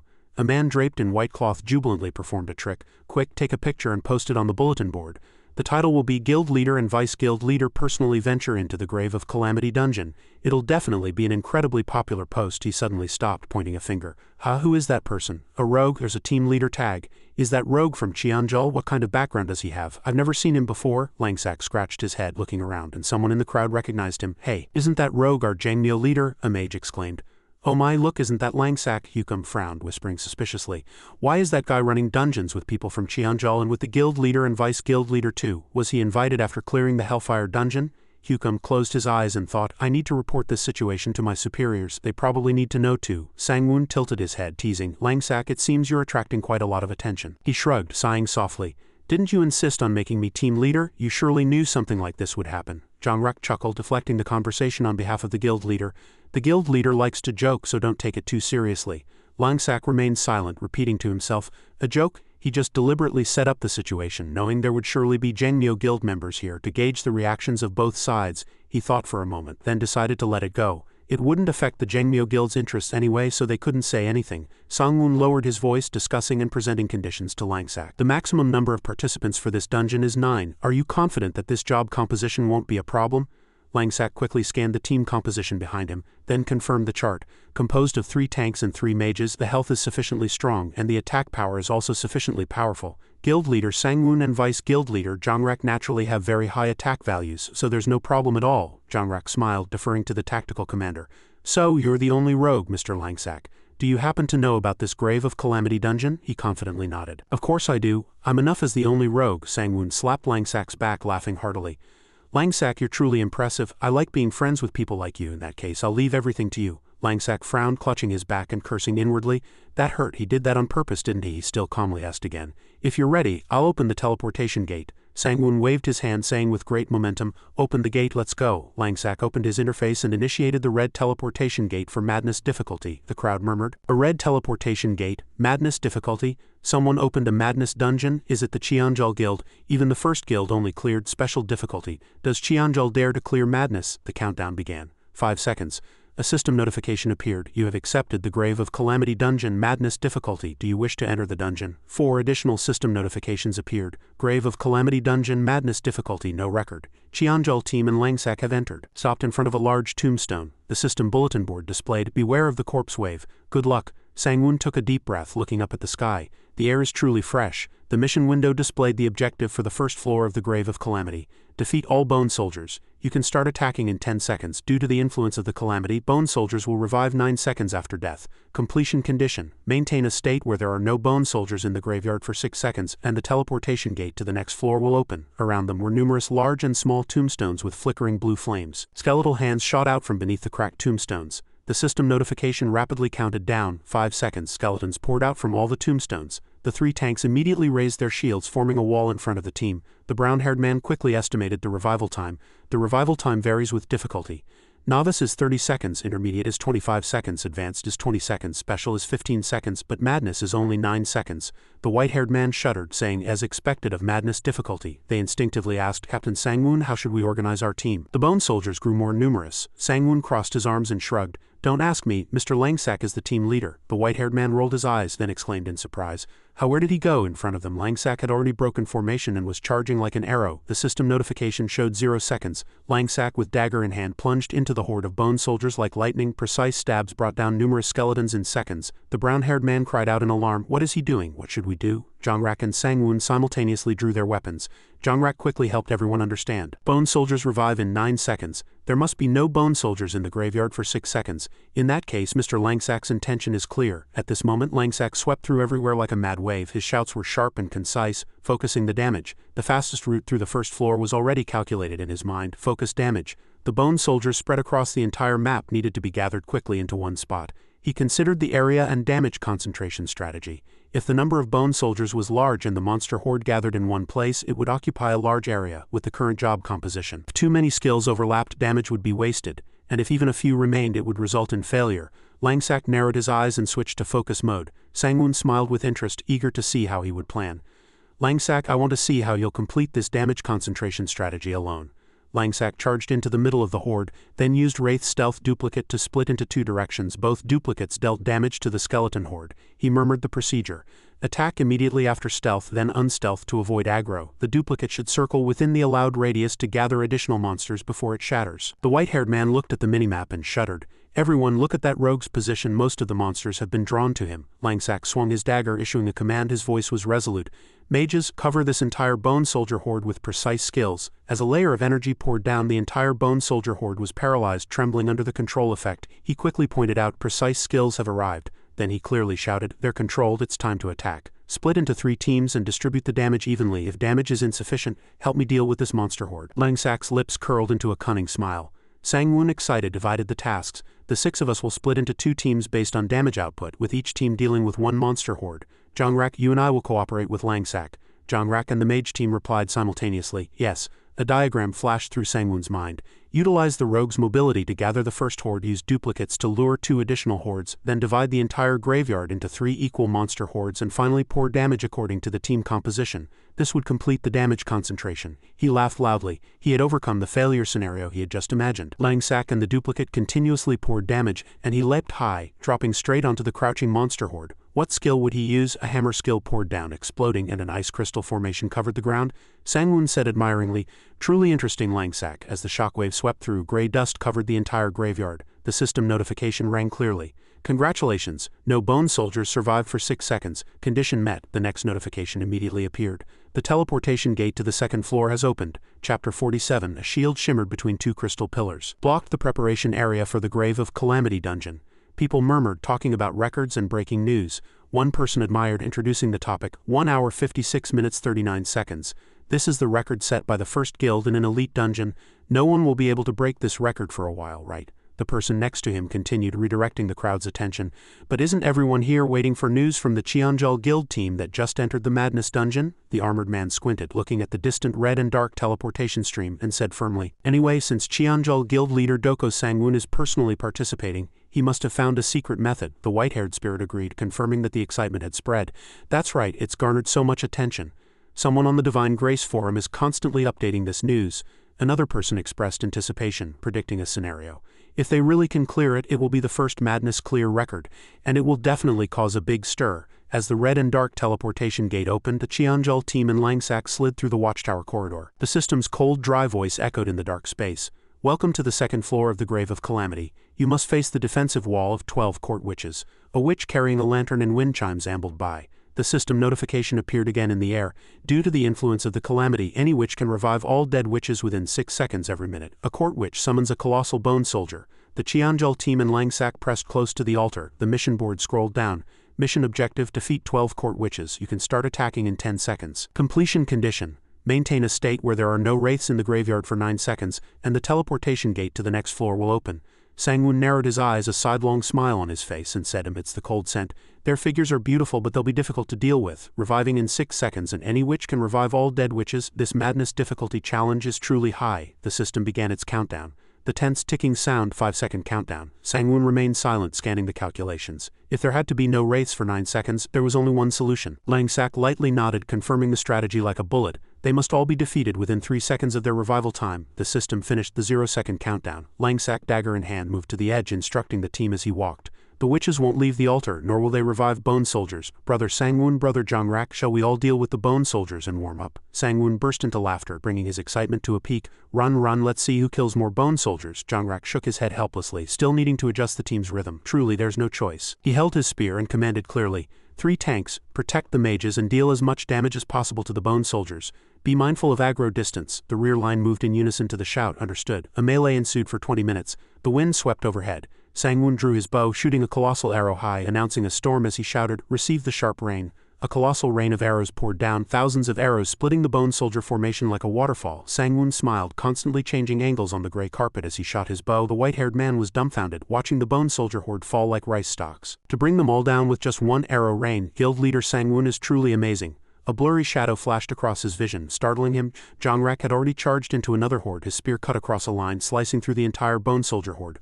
His eyes were cold and the spear tip pointed straight ahead. His voice was calm and resolute. "There can't be rain without wind." His swordsmanship poured down fiercely, unleashing unseeably fast slashes as the wind swept through. The bone soldier horde shattered. Suddenly, blue flames attacked. Jongrak twisted his wrist, focusing his strength, and split the blue energy stream with a single slash. The flames extinguished, revealing a witch preparing a new attack. Jongrak frowned, quickly scanning the scratches on the back of his armor. The blade was already cracked. The system coldly tabulated. Weapon wear 46. From the altar, many witches simultaneously raised their hands. Magic streams poured down like rain. Sangwon shot his bow and laughed, as if joking about his wallet. "It seems that when we leave this dungeon, repairing our weapons will cost a lot of materials." The brown-haired man raised his shield, shielding the mages, and said admiringly, "Guild leader Sangwon, you brothers are truly strong." Jongrak continued to block the incoming attacks. Sangwon turned his eyes and said, half jokingly, half seriously, "It's not just us who are strong. There's also someone who can avoid all the witches' attacks and even deal with the remaining bone soldier hordes. Rogues are strong in speed, but his attack power is by no means weak." Langsak was already passing over shattered bone fragments. It was the aftermath of the bone soldier horde he had just dealt with. The white-haired man stammered, looking at him. "This person is truly capable." Jongrak's face darkened and he glanced at Langsak, seemingly about to say something but then stopped. The brown-haired man behind quickly reported the situation. "All the bone soldier hordes behind us have been annihilated." Langsak opened the team channel and said, "Match the rhythm. Guild leader Sangwon, it would be more appropriate to focus physical damage at the end. Since they all need to be defeated within 3 seconds, you have enough wide-area physical damage skills, right?" he continued, considering a contingency plan. "If not, the 3 mages should be ready to cast continuous skills. Witches have very high magic resistance, but it will be enough to supplement the final attack." Sangwon immediately replied from his side, presenting a variable. "No problem. If there are no bone soldiers, the witches will attack even more fiercely. How do you plan to handle that, Langsak?" Langsak slightly tightened his sleeve, recalling the equipment set he and Lu Zi had obtained from the Song of Ice and Fire. Finally, it was time to use it. This skill activation could only be used once, but it was worth it for this dungeon. He lifted his heel and leapt, summoning the effect of his new armor set. The system displayed in a clear, monotonous voice, "Divine Grace armor set activated. One-time activation effect. Magic resistance immune to all magic damage. Effect lasts 20 seconds. The white-haired man gasped. Is he trying to die? Does he not know that after all the bone soldiers are defeated, the 12 court witches will attack even faster and stronger? Charging in like that will naturally result in being torn to shreds." Sangwon laughed with delight. Jongrak was also startled but immediately realized. "No, he's wearing the Divine Grace armor set. Indeed, he has already made all preparations. That's an armor set that can only be obtained from the Song of Ice and Fire, a mage-exclusive dungeon. Indeed, he has already made all preparations. It seems every movement was part of his plan." Currently, the 12 court witches not only attacked quickly but also had extremely strong magic resistance penetration. Langsak charged directly into the circular formation of the 12 witches. Magic flames burst fiercely, and streams of attacks poured down like iron whips, but all magic damage was completely nullified. He swung his dagger, erecting 2 shields to absorb the attacks, and thought to himself, Melee attackers can't get close and magic damage is almost ineffective. This is truly a test that targets people's weaknesses. Langsak tilted his dagger, blocking Sangwoo's long-range attack. The berserker archer drew his bowstring tightly, and long-range firepower was ready. He narrowed his eyes. He reminded himself that the conditions were sufficient. Chain attack skills like Chopkin, back attack, mob cleave, windblade, and iron sword cut down the court mages like a killing machine. The core idea was clear in his mind. Magic won't work on these guys at all, but physical damage will make those paper-thin HP targets tremble. Langsak's lips curved slightly. Now that damage concentration is complete, it's time to blow away their HP. He threw himself forward, suppressing his strength, and precisely struck a witch with his shadow activation skill. The witch's HP vanished instantly. The system issued a warning. Time is running out. Magic resistance duration 3 seconds remaining. He shouted briefly like an attack command. Sangwoon, draw your bowstring and fire a massive arrow straight ahead. It's an indirect attack of death. Sangwoon smiled and said leisurely, I've been waiting a long time for you. The system immediately displayed a descriptive text in the air. Text appeared along with the arrow. Indirect attack of death and advanced archer skill. Deals immense armor-piercing damage, capable of penetrating all enemies if the attack is sufficient to kill an enemy. The bow automatically continues to penetrate the nearest enemy. If the attack is not sufficient to kill an enemy, the bow automatically stops. Sangwoon's arrow consecutively pierced through the court mages like lightning. The white-haired man uttered 2 words blankly. His eyes were fixed on the luminous trail. The sound of lightning cutting through the air was heard. Langsak, caught in the dazzling flash, was half-halted. He wide-eyed, momentarily speechless at the destructive power. With a single shot, 1/3 of the madness level witch's HP vanished. The system sent a congratulatory message. Congratulations, no wraiths existed for 6 seconds. Condition met, he quietly muttered to himself as if confirming a legend. Is this the power of Doko Sangwoon from my past life, the #1 berserker archer? The bulletin board continued to open. The teleportation gate to the 3rd floor has opened. The corpse wave and final terror were about to descend. Outside the dungeon, the crowds were still ceaseless. People stood, sat, and the incessant chatter filled the air every minute. Someone loudly asked amidst the clamor, How long has it been since the Cheonjul Guild members entered? The brown-haired girl checked her watch and replied clearly, It's been about 45 minutes. For madness difficulty, they're probably still fighting on the 1st floor. Even madness isn't easy, even though the Cheonjul Guild leader and vice guild leader are both participating. She held a glass of water and added nonchalantly, The Cheonjul Guild soda is really delicious. The horned man slumped to the ground and grumbled, seeing the continuous influx of people. Never since this dungeon opened have so many people gathered like this. There are a lot of spectators. The black-haired man leaned against a pillar and said half-jokingly, It's natural. Some people specifically came to see the Cheonjul Guild leader and vice guild leader. I heard they have quite a few fans, and some people want to get the latest information. Whether they clear the dungeon or fail, they can ask later, right? The horned man nodded, adding to the overall situation, the Cheonjul Guild challenging the grave of calamity on madness difficulty this time has already become a hot topic. Let's see if they can return successfully. Inside, a Cheonjul Guild team and Langsak passed through the 3rd floor teleportation gate. The system rang like a dirge. Welcome to the 3rd floor, the final floor of the Grave of Calamity. You must face the terrifying wrath of the boss, Giant Spirit of Grudge. A chilling mechanism explanation was added to the screen. Due to the influence of the calamity, bone soldiers will revive 12 seconds after death. Every time the Giant Spirit of Grudge's HP is reduced by 30, an elite necromancer will be summoned to the battlefield 10 seconds later. The Giant Spirit of Grudge revives all dead bone soldiers within a 5-meter radius. Langsak hardened his face, his eyes fixed deep in the darkness ahead. A spiral staircase appeared and a grotesque shadow. The Giant Spirit of Grudge suddenly emerged as if from the shadows of a tomb. The system added another harsh restriction. When the Giant Spirit of Grudge's HP is reduced to 30, all wraiths from the 1st and 2nd floors will revive and join the battlefield via teleportation gates. The Giant Spirit of Grudge opened its mouth and spewed purple energy. The system announced the decisive condition. Completion condition. Defeat the boss Giant Spirit of Grudge with all your might. End this horrific calamity battle. Langsak's team slowed their pace and slowly entered the combat area. The white-haired man shuddered and said, A truly terrifying aura is emanating from inside. Sangwoon still smiled, speaking as if he had made a pact with the god of death.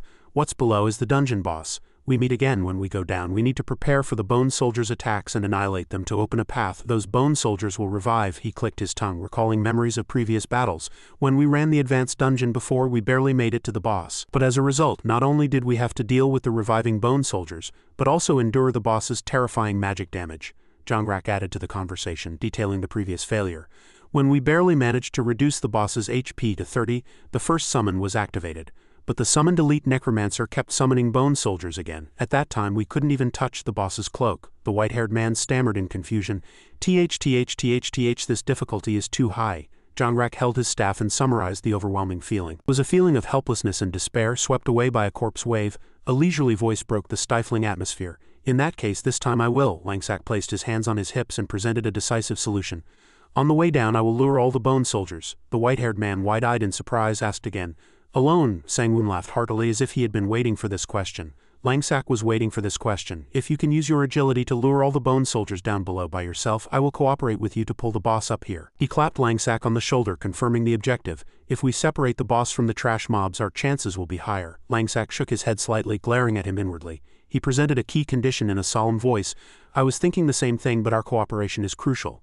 If I lure all the bone soldiers down towards the boss and you don't coordinate perfectly, I'll be swept away by the corpse wave and die in less than 3 seconds. Sang-Woon hardened his face, raised his chin, and retorted, Are you doubting my abilities now? Langsak smiled faintly, his words like a promise accompanied by praise. Of course, there's no need to doubt guild leader Sang-Woon's skill. He finished his introduction and issued a combat command. Then there's no need to delay any further, right? Immediately after his words, Langsak's body blurred and vanished from sight. The female mage cried out in surprise. He's gone. The white-haired man fidgeted anxiously. Did he really charge in alone? Jongrak tilted his head and asked quietly, still maintaining discipline.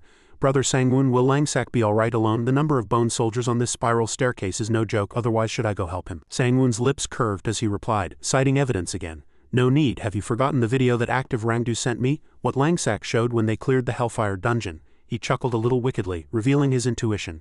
Besides, ever since we started cooperating, I've always thought his skill was even greater than that. Sang-Woon clicked his tongue, anticipating like a spectator. Just wait for his performance. From the entrance of the pit below, Langsak descended like an arrow. The spiral staircase was filled with bone soldiers, and the entire rock echoed with the sound of bones. He stepped on the edge of the staircase and leapt high over the horde of skeletons, and landed in front of a bone soldier. The dagger skillfully cut its head. After a quick glance behind him, he reminded himself, I can't stop. With these numbers, stopping means death. Langsak used the head of the recently felled skeleton as a springboard, looked around for space for his next move, fixed his gaze on his next target, and charged. A black shadow darted past, a luminous trail stretching long before disappearing into the curved shadows of the staircase. At the entrance of the pit, the entire team fixed their gaze on the minimap, and the white-haired man stammered as if swallowing his words inwardly. It's really unbelievable. He can actually lure all the monsters blocking the path by himself. The brown-haired man sighed with admiration. His movements and control are truly fluid. Jongrak hesitated, but still had to admit, indeed his movements are. Sang-Woon nodded and said, My friend, you've noticed it too. He narrowed his eyes and concluded decisively, his movements are continuously improving. As Langsak landed on the wide staircase, the surroundings suddenly grew quiet. He could hear his own heartbeat clearly.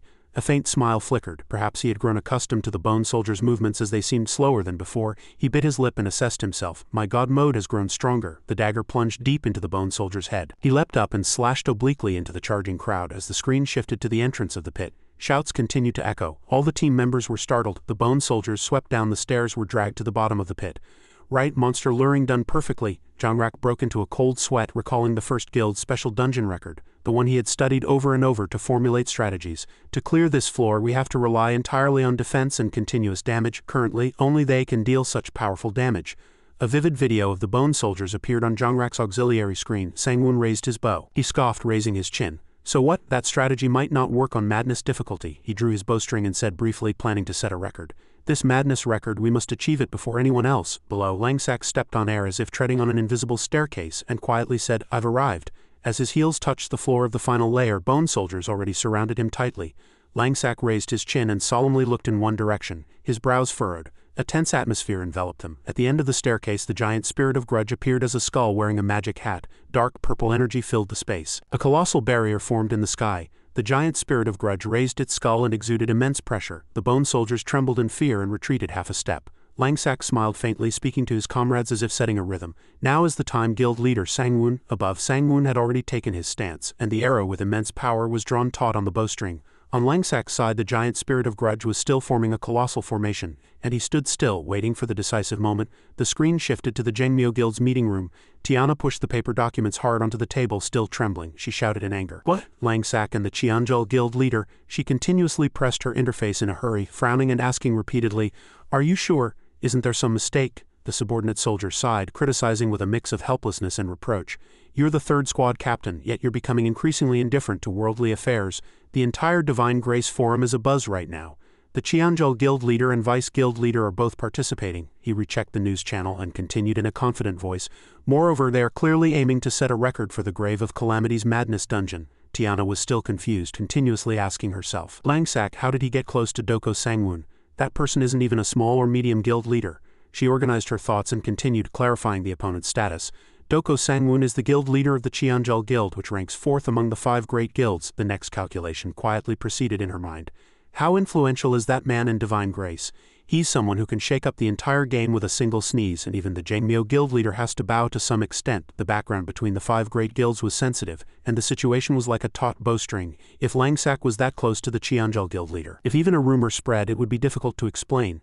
Tung Luzi sat casually on a chair and said nonchalantly, "It's Brother Langsak after all, there must be a reason for him to do that. Don't judge Brother Langsak by ordinary standards. On the contrary, I think he should be making connections with such influential figures." The subordinate soldier nodded, speaking encouragingly.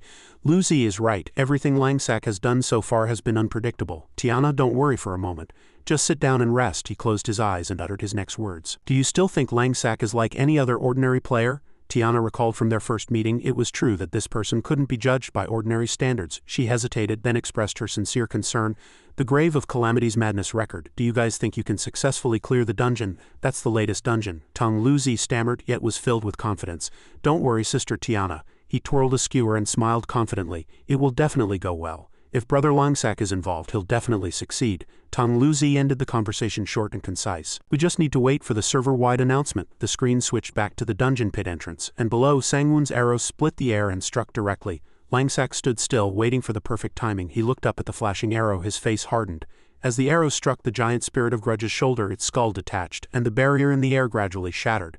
The system notified, "The giant spirit of Grudge's casting process has been interrupted." Sangwon smiled faintly, shouting as if his blood was boiling, "Come on!" This blow made the colossal skeleton stagger, and it furiously turned its head in the direction of the arrow that had just flown. The system notified that the giant spirit of Grudge's hatred had been provoked. The giant spirit of Grudge sprang up, leaped to the entrance of the pit, and chased after the one who had broken the talisman. Langsak bit his lip and smiled, praising himself that the luring strategy had succeeded. "Amazing." Sangwon took the aggro. He quickly glanced back and decided his next rhythm. "Then the next step is to keep the bone soldiers bound down here." Sangwon warned, short and concise, "The boss is here, everyone prepare." A colossal mass of skeletons surged from the entrance of the pit, and a breath of vicious aura filled the space. Jongrak shouted a command, "Form up and establish a defensive line, protect the mages." The 3 tanks all replied with a resounding roar. Sangwon drew his bowstring, narrowing his eyes and aiming. "Before Langsak comes back up, I must ensure that the mages' damage doesn't tarnish the Cheonjul Guild's honor." The 3 mages formed a barrier. Columns of energy poured into the giant spirit of Grudge's body. The boss opened its mouth wide and spewed blue flames. He shattered the 3 mages' magic flow with a fierce madness burst skill, unleashing masses of energy. Jongrak bent his knees and charged, his spear extended sideways like the wings of a steel bird. He fixed the spear tip in front of the giant spirit and hardened his eyes. The boss, like the giant spirit of Grudge itself, spewed out terrifying spirit heads and charged fiercely. When Jongrak was thrown back, the system informed him that he was in a state of fear. Jongrak's jaw trembled slightly due to the effect. He briefly thought that he didn't know the madness difficulty would add area of effect fear skills. The system then informed him that he had removed the buff on himself. He raised his spear, gathering divine energy. Jongrak shouted loudly to the entire team to keep pace. "The boss is on cooldown, don't miss this opportunity." The elemental attacks of the 3 mages and Sangwon's powerful arrow barrage poured in. The boss's health bar visibly decreased. Sangwon had firmly instructed beforehand before the boss's HP dropped by 30. "We must interrupt the first summon," Jongrak replied briefly. "Understood." Sangwon urgently asked through the channel, "Langsak, how are things on your side?"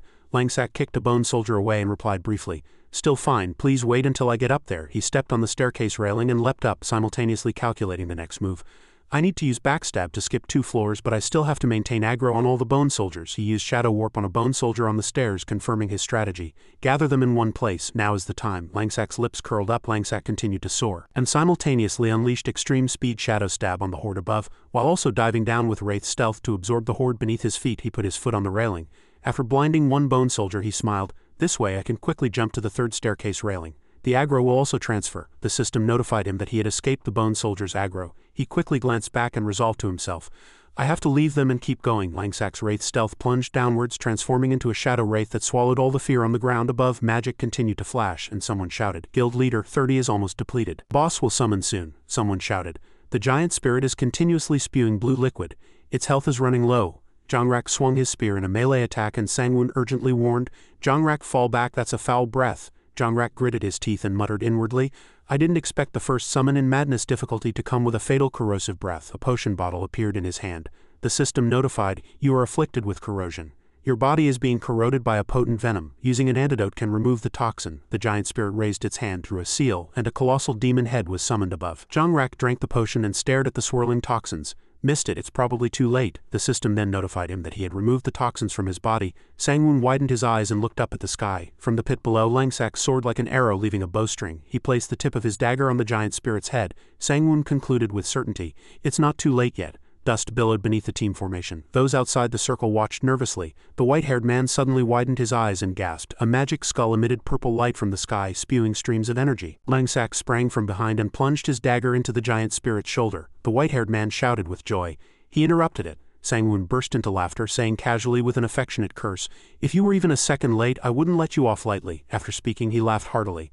Langsak stood on the boss's shoulder, aiming his small dagger straight, and commanded in a low voice, "Attack! Help me draw aggro." He gazed down at the colossal monster like a hunter observing its prey and laughed coldly. "Now it's our turn to hunt you." The giant spirit swung its hand, bringing down its shoulder to grab Langsak, and he leapt to evade the physical attack. Jongrak shouted loudly like a conductor in a highlight reel, "Mages, keep attacking and mind the distance from the boss. Tanks, beware of the boss's area of effect skills." Everyone replied simultaneously.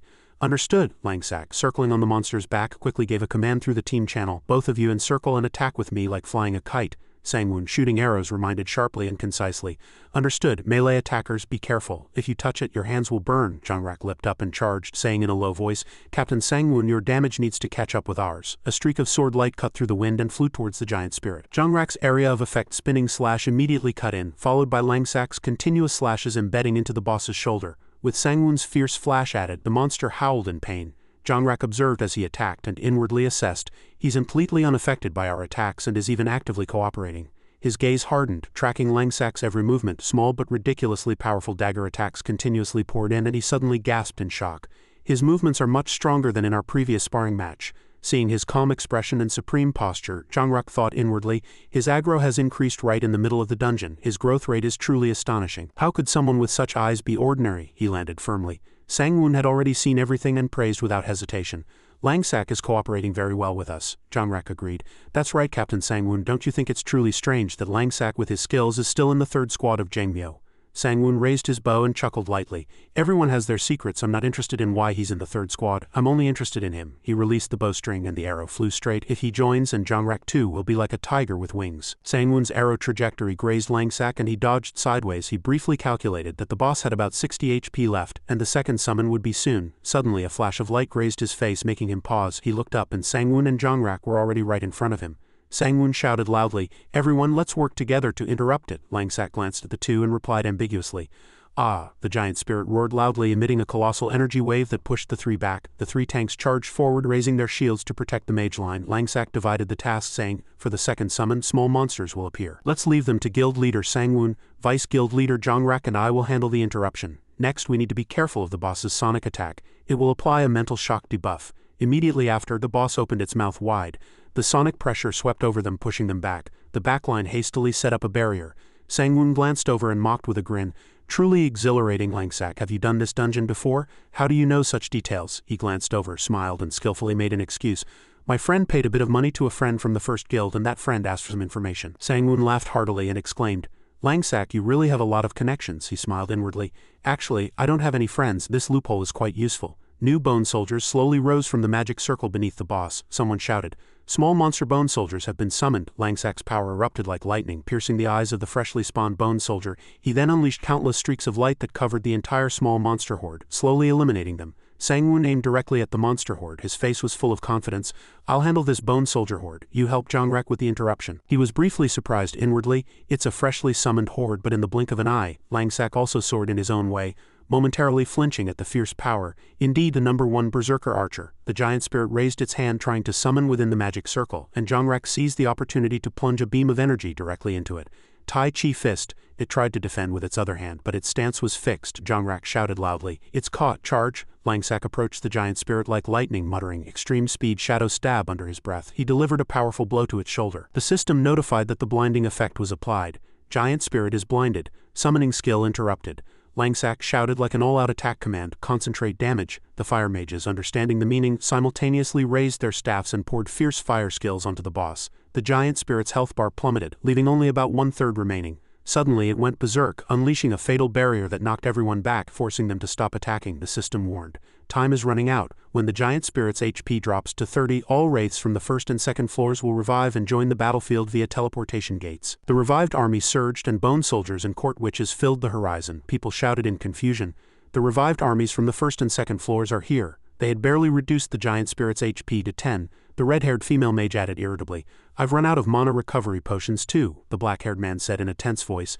I heard even the first guild was overwhelmed in this section. The corpse wave was like a waterfall, fundamentally unstoppable. The white-haired man urgently asked, then how are we supposed to get through this? Sangwon directly asked Langsak. How do you plan to deal with these revived bone soldiers and witches? He replied in a voice as cold as steel. There is no way to deal with them. Sangwon was startled. Langsak, this is no time for jokes. He cut him off and hardened his voice. I'm not joking. Langsak coldly swept his gaze across the battlefield and explained concisely. Because we don't need to deal with them. Sangwon still didn't understand and asked again, what do you mean? He gripped his dagger tightly and charged forward.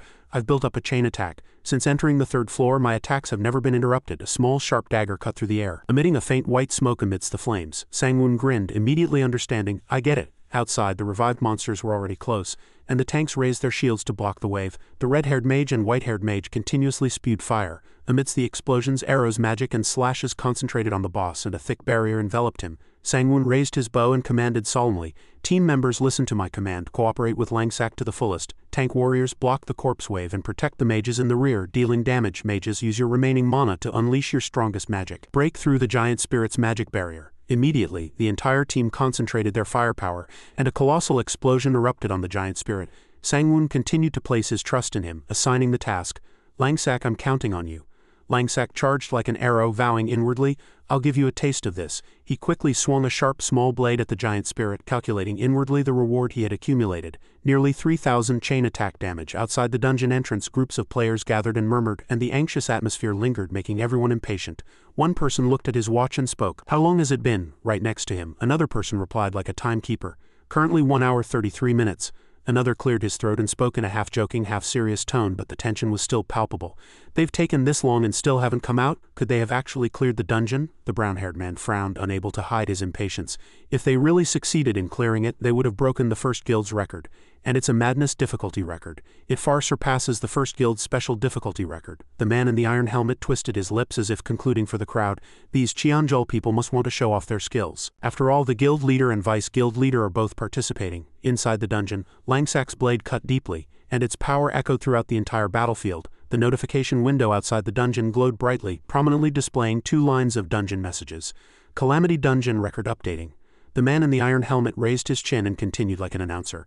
This madness difficulty challenge has attracted a lot of attention and focus from many players. If successful, this Cheonjul Guild's promotion will be a success. Langsak's blade struck forcefully and he paused, retracting his hand, his face still as cold as ice. The notification window scanned again, and a server-wide announcement rang out with the message. Calamity Dungeon Record Updating. Immediately after, the system continued like festive drums. Congratulations to the Cheonjul team. Outside the dungeon, the red flame teleportation gate glowed intensely, startling the groups of players. Inside the dungeon, the system bulletin board listed each team member's name, its voice calm and firm. Langsak team member. Langsak stood straight, his eyes focused on the front line. The system bulletin board continued to display the names of Doko Sangwon, Jongrak Unknown Vision, Little AB Too Hard to Name, Fire Carry, Future Pebble, Wolchul Owner. Sangwon and Jongrak were still concentrating their attacks on the scattered bone soldiers in front of the altar. System bulletin board continued to scroll through the remaining names. Little AB Too Hard to Name, Fire Carry, Future Pebble, Wolchul Owner. The entire team hardened their faces and simultaneously looked forward. The giant spirit was already split in 2 by Langsak's blade. The surrounding bone spirits cracked and shattered. The system voice rang out like a judge's verdict. Grave of Calamity Dungeon Madness difficulty cleared successfully. First Madness clear record achieved. As the giant spirit dispersed into purple smoke, Langsak stood without a trace of hesitation. He briefly thought, this clear was done in Cheonjul's name, so the record will also be attributed to Cheonjul. I can't hide my identity, he sighed very slightly, adding a realistic thought. Although the rewards are quite generous, I'll become famous. When word gets out, trouble will come looking for me. Sangwon laughed heartily, his laughter echoing throughout the entire battlefield. Well done, he continued with joy. As if declaring victory, we've achieved the madness record, the white-haired man shouted excitedly. Truly amazing. Jongrak narrowed his eyes, gazing ahead and said nothing. Sangwon turned around, clearly summarizing the achievements, praising as if reading a report. If you hadn't lured the monsters to the lower floor, interrupted all 3 summons, and especially if you hadn't eliminated the final attack, we wouldn't have been able to clear this madness dungeon, Langsak replied briefly, not claiming credit for himself. This is everyone's achievement. Jongrak immediately followed up firmly. Langsack, there's no need to be modest, the white-haired man also concluded firmly. That's right, Langsack was truly astonishing this time. The white-haired man clenched his fist and praised lavishly. His movements are so good they could be made into a video for an example. The red-haired female mage standing next to him blushed, her gaze still fixed on Langsack. Langsack added a short, sincere remark. It was thanks to everyone's perfect cooperation that we succeeded. Sang-Woon waved his hand, opened a large system bulletin board, and said with a childlike grin, "The dungeon results are out, as expected." A lot of equipment dropped. "Langsack, you should take the biggest reward." Langsack thought inwardly, not very interesting. How much money could drop from a dungeon? At most 50 silver. The red-haired female mage widened her eyes and said, "I really want this mage equipment." The white-haired mage was also excited. "What is this? There are 3 mages on the team. Let's leave it to Rondi." Langsack calculated that if experience was divided according to contribution he would gain quite a lot. Suddenly light burst from Langsack's body, making him flinch, and clear text appeared. Langsack, Jangmyo Guild's level has sharply increased. He let out a satisfied sigh, muttering, "A 1.5 level increase, that's not bad." The red-haired female mage cheered. "I leveled up," Sang-Woon laughed heartily, saying, "As expected, Langsack's contribution is very high." The red flame teleportation gate reappeared. Jongrak scanned the crowd gathered outside, then suggested, "It seems stories are spreading quickly out there, Captain Sang-Woon. Shall we return to our guild headquarters?" Sang-Woon approached the dark red gate, a victorious smile on his face. "It was a truly great harvest. Everyone, let's go back." "Langsack, you too." Upon arriving at the headquarters, Sang-Woon sat in a chair. Jongrak and Langsack stood on either side. Jongrak spoke decisively, without beating around the bush. "Langsack, our thanks for the dungeon record end here. We won't prolong the discussion this time. This is your agreed-upon payment." A transaction notification appeared on the system screen. "You have received 3 gold coins from Jongrak." After receiving them, Langsack replied concisely, "Thank you." Sang-Woon tilted his head and asked, "Does Langsack have any plans for next?" He couldn't hide his smile inwardly. 3 gold coins, only the 5 great guilds can spend such a huge sum. Next time I can ask for double." Sang-Woon's face hardened and Jongrak also stopped speaking. The two looked at each other and a moment of silence passed. Jongrak asked directly in an honest and sincere tone, "Langsack, what do you think of our Cheonjul guild?" Langsack hesitated for a moment, then replied politely, "As the 4th-ranked guild among the 5 great guilds, your strength is naturally formidable. The skills of guild leader Sang-Woon and vice guild leader Jongrak go without saying." He predicted inwardly, "What is he trying to do?" Jongrak smiled faintly and got straight to the point. "I'm very pleased that Langsack holds our Cheonjul in such high regard." His cooperation went very smoothly. Without a powerful rogue like Langsack, the mission would not have succeeded. "I won't beat around the bush any further. Langsack, I am greatly impressed by your talent and skill. By any chance would Langsack consider joining our Cheonjul guild?" Langsack thought inwardly. "Ah, so that's it." He turned his body decisively and said, "I apologize, but as I mentioned before, this was merely a one-time collaboration. I have no plans to change guilds for the time being." Jongrak flinched, instinctively saying, "No, Langsack." He quickly tried not to miss the opportunity. "Although our Cheonjul isn't the #1 guild, our recruitment requirements are very high. This time we are truly sincere in inviting you to the guild, so you would receive very attractive privileges." Langsack glanced at him coldly and replied, "I greatly appreciate your sincere invitation, but as I've already stated, I have no plans to change guilds for the time being. I apologize." Jongrak was silent for a moment, then persuaded to the very end. "If you agree to join my vice guild leader position," he gestured with his hand, offering an unprecedented condition. "I'm thinking of entrusting it to you, Langsack. What do you say?" Langsack was momentarily tense inwardly. In my past life I probably would have accepted such an offer without hesitation, but he shook off that thought. "My goal in this life doesn't end here. I won't be held back by such things." He turned around and replied politely yet firmly, "I apologize, Vice Guild Leader Jongrak, that is not what I seek." Sang-Woon cut him off and concluded the persuasion. "That's enough, Jongrak, we don't need to force him." Langsack exited the door, turning back to say, "Guild Leader Sang-Woon, thank you for your understanding. I'll take my leave now." Sang-Woon placed his hand on the table, stood up and watched him with his arms crossed, a faint smile on his face. "Travel safely. Langsack, it was a pleasant cooperation." Cheonjul Guild. Langsack waved his hand, leaving a brief farewell. Sang-Woon paused for a moment, then passed Jongrak. Jongrak's face hardened and he said hesitantly, "Captain Sang-Woon, if that person doesn't join our Cheonjul," only laughter replied. Jongrak frowned, puzzled. Sang-Woon revealed his teeth and said in a low voice, half jokingly, "Then it means we weren't destined." Jongrak scanned the system bulletin board and a Guild Alliance invitation from the Longa Guild had arrived. He quietly asked Sang-Woon, "What about the Longa Guild's Alliance invitation then?" Sang-Woon waved his hand and said, "You can decide such matters. Don't ask me." Jongrak was silent, and the thought, Langsack, next time we meet we will probably be on opposing sides, flashed through his mind. At the Jangmyo Guild headquarters, Jisoo held hot tea and frowned. Did our guild have such a person? Vice Guild Leader Lakuku, level 15, opened the system bulletin board and replied clearly, "I heard from the first squad leader. He along with Dokbo Sang-Woon set the first clear record for the Madness difficulty grave of Calamity Dungeon. Furthermore, this rogue Langsack also performed exceptionally well in the last guild war." Jisoo brought the teacup to his lips and continued to ask, "That rogue is from our 3rd squad?" Lakuku glanced at him and replied concisely, "Yes, he is under the command of 3rd squad leader Tiana." The teacup clinked lightly on the table and Jisoo set it down, leaned back in his chair, crossed his legs and commanded, "Bring those two to me." Chapter 52. The entrance to Jangmyo Guild's third squad was more crowded than usual. A black-haired man whispered, but intentionally loud enough for everyone to hear, "It's that rogue, I saw him go inside." A blonde man excitedly rattled off words like bullets. "I heard he cooperated with Dokbo Sangwon. What kind of background does he have? And he's a team leader. I didn't realize he was a member of our third squad." Inside, Tung Lu Zi ran up, his eyes shining, and said, "Captain Langsak, you're famous now. Just now, everyone on the way was talking about you." He pointed at the door, continuing to laugh and boast. "But this time Big Brother made a big mistake by not taking me. Let me tell you, I'm much stronger now. These past few days going through dungeons with Sister Tiana, I've become able to withstand all the damage by myself.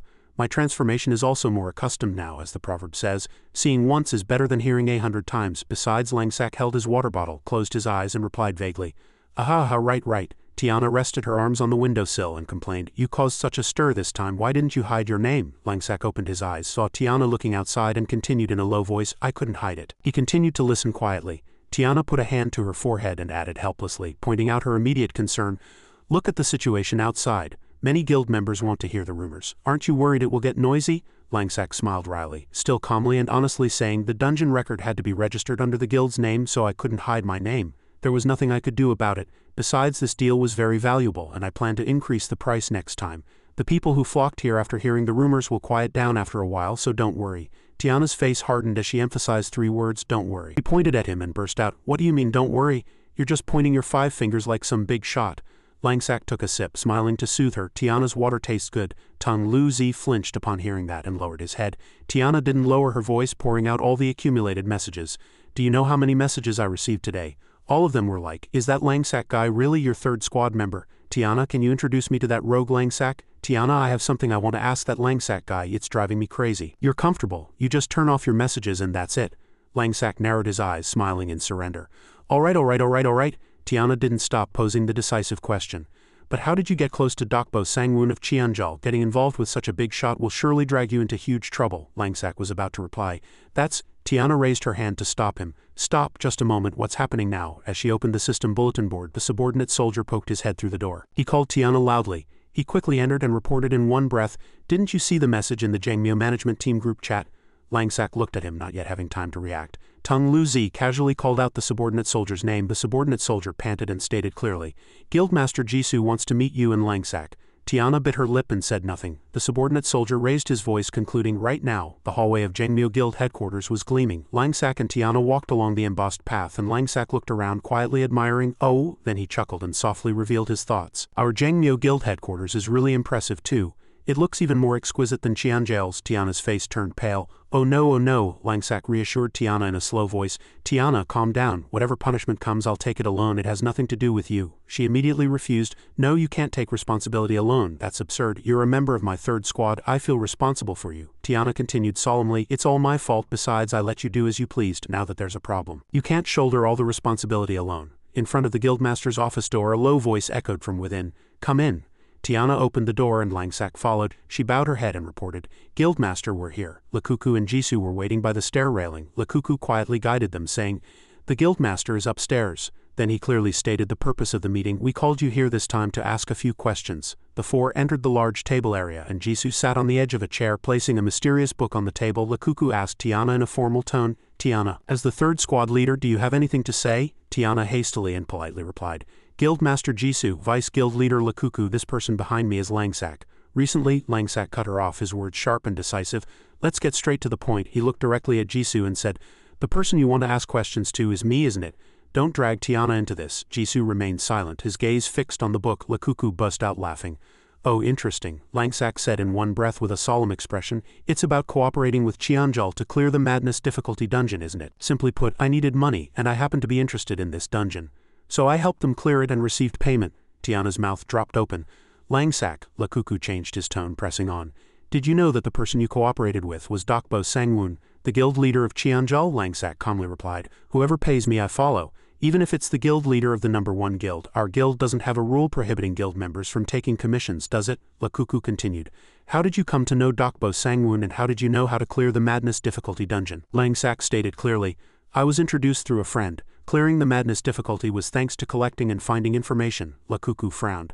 "Then why did you hide your personal information?" Langsak closed his eyes and calmly replied, "Protecting personal information is a personal habit." Lakuku slammed the table, unable to contain his anger, and said curtly, That's a record concerning the guild's reputation. You're a member of our Jengmyo guild, how could you hand that over to someone else for money? Jisoo raised his hand to stop him and said softly like the wind, why not? He continued in a still calm tone, talented people have always gained more, there's no need to blame him.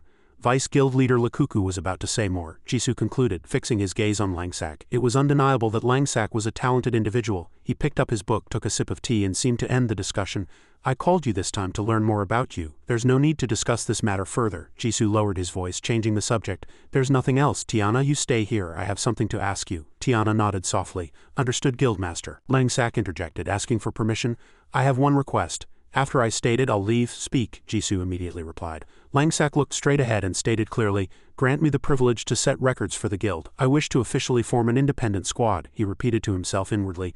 Don't drag Tiana into this. If I'm going to do it, I need guild resources.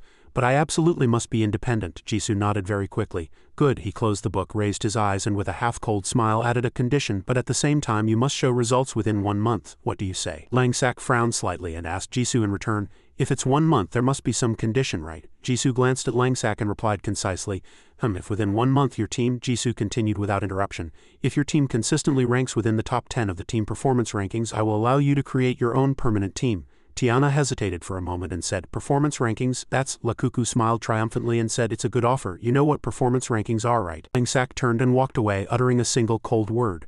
I know, Langsak continued to walk nonchalantly, raising his hand as if making a promise. I'll see you in a month, Jisoo. Lakuku and Tiana watched him leave, both speechless. Tiana felt tense about the team performance rankings in her mind. That ranking was updated weekly and was only for masters. Tiana successively recalled the silver, gold, platinum and diamond tiers, imagining a towering structure. She kept thinking that once a team registered, the system would score them based on their weekly dungeon clear results. Both difficulty and progress affect the evaluation score. Tiana suddenly recalled a powerful woman and kept thinking, he'll have to face hundreds, even thousands of teams. The top 10 are usually occupied by the 5 great guilds. The guildmaster telling Langsak to create an independent team is almost impossible. Langsak must clearly understand that difficulty, so the guildmaster is definitely making things difficult for him. Lakuku asked with a displeased expression, Langsak, do you really know what the team performance ranking is? Jisoo put down his book and asked solemnly, Tiana, I heard Langsak is someone you specifically recruited into the guild, is that right? Tiana averted her gaze and replied flustered, Guildmaster Jisoo, Langsak mistakenly defied your words. Please, yes, that's right, at that time I wanted to bring Langsak into our guild, so Jisoo narrowed his eyes and continued to ask, does that mean you sought him out first and he didn't come to you first? Tiana looked at Jisoo, hesitated, and then said, yes, I sought Langsak out first. Jisoo reopened his book, chuckled lightly, and said, that's fine, it's nothing. The third squad is an important human resource for the guild. I'll be counting on you in the future. Tiana quickly bowed her head. Yes, I'll take my leave now, Guildmaster Jisoo. As Tiana closed the door and left, Lakuku raised a question. Your question just now was, Lakuku glanced at Jisoo with a suspicious look and said, you probably wanted to confirm if Langsak was a spy, right? Jisoo replied firmly. Lakuku continued. That's right, if he had contacted Tiana first he would have joined the guild with some motive, but I didn't expect him to agree to your demands so easily. Jisoo casually turned a page of his book and said, no, a confident person like him would definitely agree to my demands. Jisoo continued, his gaze still fixed on the book. What I'm curious about is, Jisoo added as if asking himself, who will he recruit to form a team? Just then, Langsak returned to the third squad's guild headquarters. As he opened the door and entered, Tung Luzi, who was standing inside, was startled. Tung Luzi turned around and shouted joyfully, Team leader Langsak, they didn't make things difficult for you, did they? Langsak replied briefly, no. The subordinate soldier leaned back in his chair and casually said, nothing. The guildmaster must have wanted to know your background. Langsak crossed his arms and said calmly, that's right, and he's allowed me to form a team. If we can get into the top 10 of the team performance ranking within a month, my independent team will be officially established. The subordinate soldier's jaw dropped and he asked in utter surprise, the top 10 of the team performance ranking? Tung Luzi's eyes widened and a big question mark appeared on his face. Immediately after, Tung Luzi raised his hand and said with great enthusiasm, then there's no time to waste, team leader Langsak. Let's go for the top 10 together. The subordinate soldier and Langsak could only watch him helplessly. The subordinate soldier murmured nervously to himself, if Langsak forms a team this time I need to help, he keeps surprising me these days. The subordinate soldier smiled and continued to think, he makes the impossible possible. He always yearns to become stronger. He's probably worth following if necessary. I can even step down from this vice team leader position. Just then, Tung Luzi was still smiling in front of Langsak and the door opened slightly, revealing Tiana entering. Seeing him, Tung Luzi shouted joyfully, Sister Tiana, you're back. We already heard from team leader Langsak. Langsak glanced at Tiana and asked, Guildmaster Jisoo probably kept you alone to ask a few questions related to me, didn't he? Tiana quietly moved her feet. Tiana walked past Langsak then stopped and called out, Langsak, I have something to ask you. Langsak turned to look at her, and Tung Luzi and the subordinate soldier exchanged confused, unintelligible sounds. Tiana turned around and asked with a sad expression, is forming an independent team really better for you? Langsak was taken aback by the question. For a moment he didn't know how to respond. Langsak quickly replied, you and I are different. I have no responsibilities. Tiana was slightly startled by his words. Langsak lowered his voice and continued, I want to form an independent team because I'm worried that my unpredictable nature might burden you with unnecessary responsibilities. Hearing that, Tiana's face suddenly darkened and she was speechless. Tiana frowned and said, I can't deny it, I'm truly afraid of the guild's influence, but the achievements I've made today. Tiana turned around and shouted passionately, it's all thanks to you. If you ever need me in the future, I will definitely stand by you. Suddenly Tiana's eyes widened and she froze. She regained her composure but could no longer say anything. Langsak was also surprised by her attitude, blurting out an ah in confusion. Tung Luzi suddenly grinned and shouted excitedly, all right. Tung Luzi raised his hand and said with a powerful voice, let's go create incredible achievements ourselves, let's go. The subordinate soldier just sat and watched him helplessly. Tiana dazedly followed Langsak. Langsak said, don't rush, you need at least 4 members in a team to register for the team performance ranking, we need to find more teammates. The subordinate soldier smiled and advised, then if we first rerun the madness difficulty of previous dungeons, it will definitely help us greatly increase our score. Tung Luzi said excitedly, that's right, there are still many dungeons without madness difficulty records. The subordinate soldier continued, we can also get high damage equipment first, that will also help increase our performance quite a bit. Langsak spoke up, no need to beat around the bush. Subordinate soldier, you cannot participate. Your skills do not yet meet the requirements. The subordinate soldier's smile disappeared. He was suddenly flustered. The subordinate soldier forced a smile and asked hesitantly, is it because my level is too low? It's okay, Luzi and I have been leveling up these past few days. Langsak explained in a low voice, no, your skills aren't suitable, it's not a level issue. Luzi could probably defeat you now, so that won't do. Besides, from a class perspective, I'm already a rogue, so we don't need the same class for now. Hearing that, Tiana and Tung Luzi were both surprised. A subordinate soldier replied in silence, understood. Understood. He stood up, turned around and left. As he walked past Langsak, Langsak called out, subordinate soldier, this has nothing to do with our friendship. I hope you understand. He still remained silent, only saying, I know. Tung Luzi was startled and called out, subordinate soldier. Tiana frowned, worried, and cursed inwardly that Langsak was being too blunt. The subordinate soldier stopped when he reached the door and said, once you've gathered all the team members, I want to spar with them once. Langsak still had a dark expression and didn't reply. And Tung Luzi and Tiana were also silent. The subordinate soldier glanced at Langsak, his sadness evident. He added, just once. Give me a chance. After speaking, the subordinate soldier slammed the door shut and left completely. The remaining 3 were quiet. Tiana asked dejectedly, where do you want to go next? Tung Luzi looked at Langsak with a sad expression and called out softly, team leader Langsak. Langsak replied in a low voice, we need to start. We don't have much time. Langsak continued solemnly, we need to find an archer for the team. Chapter 54. In the forest, the water's surface shimmered with ripples. As a foot unexpectedly stepped into a puddle, water droplets splattered everywhere. A group of people sprinted through the forest. The man in the hat shouted loudly, disperse first. The brown-haired man asked anxiously while running, can you find his location? The man in the hat immediately replied, no, I can't find his location. The brown-haired man gritted his teeth and growled, he's still trying to contend with our Black Wolf office. Then we'll deal with him. The white-haired man continued to run, his hand opening the system screen. Suddenly a bullet pierced through the white-haired man's head. He immediately fell. As his belongings scattered on the ground, the remaining 2 were startled and stopped, turning around. Soon after, the man in the hat's head was also pierced by a bullet. The brown-haired man quickly turned around, cursing, damn it. Moonlight bathed the forest in silver, and the brown-haired man crouched behind a rock, thinking, he won't find me here for a while, I just need my comrades to arrive from the office. He kept asking himself, where is he attacking from? From a high vantage point, the scope was already aimed downwards, and just then a bird brushed past the brown-haired man. He glanced back. He spotted the bird's shadow and thought, a bird? His eyes widened and sweat continuously streamed down, and another bullet lodged itself directly in the center of his forehead. Blood splattered everywhere. The brown-haired man fell with a shattered head, having been shot by the sniper hidden in the tree. Hyukwu Gungbake, level 14, stood tall on a tree branch, clutching a large rifle. He raised his chin and said briefly, HMPH. That night, Hyukwu wore a hat and entered a tavern. The dark blonde girl said in surprise, his weapon is a firearm. The dark blonde girl continued, it's rare to see an archer, a truly rare class, using a firearm. Damage is high, but the equipment is extremely difficult to obtain. The black-haired man chimed in. Isn't that Chinjun on his back? I remember that weapon is equipment with a very low drop rate in high-level dungeons. Hyukwu strolled leisurely, carrying his rifle on his back. The black-haired man still couldn't stop admiring. How lucky I am to see that today. Outside the tavern door, a large wooden barrel hung in the air, swaying. As Hyukwu entered, the owner greeted him. Welcome. Hyukwu ordered a dark beer. The proprietress replied while making it. Just a moment. Hyukwu sat at a table. He twirled a coin in his hand. The proprietress placed a glass in front of him and said, here's your dark beer. The proprietress continued, sir, please taste our dark beer. Hyukwu gripped the coin and replied, "Thank you." Suddenly, Langsak appeared next to Hyukwu and addressed him. A Chinjun sniper rifle, black clothes, tall and thin physique, and a fondness for dark beer. "If my friend hadn't seen you enter this tavern, I wouldn't even have seen your figure." Hearing that, Hyukwu glanced at Langsak. Langsak immediately called out his name. Hyukwu Gungbake. Hyukwu remained silent, not replying, and silence fell between them. Langsak assessed inwardly. Indeed, the rumors are true. A lone wolf type, saying HMPH while mocking others really makes him stand out. Langsak closed his eyes and said, "I apologize for my rude approach, but I merely wish to cooperate and make a deal with you." Langsak looked at Hyukwu and thought, this eccentric individual was the owner of Divine Grace's first ultra-long-range heat-seeking weapon in my previous life. He was a master sniper, ranked number 1 in the assassin class, because no one could ever find his location. Everyone who knew his location ended up with a shattered head. Langsak picked up a glass and continued, "I wish to invite you to my team to participate in the team ranking. Of course, I also have something to offer you," but before he could finish, his glass shattered into pieces. Hyukwu drew his rifle and coldly said, "Get lost." Langsak hardened his face and uttered a single word, "It seems you don't appreciate this method of communication." Langsak explained in a calm voice, "Don't misunderstand, I'm not a scout.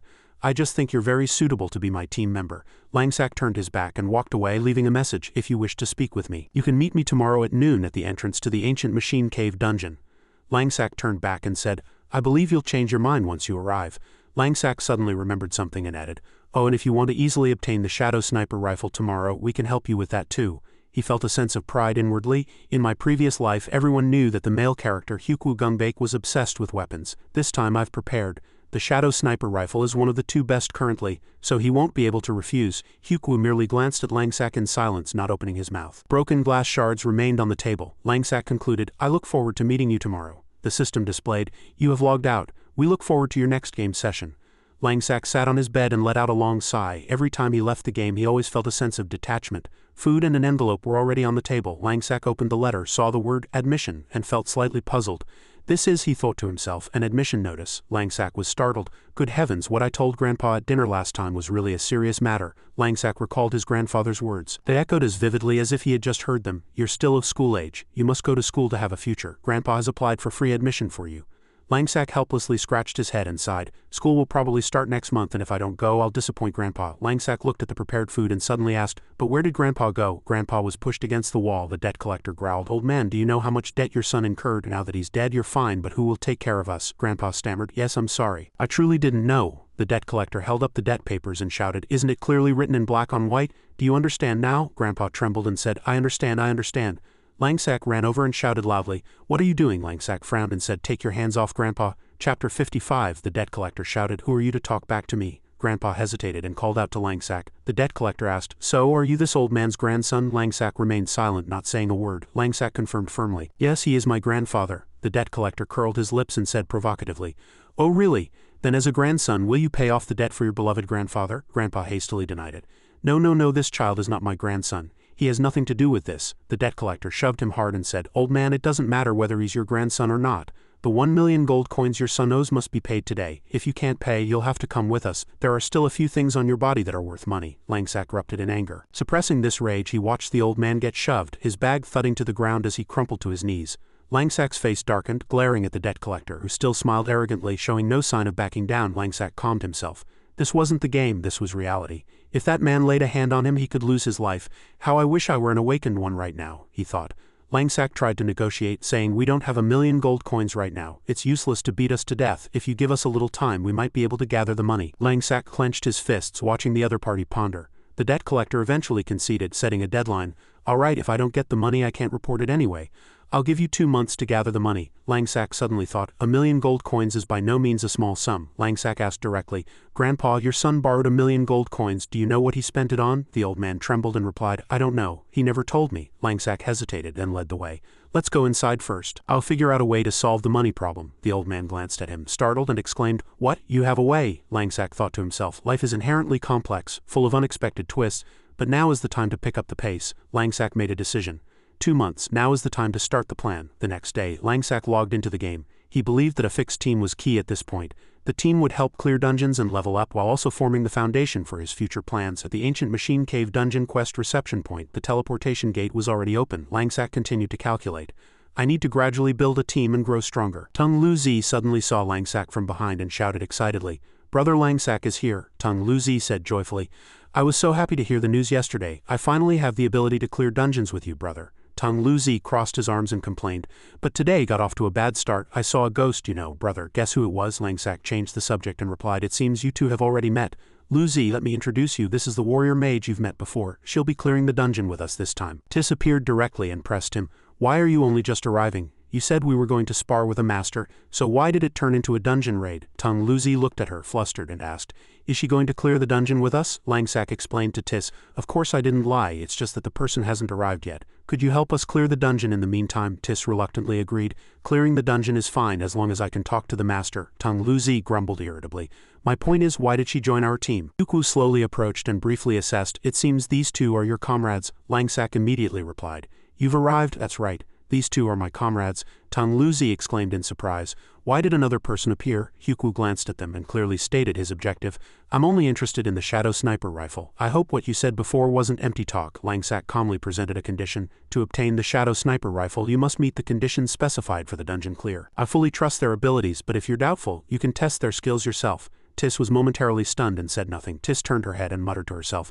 Test their skills? Huku raised his hand and pointed straight ahead. Huku pointed at Tang Luzi, who blankly said, me? Tang Luzi confidently boasted, you have excellent judgment, I'm truly strong, you know. Tis scolded angrily, choosing such a child, are you looking down on me? Huku used a metaphor. The amount of water a barrel can hold depends on the length of its shortest stave, he said, accepting with a smile. All right, I agree. Tang Luzi asked in confusion, what do you mean, pouring water into a barrel, why? The scene shifted to another area of the dungeon. Huku and Tang Luzi stood facing each other and Langsak stated the rules. Since no one is fighting now, fight until you want to stop. Langsak and Tis watched from outside as Tang Luzi took a ready stance. Tang Luzi chattered excitedly. You want that sniper rifle? Firearm archers are truly rare. I remember this equipment is so difficult to fight with that almost no one chooses it, but it's really cool. By the way, brother, can your back touch the ground if you hunch over? He continued to laugh. And brother, his incessant nagging annoyed Huku. Tang Luzi put his shield forward and concluded, then let's begin. Tang Luzi raised his shield above his head, emphasizing his desire for a match. I also want to fight a sniper. Huku reached back and swapped his weapon. The system notified weapon changing. Huku looked up with cold eyes. No need. Huku's cloak fluttered slightly, and as the weapon on his back disappeared, Tang Luzi was startled. Langsak watched closely and Tis was also surprised and dazed. Huku spread both hands summoning twin pistols. He signaled to begin and the system confirmed the weapon change was successful. Langsak thought, I didn't expect him to choose twin pistols. I only knew he was good at sniping. Huku showed a serious attitude. Langsak thought to himself, twin pistols would be more mobile than a sniper rifle in this kind of close combat. He was excited. No, I have to fight with these firearms. I can gain a lot of experience. At that moment, Tang Luzi, hugging his shield, lightly slid forward, saying excitedly, twin pistols? I thought you were going to use that sniper rifle, brother. Tang Luzi threw his shield with the flying shield skill, and Huku initially stood still. Huku suddenly moved. He leapt up, lowered his body, and swiftly dodged under the incoming shield. Tang Luzi praised, your core strength is truly impressive. Tang Luzi also leapt in the direction of his shield, and at the same time, Huku swung his gun trying to block. Tang Luzi caught his shield again. Tang Luzi raised his shield, blocking the relentless barrage of bullets and gritted his teeth, lamenting. Too bad you didn't hit me, Tis exclaimed. Truly astonishing, I didn't expect that kid to be so agile. Langsak showed a satisfied smile. He's really improved, even I didn't notice. Tang Luzi continued his shield charge attack, pouring down like a pillar of light from above, and Huku immediately moved out of position. Tis evaluated. Compared to a gunman, the kid's agility still can't keep up with the opponent. Langsak replied nonchalantly. But it's not a big problem. Huku held both guns, continuously unleashing a barrage of bullets. Tang Luzi still used his shield to defend. Huku stomped hard on the ground and charged into close combat. As Huku rushed in, Tang Luzi leapt up with his shield to evade. Tang Luzi challenged, bringing his shield close to Huku. Try my shield attack. Huku kicked his leg and flew out like an arrow. He spun and used the golden bamboo dance skill to kick Tang Luzi's shield. Huku spun around and continued to fire his twin pistols forward. Tang Luzi lost his shield due to the kick. A rain of bullets struck his body. Tang Luzi endured silently, muttering to himself, this person's attacks are too fierce. Before he could calm down, he saw Huku's foot closing in on his face. A fierce explosion echoed. Tang Luzi was flung back, hitting the wall, which cracked. Thick smoke billowed. Huku turned his back and said concisely, GG. Tis commented, that kid's skill isn't inferior to the gunman's at all. It's a pity the gunman's attack was enough to expose a weakness in the kid. The outcome was decided. Langsak denied, I don't think so. From within the smoke, bloodshot eyes gradually appeared. Filled with palpable rage, Huku was startled and turned around. Tang Luzi transformed, growing colossal, and yellow lightning sparks continuously enveloped him, making the opponent hesitate. Huku was momentarily confused.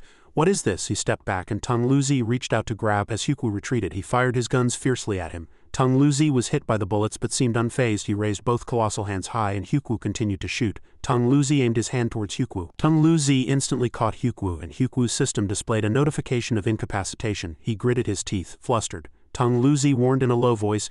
You'd better use the sniper rifle, otherwise you really won't be able to defeat me. Langsak's face hardened and he thought to himself, Hyukwu Gungbake will be the first person to possess an ultra-long-range heat-seeking weapon in the future. His skill is immeasurable, but Luzi's potential cannot be ignored, Tis said impatiently and frankly. That kid, I want to fight him once too, Langsak reminded himself. This person in front of me was one of the 6 great shield masters of the future in my past life. Ingenious Tung Luzi, Langsak approached and suggested directly. So, do you want to fight again with the sniper rifle? Hyukwu replied concisely. No need, let's clear the dungeon now. Langsak seized the opportunity to conclude. Then let's add each other as friends. I'll add you to the team first. The system screen displayed a notification. Small team successfully formed. Langsak announced the objective. The purpose of this dungeon is very simple. Langsak pointed at his interface and continued. To obtain the Shadow Sniper Rifle, and in passing to break the Ancient Machine Cave Dungeon's special difficulty record. This dungeon has a minimum participation limit of exactly 4 people, but that's no problem. I'll take care of it. Tung Luzi asked in confusion. Why special difficulty? Aren't we going for madness difficulty? Langsak replied. Because the rewards are different. Langsak explained in more detail. In the Ancient Machine Cave Dungeon, if the madness difficulty record is set and all team members have more than half their HP remaining, the warrior receives the Bronze Shadow Greatsword.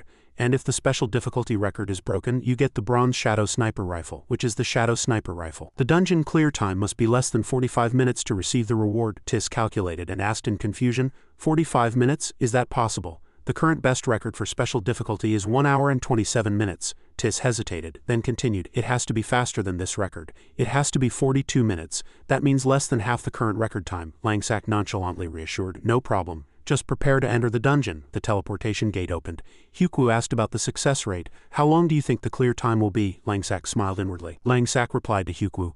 20 minutes. In the Ancient Machine Cave Dungeon, Langsak and his team followed a damp stone path until they stopped in front of a giant old ventilator. Tung Luzi carelessly brushed away a spider spinning a web with his hand and cried out in pain. That little thing is incredibly strong, Tis asked skeptically. Was saying 20 minutes an exaggeration? Langsak placed his hand on a protruding rock and walked nonchalantly, replying, No, because we'll be using a different strategy. The group all followed him deeper inside, Langsak slowly instructed. From here on our combat style will be completely different from the usual. As they walked, Langsak explained the plan. As you all know, the Ancient Machine Cave requires passing through 3 small maps. Each small map is a dungeon floor, and the destination of the final floor is the Ancient Bridge of Humility. We need to deal with the mechanical griffins. They're at the bridgehead, Hyukwu recalled in a low voice. I've tried forming a team before to get the Shadow Sniper Rifle. At that time, I didn't think our speed was slow at all, but the mechanical creatures have very high physical resistance. It took too much time. In the end, it took almost 2 hours, which was far from the stipulated 45-minute clear time condition. Tis quickly moved next to Langsak and asked directly, How do you plan to clear this map now? Are we going for a damage burst, or is there another method? Langsak slowly moved along the stone steps and replied concisely. Even with a damage burst it would take a very long time. Our combat style is quite cunning, or you could say we'll exploit a loophole in the map design. Langsak looked back and clearly instructed, We won't kill a single small monster. Tis hurriedly chased after him, asking, Not killing small monsters? Langsak immediately confirmed. That's right. That's why I said we're exploiting a loophole in the map design. Langsak pointed around the cave and explained in detail. The map of the Ancient Machine Cave Dungeon is a bit different from normal maps. This dungeon's map is pre-loaded. Simply put, it's a way of moving from an upper floor to a lower floor without needing to pass through gates or load data. Tung Luzi shouted as if grasping the core point. Ah, I understand that. You mean it's a continuous map? We can move around the entire map without waiting for map loading? Langsak braced himself against the wall with his foot and nodded, confirming. That's right, Divine Grace has long been able to seamlessly connect all maps in the game, but Langsak continued. To provide diverse game experiences, some maps are seamlessly connected and some are not. Hyukwu grumbled impatiently. I don't understand what you're talking about at all. Just tell me how to fight next, don't waste time. Langsak lit a torch, still maintaining his explanatory rhythm. I need to clearly explain the reasons to you so you can understand the situation when we take action, can I? He clicked his tongue inwardly. A master like Hyukwu Gungbake knows nothing about map rules. Langsak instructed the entire team to observe, pointing at the surface with his hand. Look carefully around you. This map was created to give a mysterious feeling. There are small holes on the floor, walls, and even the ceiling. Tis grumbled, looking around. It's really unpleasant. Tung Luzi immediately retorted, asking in confusion. No, not at all. What's unpleasant? Langsak sternly instructed. No, you must overcome that unpleasantness, because we have to crawl into those holes. Hyukwu watched stunned as Tis awkwardly crawled into the hole, while Tung Luzi jumped up and down with delight. This is fun, so much fun. I want to do it right now, Brother Langsak. We're crawling through holes to avoid monsters, right?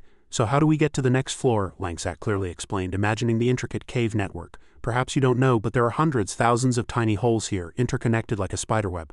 Some of them we don't know where they lead. There might be small mechanical monsters hiding in the darkness at the end of the path, or it could be a terrible dead end. It could also be a passage to another path, and no one knows where the destination on the other side is." Then Langsack lowered his voice and concluded, "But no one else does except me." Langsack led the way seriously.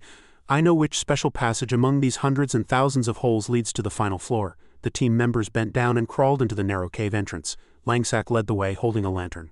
As Langsack's lantern swept past, the shortcut pioneered by previous generation players flashed through his mind. It was once considered a bug used by everyone to avoid monsters, effectively nullifying the dungeon's meaning, but it was later fixed in an update. However, in this life, he muttered to himself about this information he alone knew. Selling this information could earn him a lot of money, but it was better not to spread such a bug widely yet.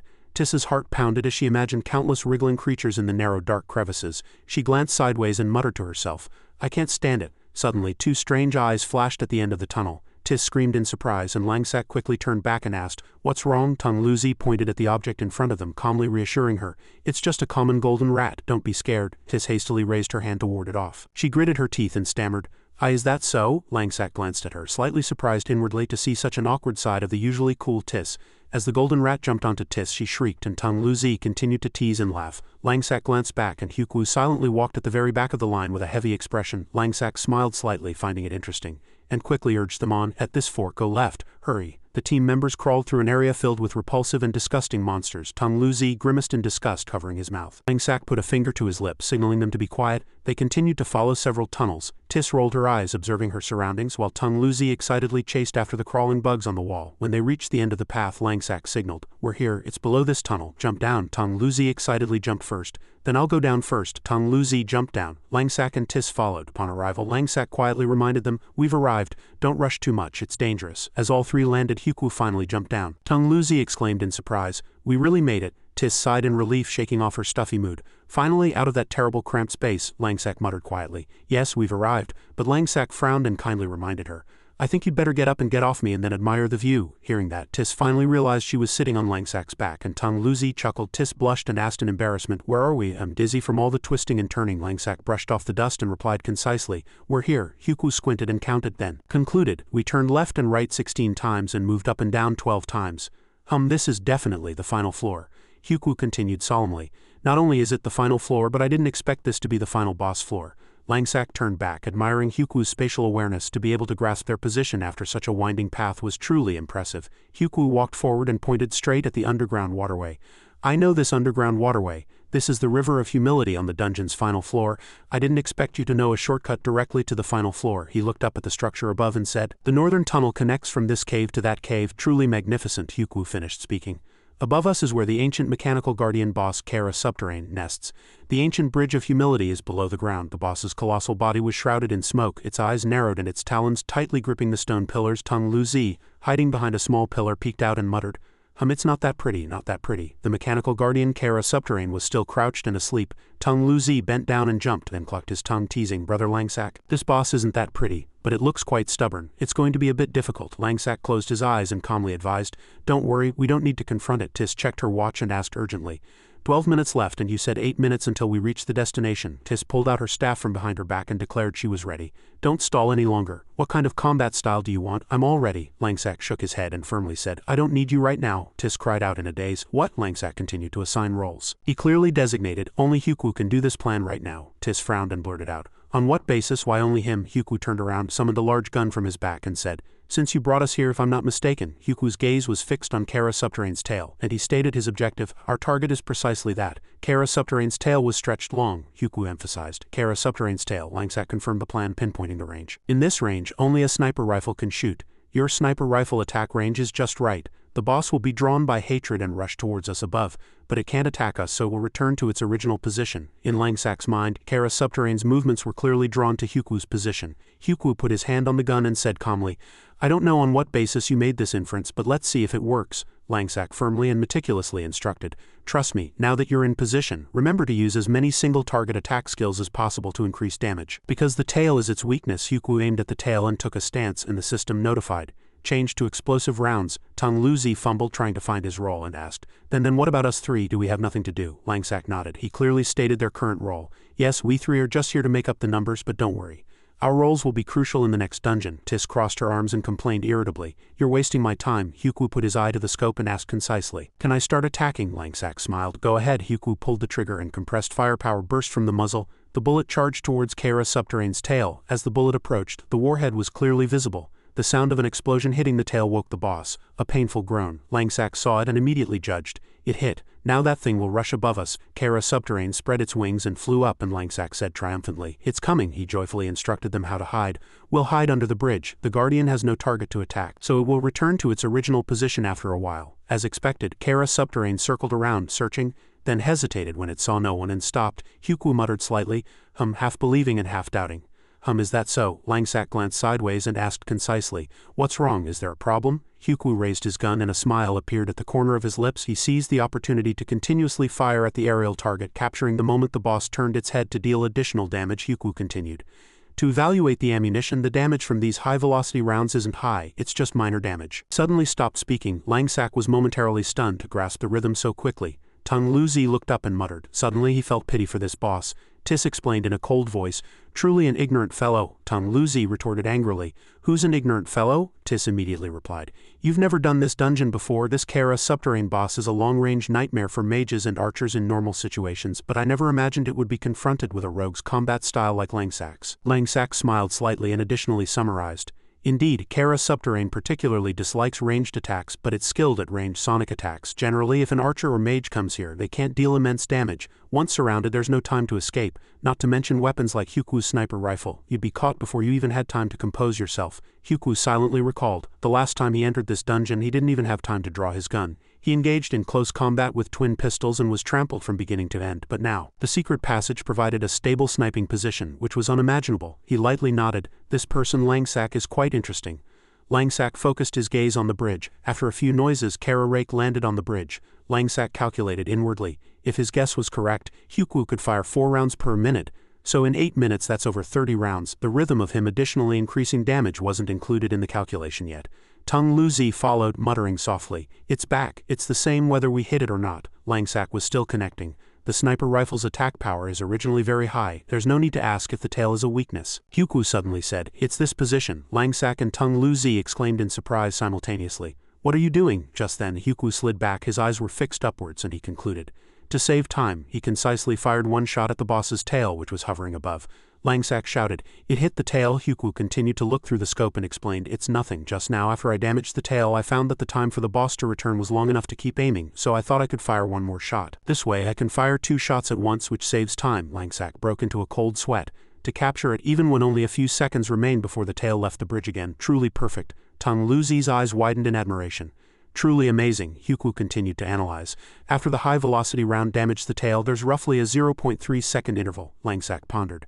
0.3 seconds to accurately grasp the rhythm in one attempt. Incredible judgment. This was the first time he had seen someone find such a gap for additional attacks. Kara Subterrane flapped its wings and returned again. Tung Luzi excitedly said, It's back again. The latter part didn't need detailed explanation as Hyukwu mastered the method of firing 2 shots at once, and the expected 8 minutes were shortened to about 4 minutes. Hyukwu held his gun with a heavy expression and uttered a single word, GG.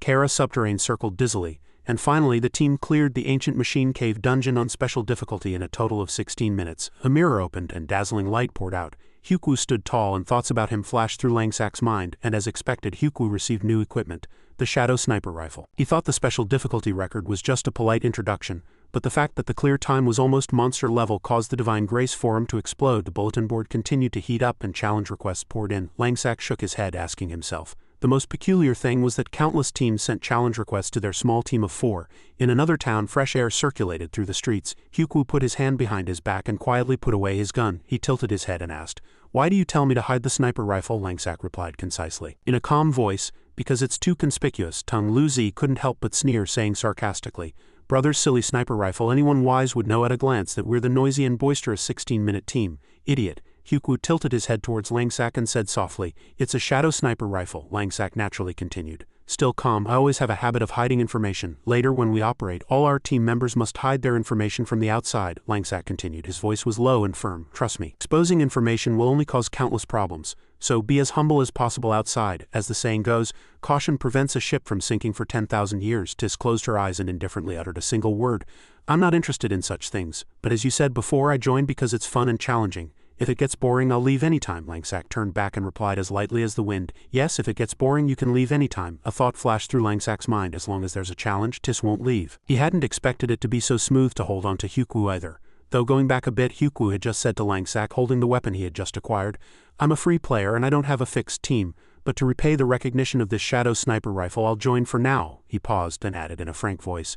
But honestly, I was really surprised to suddenly get this. I had my own plans anyway. Roughly so. Langsak glanced at Hyukwu, assessing inwardly. I like the current lineup. It's a good start. Suddenly, Tung Lu-zi waved his hand, announcing the news. Brother Langsak, there are many armed teams waiting here. Langsak looked around the entire doorway, naturally assuming this was the exclusive passage for team ranking registration. A place where those without skill couldn't even dream of entering. Tis chimed in, instructing him to look closer.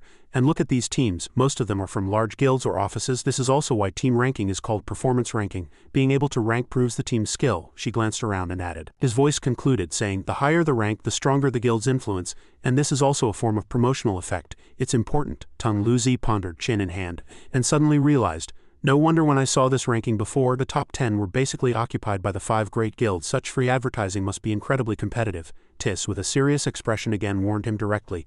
So your goal of ranking in the top 10 will be quite difficult. After all, you'll be competing with the 5 great guilds, Langsak calmly reassured them. Don't worry. Langsak's gaze turned to the city gate bulletin board. A fleeting thought. With everyone here, it won't be difficult. He flapped his coat and said, let's go in. Tung Lu-zi suddenly paused and loudly called out to team leader Langsak. He hesitated, scratching his cheek, and carefully asked, have you already thought of a team name for us? Langsak was silent for a moment, then turned around and replied, roughly, haven't thought of it yet. Any name will do. Tung Lu-zi exclaimed in surprise. No, Langsak winked, speaking as if to teach him you wouldn't know. A good name stays with you for life, Tung Lu-zi said resolutely and with great momentum. Our team must have a cool name, Langsak. Hyukwu and Tis could only helplessly look at each other in the face of his enthusiasm. Tung Lu-zi spoke passionately, even giving examples from everyday life. I've been thinking even when I was in the restroom and it smelled terrible, I kept thinking, our team wants to hide its information, right? Like a shadow, mysterious, known to exist but without a concrete form. Langsak glanced slightly behind him. So how about calling it Shadow? Langsak thought for a moment after hearing that. Shadow. He hesitated on the 2 characters, repeating them in a low voice. Shadow, it feels a bit foolish. Tung Lu-zi cast his gaze downwards and asked as if sighing. Does everyone dislike it? Langsak smiled inwardly and made a concise suggestion. Let's call it Shadow. It's simple and short, but it also captures the meaning Tung Lu-zi wants. He flapped his coat and took a decisive step. Then let's go. Upon the approval of the name Shadow, Tung Lu-zi grinned widely. The 4, having completed their team ranking registration, immediately began breaking records favorable to their performance. In the Heart of Mire Madness difficulty dungeon, the team perfectly swept away the monster hordes. Although a final clear was not yet possible due to team composition constraints, they set records by doing their best in special difficulty. Next was the Secret Treasure Elephant Abyss special difficulty dungeon. Crossing the swaying bridge, Langsak continuously eliminated monsters. Prioritizing dungeons of not too high difficulty, he initiated a speed run to save time, while also having already calculated how to deal with pursuing enemies. The rankings were updated weekly. This meant they had 4 chances to enter the top 10. Langsak calculated. I only need to ensure we make it into the top 10 at least once out of 4. As time passed, the Shadow team left its mark on countless records. Because all of the team's information was hidden, other players only heard rumors that a team named Shadow was continuously breaking records at an astonishing speed. Although they had not yet reached the top 10, the fact that they had set the best records in each dungeon was undeniable. Unexpectedly, their glory became prey for villains. A man named Fake Langsak stood in front of the information bulletin board, smiling as if everything was already prepared. The scene shifted to a forest. He frowned and asked, "There's someone impersonating our team?" Tung Lu-zi immediately replied, following the information he had just received. "Yes, I just heard it from Sister Tiana in our guild." A beast on a branch above glared at them. Tung Lu-zi crossed his arms and boasted energetically, "Sister, do you know how famous our Shadow is right now? Maybe we're so famous that many people are impersonating us. They're really boring guys." Langsak carelessly kicked the beast off the branch, sending it flying, then jumped down and refocused the conversation. "You're focusing on the wrong thing, Tung Lu-zi. Everyone gathers for profit and disperses for profit," Hyukwu concisely speculated. "They're probably after our team's records," Langsak continued, analyzing fluently. "If a leading team has no owner, it still has commercial value. In any form of cooperation, if people who want to make money simply contact these fakes, couldn't they profit by acting as intermediaries?" Langsak opened the system bulletin board and completed the rhythm of his action. "Alright, this is the last one, dungeon reward distribution. Just get ready for the next dungeon," the system notified. You have completed the Mountain Ape Weirdo Thunderman dungeon. Congratulations, you have set a new record of 24 minutes and 36 seconds in Madness difficulty. Upon arriving at the dungeon quest reception point, Tung Luzi joyfully shouted loudly, let's go, let's go, let's go, next dungeon. I'm coming, Tis calmly suggested. The next dungeon is relatively simple, so we can go straight in. Langsack pointed to the crystal pillar and signaled towards the forest. Take it easy, we need to accept the dungeon quest first. Ah, suddenly a strange man rushed over in a hurry. Run, Langsack and Tung Luzi turned around in surprise. A group of people rushed over, their appearance and job composition similar to their team's. Tung Luzi suddenly realized and shouted, they look similar to us and their team's job composition is similar too. Langsack followed them with his gaze, thought deeply, and immediately became wary. The crowd murmured, oh, unexpectedly, we just swept away some fakes and now another group of fakes has appeared. Tung Luzi said even more blankly, this job composition is also exactly like ours. A man with a rogue emblem walked out named Fake Langsack and he smiled sinisterly. Beside him stood a fake Tis holding a staff and a fake Hyukwu with a gun, all crude copies. Tung Luzi, flustered, reconfirmed the team composition. A rogue, a warrior mage, a sniper, and even a shield warrior similar to me. Fake Tung Luzi raised his replicated shield and said, we are official members of the Shadow Team, today we'll deal with you properly. The fakes blocked the four and approached. Leading the way was Fake Tung Luzi, followed by Fake Hyukwu, Fake Tis, and Fake Langsack. Fake Langsack said in an arrogant, judgmental voice, just now another team impersonating our shadow ran away. We know our team is famous lately, but your impersonation is too much. Players from all around gathered to watch, and a lively conversation ensued, adding to the theatrical atmosphere. The team that just arrived is also impersonating Shadow. Their job composition is also exactly the same, another voice continued.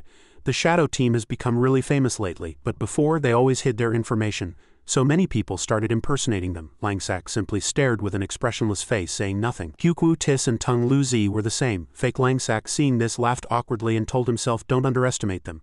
Then continued speaking, becoming more and more triumphant as he talked. Seeing your serious expressions, I know you're worried, aren't you? He secretly observed the four's gazes and became even more triumphant.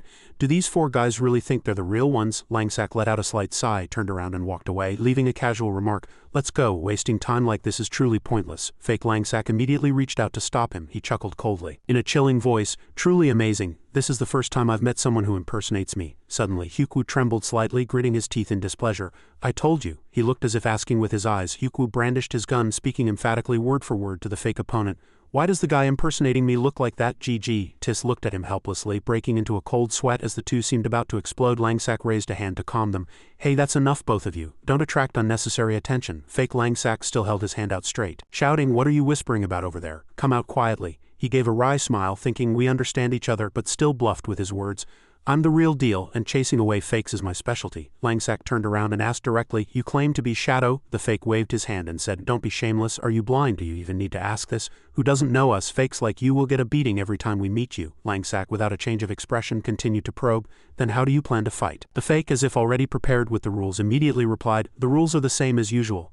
Two teams will duel one-on-one. If you're the real Shadow Team, you'll definitely have this level of skill. This is how we fought our way up. Langsack's lips curved slightly into a smile. One-on-one duel, then come on. The fake was startled. The opponent is cooperating so easily? Fake Tung Luzi urgently interjected, speaking in a friendly yet arrogant tone. In that case, let's begin, my friend. He approached Langsack triumphantly as if he were the sole sovereign under heaven and finalized the rules. One-on-one duel, let's decide it by skill. Who wins out of 3 rounds? Then he impatiently asked immediately, so who's going first in the first round? Tung Luzi replied fluently, volunteering himself. Me. Langsack glanced slightly behind him as if the choice had already been made. Fake Tung Luzi said blankly as if in disbelief, you little kid. Tung Luzi continuously laughed with excitement. Duels are only fun when they're between the same class. The fake drew a long line on the ground with a branch announcing the format. Then it's a duel between the same classes. The rules are very simple. You fight within a designated area. The winner will be decided within 5 minutes. He drew a larger circle and continued, if you're attacked and pushed out of the circle, you lose, understood? Tung Luzi stepped into the circle and immediately replied, no problem, I'll go, Langsack concisely instructed, handing over the initiative. I have no demands, just deal with that guy. Tung Luzi, Hyukwu also spoke in his unique tone, crush that guy. Tung Luzi raised his hand and replied firmly, understood, wait, I'll take care of it. Langsack added one more condition, not forgetting the restriction. Tung Luzi, don't awaken, he calculated inwardly. Tung Luzi's ability training alone is already good enough. He'd become truly strong if he awakened, but that colossal body attracts too much attention. Tung Luzi sighed softly. Why is it so boring? The fake gripped his shield tightly and took a stance, speaking provocatively. Little kid, let's begin. Copy? Hyukwu raised his hand high and shouted loudly. Alright, start. Fake Tung Luzi, level 12, offered a polite but artificial smile. Although it's a duel, I ask for much guidance. Copy? Hyukwu lowered his hand and loudly announced the start. Tung Luzi, level 11, drew his shield and charged fiercely. Here I come, here I come, here I come, I've really improved a lot, the fake suddenly shouted. Wait a minute, making Tung Luzi pause, he extended his hand and smiled awkwardly. Before we start, how about a handshake to maintain the dignity of the duel? Tung Luzi was a little blank but still reciprocated.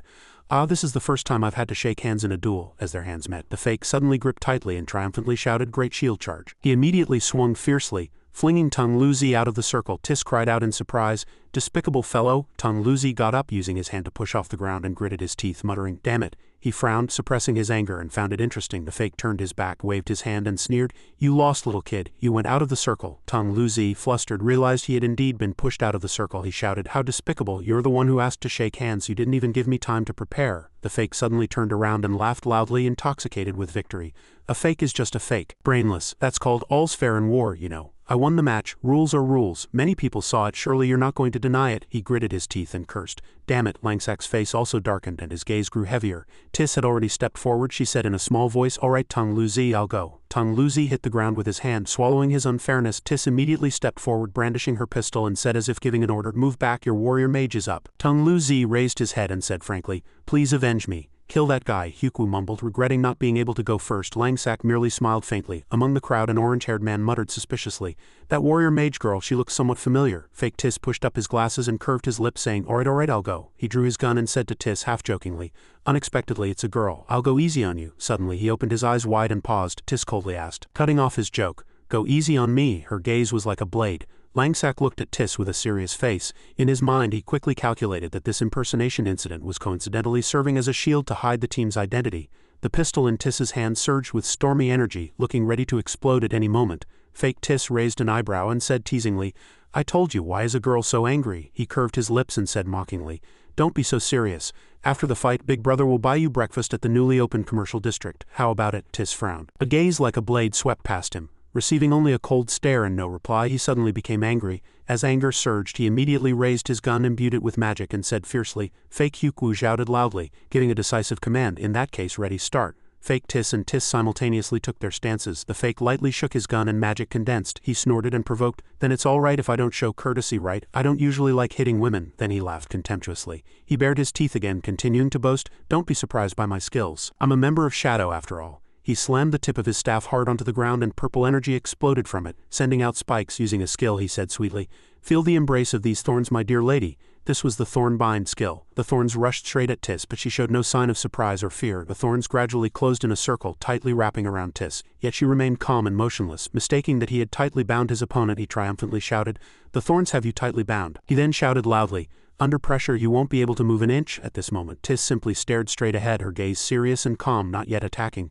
Tung Luzi, seeing Tis gradually covered by thorns, was momentarily flustered and urgently asked, hey, she's completely bound, is she all right? Langsak calmly reassured him, saying calmly, don't worry. Do you think she'd fall for tricks like that? Langsak smiled faintly, concluding inwardly that compared to their last match, Tis had made significant progress. Even as she was about to be covered by thorns, she displayed a calmness distinctly different from her previous impulsive attack style, and he was confident she had learned to observe her opponent's combat methods. Langsak muttered to himself, let that guy puff himself up a few more times. Just then, the fake triumphantly snarled, laughing loudly as if certain of victory. The thorns encircled Tis, forming a thick, dense ring. The fake held his staff and shouted, surrender, lady. The onlookers murmured. A suspicious person asked, is it over, that easily? Isn't that Tis? I told you, how could Tis join a team like that? As expected, it was just a similar-looking character. Suddenly, flames erupted from the top of the thorns. Smoke billowed thickly and someone pointed a finger, drawing everyone's attention.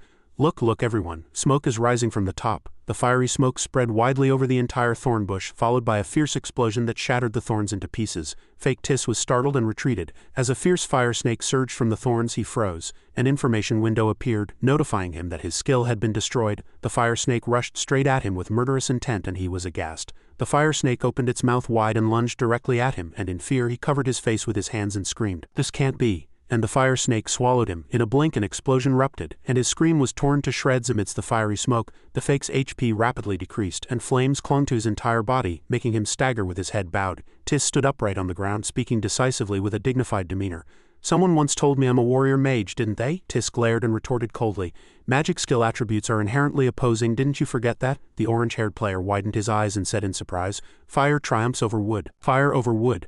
She used an elemental counter skill to destroy her opponent's technique. The blue-haired man joyfully shouted. No need to say, her attack style is fast and clean too. Tis didn't hesitate, rushing forward and swinging her staff, repeatedly striking the fake. Under the fierce assault he spat blood, his shield shattered, and his HP dropped by a quarter. After the close-range attack, Tis moved aside and the fake fell to the ground, trembling all over. He looked back, his brows furrowed in anger, cursing his own carelessness at the fact that his opponent had still been hiding skills. This time he had completely lost face. He sprang up and charged at Tis, vowing to definitely make up for it in the next attack. He lunged, bringing his staff straight down. Tis merely glanced, still calm. As the staff flew, she sprang up, making him miss, and immediately drove it into the ground. He widened his eyes, painfully realizing that without a shield he couldn't keep up with her speed. Fake Langsack frowned and shouted, "What is this foolish guy still doing, spaced out?" Look up. At this moment Tis was already airborne. A blazing aura erupting like a phoenix, she loudly cast a skill, Fire Dance, Rising and Falling Phoenix. The fake tilted his head back and stared blankly.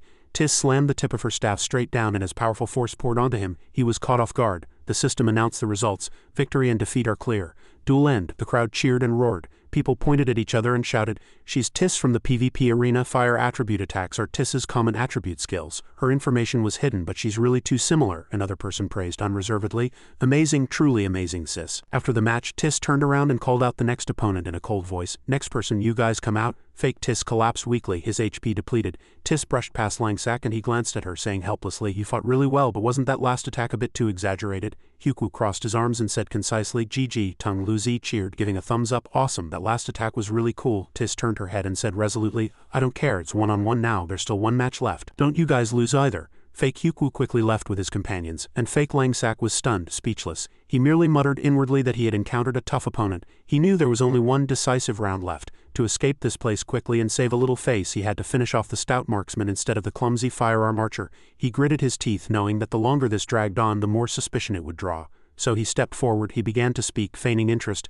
Interesting. Our comrades were careless, but you used that to win. Now it's one-on-one. Only the final round remains." He pointed his finger forward, designating with an arrogant voice, "You, that's right, you." His finger pointed straight at Langsack, and the corner of his mouth curved up as he continued to provoke this rogue who can't say a word. Tis and Tung Luzi simultaneously turned to him, shouting fiercely, "Get lost now." Langsack calmly looked at his opponent, and Tung Luzi grinned excitedly, showing his teeth. Tis also glanced, then looked forward again. From a distance, Janjium asked again, "Are you sure?" Nitkanbu said resolutely while running, "Absolutely." Janjium still half believed, half doubted, and asked again, "Is it real? Is it a lie?" "I heard rumors that the Shadow Team is dealing with fakes here." Nitkanbu stood on tiptoes, looking over the crowd. "I just saw the video bank a percent. The black-haired man frowned, pushed by the crowd. "People in the back, don't push," Nitkanbu shouted excitedly, pointing his finger at the battlefield. "Look over there, that rogue, it's Big Brother Langsack." The black-haired man finally surrendered to his excitement. Langsack took a step forward without a word. Xiaoren placed a hand on her hair, her eyes gleaming as she said fondly, "Big Brother Langsack, it's been a long time. I wonder if you remember me." And then she smiled faintly. Biju Ryu crossed his arms, smiling bitterly and saying honestly, "A master like that wouldn't possibly remember people like us." Hearing that, Janjium grew somber, while Xiaoren's eyes still sparkling. Xiaoren stared straight ahead. Fake Langsack said triumphantly, "Cowardly opponent, I've been watching you for a long time. When the one-on-one duel was first mentioned, you were the first one who wanted to run away. You have no skill, yet you dare to impersonate our Shadow Team? It's ridiculous," he sneered, offering hypocritical comfort. "Don't worry. This is just a temporary solo match. Even if I beat you to death, you'll revive and recover after the match ends. Don't be too scared," he calculated inwardly, thinking that if the opponent truly had skill, he wouldn't have hesitated to accept the duel. Scanning them, he judged Langsack to be the weakest on the team, and so he twisted his lips, resolved to win this round to salvage his team's honor. Langsack stood facing him, calm as a still lake. Fake Hyukwu gave a signal announcing the start. Fake Langsack turned his hand and tightly gripped his dagger. Acting, he mocked, "Come on, attack me." Suddenly, his face hardened in bewilderment. Langsack stood silently with his eyes closed, making no movement. Outside, someone shouted, "That rogue, is he too scared to move?" Another person narrowed his eyes and said suspiciously, "Why isn't he moving at all?" Fake Langsack held his sword in one hand, condensed magic in the other, and burst out laughing. "Are you too scared to even move? Do you even know how a rogue fights, kid?" He threw something onto the ground. Smoke slowly rose, and using a skill, he said as if teaching, "Let me teach you." Soon after, smoke covered the battlefield. Tung Luzi said in surprise, "A smoke bomb." As the smoke reached Tung Luzi, he ducked to avoid it, frowning and muttering unpleasantly, "I can't see anything. I wanted to see how Big Brother Langsack would hit that guy." The smoke also covered the other players. The blue-haired man unconsciously said, "I can't see anything. I don't know who's stronger between the two." Xiaoren had to cover her mouth with her hand because of the smoke, and Nitkanbu glanced sideways. The black-haired man calmly summarized what he had heard. "From what I've heard so far, that team has played a dozen or so matches, and that beast-kin rogue has never lost. He's supposedly really strong, plus look at his dagger. He seems more focused on offense, and his attack power is very high. Calculating it, the beast-kin rogue has an advantage over the human rogue." Nitkanbu was momentarily worried, wondering if Big Brother Langsak would truly be able to cope. Looking at the thick smoke, the black-haired man added that in fact nothing could be seen now. Fake Langsak activated his night stealth skill, planting his dagger into the ground to make the smoke even thicker. Repeatedly stealthing and appearing, he frowned, thinking he had miscalculated his tactics, and smiled faintly. In this strategy, which involved using a smoke bomb to confuse the opponent for 10 seconds, simultaneously using stealth to pinpoint their location, and then combining it with a super powerful back attack to gain an advantage he had never once lost, the system displayed a description of the night stealth skill. The rogue accurately senses the target's location even within thick smoke. On this side, Langsak still hadn't moved. The fake secretly sneered within the smoke, thinking that his prey was still standing like a statue. He resolved to deliver a fatal blow before the smoke cleared. He moved behind. Having gotten behind Langsak, he was delighted that his opponent was still frozen. He raised his dagger high and muttered, "Then face your death now." He immediately slashed at the figure in front of him, but the real Langsak stood behind him, his eyes sharp. He called out briefly, "Hey," he paused, responding in confusion. The system notified of the 4 directions eagle eye skill. With sharp eagle-like eyes, it secretly detects hidden targets within a specific range. For 5 seconds, all senses are heightened, allowing early detection of enemy attack paths, Langsak clearly stated. In a calm tone, "I saw you before you saw me." In front of him was only Langsak's wraith stealth clone. He widened his eyes, stammering as he realized, that's a substitute." The smoke gradually cleared. Shaoran asked anxiously, "What on earth happened?" Nitkanbu reassured, "Don't be so impatient. A rogue smoke bomb effect only lasts 10 seconds. Nitkanbu was looking at the system bulletin board when he was suddenly startled by a notification. "The match you were watching has ended." Match end. Everyone around froze, filled with curiosity and excitement. Nitkanbu shouted loudly, asking, "Why so fast? Who won?" Fake Tung Luzi laughed triumphantly, convinced that he had won. "We must have won. He's never lost using that skill." Fake Huku also smiled faintly as the smoke cleared and the scenery was revealed. Langsak burst out laughing. Tis Tung Luzi and Huku stood calmly watching. Langsak asked coldly with a single word, "Oh really?" Fake Tung Luzi flinched, narrowing his eyes and groping in the darkness. "The smoke has cleared. Everyone look what on earth happened." At this moment, Fake Langsak was sprawled on the ground, his face bruised, saliva drooling from his mouth. Langsak looked at him with cold eyes, then at Fake Tung Luzi. He shouted in confusion, "Why did we lose?" Someone outside interjected, asking, "What on earth happened?" Another person exclaimed in admiration, "He's truly amazing." Langsak merely glanced, then turned and walked away. Fake Tung Luzi and Huku rushed to their fallen comrade. Tung Luzi suddenly thought of the total score and claimed they had won 2-1. Langsak cut him off and instructed them to quickly leave the crowded area. "All right, let's go. There are too many people here. Let's go to another dungeon." Tung Luzi replied concisely, "Let's go." From a distance, a player chased after them, asking, seemingly unable to believe that the fallen opponent had only lasted 10 seconds. All 4 turned and walked away. Tung Luzi asked with a smile, "I was dying to see that fight just now. Big Brother Langsak, did you beat that guy up for me to let off some steam?" Langsak replied briefly and resolutely. "Yes." Huku, still seemingly displeased, said, "I'm still not satisfied." On this side, Kanbu suggested they all go say hello to the team. Shaoran clasped her hands, happily agreeing. Janjiam, on the other hand, retorted that there was no need for guidance as the team could level up on its own. People around murmured, criticizing the fakes. Someone asked in confusion, "Was that the real Shadow just now?" And then he self-mockingly said that no one could be trusted anymore. Fake Tung Luzi approached his fallen comrade and urgently asked, Hey, what on earth happened? What were you two doing in there?" Fake Langsak opened his eyes and said with difficulty, "That rogue was incredibly strong." The scene of Langsak hitting him dozens of times in the smoke was vivid in his memory, and he was struck before he could even see the dagger, leaving him disoriented. "I had no strength to counterattack." Fake Huku, with a fearful expression, recalled the news he had just heard from Pengcheng, that the opponent's female warrior mage was Tis from the arena. They were probably the real Shadow. The remaining 2 looked at each other in surprise, and Fake Langsak belatedly realized he had humiliated himself with his words. Fiercely chastising his comrades, Huku defended himself, saying it was news he had just heard. Fake Tung Luzi stiffened and immediately decided to report the situation to the person behind him. The scene shifted to the Longa Guild headquarters. A man in a blue hat called out softly, and Vice Guild leader Wei asked briefly with a somber expression, "What's going on?" The man in the blue hat pointed to the system notification interface. Vice Guild leader, one of the guilds we previously contacted, proactively reported a situation to us. Wei asked, and the man urged, "One of the guilds we contacted, what's happening?" The man in the blue hat replied clearly, "Yes, it's related to a strategy for dealing with the Shadow team which has recently gained immense popularity." "Do you remember them?" Wei mused. "Ah, the Shadow team, you mean the new team that entered the team performance rankings?" The man in the blue hat confirmed, "Yes, that's right. They have been continuously setting new records recently, taking all of our Longa Guild's dungeon records. If this isn't resolved, we're concerned that this newly emerged Shadow team will negatively impact the guild's team performance rankings." Wei considered a plan to extensively discredit Shadow, ruin their reputation, drive them into a corner, break their will, and eliminate them completely. Such things were common. He then urged the man to continue with the details. The man in the blue hat gestured, reporting that according to the information they had obtained, the female warrior mage in the shadow team seemed to have the ID TIS. Wei nodded indifferently. He thought it would be much easier to deal with them once he knew who they were. He turned and instructed the man in the blue hat to dispatch rogues skilled in assassination and information suppression to track the team. Vice Guild Leader Wei, level 15 of the Longa Guild, commanded in a resolute voice, pointing straight ahead, to reset their rank to 0. In the guild leader's meeting room, soft yellow light from a slanted lamp fell upon the bookshelves. Jisoo leaned back in his chair and said, Do that. Tell the first team members to quickly secure the first clear record for the new dungeon. Lukuku exclaimed, Oh, then I'll prepare immediately, Jisoo replied. Jisoo suddenly paused, having nothing more to say for a moment. Noticing Lukuku's thoughts, Jisoo tilted his head, urging her to speak clearly. Tell me, what is it? Lukuku was slightly startled, her face blank, seemingly caught up in a fleeting thought. Jisoo looked at her, smiling slightly, and teased lightly. Who could have made our usually energetic vice guild leader Lukuku like this? You seem quite distracted at his words. Her face flushed. Lukuku said awkwardly, as if in anger. I told you haven't forgotten about that bet, have you? Jisoo held the book in his hand and nonchalantly asked back. Oh, I make countless small and large bets every day. Which one are you referring to? Lukuku grumbled and replied directly. Langsak, the bet between you and that rogue Langsak. The bet about whether he can make it into the top 10 of the team performance rankings. Jisoo looked up at the ceiling, making a few oh sounds, then suddenly remembered and pressed Langsak. I remember now. What happened to that child? It's been days already, hasn't it? Lukuku replied concisely with one word, Shadow. She placed her hand on the table and continued to analyze with a serious face.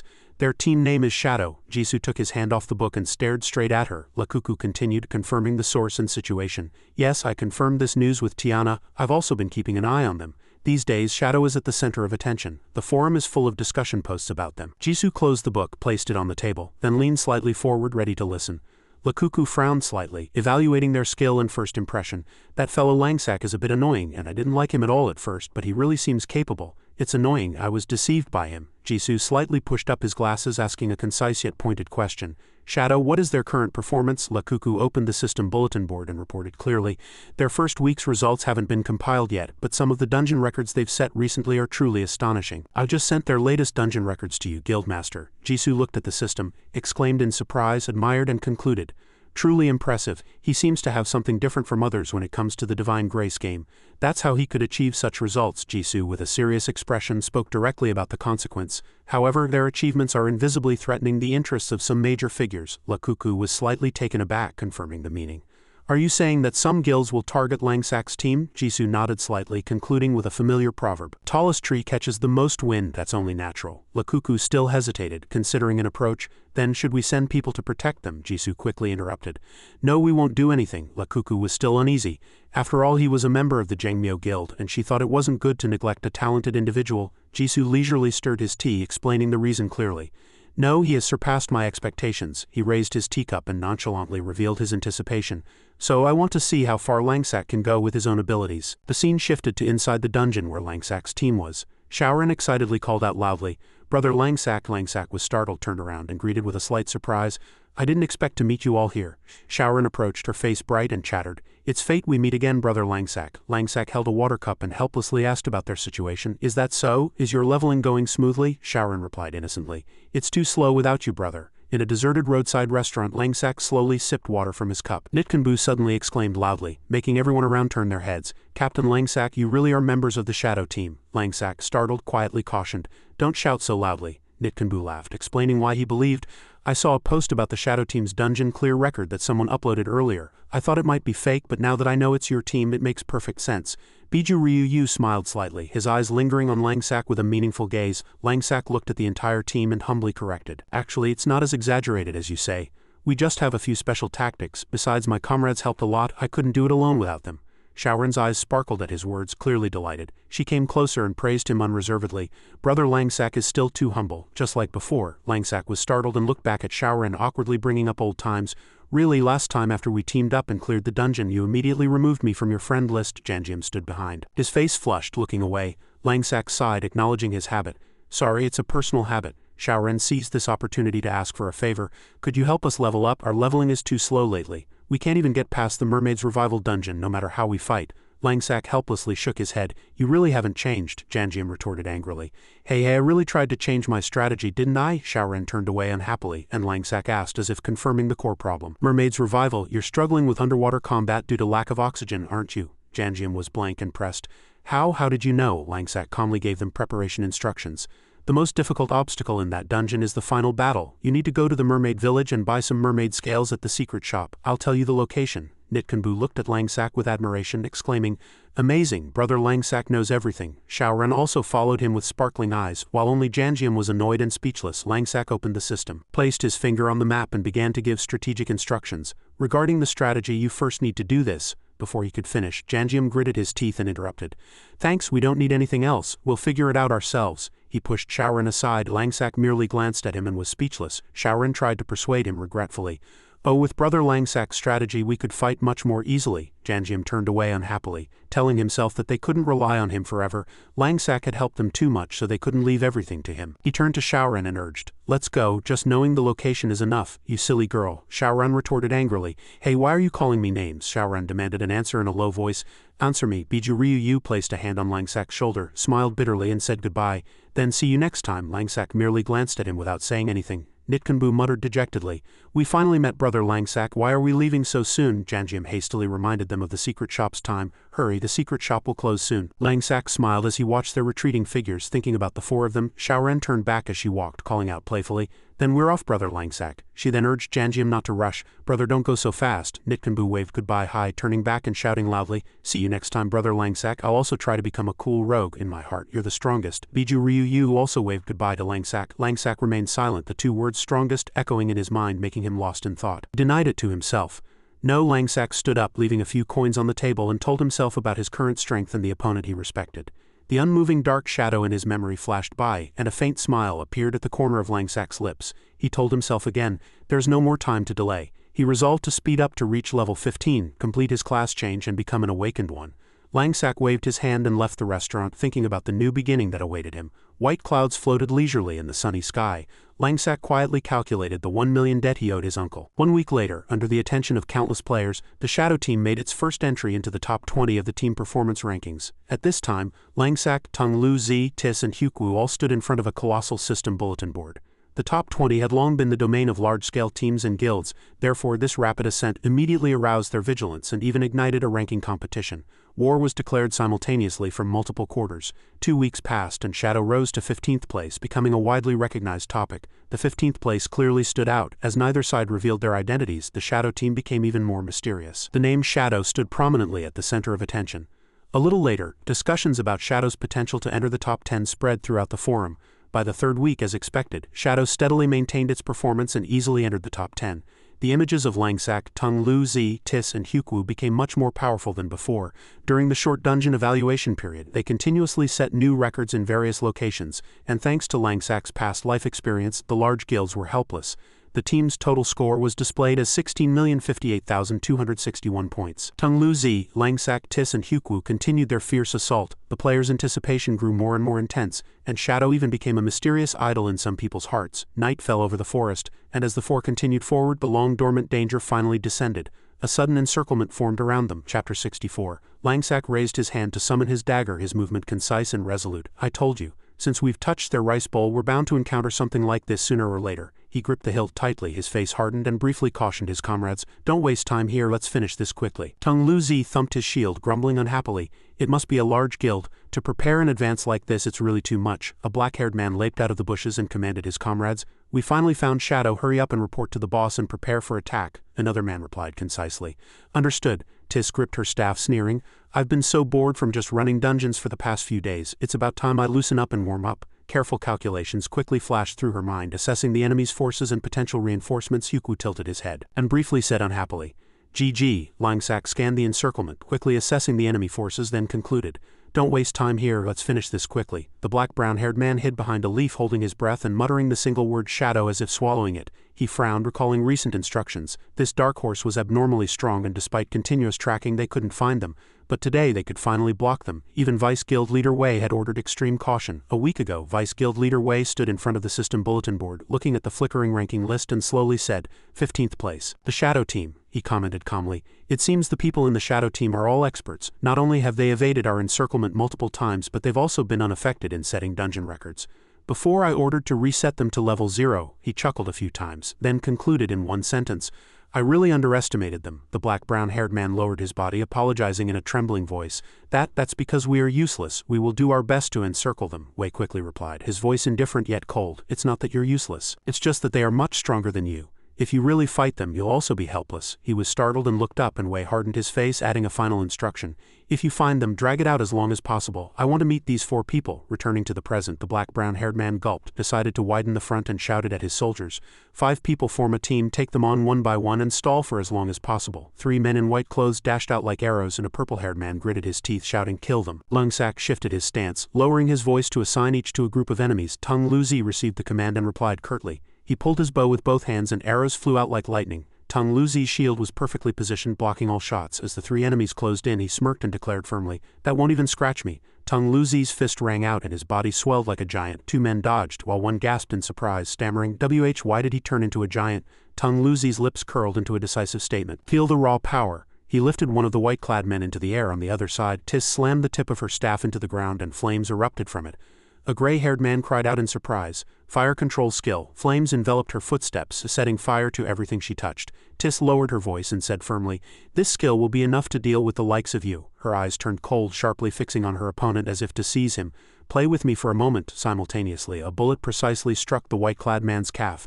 The system accurately pinpointed the damaged area, warning of a paralysis effect. The white-clad man panicked and shouted, don't distance yourself from him, that will only make it easier for him to use his firearms. The shot man writhed in pain while another white-clad man froze, shouting loudly. Hyuku had already lowered his stance and pulled the trigger, and 2 short bursts of flame precisely struck the foreheads of the 2 white-clad men. He spoke in a hoarse voice, now you're alone. Another bullet pierced the exact center of the last man's forehead, and he could only stand there, mouth agape and stunned. A white-clad man reported to his team leader in horror, and the screams in the deep forest ceased shortly after he acknowledged their unique combat style. Behind the bushes, the black brown-haired man gritted his teeth in frustration, admitting inwardly that he had taken on something he couldn't handle. The guild's seasoned veterans would have anticipated that the opponent was not easy and would have avoided them.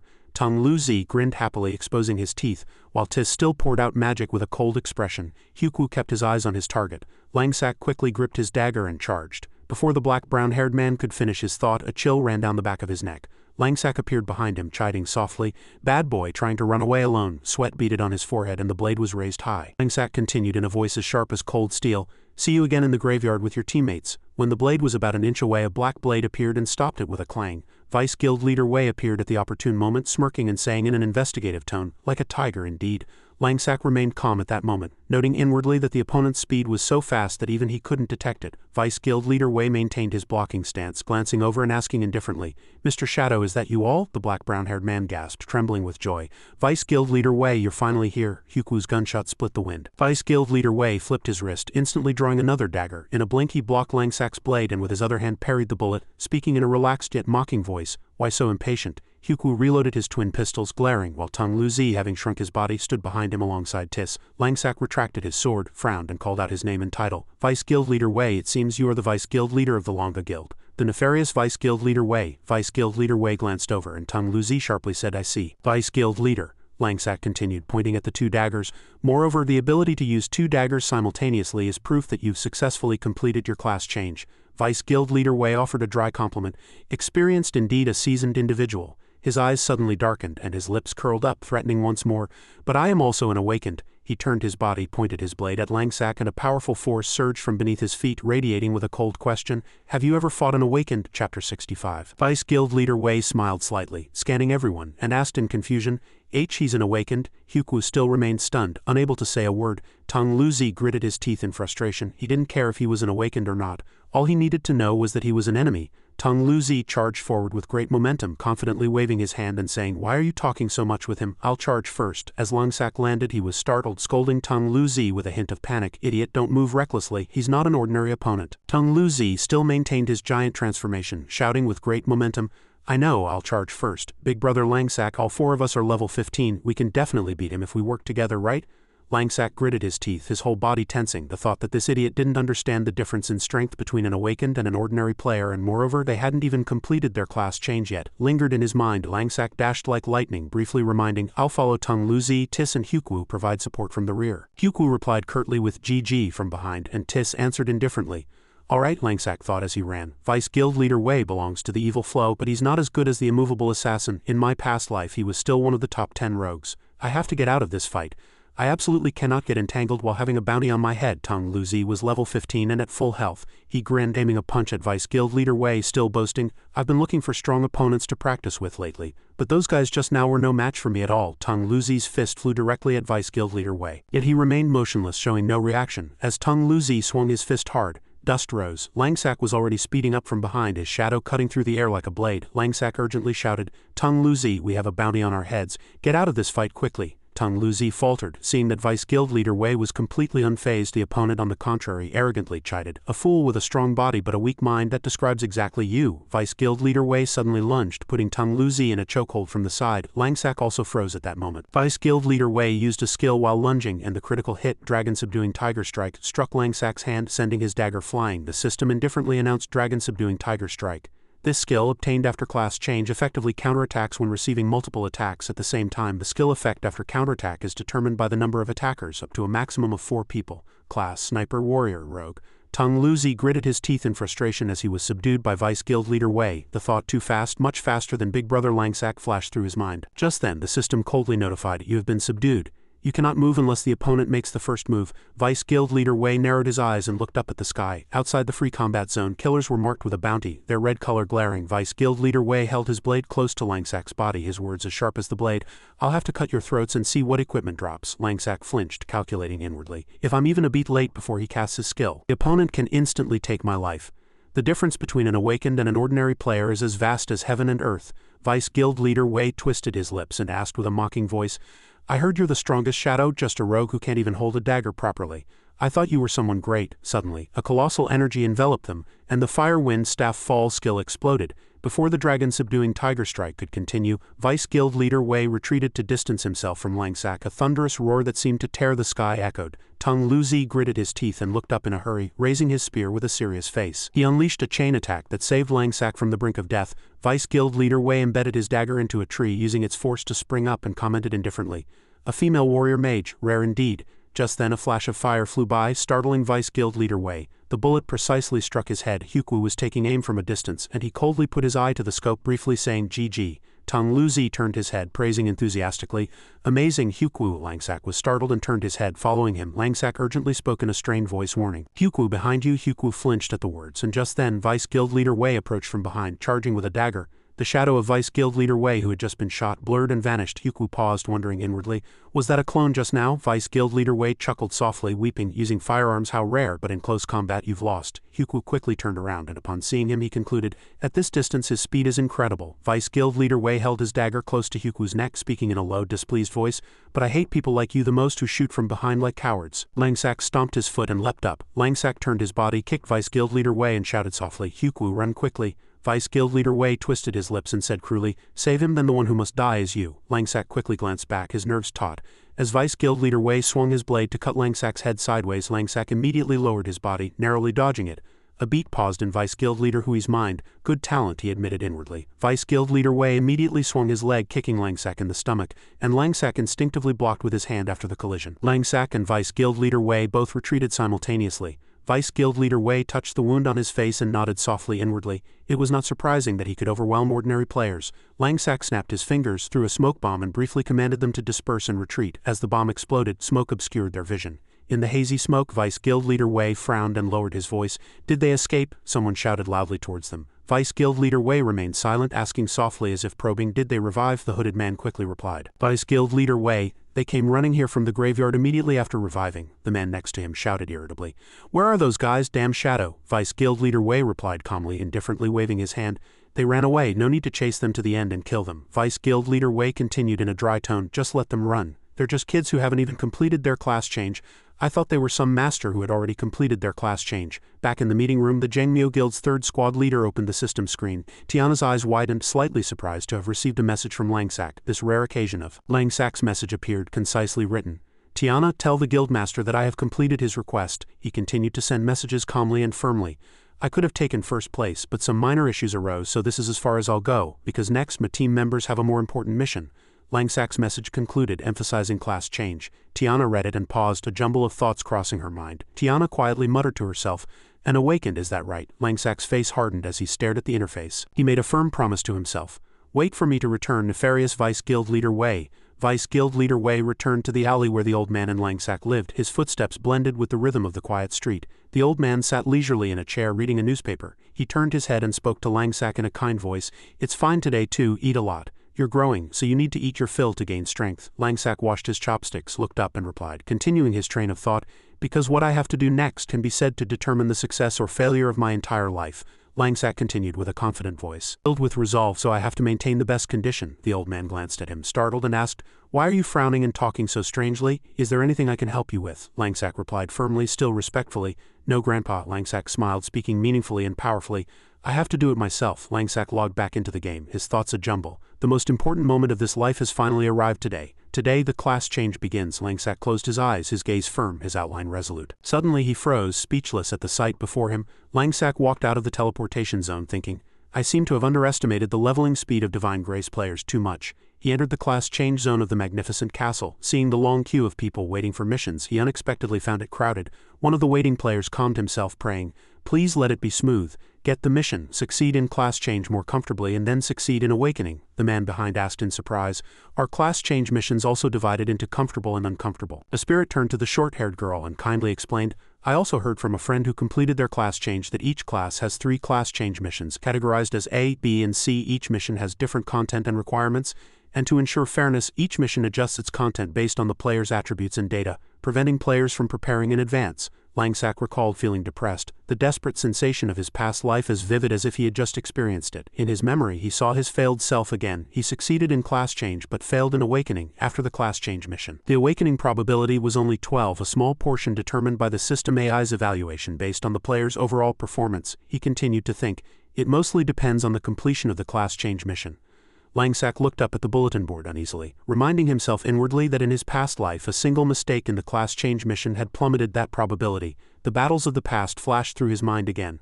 Whether by fate or by chance in his past life he was assigned Rogue Mission C, where he had to fight against himself who possessed double his own attribute buffs. Langsak slowly pondered, "The AI accurately simulated myself from data to attack and defense rhythm. In that disadvantageous situation, the opponent's stats were doubled. He barely managed to hold on within the time limit and barely passed the class change mission. But his awakening probability plummeted to 12, ultimately leading to failure. He remembered hearing that other people, when they received their class change missions, fought against a boss, and the boss's stats were adjusted according to the player. Langsak had asked on the Divine Grace forum, but no one had ever experienced a situation where they had to fight against themselves. He must have been incredibly unlucky in his previous life. He resolved that in this life his data was completely different, and he would be able to confidently complete any mission, earning a high awakening probability to become an awakened one. Langsak once again steeled his resolve, vowing that he would absolutely not fail, not in this life. The platinum-haired girl stood beside the chair, her face flushed with tension. "I'm so nervous." Below, the blue-haired man cheered energetically, come on, it'll definitely go smoothly." The platinum-haired girl slumped into the chair and the chair's 2 armrests immediately gripped her tightly. The old man on the chair slowly spoke in a ceremonial voice, "Welcome, human archer." The old man on the chair closed his eyes, muttered, cleared his throat, and then concluded, Is that so?" I see. The platinum-haired girl, startled, hastily said, "No, old man." The old man on the chair looked down and calmly continued, "A truly excellent archer. According to your previous data and performance, the most suitable for you is—" The old man on the chair finished speaking, releasing his hand. "Mission B." The girl's body began to move and the blue-haired man below continued to cheer without stopping. "Good luck, we'll wait outside. You must succeed and come out." As the platinum-haired girl disappeared, the old man on the chair then spoke in a calm voice. "Next." Langsak nodded inwardly. Every time he saw this scene it felt somewhat peculiar. He climbed the stairs, Langsak sat in the chair and the old man on the chair enveloped him with his hand, evaluated and muttered, A human rogue. Let's see, excellent in all aspects. According to your previous data and performance, the most suitable for you is Mission A." Langsak smiled with satisfaction. In his mind, the rogue's Mission A was usually a map traversal challenge which he considered his specialty. He was confident he could achieve the best results. Could it be a new record? Just then a special treasure within Langsak's body flashed. The old man on the chair paused, stammering in confusion. Wait just a moment." Langsak looked back in bewilderment. The old man on the chair was too surprised to speak clearly, stammering, "Th, this is the first time this old man has experienced something like this. Truly strange. Truly strange." Langsak, unable to suppress his curiosity, asked, "What's wrong?" The old man on the chair hesitated, then slowly replied, "You have the same breath as us." The same breath. Langsak heard those words, and his mind was confused. What did the same breath mean? Just then he began to move. Langsak was still bewildered. He had never heard such a strange conversation. What on earth had happened? As the old man on the chair uttered a single verdict, his eyes widened in surprise. Mission S. A colorful vortex erupted, instantly engulfing Langsack. Below in the audience, the blue-haired man muttered suspiciously, "Did I just see wrong? Why were there so many different colors? Weren't all teleportation spaces white?" He continued to ask in confusion. What just happened? Why did the old man on the statue say the mission twice? What did he say in the end? Aren't there only 3 types? A, B, and C, not S, someone else confidently said, pushing him aside. You must have misheard. It was Mission A. Where would there be a Mission S? As if torrential rain was pouring down, heavy raindrops vigorously struck the ground. Langsack splashed through the rainwater, walking through the rain that had turned everything white. The system announced in a calm voice, "Welcome to the Rogues Class Change Mission." Langsack composed himself, walking calmly through the rain. Didn't rush. Suddenly, he stopped in a small alley. Langsack looked up, faintly recognizing it as a familiar place. This was, the system continued to announce coldly. You have been assigned to Mission S. Lightning alternately streaked across the sky. Langsack gritted his teeth and muttered unhappily to himself, "Fate is really toying with me. It's as if it's deliberately trying to make things difficult for me." He growled inwardly. Is it going to keep toying with me like this? Langsack's shadow clones gradually appeared, and he quietly muttered to himself, "Surely it's not trying to plunge me into despair this life too." Langsack looked at the 3 shadows in front of him. A silent flush crept over his face. This time there were 3 of them. The system briefly stated the conditions. Mission condition, defeat your shadows. Mission description, the shadows have twice your stats. Defeat them. Mission time is unlimited. Chapter 67. In his previous life too, the sky rained hazy and heavy. Langsack leaned against the wall, breathing heavily, gasping for breath. He gritted his teeth and suppressed his discomfort, cursing the strange class change mission in his mind. He had searched through all sorts of materials, but had never seen this type of mission. What could be the reason? He reminded himself that he absolutely could not fail. To change his current life, he absolutely had to become an awakened one. Langsack's face was now covered in wounds, but his will was as firm as stone. Langsack lifted his head, gritted his teeth, and once again vowed not to fail. He turned his body and glanced at the alley entrance. The thought that he couldn't confront them directly flashed through his mind because the shadow's stats were doubled. He had no choice but to drag it out. Yes, he just needed to buy time until the time limit ended. Just then, Langsack's shadow faintly appeared from above. The shadow, holding a dagger, attacked the moment Langsack lowered his guard, and Langsack, startled, reflexively looked up. The shadow's strike was powerful, and dust flew everywhere. Langsack was hit and fell to the ground, his whole body trembling from the attack power of his clone. The shadow took a defensive stance, blocking Langsack directly with burning eyes. Langsack's eyes wavered, fear washed over him, and the single word, "It's over," flashed through his mind. Returning to the present, Langsack thought deeply with a serious expression. The situation before him recalled the old story of Lien Po. He calmed himself, reminding himself that he had to focus on the current situation without losing focus. He roused himself. Isn't this life different from his previous one? 3 of his shadows were before his eyes, and the system announced the mission would start in 10 seconds. Neither side could use skills, 8 seconds remaining. Langsack immediately recalled the previous basic skill battle. The only difference was that this mission had no time limit. Stalling tactics seemed useless. 6 seconds remaining. In the last 3 seconds, Langsack leapt up. He tried to escape his current position to avoid a 3-directional encirclement attack. He reminded himself to think carefully. He still had a few breaths to collect and had to calculate in 2 seconds. And at 0 seconds, the shadow's eyes turned red. The system announced the class change mission had begun. Wishing you success. The 3 shadows immediately scattered and disappeared. Langsack looked out the window from a high room. He guessed that this time, with 3 shadows, they would split up to find his location faster. He continued to think with heightened vigilance. In other words, even if caught, there was still a slight time buffer. But if he was caught until 2 other shadows rushed to support, he would definitely not escape death. He must not make any mistakes. Death in a class change mission meant failure. Although the 3 shadows' stats were doubled, fortunately in this life his stats were boosted, so they could be said to be almost at the same level. As a rogue, he was confident he wouldn't lose to anyone. The shadows' attack, defense, and even habit mimicry were perfect, so what should he do? Looking down with an unpleasant expression, Langsack thought inwardly again. Furthermore, to increase the awakening probability, the mission completion rate had to be higher. Thoughts on how to increase the completion rate kept circling in his mind, but no answer came. Before he even realized, a shadow rushed behind him. The shadow grabbed him and fiercely pulled him out the window. It was a lightning-fast attack. Langsack gritted his teeth, a thought flashing through his mind about outside. The shadow bent its arm and turned its body. The shadow's powerful strike hit Langsack. He leaped up and clung to the roof, and the shadow immediately pursued closely. Langsack raised his dagger. He directly blocked his clone's charge. After the collision, both sides fell far apart. Langsack thought hard inwardly. If even 1 beat late, the blade could pierce his heart. That speed was truly terrifying. Since its stats were doubled, its strength was also ferocious. He had to stay focused. The opponent was himself. Langsack's shadow paused for a beat, looking at him with sharp, icy eyes. Langsack thought inwardly, to defeat him. Before he even realized, the shadow attacked first. It flew and sent Langsack flying to the edge of the roof with a powerful kick. The flying Langsack was startled. Too fast. The opponent attacked while he was still calculating what should he do. Not having skills was a disadvantage in all aspects. If fighting against a clone with doubled stats using only basic skills, there was no chance of winning. The shadow leaped up again and charged at him with a dagger. Curses of "damn it, unbelievable" erupted in Langsak's mind. The shadow immediately punched, sending Langsak falling from a high place. Upon hitting the ground, the earth shook and dust billowed from the bone-shattering pain. Langsak's body was torn with wounds and his face darkened. He gritted his teeth and lifted his head in anger. He realized he had no time to rest for even a moment. The shadow threw itself again towards where Langsak had fallen. Daggers continuously and fiercely struck down. The system announced that his defense was destroyed. The shadow appeared behind Langsak. Langsak gritted his teeth and glanced back. What should I do now? I can't find a weakness. Another strike sent him flying. Langsak asked himself, how is this life different from my previous one? Blood gushed out after the attack, but a single word still floated in his mind. No. The other two shadows immediately leapt down. Before he could even turn over, his thoughts grew faint. This life would probably be even more desperate. Fate, how much more do you want to toy with me? Langsak closed his eyes tightly and resigned himself. He gave up in his mind. It was an impossible mission. I should give up. Thinking everything ended here, he grew quiet. Just then a flash of light flickered. Langsak suddenly remembered something. His thought flashed. No, that's wrong. He summoned a dagger and grasped it in his hand, and the concept in his mind was clear. I get it. Langsak leapt to his feet. The dagger in his hand, he was ready to fight. He was certain in his mind there was still a chance. Langsak firmly grasped the wrist of the dagger-wielding shadow. His other hand held his own dagger, blocking the attack of another shadow. Another shadow observed from above, maintaining a vision control position. The shadows stared intently at Langsak, their eyes burning like red flames. The moment was compressed. He struggled desperately, fighting against his two clones. The encirclement was fierce and his face was bruised. Langsak raised his head, frowned and spoke, announcing what he had just realized. Just as I thought, this is the solution. Langsak, seizing the opportunity, bounced away from the two shadows. The shadow that had been standing far away immediately rushed like an arrow from a bowstring. It unleashed a fierce strike at him.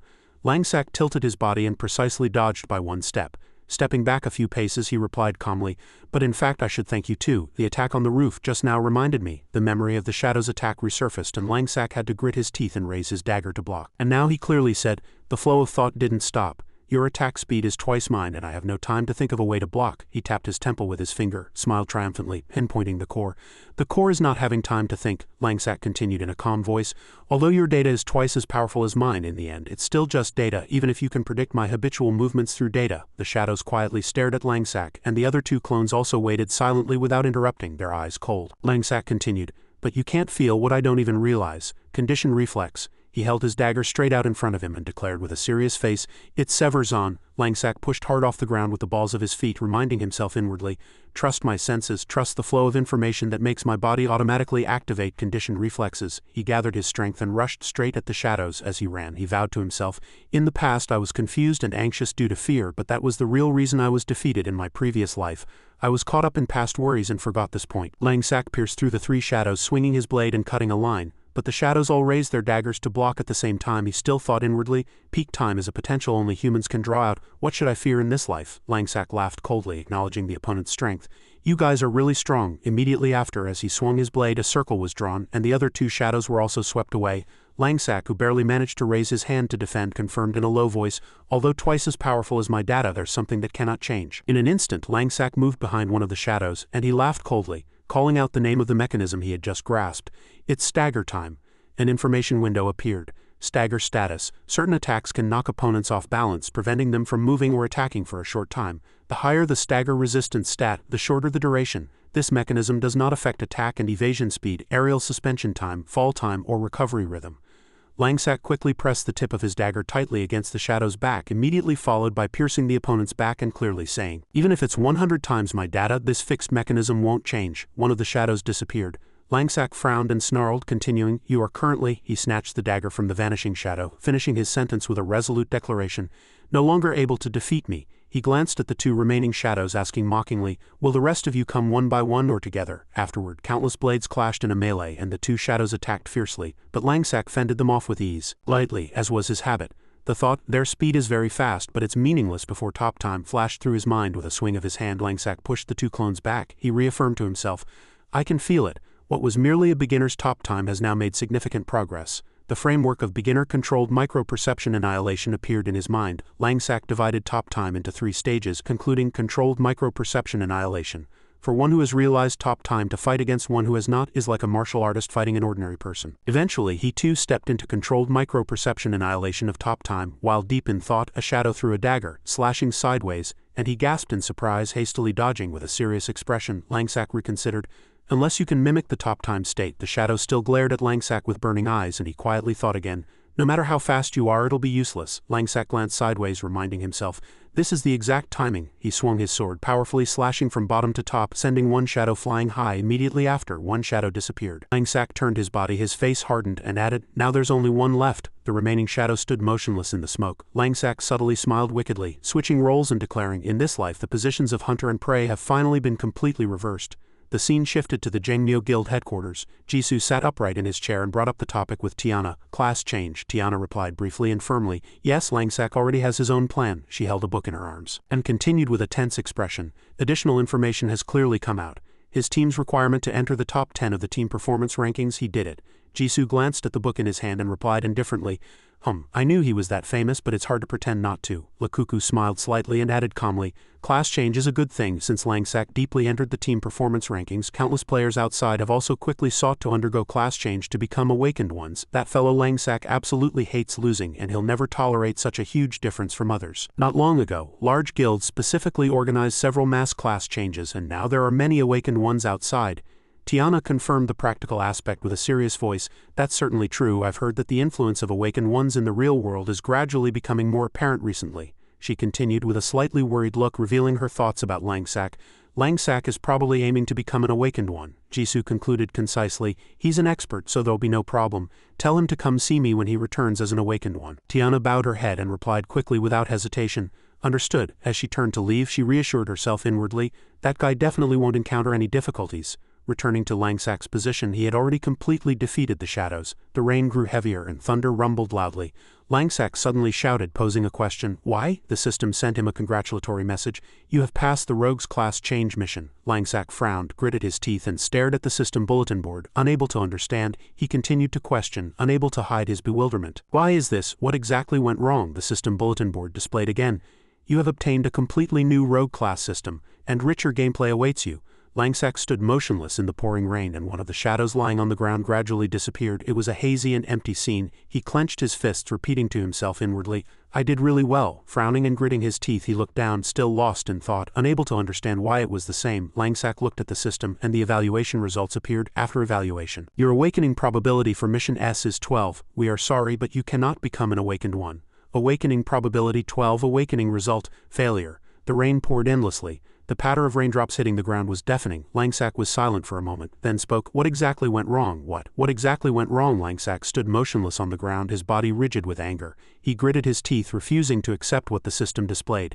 Then he blurted out, why is the awakening probability still 12? Impossible. It can't be 12. Impossible. Langsak slumped onto the wet ground, overwhelmed by disappointment. He buried his face in his hands, speaking with a sob. No, this can't be. Could this life really be the same as my previous one? Langsak frowned and gritted his teeth, disappointment washing over him. Then he blurted out, no, I refuse. What should I do? What should I do? A player wearing a hat was playing the game, wearing a helmet. The title of Awakened is the result of special electrical currents from the game helmet stimulating brain nerves, causing them to light up, thereby enabling in-game skills to be activated in reality. The Continent of Divine Grace is a game invested in and developed by the government through giant corporations, aiming to unlock humanity's infinite potential.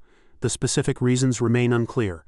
The higher the awakening probability upon successful awakening, the more tremendous data the player gains. The real world and the in-game body resonate, giving players more power in reality. Through this, powerful awakened ones receive preferential treatment from the government.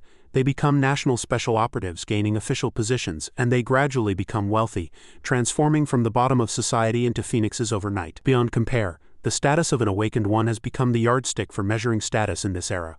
Langsak's face hardened as he recalled Vice Guild leader Hui's sneer, and then returned to his past self who had failed to awaken, vaguely belonging to the lower class. Without parents, he had to endure all sorts of contempt and humiliation both in the game and in reality. Days spent desperately earning small amounts of money for a meal, relying solely on his own strength. Days lived without dignity, treated as a good-for-nothing. Langsak squeezed his eyes shut and gritted his teeth, a bitter taste rising in his throat. No presence, no hope. Langsak hunched over as if falling into darkness. For him, his past life was entirely gray. He truly did not want to experience that again. Langsak still frowned, numb with pain. Then he slowly opened his eyes and resolved to himself, could this life also be a good-for-nothing like my previous life? Langsak clenched his fists, his gaze fixed on the system bulletin board, and a question arose. Two options appeared on the system. Langsak frowned and asked himself, why are there two options? He put his hand on his knee and reminded himself in surprise. Just now, the system announced the awakening failure, which made me dizzy. So I didn't pay attention to the next part. I remember that after class change there was only an option to leave, which would take me to the class change hall. I've never heard of anything after that. Langsak raised his hand and brought it close to the option area. He reaffirmed inwardly, no, this option shouldn't be here. Langsak frowned and all sorts of questions arose. Am I choosing between two? Is there a possibility of choosing incorrectly? What exactly is this next option? He gritted his teeth, hesitant, but took a step. He thought inwardly. Besides, this class change mission was also very strange. Whether in his previous life or this one, he had never heard of an S rank.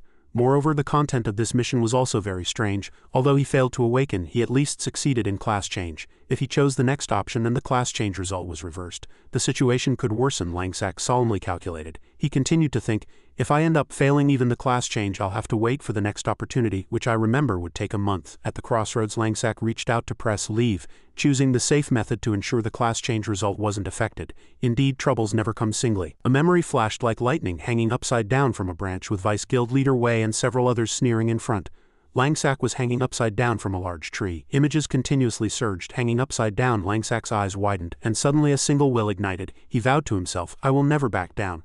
After a moment of silence, he made an unwavering decision for his current life. He raised his face, his gaze firm. He whispered to himself, solidifying his decision, I will never back down. As momentum exploded, Langsak forcefully swiped the system interface from bottom to top, shouting, damn it, what leave? Get lost. The system bulletin board immediately displayed a notification, you have chosen the second stage of the class change mission.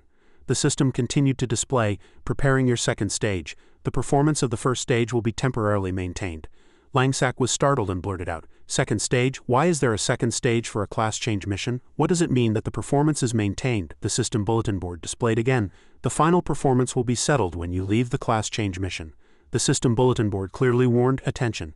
The awakening probability of different stages can be accumulated. Langsak was startled and looked straight, and questions burst forth. Awakening probability can be accumulated? He let out a dry laugh, saying with a mix of disbelief, I must have misheard. The system notified that it was about to enter the second stage. Prepare yourself. As a purple beam of light poured down from the sky, Langsak cheered excitedly, then my final awakening probability isn't 12. I still have a chance to become an awakened one. The system bulletin board displayed the mission content for the second stage, defeat your shadows. The number of shadows is 6. Mission description, the shadows possess attributes twice as powerful as yours. Neither side can use skills. Defeat them. Mission time is unlimited. Watching the purple pillars of light pouring down, Langsak took a deep breath and shouted, all right, come on, whatever stage it is, the system concisely notified. The second stage will begin in 10 seconds. The shadows appeared one after another. Langsak briefly calculated and thought inwardly, 6 shadows, the number has doubled. The system bulletin board continued to remind, after the second stage ends, the acquired awakening probability will be combined with the first stage. Langsak frowned and the corner of his lips curled into a cold smile. Accumulated, this is enough. No matter how many there are. He flipped his hand and a dagger appeared in his palm. Langsak smiled, lost in thought.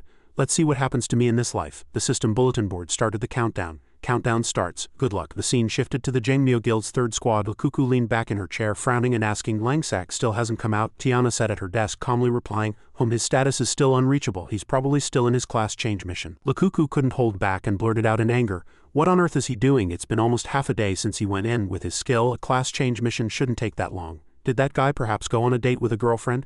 And he even deliberately set his status to do not disturb. She frowned, her voice filled with annoyance. It only took me and guild leader Jisoo 30 minutes to complete our class changes, so why is it taking him so long? Tiana looked at Lukuku, her eyes showing concern. Then she said, no, Langsak isn't like that. He probably encountered some difficulty that's hard to resolve. Tiana suddenly recalled Tung Lu Zi's words. His voice still echoed in her ears as if she had just heard it. Sister Tiana, I succeeded in my class change. I even succeeded in awakening. My awakening probability is 83, isn't that amazing? I'll tell you, the class change mission was really fun. It was about testing my destructive power within a given time. It was the best. You wouldn't have dreamed I could transform, would you? I just transformed and smashed everything like crazy. I was invincible. Just like the full body transformation I told you about, it was so refreshing to smash things like that for the first time. And sister, do you know, on that map sad, yet she reaffirmed to herself. Tiana thought, if I remember correctly, Lu Zi participated in his class change mission at the same time as him, and Lu Zi came out in less than an hour. Lukuku repeated the news she had heard in a serious voice. That's right. There are rumors that he was ambushed in the forest by a group of Longa Guild rogues before. The team leader was Vice Guild Leader Wei of the Longa Guild, and I heard he had already succeeded in his class change at that time, she continued as if the story was flowing. It seems he was captured by Vice Guild Leader Wei, but that fellow Langsak didn't report this, really. Guild Leader Jisoo must have thought the opponent didn't know he was from our Jangmyo Guild. Otherwise they wouldn't have acted so rashly. Tiana sprang up, slammed the table, and shouted with an outburst of anger, "I didn't know this, Langsack didn't tell me either, so it's no wonder he told me that all team members must undergo class change." Tiana grew even more tense, and thinking of his temperament she reaffirmed inwardly, "A proud person like him wouldn't tolerate this humiliation." Lakuku leaned back in her chair, sighed and said, "Careless, the Longa Guild is getting more and more arrogant lately. There have been several clashes with our smaller teams. The Longa Guild seems unconcerned about the attitudes of their members. They are considered to be already preparing for war. This is only a matter of time, but our Jangmyo is ready to respond at any time." Tiana calculated solemnly, admitting inwardly, if the conflict between Jangmyo and the Longa Guild escalates, a large-scale war will be unavoidable. She quietly held a single wish, "Langsack, I hope all goes well." Tiana reaffirmed to herself, "Let's make him even stronger. I'll watch over him." The scene shifted to Langsack's perspective. Blades clashed, sparks flying. 3 shadows gradually pressed in on him. With agile movements, Langsack gripped his dagger firmly, his imposing presence ready for combat. A month had passed at the Jangmyo Guild's 3rd squad. In the 3rd squad's lounge, a group of people pushed through the bustling door. A black-haired man walked in, cheerfully shouting, "Mission accomplished, that was too easy." Tung Lu-zi, level 25, entered with a calm demeanor, and the black-haired man continued to boast. Having Tung Lu-zi lead the team was truly reassuring. The crowd inside immediately swarmed Tung Lu-zi, eagerly asking, "Brother Tung Lu, can you help us sweep the dungeon with you in an hour? We're missing one powerful damage dealer." "Please, please." Tung Lu-zi scratched his head, happily replying, "All right, no need to call me brother. Just let me know when you have time." A friend request notification appeared on the system bulletin board. Another person approached, excitedly saying, "Thank you so much, Tung Lu-zi. It would be great if you could help our 3rd squad. I'll send you a message later." A man in a hat interjected, half-jokingly, "Let Brother Tung Lu-zi rest. He just joined our team to clear a dungeon. If Sister Tiana finds out, she might tear us both apart." Hearing the two, Tung Lu-zi just awkwardly smiled and stepped inside, turning back to greet everyone. He clearly stated, "It's fine, I don't have anything else to do anyway, so sweeping dungeons and leveling up with everyone is good. I'll just organize a bit." The crowd watched his retreating figure, constantly whispering. From afar, a brown-haired man glanced and said to the helmeted man beside him, his voice filled with undisguised surprise, "I really didn't expect that Tung Lu-zi guy." The helmeted man cut him off, saying in a low voice, "Yeah, it's really hard to connect him with the person we used to call Little Tung Lu-zi. The old Tung Lu-zi, the super rookie nobody wanted to touch. Remember the last guild war? Nobody wanted to team up with him. They were all scrambling to avoid him." They suddenly recalled Tung Lu-zi's tear-streaked face, and now he was opening the system, intently looking at information. Then the brown-haired man replied to his friend, recalling Tung Lu-zi fiercely fighting. "Yes, of course I remember," he continued, seeming to acknowledge the current situation, "but now no one belittles him as Little Tung Lu-zi anymore. They call him Tung Lu-zi or Mr. Tung Lu. Although he's no longer a member of the 3rd squad but part of the shadow team, he's participating to support our 3rd squad due to his relationship with Sister Tiana." The brown-haired man then imagined Tung Lu-zi gripping his shield tightly and frowning, concluding, "Otherwise, with his current skill, to be honest, he could aim for not just the 2nd squad, but even the 1st squad." The helmeted man asked curiously, as if trying to spread rumors, "Right, do you know? I heard the leader of the shadow team is that rogue who made a name for himself for a while." As if he just disappeared, the brown-haired man was startled and paused for a moment. He walked over, patted his friend lightly on the shoulder and said nonchalantly, "That's really serious, isn't it? Anyway, it's related to the guild's honor. I heard a bit from some brothers." Before the helmeted man could react, still dazed, the brown-haired man added with a serious and confident expression, "That rogue disappeared for a whole month after being defeated by Vice Guild Leader Wei." He continued to offer an unpleasant hypothesis. "Perhaps he lost too much face to show up, who knows on the other side." Tung Lu-zi, having heard everything, his face darkened. He remained silent, unable to say anything. Sadness mingled with worry, he murmured to himself, "Brother Langsack, you haven't been in touch for a whole month. Where on earth are you? I'm stronger now and our shadow is stronger too." Suddenly, a friend message notification appeared on Tung Lu-zi's system. He opened the message and the conversation began. Tis asked, "Still no news from that guy?" Tung Lu-zi immediately replied, "Nope, still nothing. I believe Brother Langsack will contact us." Tis impatiently sent another message. "What on earth is that guy doing? Seriously, he said he'd complete his class change in a day and it's been a month already. I really want to hit him." Tis continued to send messages. Hyukwu also asks about him frequently. He says if he doesn't show up soon, the shadow team will have to disband. Reading that, Tung Lu-zi was silent, unsure how to reply. Then Tis received Tung Lu-zi's short but firm message. "I trust Brother Langsack." Elsewhere, Tis was hiding behind a level 27 rock. She watched the system bulletin board with a solemn expression, murmuring to herself, "Let's see how I'll greet him when he shows up. He's still offline, so I can't even send a message. Did he log out?" She frowned slightly, reminding herself again. But even if he comes back now, he won't be able to catch up in level. Being absorbed in class change for a whole month inevitably caused him to fall behind in leveling. In divine grace, a leveling craze was sweeping again, making it easier for gaps to widen. She checked Langsack's personal profile and he was still displayed as level 15 and offline. The number remained stagnant. She added her honest thoughts. A player at level 15 like him is already considered a low-level player. Nearby, Telis's father suddenly shouted loudly at his daughter. his voice a mix of impatience and urging. "Oh, my dear eldest daughter, stop being lazy and come quickly to attack," she was suddenly called and was startled, turning around. Telus's father looked at his daughter with a solemn expression and affectionate rebuke. "Your father sees you, and I haven't seen you for a while, and you've become too lax." "Really?" another person cut him off. "Enough, Uncle Guansuk. Everyone is currently focusing their attacks on the three-horned monster. It's Dusty." Tis gripped her staff and charged forward. She said indifferently, "Everyone can handle such a simple boss. There's no challenge." A brown-haired man pointed his finger forward and loudly cut her off. "Stop talking nonsense. Come quickly and attack." Tis swung her staff and cast a spell. She frowned and replied seriously, "Yes, yes, yes," she vowed to herself inwardly. "Langsak, if you still don't show up, I'll go back to the office too." Lakuku of the Jangmyo Guild headquarters slammed the table, her anger erupting as she growled. "The Longa Guild is really too arrogant. This is no longer just crossing the line. This is a clear provocation." Jisoo calmly watched the system bulletin board, his eyes fixed on the information. Turning to Lakuku, he calmly asked, "Did they really invade our third squad's outpost?" Lakuku replied concisely, "Yes, that's right." She then reminded him of the previous agreement.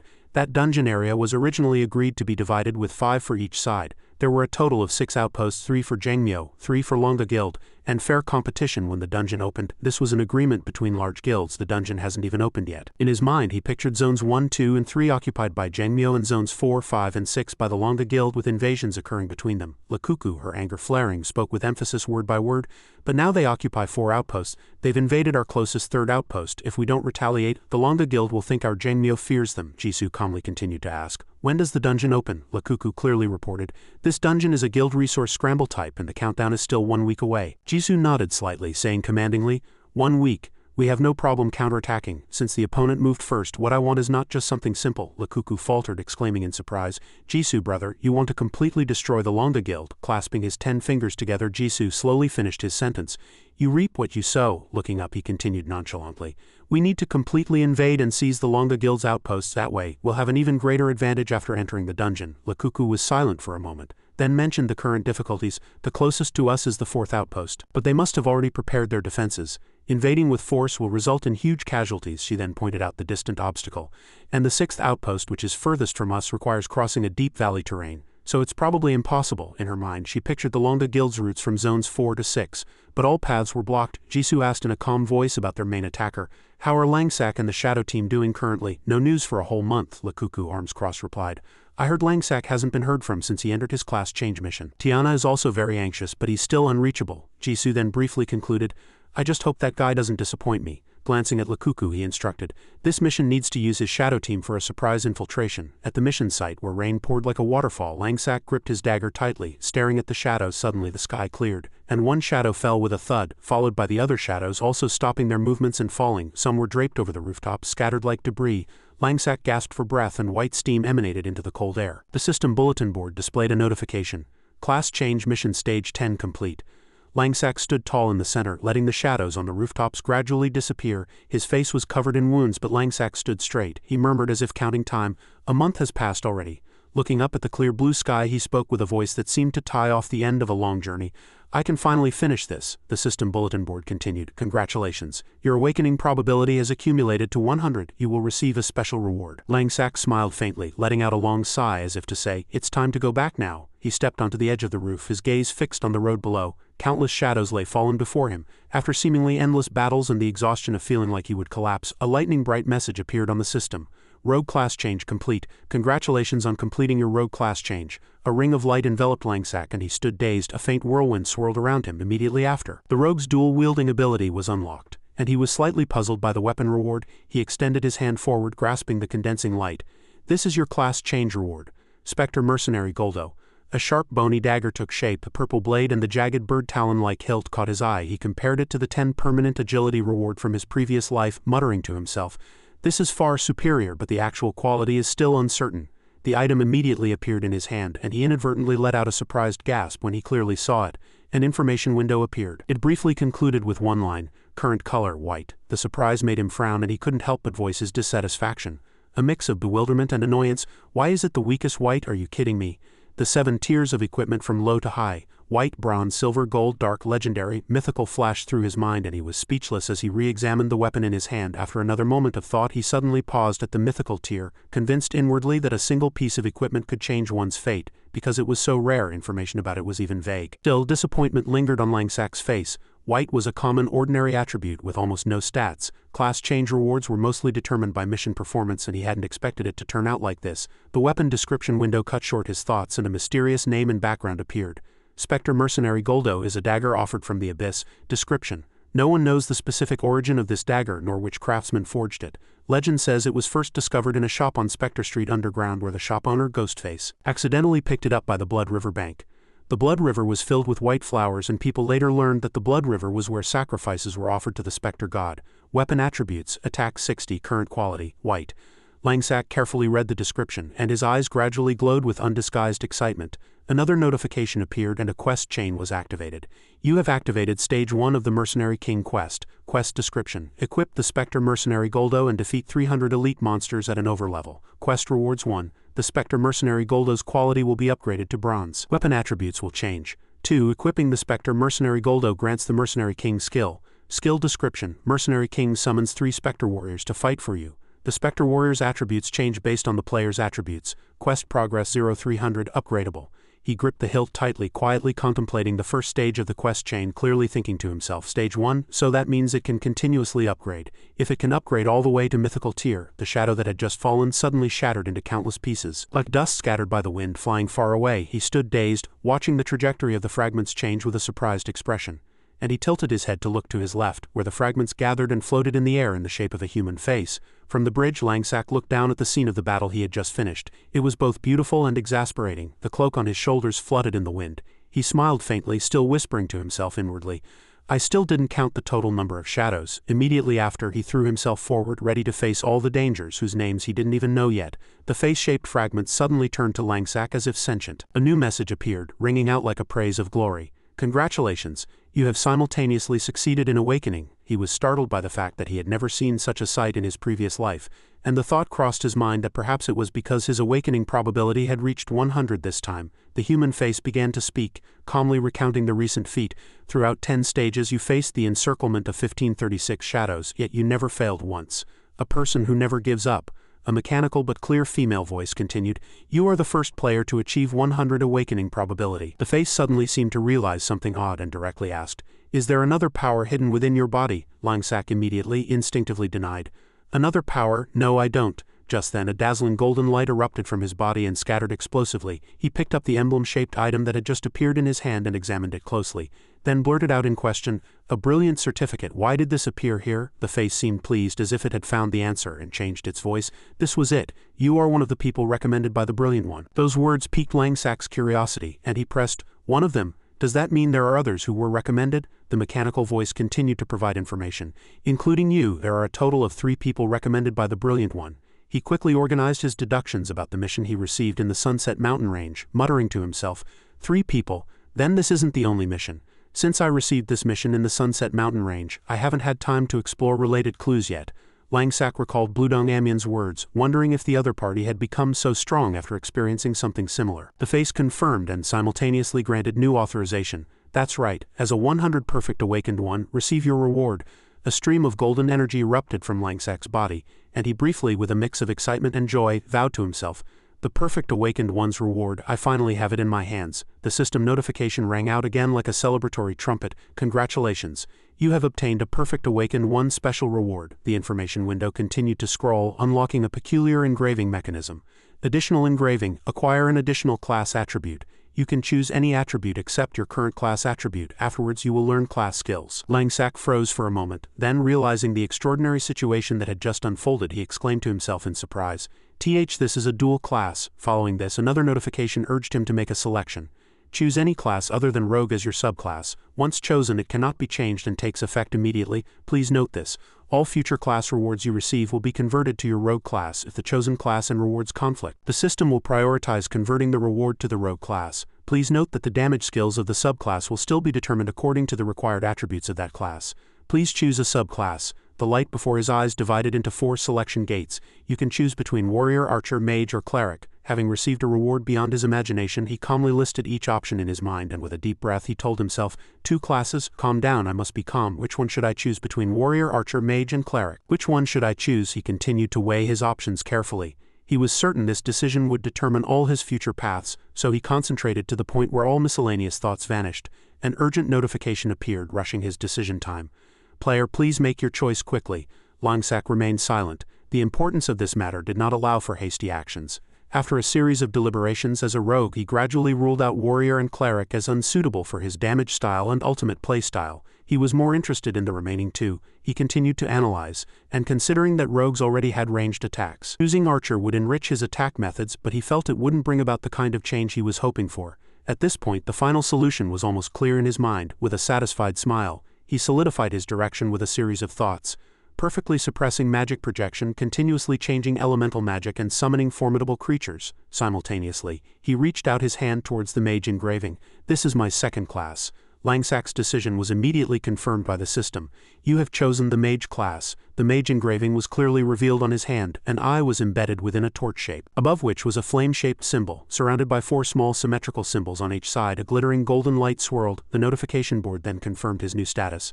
You have gained the mage engraving.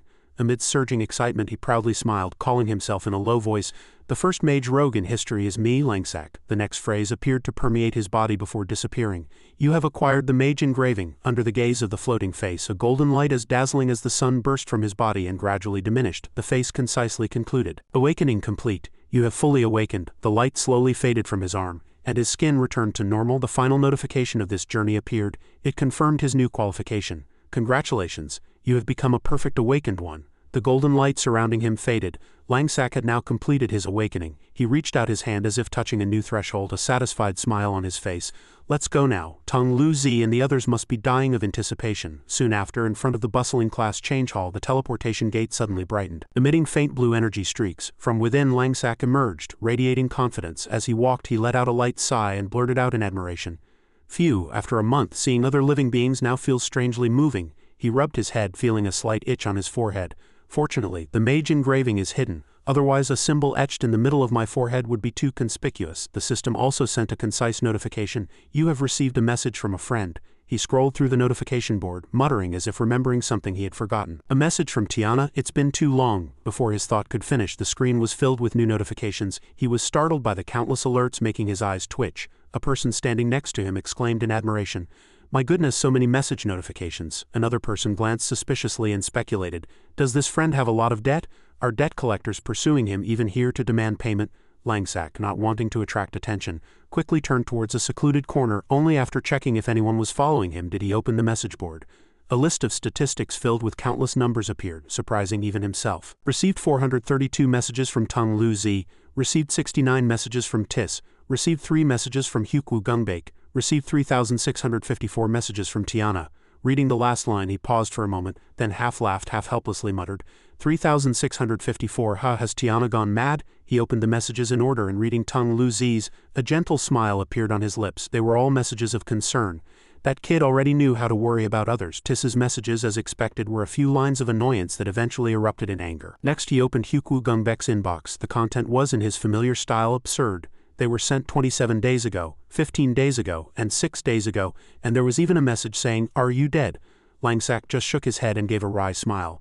Truly characteristic of him. When he reached Tiana's messages, he stared blankly, wondering how she could have sent so many. It turned out to be a summary of all external changes over the past month, with a few complaints interspersed.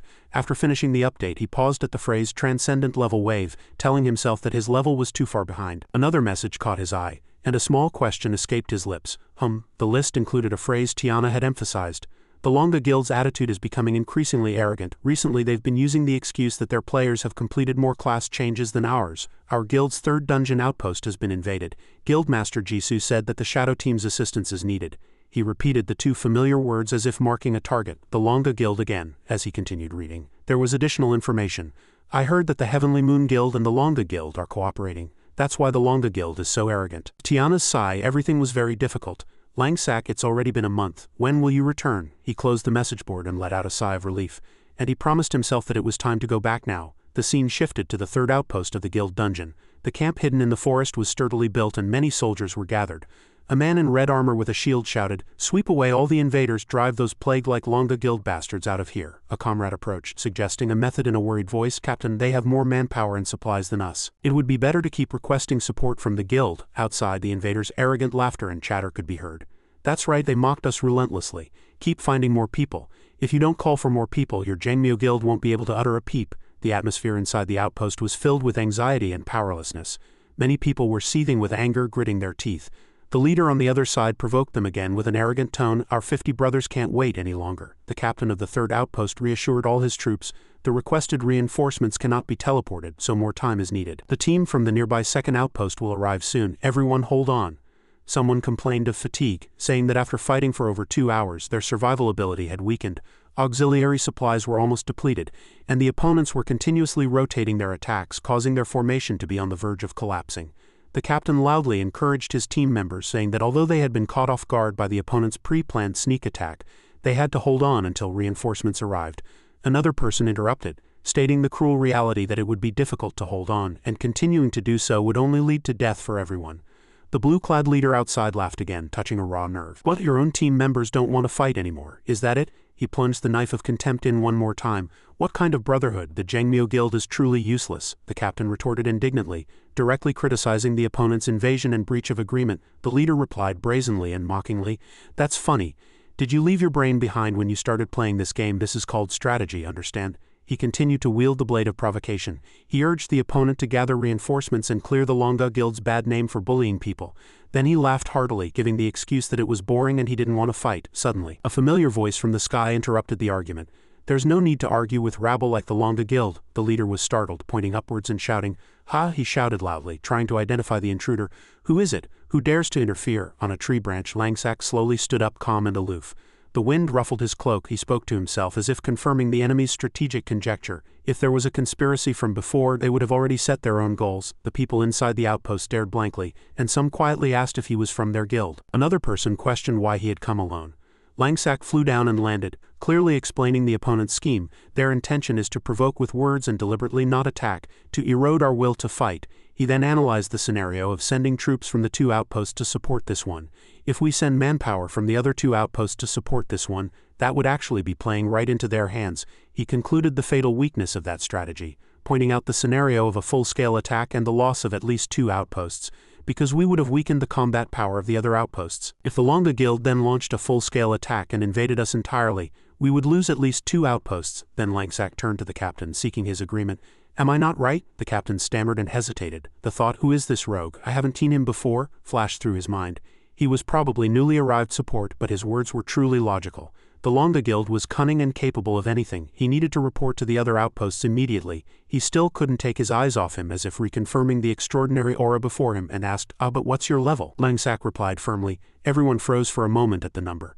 "Level 15, I just completed my class change." Many people looked at each other silently, their faces as if etched with disbelief. The captain broke into a cold sweat, the red-skinned man swore profusely, and the straw-hatted maid shed tears of helplessness. All the soldiers defending this place had completed their class changes, and no one was below level 23. They said that a level 15 coming here was like running straight into death.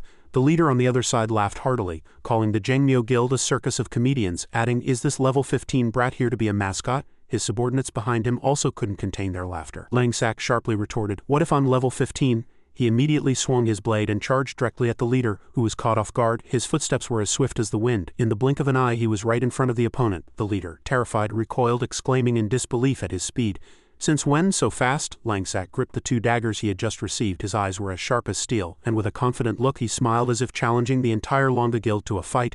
"You 50 people, you'll be the inaugural customers for my new weapons." After his provocative words, Langsak shook the atmosphere. The red-skinned man froze, then shouted, "Damn it, when did that level 15 guy charge?" The captain was filled with anxiety and worry. He said, "What is that level 15 rogue doing?" He then continued in an annoyed voice, "Is he out of his mind? Why is he charging first in front of so many people?" The captain was restless with Langsak's actions and words. The leader at the forefront was initially frozen in fear. The thought that he might have misheard flashed through his mind. This person said he was level 15, but his movement just now was completely unlike it. He was drenched in cold sweat. He calmed himself, telling himself, "Anyway, I'm level 25.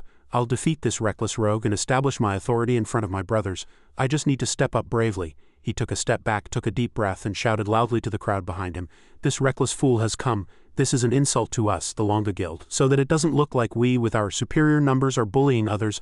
I will fight him one-on-one." A subordinate next to him enthusiastically cheered. "Let's make him open his eyes." Langsak, having undergone rigorous training, was no longer hasty. He had quietly gained experience in the long battles with his shadows. He never charged at all 7 of them. The man at the forefront drew his weapon and arrogantly declared his desire to finish quickly, saying he had no time to waste, swift and decisive. I don't have time to dally like this. Pride immediately swelled in his heart. Did a level 15 player fresh from class change think they were invincible? There were countless arrogant rookies like that. They would see what reality was like. He thought he had given him a gracious lesson. He charged like the wind, unleashing sharp swordsmanship. Langsak, unfazed, calmly observed and deduced that his opponent was a melee warrior. As the opponent's blade flashed, Langsak quickly struck down the hand holding the sword, and the man screamed in surprise. The sword instantly flew from his hand and he was caught off guard by Langsak's lightning-fast speed. Blood splattered as his finger was hit mid-skill cast, and he was astonished by the incredible accuracy. How much precise judgment would it take to disrupt a skill in such an extreme way? Cold sweat dripped down. Even a small error would have missed. He looked up at Langsak, only one sentence repeating in his mind. Where does that confidence come from? The system displayed 0.75 seconds remaining, and a faint purple light suddenly scattered in all directions. Langsak unleashed a furious barrage of consecutive attacks, and system notifications appeared almost simultaneously, indicating that a weak point, a triple weak point, and an additional critical hit had landed. Under the fierce assault, the leading man's eyes glazed over, his mind went blank, and his body was tattered and wounded. He collapsed at Langsak's feet, and the Longa Guild soldiers behind him shouted in panic, "Kill him!" Disappointment immediately showed on Langsak's face. In his opinion, the opponent was too slow, to the point of being boring. From his movements to his breathing rhythm, every aspect exposed flaws. It was as if he wasn't moving at all. He was accustomed to the speed and frequency of his shadow clones. They even conserved their breath, pushing every attack and defense to the extreme. A single misjudgment of the breathing rhythm could lead to death. Compared to that, the skill of ordinary players was far inferior. Langsak, wanting to warm up, asked the remaining Longa Guild soldiers, "Is everyone ready?" And he concluded decisively, "Otherwise it will be too late." From the other side, the team leader asked curiously, "What's the situation over there?" One person immediately replied, "It seems to be getting louder." The red-skinned man asked again in a trembling voice, "Did that level 15 rogue really do all that?" In the darkness, the commander furiously ordered, "Scatter quickly, mages and archers fall back." Another order followed, "Shield warriors, raise your shields quickly, that rogue's speed is too fast." The red-skinned man couldn't hold back and rushed forward saying, "I'll go check." The man behind him quickly reminded, "Be careful, you might get encircled by them." Langsak swept away the enemies one by one. One person shouted in panic, "Keep your distance." The red-skinned man froze as if struck by lightning, stammering, "This is..." Then he shouted again, "How can this be?" The team leader and others also rushed over to check. Before their eyes, the third outpost was in chaos. Langsak was in the eye of the storm, easily felling one person after another. Thick dust billowed, and around him about 10 soldiers were still preparing to charge. One man forced himself to shout, "Don't be afraid, it's just one opponent." The man next to him awkwardly replied, "Why yeah, no need to be afraid. Focus." As another mage fell, someone grumbled irritably, "To focus, I need to be able to see something." Another person gasped in a chilling admiration, "This guy's speed is like some of our guild's rogue masters. Can't he even contend with our vice guild leader? This guy's level must be incredibly high, incredibly high." Langsak suddenly appeared in front of the two people who were talking. His face full of murderous intent, he calmly said, "I'm sorry, but I'm level 15 and I just completed my class change." Desperate screams echoed everywhere, filling the sky, and terror and confusion swept through. The fallen were ceaseless, and Langsak, having struck down yet another, landed lightly. One person, blank with fear, shouted, "His attack power is truly immense. Everyone run quickly." Another person hastily shouted, "Mages and shield warriors, do you hear me?" Langsak glanced left, recalling inwardly, "After class change, my critical hit and critical damage rates have doubled. It's probably thanks to being a perfect awakened one. Every time a weak point is hit, the damage doubles." The opponents had almost no defensive awareness, and their equipment wasn't even white quality. Their shields couldn't even withstand a few attacks. He chuckled. The opening of a guild dungeon was a big deal, and in the early stages no one was foolish enough to send masters. Such low-level provocation missions could be entrusted to anyone, and the guild didn't need to send strong people. After thinking, Langsak gripped his dagger tightly and launched himself forward. He decided to find an opponent to get more accustomed to his senses. One person warned in surprise, "He's coming." From the other side, someone shouted, "Hold on, some brothers have sent out a call for support. The 4th outpost troops have already departed." He promised they would arrive soon. The red-skinned man at the 3rd outpost still shouted blankly, "One level 15 rogue crushed them all?" The team leader behind him encouraged the entire team and urged them to attack. "Damn Longa Guild bastards, how dare they disrespect our Jangmyo? Let's take this opportunity and go." Everyone charged forward with burning resolve. Suddenly, an arrogant voice from afar made everyone pause. "What are you doing? Do I have to come help you?" The berserker snarled. "The mission was just to provoke. Why are you making such a mess?" Another person shouted joyfully, "It's the berserker. Longa Guild reinforcements have arrived." A man proudly laughed and rallied the troops. "The team leader is here. Brothers, calm down. It was just that our formation was bad earlier, and that rogue took advantage. Let's counterattack in cooperation with the team leader."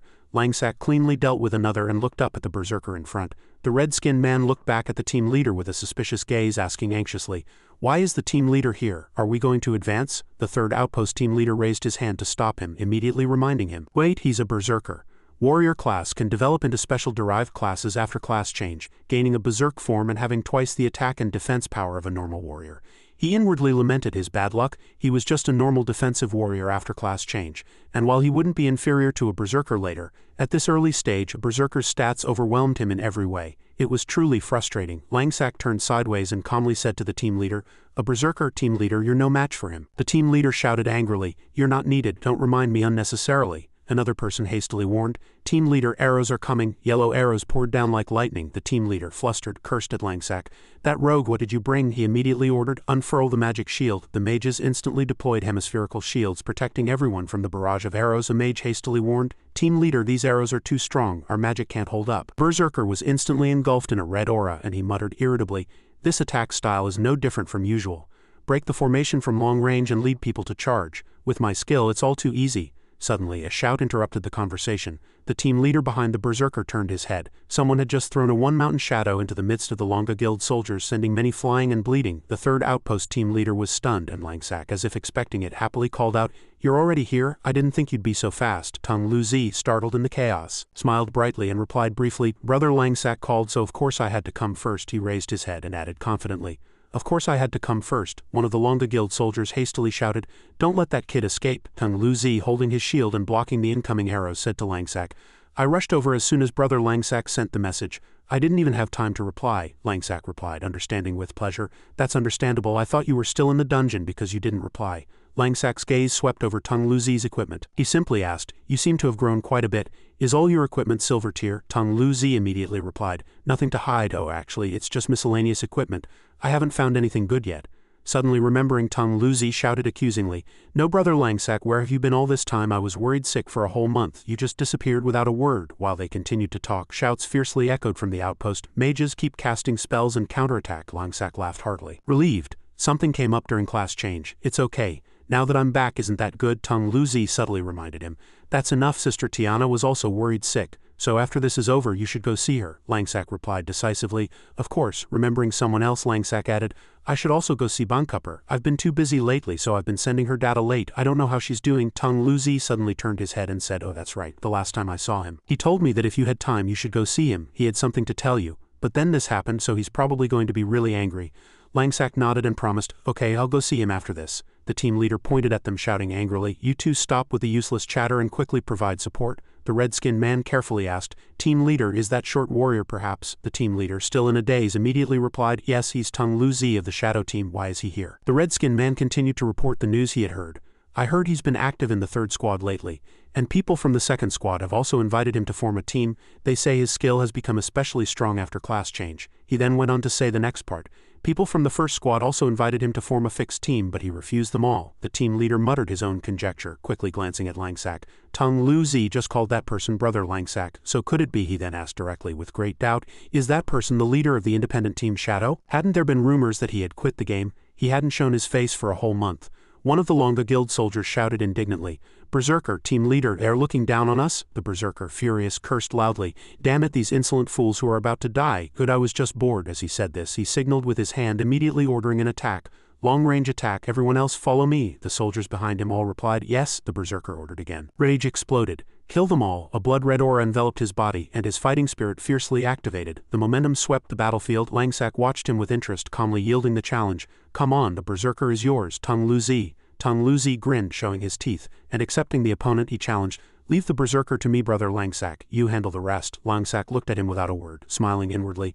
"Tung Lu Zi has grown so much I never imagined he would become the ingenious Tung Lu of my previous life." The red-skinned man anxiously asked the team leader, "Team leader, those two are charging. What should we do?" The team leader frowned and quickly judged, "Both of them are too reckless." Soon after, he activated the aura of intimidation skill, shouting, "Charge," and forming a formation. "Follow me. We can't let others say we just stood by and watched. We won't stand idle." An aura increasing resistance and speed spread, growing stronger with more allies within its effective range, and identical auras did not stack. One person shouted with spirit following, "That's right, we're not easy targets. Kill them," the red-skinned man shouted sharply, charging forward with burning resolve. Another person shouted at the top of their lungs, "Kill them, these bastards' world is over." Langsak smiled, seeing their morale rise. Tung Lu Zi's eyes flashed, concentrating to the maximum. He held a large shield, and behind him countless people surged forward to join the battle. Langsak leapt up, bringing down the dagger in his hand. The opponent froze for a moment. Looking up, and the blade struck his shoulder hard. The opponent spat blood. and in Langsak's mind the thought flashed that he hadn't yet asked Tung Luzi what characteristics he had after class change, how his attributes had changed and what his hidden trump card was. Of course it would be blessing, courage blessing. But to perfectly control the power of the blessing there was still a long way to go. Langsak glanced down slightly, reminding himself inwardly, don't lose to the Berserker, although it's a derived class at this stage it's no different from a pure warrior. Tung Luzi fiercely clashed with the Berserker, and Langsak wanted to see Tung Luzi's current skill. A fierce battle unfolded, with Tung Luzi sometimes retreating, sometimes engaging head-on, blocking every axe-like blow with his shield. The Berserker swung his axe, striking and simultaneously taunting. I thought you were a master when you made such a grand entrance, but you're just a level 25 midget. He chuckled, proudly introducing himself. I am a level 28 Berserker. Kid, I'll show you how a warrior fights. Tung Luzi blocked the attack and calmly replied, level 28, not bad, but that's not enough to teach me how a warrior fights. He then added another provocative remark, or should I teach you how I fight? A heavy blow rained down and suddenly, letters on the shield blazed, and 3 iron fragments shot out like arrows, a golden flash glimmering around them. The Berserker still charged fiercely, tilting his head back and laughing contemptuously. A ridiculous sight. He gripped his axe, his body and aura swelled, and a red lightning-like flash enveloped his body and weapon. Baring his teeth, he said in an arrogant tone, the kid's still wet behind the ears, I'll teach you a lesson on your parents' behalf. Then he roared, activating a fierce charge that would make even his opponent's mother not recognize him. All his strength was unleashed, the axe thundered, the ground cracked and dust billowed. Those around him also stumbled from the impact, but Tung Luzi still walked out confidently from the smoke, and the Berserker froze. His fierce charge skill had been parried, and he shuddered at the feeling that his opponent grew stronger with every fight. Langsak, even in the midst of combat, turned his head and inwardly assessed Tung Luzi's shield as truly interesting. Tung Luzi's footsteps rushed like the wind, kicking up dust, and he pushed his shield, catching the Berserker off guard. The shield was ridiculously heavy. How could that brat lift it? A triumphant expression flashed across Tung Luzi's face, and as one of his arms suddenly swelled with a golden flash, his strength explosively increased, astounding the Berserker. The hand holding the axe also trembled, and with the sound of his shield bursting, the Berserker was sent flying. Unable to withstand it, the system notified him that his weapon was damaged, and he stammered inwardly, unable to believe what he had just witnessed. Tung Luzi was now completely transformed, his body firm and muscular, with long pointed horns gleaming on his head. He looked directly at his opponent, who held half a broken axe, and said, now who's the kid? Tung Luzi's body continued to swell, transforming into a massive monster. A man who saw this turned pale and shouted, damn it, how can this guy? How can he transform? Tung Luzi looked down, his voice thundering, and asked directly, tell me now, who's the kid? The Berserker, his previous arrogance gone, stammered blankly. Unable to comprehend what was happening, what kind of skill is this? He still stared with wide shocked eyes, asking again in confusion, is this a special skill obtained after class change?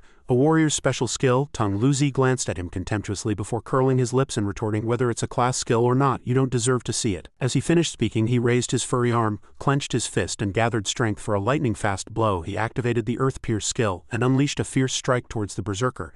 As if the entire ground was collapsing, the system immediately notified his status, and the Berserker entered a stiff state, his entire body wounded and unable to move further. Under the widespread attack power, several Longa Guild members panicked, one hastily shouting, the ground is collapsing, and another, in a voice trembling with fear, quickly warned his comrades, this is continuous damage, quickly get out of here. Langsak dashed out, moving away from the fleeing people, and said confidently, yes, the ground is collapsing. He curled his lips into a contemptuous smile and coolly added, go home and pack your clothes. Immediately after, Langsak swept past like the wind, casting windstorm slash, and enemies continuously fell and were sent flying in all directions. In midair he glanced indifferently at a level 25 warrior, dying and spitting blood, and muttered, assessing, tisk tisk, the damage from the previous low-level skills wasn't enough to finish him off. It seems that even pre-class change skills will be refreshed. From midair, Tung Luzi descended like a meteor, shouting loudly enough for the entire battlefield to hear.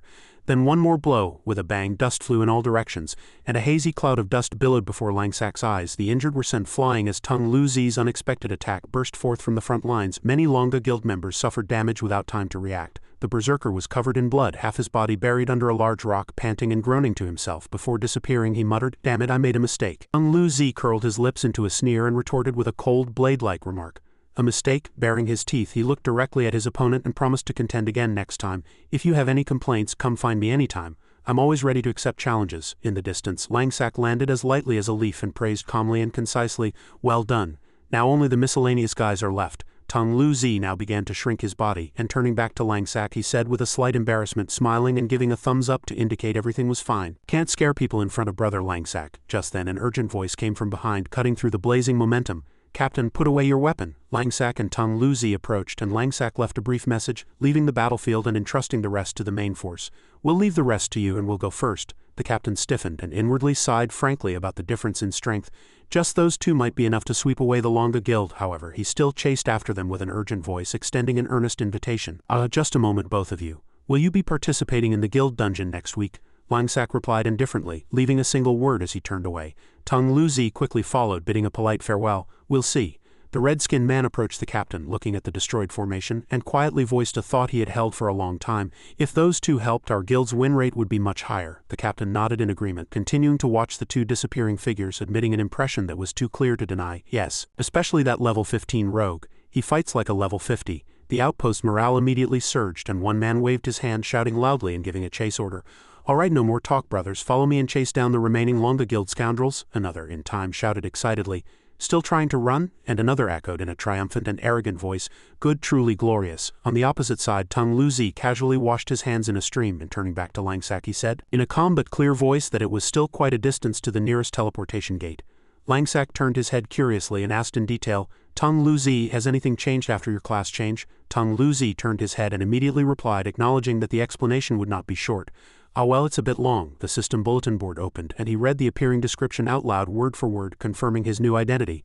It says Warrior, Blessing, Derivation, Beastkin, Divine Strategist. Langsak, standing beside him, was silent, inwardly concluding that the Blessing derivation had merely solidified after his class change. He pondered the Divine Strategist, a title Tung Luzi in his past life never had the chance to approach, but now he was a comrade and his legend was just beginning. Walking and laughing, Tung Luzi chattered excitedly, his voice clear and uninhibited. He briefly listed what had appeared. The other things don't show much information, just growing. Do they know I'm only 12 this year? Then I'll just keep growing. Langsak, behind him, admired and exclaimed a few words about his age and the advantages it brought. Youth is truly good, youth. Tung Luzi turned back and asked playfully, speaking freely about Tiana with curious eyes. You talk as if you're too old, brother. Brother Langsak, did you tell Sister Tiana you're back? She was worried sick. Langsak immediately replied, his voice firm and concise as if finishing one task and beginning another. Yes, I sent a message, but I'll talk to her later. I need to hurry and meet Bankupper. If you're busy, you can go first. He thought about money and suddenly remembered the newly released system's feature of linking accounts to cards. Gold exchange rates, item prices, and in-game materials were all adjusted. Bankupper's medicine costs, shop rent, and props were lined up, waiting. And her earnest eyes filled his mind, but he had not a single coin of gold. He decided he needed to stop by early to check the situation. His thoughts gradually turned to anxiety, and he had almost forgotten the impending 1.5 million gold debt. He had to earn money quickly before the creditors came knocking. He admitted the reality that awakened ones earned money faster in reality, while his past life's experience was of little help and money problems were truly upon him. As he thought, Tung Luzi scratched his head, hesitating. He carefully asked about his senior's intention. Brother Langsak, are you going to meet Bankupper? Then he smiled brightly and quickly volunteered to accompany him, putting aside his personal matters. I'll go with you too, brother. I'm not in a hurry. Langsak understood his intention and merely replied with a gentle smile, adding nothing more. After a moment of silence, he immediately set their path and said concisely, as if ordering their departure, "Then let's go." Tung Luzi cheered softly in delight. All right, the commercial district of the cafe and rental shop area had a stifling atmosphere, and a man yelled in exasperation in front of the counter, pushing, shoving, and cursing. "Don't cut in line, this is your last warning." The salesperson next to him loudly guided them, trying to maintain order. Another, not to be outdone, retorted in a fierce voice, "Are you brainless? Who said I don't have eyes?" clutching 3 medicine bottles. Bankupper calmly controlled the crowd, her voice gentle but firm. 1 bottle per person. This is an ID registration area. Those who haven't purchased yet, please prepare your money in advance. She turned to the group making medicines, hastening to take stock. How many bottles of C-grade medicine are left? A pharmacist and alchemist in the group replied clearly, porting each item. 6 bottles of C-grade, 3 each of A and B grade remaining. Bankupper nodded and immediately gave further instructions. Good, prioritize replenishing A12 grade, and at tonight's settlement everyone will be paid an additional 30. You've worked hard. The pharmacist's and alchemist's eyes gleamed and they all cheered in unison. No problem, thank you, boss. Giving thumbs up, delighted. As soon as Langsak appeared, he threw out a single word, seemingly attempting it half jokingly, half seriously. "Can I cut in line?" Bankupper immediately turned around and pushed him away without hesitation. A cold rebuke flew out. Hey, cutting in line, don't you know how to be polite? No, please leave quickly." But in the very next moment she recognized the familiar tone, as Tung Luzi had already joyfully called out from behind Langsak. She had no choice but to turn her head, her face filled with surprise. "Boss Bankupper?" She turned completely, forgetting the medicine bottles in her hand, and pointed at Langsak, exclaiming with joy and surprise, "BB boss, you finally arrived." Inside the pharmacy, Langsak was startled and stepped back, asking hastily, half in disbelief, Wait a minute, you want to expand the shop now?" He spoke, still not properly seated, and reconfirmed, mentioning the shop's operating period. "It's been less than 3 months since this shop opened, are you sure?" Bankupper clenched her fists, her gaze firm, and said clearly word for word, I'm sure, and boss, I couldn't handle so many tasks alone, so I arbitrarily hired 3 pharmacists and alchemists in advance. The principle is more work, more pay, and the efficiency is good, but we're still short-staffed. The surroundings were cluttered and tables and chairs were covered with ingredients and tools. Medicine bottles lay scattered on the floor, still unorganized. Bankupper gave Langsack a forced smile and directly stated her wish. Since I couldn't reach you, boss, I took a portion of the profits to buy more ingredients. If possible, I hope you can expand the shop. If we enlarge the area, we can also post recruitment notices for pharmacists and alchemists. Otherwise, it feels like we're wasting the current customer flow. Langsack listened to everything, then agreed in principle and requested a detailed report, his voice calm but responsible. All right, I understand, but first, tell me specifically how the pharmacy has been doing. They sat and talked. Tung Lu-zi frowned, having lost his seat next to Langsack, and Bankupper glanced at him playfully before seriously explaining the entire process. Yes, boss, it's like this. After an initial exploratory period, my success rate in crafting medicines also increased, but at first we had no reputation. So I spent a small amount of money to hire a few people to promote the shop, and unexpectedly the effect was very good, and more people started coming to buy medicine, she continued in a firm tone, focusing precisely on the ambitious goal Langsack had mentioned.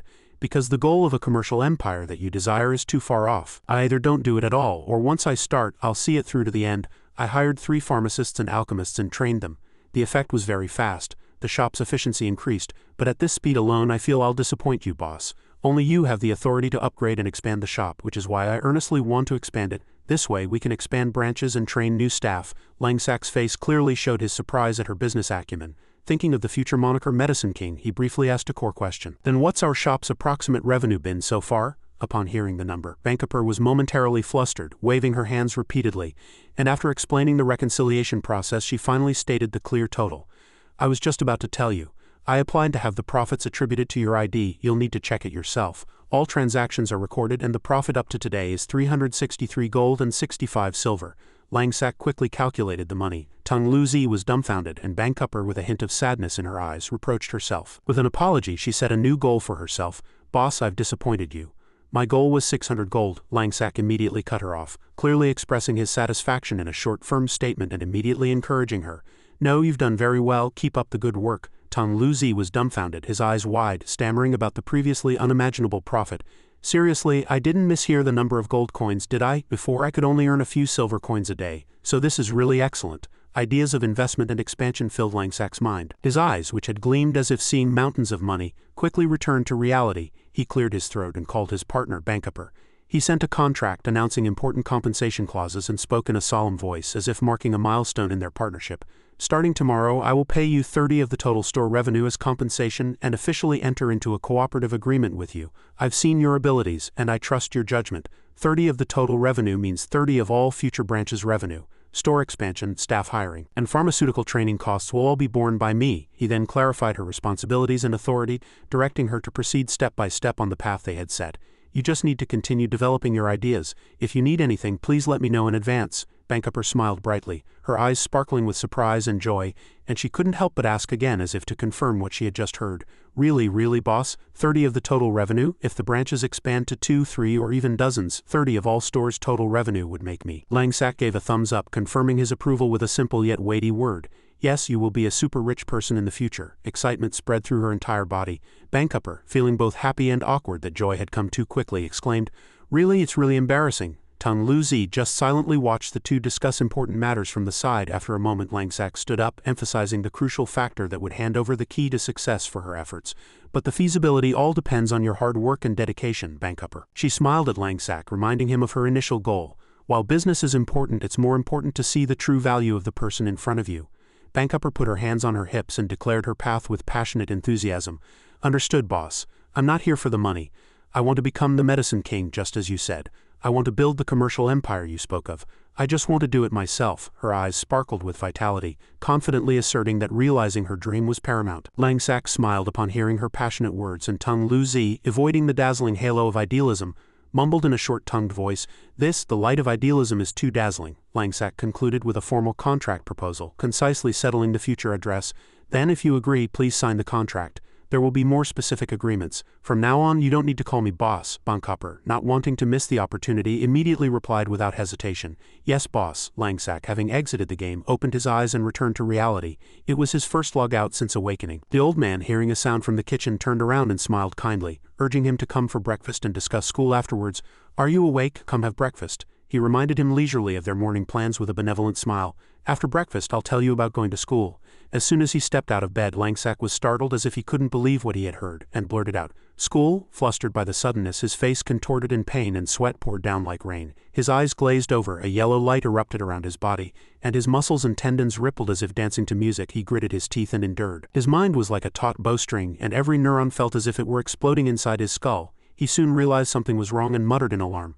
This isn't a normal reaction. A dazzling beam of light cut through the darkness. Langsack's body rose from the ground, golden light enveloped him, his skin turned golden, and his bone structure became clearly visible as if piercing through. Only one question echoed in his mind. Is my body evolving? Seeing this, the old man rushed over, calling his name in a trembling voice, and asked urgently, Are you all right, Langsack? Langsack. Langsack clutched his head, his eyes bloodshot, feeling as if his brain was being hammered. He could no longer bear it and clutched his throat, shouting at the top of his lungs, it hurts so much. A tremendous force erupted from his body. Objects crashed down and the nearby old man was sent flying, crying out in surprise. From outside, a pillar of light shot straight into the sky. A booming sound echoed far away, and the light was so intense it seemed to pierce the sun. On the street, a neatly dressed man held a round measuring device resembling a watch, whose needle instantly pointed to the red line, the extreme limit. He widened his eyes and muttered as if assessing the phenomenon before him, The awakening value is truly immense. This value is even higher than that of the person discovered before, higher than that unknown figure, Adolf. He frowned, wondering about the rare probability of the phenomenon he was witnessing. If the awakening value is higher than that man, does that mean he's a perfect awakened one? He put one hand in his pocket and looked up in the direction where the pillar of light was rising, muttering about where he needed to go. The slums? He then decisively concluded that it was time to verify it himself. I should probably go there once. Back at Langsack's house, the old man stumbled to his feet among the broken objects and called out urgently in a voice cracked with fear. Langsack, are you all right? What happened? Suddenly, a loud knocking echoed from the door, and the old man turned around in surprise. The door was kicked open and a sturdy man in shoes stood at the threshold, shouting as if to overwhelm them from the first word. What are you doing? Trying to break the house and run away? The old man flinched and stood up, his face drained of color, and asked again in a trembling voice, Who are you people? The creditor, chin raised and arms crossed, continued to shout loudly. He vented the irritation of having watched them all day on the unfortunate house. 2 months in total have passed. I've been watching here all day, suffering because I thought you might run away. Wasn't that commotion just now caused by you? He pointed his finger straight at the old man, ordering him in a brazen voice that scorned the poor. Give me the money, you damn paupers. The old man trembled all over, his mouth stiff, and could only utter a single word. I am. From the still settling dust Langsack emerged, with a displeased expression at the commotion in the sight before him. He spoke in a curt voice that seemed to embed itself in the opponent's ears. How noisy, he glared at the creditor, and asked accusingly as if trying to make him repeat the insulting words from earlier. Who just called someone a pauper? Leaning against a cabinet, his hand on the wooden edge, Langsack curved his lips and said provocatively. His last words were spoken lightly but filled with menace. Say it again if you can. Somewhere in the slums, a white cat stopped at the entrance of a trash can, staring into the chaotic scene. It lowered its head and licked a piece of bread discarded by people. Suddenly, thick white dust flew from a house with a small balcony and an arched roof above the door, and the street wires trembled. Clearly a fight was going on inside. Inside the chaotic house, Langsack confronted the creditor, firing words at his face. Why are you silent? The creditor sweated, his face tense. And in his mind flashed the thought, this aura, he's definitely an awakened one. But much stronger than some of the guys in the organization. He seems to have just awakened, and I met him today. How unlucky. This victory will also vanish. Langsack stood directly in front of him, giving orders with a cold expression. Hearing this, he immediately calculated a plan to escape. No matter how strong an ordinary person is, they can't defeat an awakened one. It's better to save my life. The creditor, terrified, retreated. Stuttering in reply, I will tell you. I just failed to recognize Mount Tai right before my eyes. Please forgive this disrespectful one, noble hero. I have learned my lesson. This is our business. Please calm your anger. The old man, hiding behind the door, asked in a trembling voice. Langsack, are you all right? Langsack turned around and said calmly, Grandpa, I'm fine, don't worry. Hearing this, the old man felt relieved and mumbled, Yes, that's good, I'm glad you're all right. The creditors became even more flustered. Kneeling and placing both hands on the ground, trembling all over, continuously nodding and stammering, there, noble hero. We apologize for disturbing your meal just now. We just wanted to complete our mission quickly. There are currently too many people who borrow money and don't repay it, so we're also troubled and had no choice but to act that way. Furthermore, the money we collect will be extorted by the organization once more. You, noble hero, must know the infamous reputation of our boss in these slums. Langsack's expression darkened, his gaze grew cold, and he asked, word for word with emphasis, Who is your boss? I don't know him. Take me to him. The creditor hunched his neck and asked cautiously in a trembling voice. Really? The scene shifted to a desolate place. Construction materials and iron drums were stacked, and a few old buildings were gradually decaying. Inside, a man in a backrest chair, clearly the boss, roared in anger, interrogating with a growl about the bad news. You dare get injured at such a critical time? Black Flame Village is about to start. Where am I supposed to find someone else to replace you? He was Chris. His nickname was Dongjiyu Yunhua, one of the 4 bosses of Dongjiyu slums. He had pink-dyed hair, wore a white vest, held a white pistol, had a cigarette in his mouth and a scar on his left eye. He said emphatically, I told you this match is very important. His subordinate, an armored warrior who was an awakened with a 12 awakening probability, lowered his head in fear. He trembled and made excuses.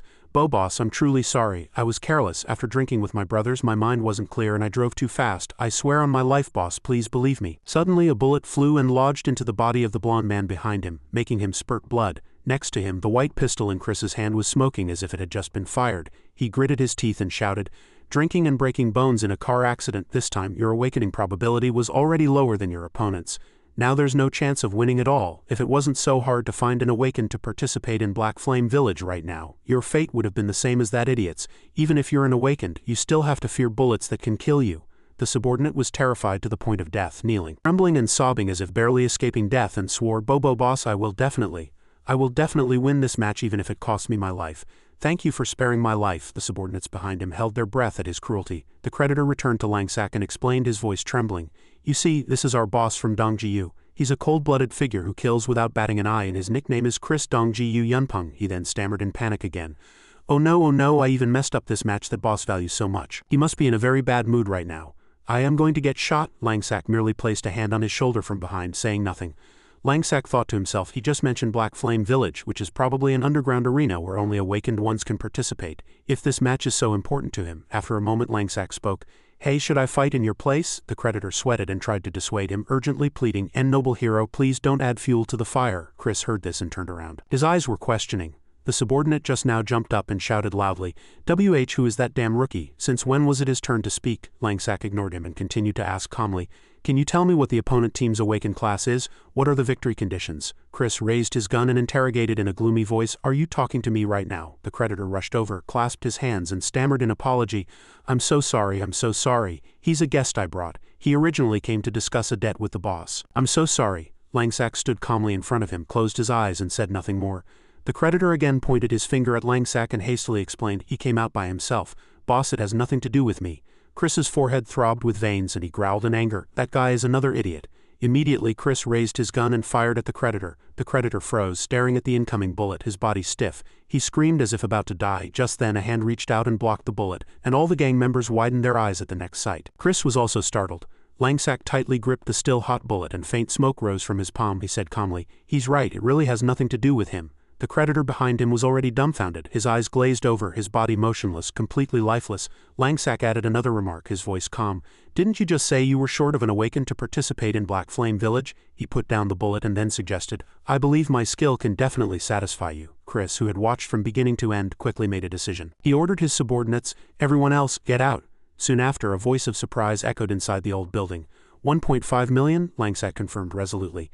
Yes, if I help you win, how about canceling my 1.5 million debt? Chris replied happily. If you can really win, I can cancel 5 million, let alone 1.5 million. With a serious expression, Chris clearly explained that this Black Flame Village match was a big gamble with the South District. If they won, they could expand the East District's commercial area by more than half. The profits were beyond imagination. He then asked what he wanted to know. He asked Langsak's awakening probability, level and class in quick succession. Langsak inwardly mumbled, I chose Mage Rogue but I don't have magic yet. For now, let's calculate based on pure strength. Then he opened his mouth and replied, level 15, just awakened, awakening probability is so-so, class is Rogue. Chris heard this and immediately gave a cold, displeased warning, then pointed his finger straight at the opponent's face. What do you mean so-so? And this level, is it not a problem? Then let me tell you in advance. If you lose, you could die. Furthermore, the Black Flame Village match is always a huge deal for us. I cannot tolerate any accidents. Langsak nodded confidently and replied succinctly, yes, don't worry. Just as you said, I'll win and repay the debt. Chris's gaze was as sharp as a blade. He pondered, for now I have no choice but to pick him. All the decent awakened ones are currently being hired by the government with good benefits, especially those with high awakening probabilities. He thought again. The Black Flame Village matches are officially prohibited by the government, and ordinary awakened ones don't want a black mark on their resume, fearing it will affect their future. Chris looked straight at Langsak, assessing him inwardly. I heard the opponent is an archer with a 23 awakening probability. This kid's movements are agile, so there might be a chance. He decisively gestured, let's go. Langsack casually asked where to. Chris walked ahead, his back turned, leisurely blowing out cigarette smoke with his left hand, and replied, aren't we going to Black Flame Village? He smiled at Langsack and said, it's tonight. Chris led the way, his face somber. He concluded, if we leave now, we'll arrive right on time. Langsack followed, his confidence soaring, his resolve firm to accept any challenge. The city night was illuminated by lights, and the glow from towering buildings poured onto the bustling streets as if tearing through the veil of night. A red supercar cut across the road like the wind. Inside the car, Langsack sat in the passenger seat, gazing at the dark window. The two words, awakened one, surfacing in his mind. He stretched out his hand and memories flooded in. I caught a bullet barehanded. At the time I just acted instinctively, but my palm still stung a little. Still, the power of an awakened one truly amazed me. The scenery flashed by outside the window. A giant screen on a skyscraper displayed a medicine commercial. He continued to think, in my past life I wasn't an awakened one, but I heard stories in reality. Tales of someone single-handedly wiping out a terrorist organization, or two individuals clashing and destroying half a city, were truly hard to believe back then. Langsack's eyes blazed and a meaningful smile played on his lips. In reality, though equipment like in the Divine Grace game is scarce, the attributes and skills of an awakened one are almost identical. As an awakened one now, I can clearly feel that my potential is limitless. His thoughts shifted to his previous confrontation with Budong Amyan, and his resolve hardened further. If I play as a mage rogue at the highest level, how far can I go in reality? My goal is to snatch the title of Heavenly Elder's leader from his hands. I want to be the leader, not only in the game but in this entire world. In this life I must defy everything and change my destiny. Chris, sitting next to him, glanced over, his eyes full of admiration. To be so calm when heading into a fight to the death, he's truly remarkable. He looks barely 20. Interesting. The car stopped, and Chris announced their arrival. Moments later the two exited the car, and a gatekeeper bowed respectfully, saying, welcome, Brother Yunpeng. Chris pointed at Langsack and briefly introduced him. This is my man. We're led deep underground. Langsack asked curiously, is my man a slang term used here? Chris replied, yeah, this is a secret spot in Black Flame Village. It operates on a membership basis, and everyone who comes here is either wealthy and powerful or has status like me. Since you can only bring one fighter to the arena here, ordinary fighters also refer to themselves as men, Langsack continued to ask.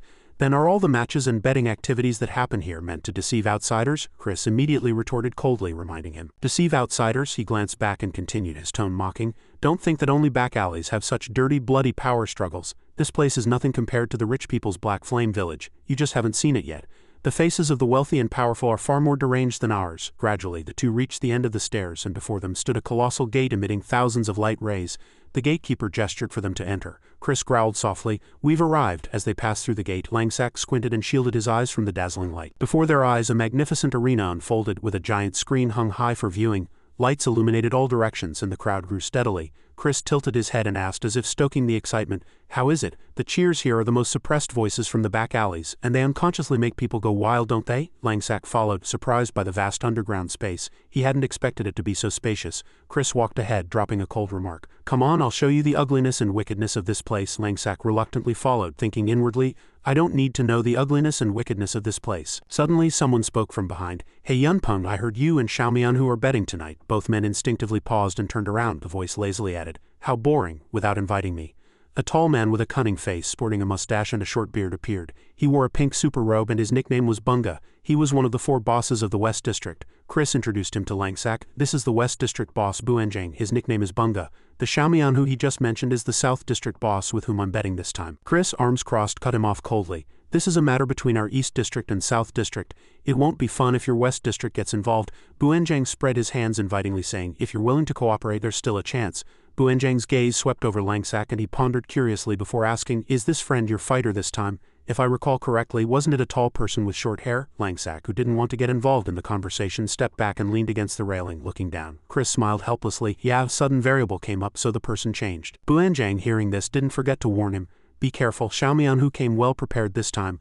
I heard he hired a warrior awakened with a 36 awakening probability from the wealthy district. He smiled chillingly and added, his skill is very strong. In the Black Flame Village matches he fought 7 times, won 6 and lost once. Chris's eyes widened in surprise and he said enviously, a 36 awakening probability? He cursed inwardly. Damn it, that guy hired someone with such a high probability. If it were a 23 archer, this kid might be able to win with speed in close combat. But a warrior? Chris looked back at Langsack, a worried expression flashing across his face. This won't be easy. Can I really bet on this rogue? Soon after, the announcer appeared. His voice was explosive.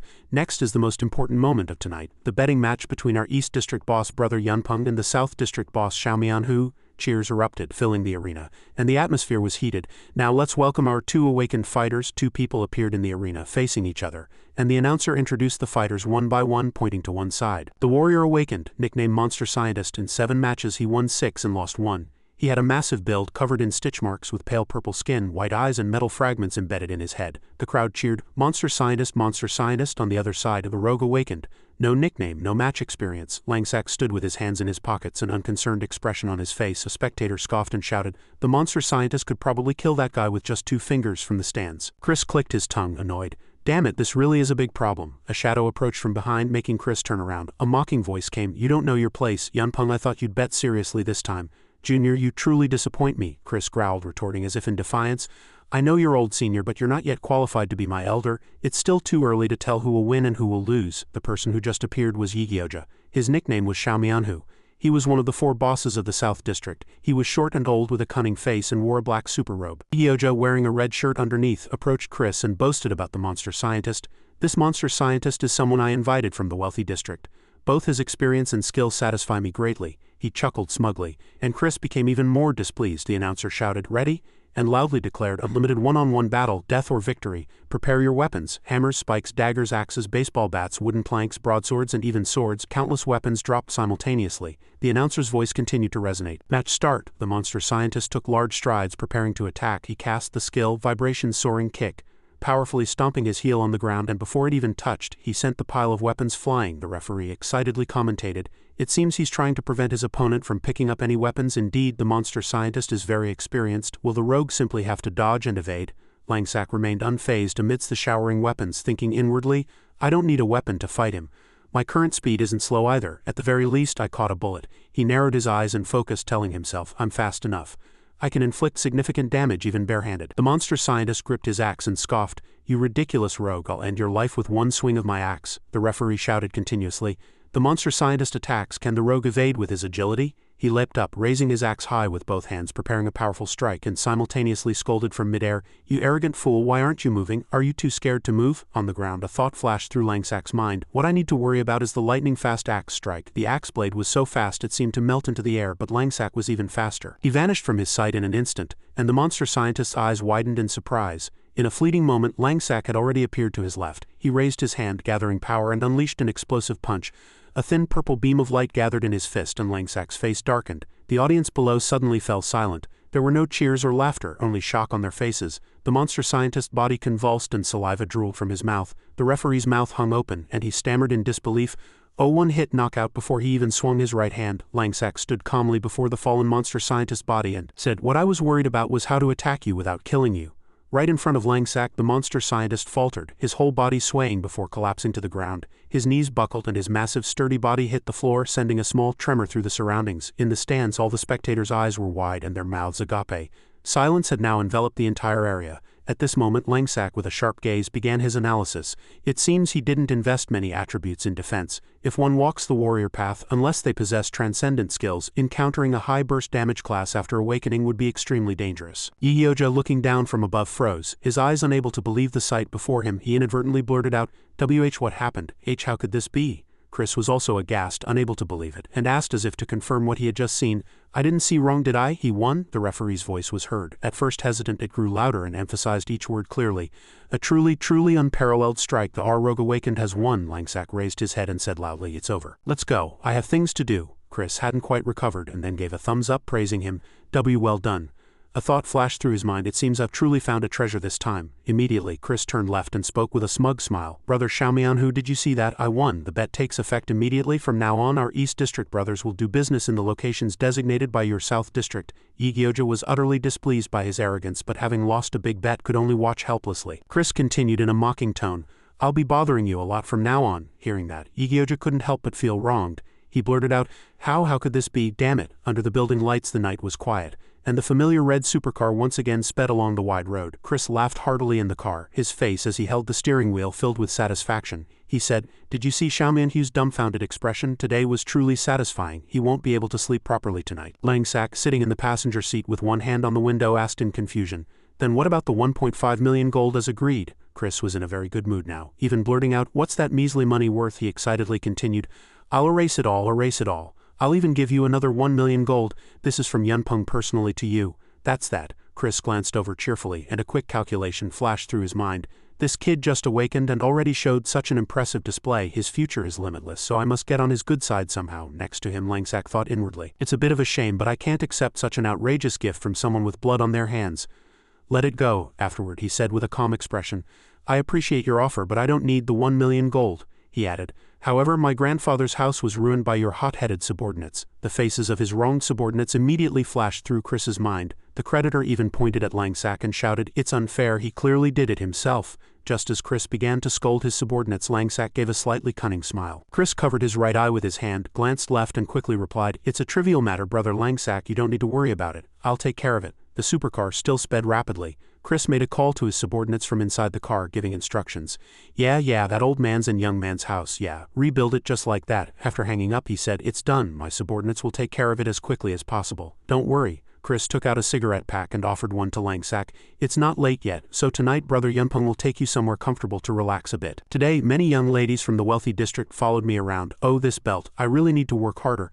Langsack immediately refused, saying, I'm sorry, I don't smoke. This kind of relaxation doesn't suit me, and I'd be more comfortable going home and getting some sleep. Thank you. Chris, glancing sideways, judged that this man was by no means easy to win over. He then said, It's all right, getting good rest is important. If you, brother Langsack, ever need help, just call me Yunpeng and I'll come assist you. Easily said, Langsack replied expressionlessly. Then I'd be grateful. Chris was slightly moved. From the start, Langsack hadn't given a moment's thought to his status as the boss of Dongjiu. Langsack continued, The place I live is a narrow alley, so you can drop me off at the entrance of the intersection. Beside the dazzling lights of the city, Langsack turned into an inconspicuous, dilapidated alley. Upon arriving, he was stunned by the sight before him, his eyes wide, sweat beading on his forehead as he exclaimed, Could it be? Before Langsack's eyes was a completely newly built house with a massive golden-plated gate from top to bottom. As the surrounding lights shone, the house sparkled and he was utterly shocked at the gate, screaming, Isn't this a bit too exaggerated? Still looking puzzled, Langsack knocked on the door and a reply came from inside. When the door opened, the old man, seeing Langsack standing before him, was filled with happiness and asked, Langsack, is that you? Langsack, you're back, the old man continued impatiently. Are you all right? Did those people do anything to you? Langsack immediately reassured him. What could happen? Once the old debt is repaid, Grandpa can rest easy too. After speaking, Langsack's gaze turned toward the inside of the house. He was startled and pointed with his hand, feeling somewhat awkward. The entire house had been newly renovated. The floor was laid with glossy tiles, a crystal chandelier hung from the ceiling, and all the furniture had been replaced with a sofa instead of wooden chairs. The wooden table had been replaced with a luxurious glass-top table adorned with a decorative potted plant. The lighting system around the room made the space magnificent, and many other essentials had been added. Langsack stood silently, frozen by the sight. The old man beside him began to explain. A group of very tall men came here, more than 10 of them carrying tools, and it was quite chaotic. I was very flustered and thought my old life was over, but it turned out they came to build and decorate our house. After they finished, they left without saying a word. In Langsack's mind, the image of Chris giving a thumbs up and saying, Leave it to me and don't worry, flashed, and he was slightly surprised. He said, You could say their efficiency is very high. Returning to the main topic, the old man hesitated and asked Langsack, Then how did you repay the 1.5 million gold? Was it difficult? Langsack immediately replied firmly, Grandpa, rest assured, we no longer have any debts. I helped those people with a small task and everything has been resolved. The old man's eyes brightened and he said, moved to tears, Thank you, Langsack, thank you. Then this old man won't ask any more questions. Hearing this, a slight hint of pride flashed across Langsack's face. The old man closed his eyes and slowly said with a gentle expression, I will thank you on behalf of my deceased son. Langsack also replied happily, Grandpa doesn't need to be so formal about such a small matter, on the contrary. He expressed gratitude. If it weren't for Grandpa, I might have starved to death on the streets. Grandpa treats me like family, right? I should be the one thanking Grandpa. The old man nodded upon hearing this. Yes, we're family, he then continued as if remembering something. Oh right, you also need to go to school and register. I've already completed all the procedures for you. I told them you were my grandson, so you were able to get free admission to high school. The old man encouraged him in a gentle voice. Young man, a little more education is always better, don't you think? Langsack, holding the paper in his hand, did not look particularly happy. He hesitated, thinking, high school. He wondered if he was in his third year of high school again in this life, a place filled with many memories. Suddenly, the old man seemed to remember something and said, Oh right, those people also changed this for you, but I didn't know much about it, so I just left it here. The old man handed him a helmet with complex technology. Langsack reached out and took it, exclaiming happily, It's a second-generation smart gaming helmet. Holding this item left by Chris's subordinates, all the specifications appeared perfectly. Langsack was inwardly satisfied. This is truly good, truly good. The second-generation helmet not only enhances the game's realism but also brings a qualitative leap in visual and operational intuitiveness. Moreover, electricity is discharged during play. allowing for the regulation of various bodily functions. Langsack, excited, immediately put it on, joy clearly visible on his face. Good equipment allows for increasingly refined movements. I couldn't even imagine this in my previous life. He remembered that this item cost 120,000 gold when it was first released. Later, when I enter the game, I'll have to work even harder. Langsack instructed, Grandpa, I'm going to log into the game. Grandpa should get some rest too. The old man heard this and encouraged him. Go for it, Langsack. After that, Langsack logged into the game, and the sensation of the new equipment was truly good, he thought to himself, as expected of a second-generation helmet. The tactile feedback is much more delicate than before. Upon logging into the game, Langsack pushed open the door before him. Immediately, he registered a sharper tactile feedback and thought it would be very useful in combat. Behind the door, Tis said loudly, I told you this guy. He appeared after a month and he appeared so grandly. Langsack smiled and looked straight ahead. I've solved the problems in the real world, so now I need to start with this world too. Sensing something unusual, Tis, Tung Luzi, and Huku all focused their gaze on Langsack. Langsack smiled broadly, delighted. I've met a completely new me again. Tung Luzi, excited, ran over and exclaimed, Brother Langsack, you're here. Huku concisely said GG and then began to grumble. Where were you for a whole month and now you show up? A goal flashed in Langsack's mind and he solidified his resolve. I need to climb the leaderboard within a week. In the Jengmyo Guild's garden, atop a round fountain was a lion's head decoration, below which was a horse sculpture and two stone figures sat lost in thought. Langsack greeted everyone. Long time no see, Tis. Huku, has everyone changed their equipment? Tis immediately reproached. You stopped that. Why did you ask little Tung Luzi to gather us? I thought you had deleted your account and quit the game. Huku asked curiously. Langsack, was your class change mission so special that it took a whole month? With his hands in his pockets, Langsack approached and replied, It's a long story.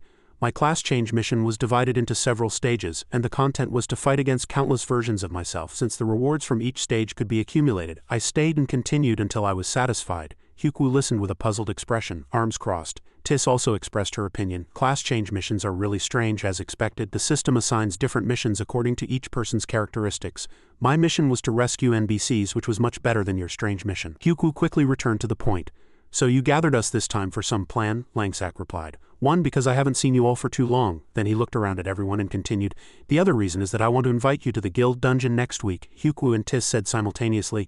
Guild dungeon? Tis still asked in confusion. Huku and I aren't members of the Jengmyo Guild. In the corner, Tung Luzi wore a triumphant expression. Langsack smiled and concisely explained, that's why I'd like you to temporarily join the Jengmyo Guild then. After clearing the dungeon, you can leave whenever you want. You haven't joined any guild, have you? With his usual indifferent expression, Huku said, do as you please as long as it's fun. Tis, on the other hand, resolutely refused, placing her hand on her chest with a worried expression. Tis said, I've joined a guild. According to guild rules, I can't arbitrarily join another guild. Langsack immediately reassured her. Don't worry, it's just for one day. Besides, glancing at Tis, Langsack continued, I'm sure that nefarious vice guild leader Wei of the Longa Guild will also participate. It's a chance for revenge with me, how about it? Vice Guild leader Hui's evil face flashed in Tiss's mind and she exclaimed furiously, that nefarious bastard is participating too? Yes, all right. A determined fire burned in Tiss's eyes and she clenched her fist, seething with anger. All right, this time I, your elder sister, will break all his teeth. I'll participate.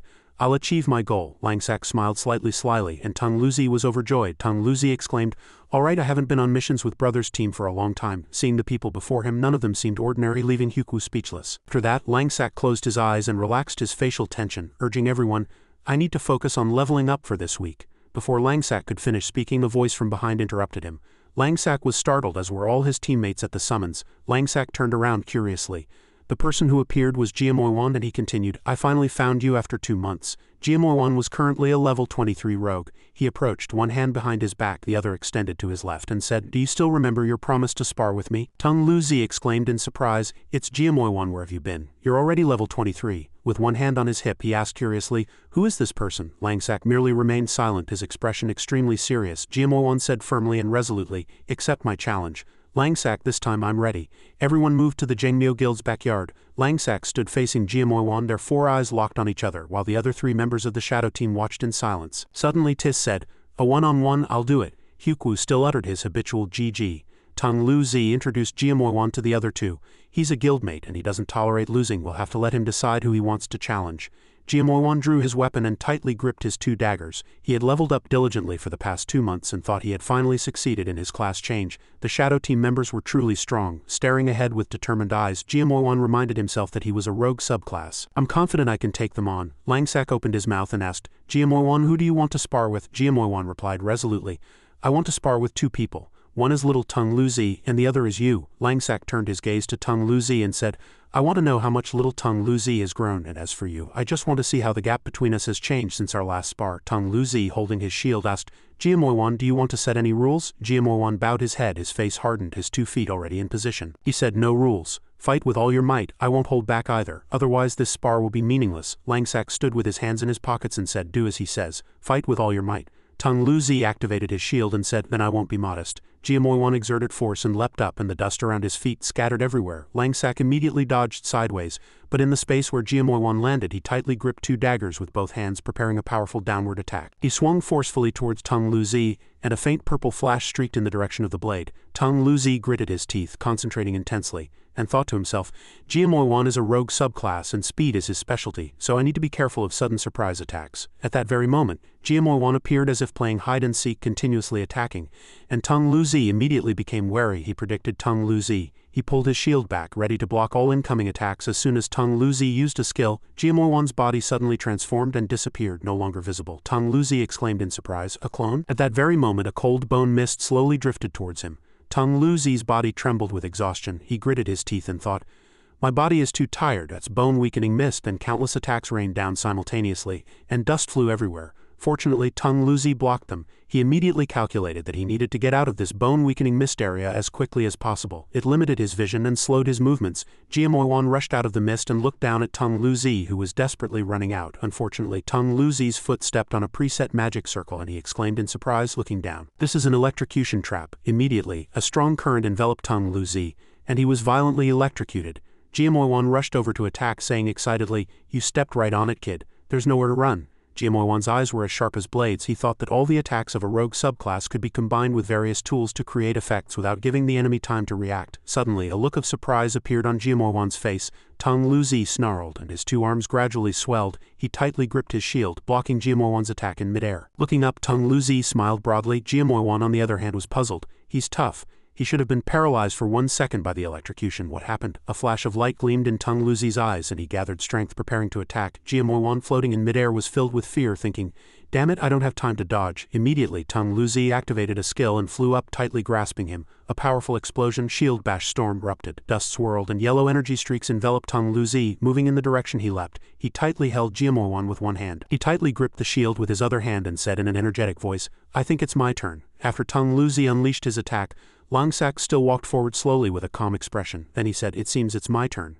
Tung Luzi tightly held Jiamoyuan in his grip, rendering him completely motionless. After watching for a moment, Hyukwu sighed and said, that guy must have already known who would win and who would lose, right? Held tightly in Tung Luzi's hand, Jiamoyuan wore an anxious and dejected expression. He muttered inwardly, if I move even slightly, this giant hand will crush me instantly. He lost the match against little Tung Luzi. At that very moment, Tung Luzi released Jiamoyuan, letting him fall. He stammered in embarrassment, I'm sorry, once I get serious. As Jiamoyuan landed neatly on the ground, a thought once I get serious lingered in his mind, and on the other side Tung Luzi had already shrunk his arms. He scratched his head and glanced over with an extremely awkward expression. Jiamoyuan lifted his head, a clear look of displeasure on his face. Just then, Langsak's voice was heard. Jiamoyuan, it's my turn. Langsak stood proudly in front, his hands in his pockets, wearing a calm and serious expression. Tis at this moment revealed her pride in her comrade. She sincerely praised him, saying, you seized the opportunity well. It thwarted all the opponent's plans. Upon hearing that, Tung Luzi mumbled with a hint of regret. He turned back and said, I don't think we should do that to Jiamoyuan, it might break his spirit. Tis winked and offered a few encouraging words. Don't worry, I believe Langsak will fight him and let him feel the joy of combat. Tung Luzi blurted out, watching the 2 eager individuals. You're right. Before his eyes, Langsak and Jiamoyuan stood facing each other, their gazes sharp, a quiet yet confrontational and slightly tense atmosphere hanging in the air.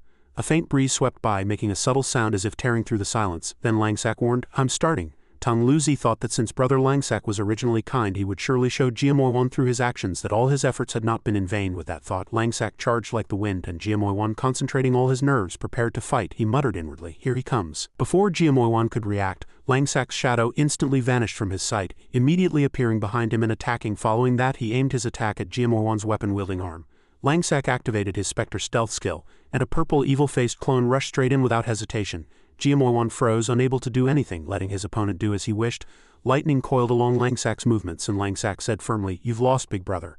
As soon as Langsak's clone made contact, GMO1 panicked and let out a pained scream. The scream echoed through the wide space and he received a fierce blow. His whole body was covered in a purple light, flickering like flames in Langsak's spectre-like face. The three onlookers also seemed to feel GMO1's pain. Startled, Tis and Hyukwu froze silently, and Tung Luzi stammered, "He took down GMO1 faster and cleaner than I did." GMO1 barely managed to raise himself bit by bit, his body trembling. Exhausted, he said powerlessly, "It's really all for naught." He recalled his past self defeated by Langsak and thought inwardly, "I almost got knocked out in one hit again." Sweat poured down like rain. GMO1 fell to his knees, his heart sinking into sorrow and despair. "Even after working so hard, I thought I could at least get closer to you guys, but in the end I was just deceiving myself." From behind, Langsak advised, "Big brother, you don't have to do that."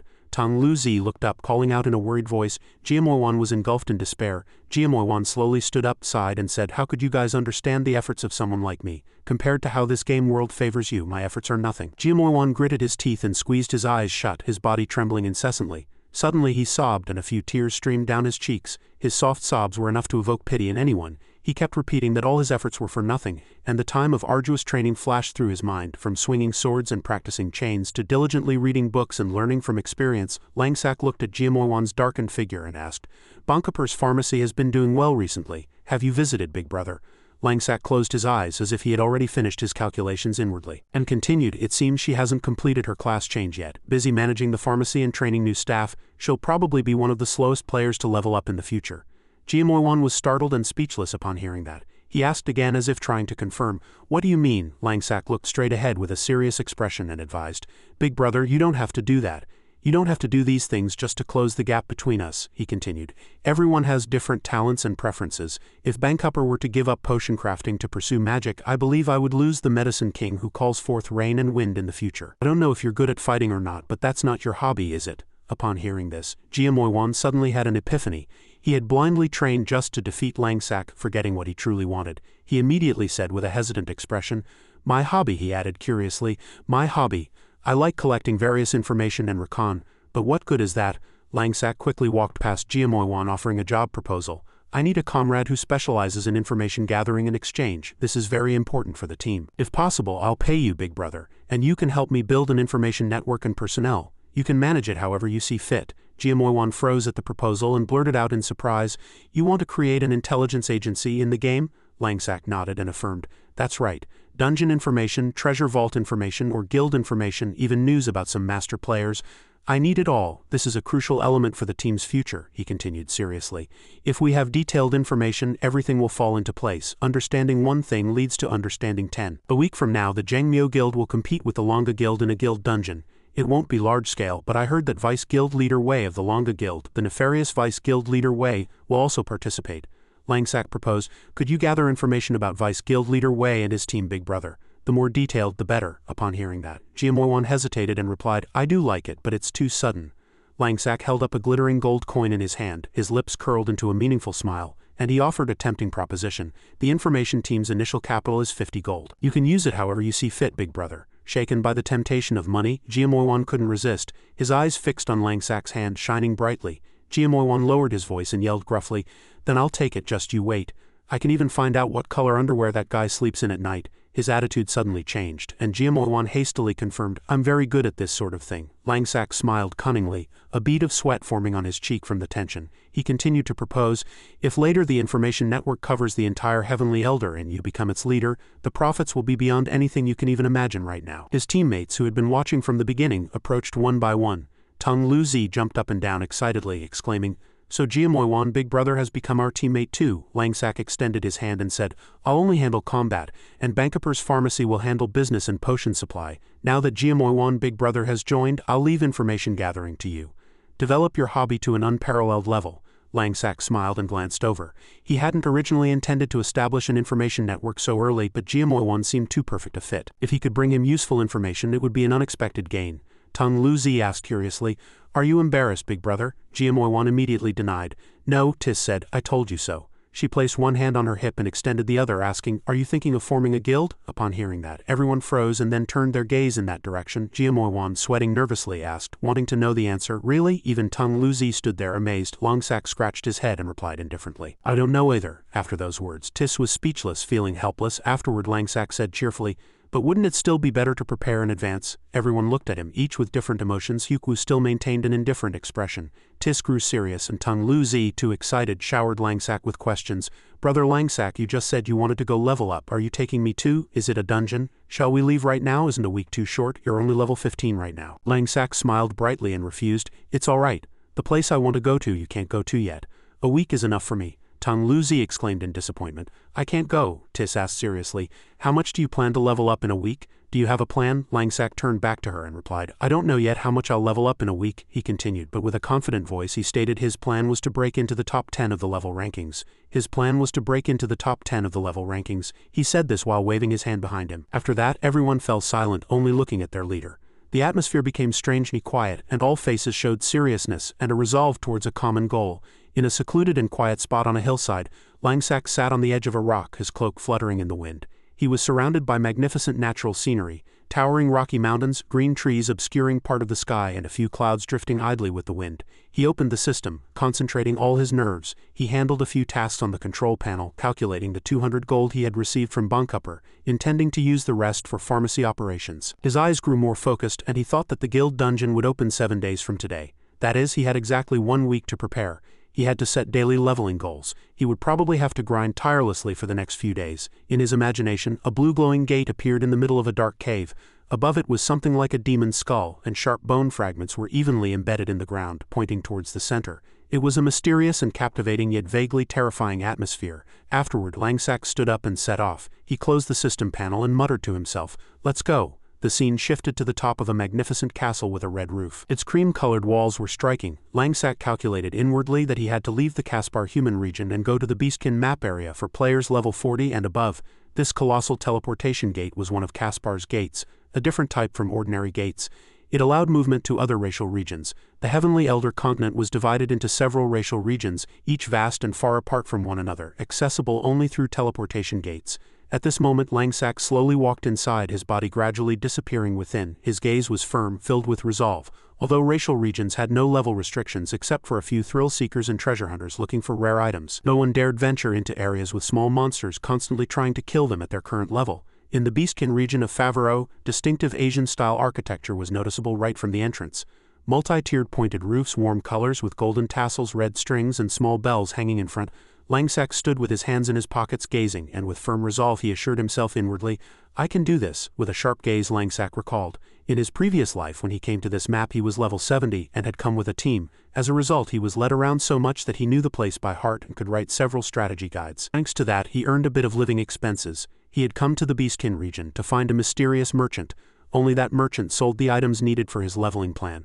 The merchant's location was inside a hard-to-find mountain cave. With that thought, he advanced step by step up the stairs. He remembered that in his previous life a player chased by monsters and cornered had accidentally discovered it, and only after posting it on the forum did everyone learn about it. He quickly ran to the mountaintop, and below, countless ferocious monsters lurked, ready to attack at any moment. Stopping for a moment, Langsak looked down at the monsters below and thought inwardly. However, before finding that merchant he first needed to obtain the items required for his mission.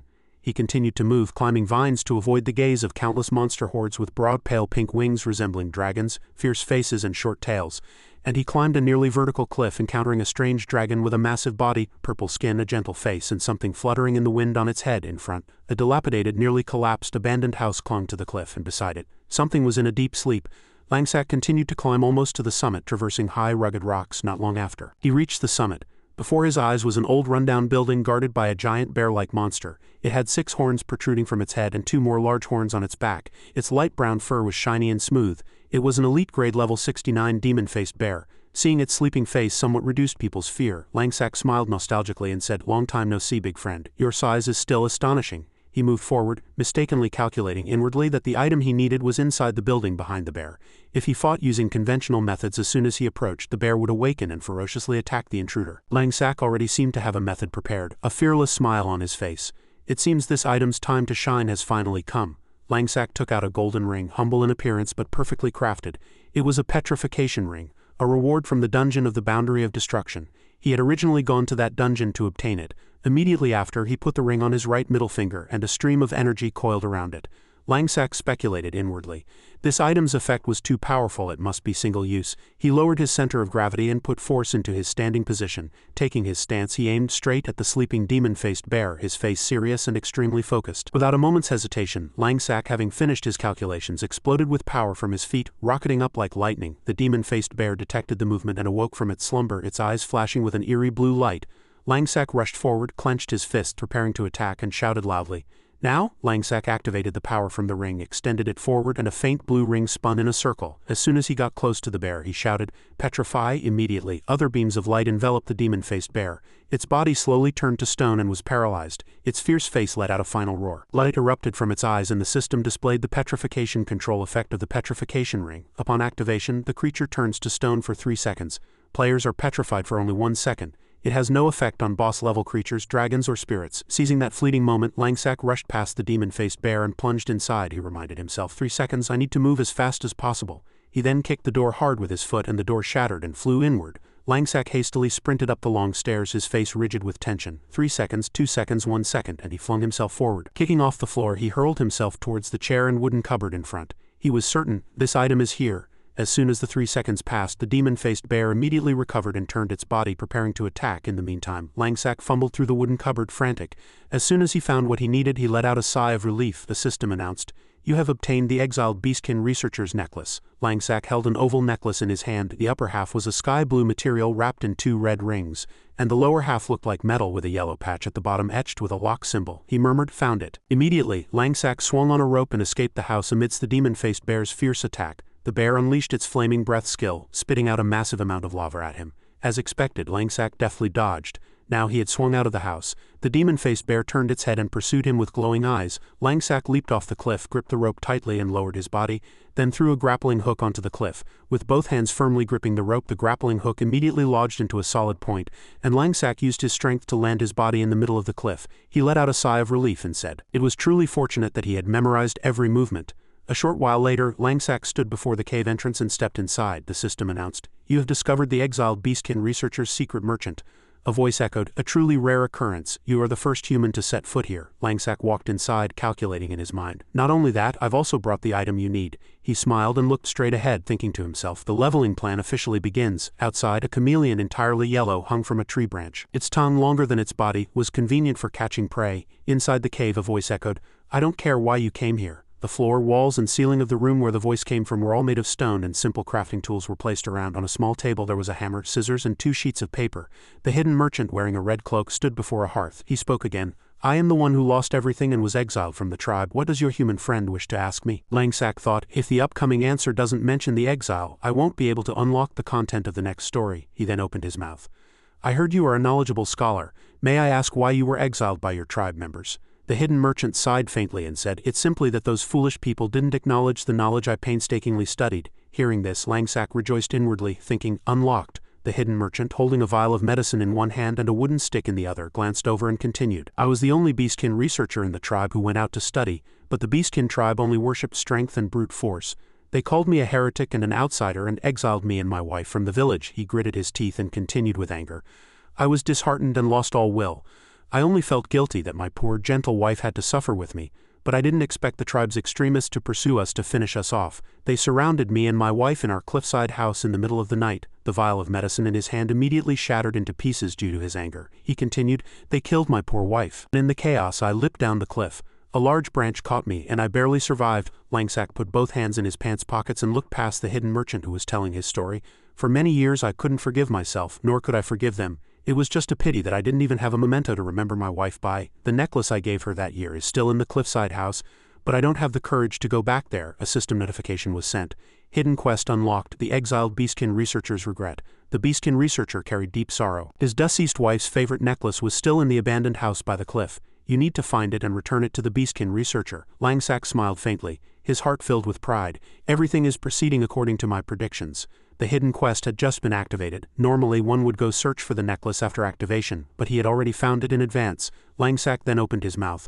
"I deeply empathize with your situation. On my way here I happened to pass by the cliffside house." Hearing this, the hidden merchant was startled and then began to react. Langsak held the necklace out and asked, "Is this the necklace you spoke of?" The hidden merchant hesitated and spoke. "Why you've already found it?" Langsack replied. "Yes, esteemed scholar." In his mind, the thought flashed. "Good, just return the necklace and it's over. It'll be so fast, I won't even have time to react." The hidden merchant was moved to tears upon receiving the memento of his beloved wife again. He was very grateful and sincerely expressed his thanks to Langsack, human rogue. "I have nothing to repay you with, but I do have a magic bomb I made myself. I believe this item will be of help to you." As he spoke, the hidden merchant took out a red bomb. A system notification was sent.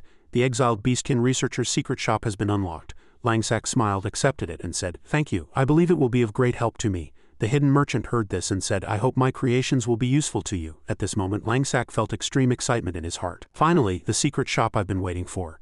This is it." He chose a blue bomb with a skull drawn on it. At the primer part, there were 3 floating material fragments. The system immediately sent a notification. "Freezing magic bomb. This is a magic bomb created by the exiled beastkin researchers. This special bomb inflicts immense damage on the beastkin tribe. Perhaps it contains their indelible hatred for the beastkin tribe." Langsack smiled with excitement, thinking inwardly, "This week's leveling plan will have to rely on this item." However, the price was too expensive. 10 bombs per set at a staggering 10 gold per set. Even the leaders of large guilds probably wouldn't dare to spend money like this. A system notification was sent. "Purchased 15 sets of freezing magic bombs. Total cost 150 gold. Langsack then stared straight ahead. His eyes were filled with determination, and he thought to himself, "Anyway, this is definitely worth it." A short while later, Langsack stood at the edge of the cliff looking down at the village below. Countless large and small houses were scattered everywhere, and the residents were living and working as usual. He maintained a dignified posture, his face solemn, and deep thoughts crossed his mind. This is it, the level 40 beastkin tribe village. The reason he chose this place was the possibility of encountering elite beastkin monsters. Langsack recalled the eerie beastkin monsters. They had green skin, blood-red eyes, sharp teeth, and 2 massive fangs. Langsack summoned his weapon, gripped it in his hand, and reread the description, thinking inwardly, "My Spectre Blade can only be upgraded after defeating 300 elite monsters that are higher level than its owner." A system notification appeared. "Equip the Spectre Blade and defeat 300 elite monsters to receive quest rewards. First, the Spectre Blade will be upgraded to bronze grade and weapon attributes will change. Second, equipping the Spectre Blade grants the Mercenary King skill. Mercenary King skill description summons 3 Spectre Warriors to participate in battle. The Spectre Warriors' attributes change according to the player's attributes. Current quest progress 0300. Langsack tightly gripped the 2 blades in both hands. After a few swings in the air, he thought to himself, "I'm really looking forward to a weapon that can summon phantom warriors. It's time to hunt now." After saying this, he stared ahead with a sharp gaze. Langsack rushed down the cliff, and a monster, hearing movement, looked up in surprise. Just before Langsack touched the ground, he immediately took action. At that very moment, the monster horde around the village also detected the change and simultaneously turned their gaze towards Langsack. Langsack then stomped hard at his landing point, sending himself forward, simultaneously attracting the attention of many surrounding monsters. In his mind, there was only one goal. Of course, it was to lure monsters. The level difference was too great, so he couldn't lure monsters up close as before. Langsack thought, putting his hand in his pocket. He held a few small stones in his hand and thought inwardly, "But I've already prepared." Langsack immediately threw all the stones in his hand towards the fierce monster horde. They became furiously enraged by the stone throwing, and then, consumed by revenge, they all swarmed towards where Langsack was heading. Langsack looked back and smiled faintly, telling himself, "Not a single one can be left out." All the monsters in the village were furiously enraged. They rushed after Langsack in a swarm. From above, their numbers were countless. The fierce monster horde gripped their weapons, wore full-plate armor, and their blood-red eyes were filled with murderous intent. Everything proceeded as Langsack had calculated. After careful consideration, he judged that the number was sufficient and the time was right. He then flung his body, shooting towards a nearby house. Langsack used the house as a springboard. Continuing forward, and the monsters below, filled with rage, continued to snarl and charge. Langsack then held a blue bomb in his hand. He stomped hard with his foot, exerting force on the ground below. Langsack turned his body, gripped the bomb tightly, and prepared to throw it down. He smiled triumphantly and said, "Behold my bomb-throwing show." Langsack threw the bomb in his hand at the monster horde below. The bomb caused a violent explosion, destroying everything around and shaking the entire area after being attacked. The monster horde was engulfed in blue flames, their bodies slowly burning and gradually disappearing. One level 43 monster seemed to be suffering extreme pain, slowly burning in the flames. Its eyes showed only the whites and no vitality, and the blood in its body slowly drained. System notification. 2 elite monsters defeated. Spectre Blade quest progressed 2300. Langsack smiled with satisfaction from the side, his voice sounding somewhat eerie. "Truly refreshing, truly refreshing." A system notification appeared with the words "level up." Seeing these words, Langsack's entire body was filled with excitement. Numerous glittering beams of light appeared around him. He immediately exclaimed, "This leveling speed is truly the best." Langsack continued to defeat monster hordes. Some burned in flames, and the system immediately sent a level up notification. Langsack, still not satisfied, prepared to detonate a few more bombs. As monster hordes fell one after another, the system sent a level up notification. As Langsack put his dagger to its throat, one monster trembled with fear, screaming incessantly. Not long after Langsack turned around, almost all the monsters had fallen, he calculated in his mind. After dealing with these, I should open the teleportation gate and return, so that the monsters in this area could respawn. He could do that 3 times a day, and with only the freezing magic bombs he currently had, he could reach at least level 30. Langsack told himself, in just a few more days I'll be completely different. In the past few days, Langsack had been continuously fighting monsters, and his level had risen sharply. He once again set foot in that village to continue pursuing his goal. Today was his 5th day of rising from level 15 to level 32. Each time he defeated a monster, he checked the system. Langsack was now level 32. Rogue class, he thought inwardly. If other players knew my leveling speed over the past 5 days, they would definitely think I was cheating. In a way, that wouldn't be wrong either. Langsack's face suddenly showed a blank expression. He thought inwardly, the leveling speed is really fast, but it's really boring. He felt extremely bored, constantly rubbing his shoulder joints, complaining incessantly about having to repeat the bomb-throwing motion for several days. He suspected he might actually have gotten shoulder arthritis. Obtained 6 beastkin giants from the system. Langsack's face was clearly fatigued, and he let out a sigh of relief after defeating the last 7 monsters. He stared intently at the leaderboard in front. His level was set to be visible only to himself, so it could not appear on the leaderboard. During this period, many masters also hid their personal information and disappeared from the leaderboard. Langsack then focused on the number 1 spot. He thought inwardly, the current number 1 on the leaderboard is level 41, but there must be higher levels. A faint smile touched his lips, and a surge of excitement went through him at the thought of how challenging it would be to break into the top 10 rankings. Langsack looked at the village before him after changing his class. Leveling up had become much easier, leading to an even fiercer leveling competition. This competition would only intensify in the future. At the same time as players upgraded their equipment and weapons, their leveling speed would only increase, never decrease. System notification. Spectre Blade Quest progress 272,300. Langsack gripped his blade tightly, lost in thought for a moment. There weren't as many elite beastkin monsters as he expected, and he still needed a few more. He had to complete the first stage of his weapon upgrade within 2 days. He smiled faintly, raised his hand, extended his blade forward and observed it intently. Thinking he needed to find a place to ponder his next leveling method, he continued to think. If the exiled beastkin researcher's secret shop was open, he could later take Tung Lu Zi's team to level up. Langsack deeply desired for his team to become truly strong, believing that his teammates absolutely had to possess top-tier levels and abilities. Otherwise, in a place like the Heavenly Elder Continent where countless masters gathered, it would be difficult to survive. Recalling Tiss's earlier question, he thought he still lacked masters of other classes on his team, so he needed to seek out and select new members. Langsack raised his head and looked forward. A new goal had already been set in his mind. To establish his own guild. This was a goal he had never forgotten from his previous life. He stretched his body and continued walking, appearing somewhat leisurely. The thought that moving so slowly might lead to those masters being snatched up by other guilds or large teams filled his mind with frustration. Langsack sighed softly, complaining that he had too much to do and that the timing wasn't right yet. Just then, in the Jangmyo Guild's 3rd squad meeting room, Tiana approached Langsack, asking loudly with a surprised expression, "You went from level 15 to level 32 in 5 days. How did you do that?" She spoke as if unable to believe what she had just heard. "Unbelievable, simply unbelievable. Not even a rocket could keep up with you." Langsack lightly held out both hands and replied nonchalantly, "I merely gained extra experience by defeating high-level monsters." Though the process was a bit cumbersome. Hearing that, Tiana reluctantly agreed, "All right, but it's still truly astonishing." Langsack walked straight to the library and picked up a random book. Tiana followed him, marveling inwardly, "This is truly the man, the one who makes the impossible possible." Afterward, Langsack glanced back and asked, "Oh right, was what you just said true, that the guildmaster gave me a special mission for the guild dungeon in 2 days?" Tiana approached where Langsack was standing. "Yes, that's right. The guildmaster just told me today.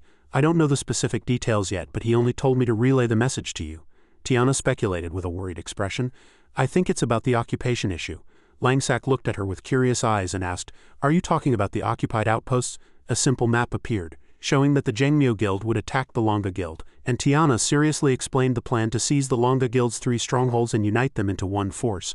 Langsack thought quietly, finding Tiana's speculation quite reasonable. Although they had endured the Longa Guild's provocations for a long time, he knew in his heart that they would never forget it. Recalling Guildmaster Jisu's cunning smile, Langsack said, "If that's truly the case, it won't be just a minor skirmish like usual. It's essentially a declaration of war against the opponent," he continued. It's getting more and more interesting." Tiana wore an uncomprehending expression at his words. "Interesting, right now the Heavenly Moon Guild and the Longa Guild are cooperating. I'm worried that if we let this continue, our Jangmyo Guild will be in a seriously disadvantaged position." Langsack replied nonchalantly with an indifferent expression. "Even if the sky falls, the guildmaster will handle it. You don't need to worry. You're just the 3rd squad leader after all." Hearing Langsak's rude words, Tiana immediately became angry and shouted loudly, You don't even have a grand vision?" Langsak closed the book in his hand and said, just kidding," he continued, "then tell me the specific mission details later. Tell the guildmaster that I'll take on this mission. Anyway, in this guild dungeon I need to seek revenge on someone and handle the mission at the same time." Hearing that, Tiana immediately asked with a worried expression, "Seek revenge on someone? You're not thinking of picking a fight with Vice Guild Leader Wei, that nefarious Vice Guild Leader Wei of the Longa Guild, are you?" Langsak, don't act emotionally. The opponent is a Vice Guild Leader and his skill must have improved tremendously. I know what happened to you last time, but a gentleman's revenge takes 10 years. At this, Langsak's eyes darkened and he said with a displeased expression, 10 years is too long, I don't have time. I'm someone who always seeks revenge. As he finished speaking, a firm resolve welled up in his mind. He would not endure it like in his previous life. Absolutely not, never. Langsak then walked towards the door, raised his hand in farewell but did not say where he was going. Tiana asked, "What are you preparing for now?" Langsak immediately replied, "If I need to take revenge on someone and complete the guildmaster's secret mission in 2 days, I need to strengthen myself even more. If you need anything, send me a message. See you later." At this, Tiana thought helplessly, "There's truly no way with this man." A moment later, Langsak's preparations for his revenge plan began. The next day he racked his brain to find a place where elite monsters appeared, and using special tactics he and the 3 members of the Shadow Team defeated high-level monsters. Everyone fought as one under Langsak's command, and as their levels rose by several stages, Langsak's Spectre Blade weapon was also upgraded. The blade in Langsak's hand was suddenly enveloped in purple energy streaks harmonizing with his thoughts. After hunting monsters all day, everyone was exhausted, but Langsak's Spectre Blade had also been upgraded. Not only did its appearance change, but more importantly, it was upgraded from white to bronze tier. Strange characters glowed on the blade and a few white fragments were added to its previous red color. Besides the improved attributes, the Mercenary King skill he had been anticipating was also unlocked. It was a demonic spirit with a fierce face and a massive body. With his current weapon in hand, his next core plan began on the last day before the guild dungeon opened. It was to find the most suitable magic for his second class, the mage, and then at the abandoned Serpent Guild temple, Langsak stood beneath the crumbling ancient building, looking up. Beside the building was a gigantic snake-like monster, its purple body coiled around the entire temple. It had vacant white eyes, a long protruding tongue, and below, hazy yellow smoke spread everywhere with the wind. Langsak gripped his blade, ready for confrontation, thinking to himself that the serpent's kiss magic he craved was in the hands of that terrifying monster. He put on a gas mask, and the 2 blades in his hands glowed with energy, preparing for the fierce battle ahead. He thought this magic was originally only for battle mages because it increased reaction speed and attack power. With sharp eyes and a serious expression, Langsak raised his hand, gripped the hilt, and extended it forward. A thought flashed through his mind, but at this time it would also be very suitable for him, a mage rogue. System notification, Mercenary King skill used. Langsak raised his hand and several spectre warriors quickly surged from the ground. The spirits appeared one after another beside their master, with fierce and belligerent faces. The ground beneath his feet cracked from the shockwave and the hazy yellow smoke was also pushed away from him. Langsak breathed in fresh air through his gas mask, held his head high and looked forward, continuing on his path as a mage rogue. Immediately after, Langsak prepared to charge. The snake-like monster still coiled around the temple and the spectre warriors were also in position. 3 words echoed again in Langsak's mind, "It's about to begin." "Alright, we'll proceed to stage 2 according to the rules and restrictions you've set." Purple feathers gently drifted down from the sky, scattering quietly with the wind. Below, thick yellow smoke filled the air as if full of poisonous gas. The snake-like monster was coiled around the upper part of the temple. A spectre warrior was advancing with powerful strides, leaving footprints with each step. Massive, powerful, and confident warriors were moving forward. They had 2 large, sturdy horns on their heads and their bodies were fully equipped with various pieces of armor. The entire body of the snake-like monster was covered in shimmering purple scales, giving it an intense yet mystical appearance. Its head was intimidating and terrifying, with deep black eyes, and burning yellow flames erupted from its body. After glaring forward with sharp, terrifying eyes, it opened its mouth, revealing pointed teeth and a long, flexible tongue. Immediately after, the snake-like monster lowered its head and used its colossal tongue to attack the intruders. The spectre warriors did not waver in the slightest. Instead, they resolutely gripped their weapons and charged forward together to fight. One of them leapt with all his might, preparing to directly attack the snake-like monster's head. The other 2 also followed behind to provide support. 2 of the 3 spectre warriors climbed onto the monster's body. The leading warrior attacked the snake-like monster's head with all his might, and the monster let out a colossal scream of pain. The scream echoed far away. Poisonous gas immediately erupted from the snake-like monster's body, enveloping one warrior. This gas was so dark that even a slight touch seemed capable of instantly taking a life.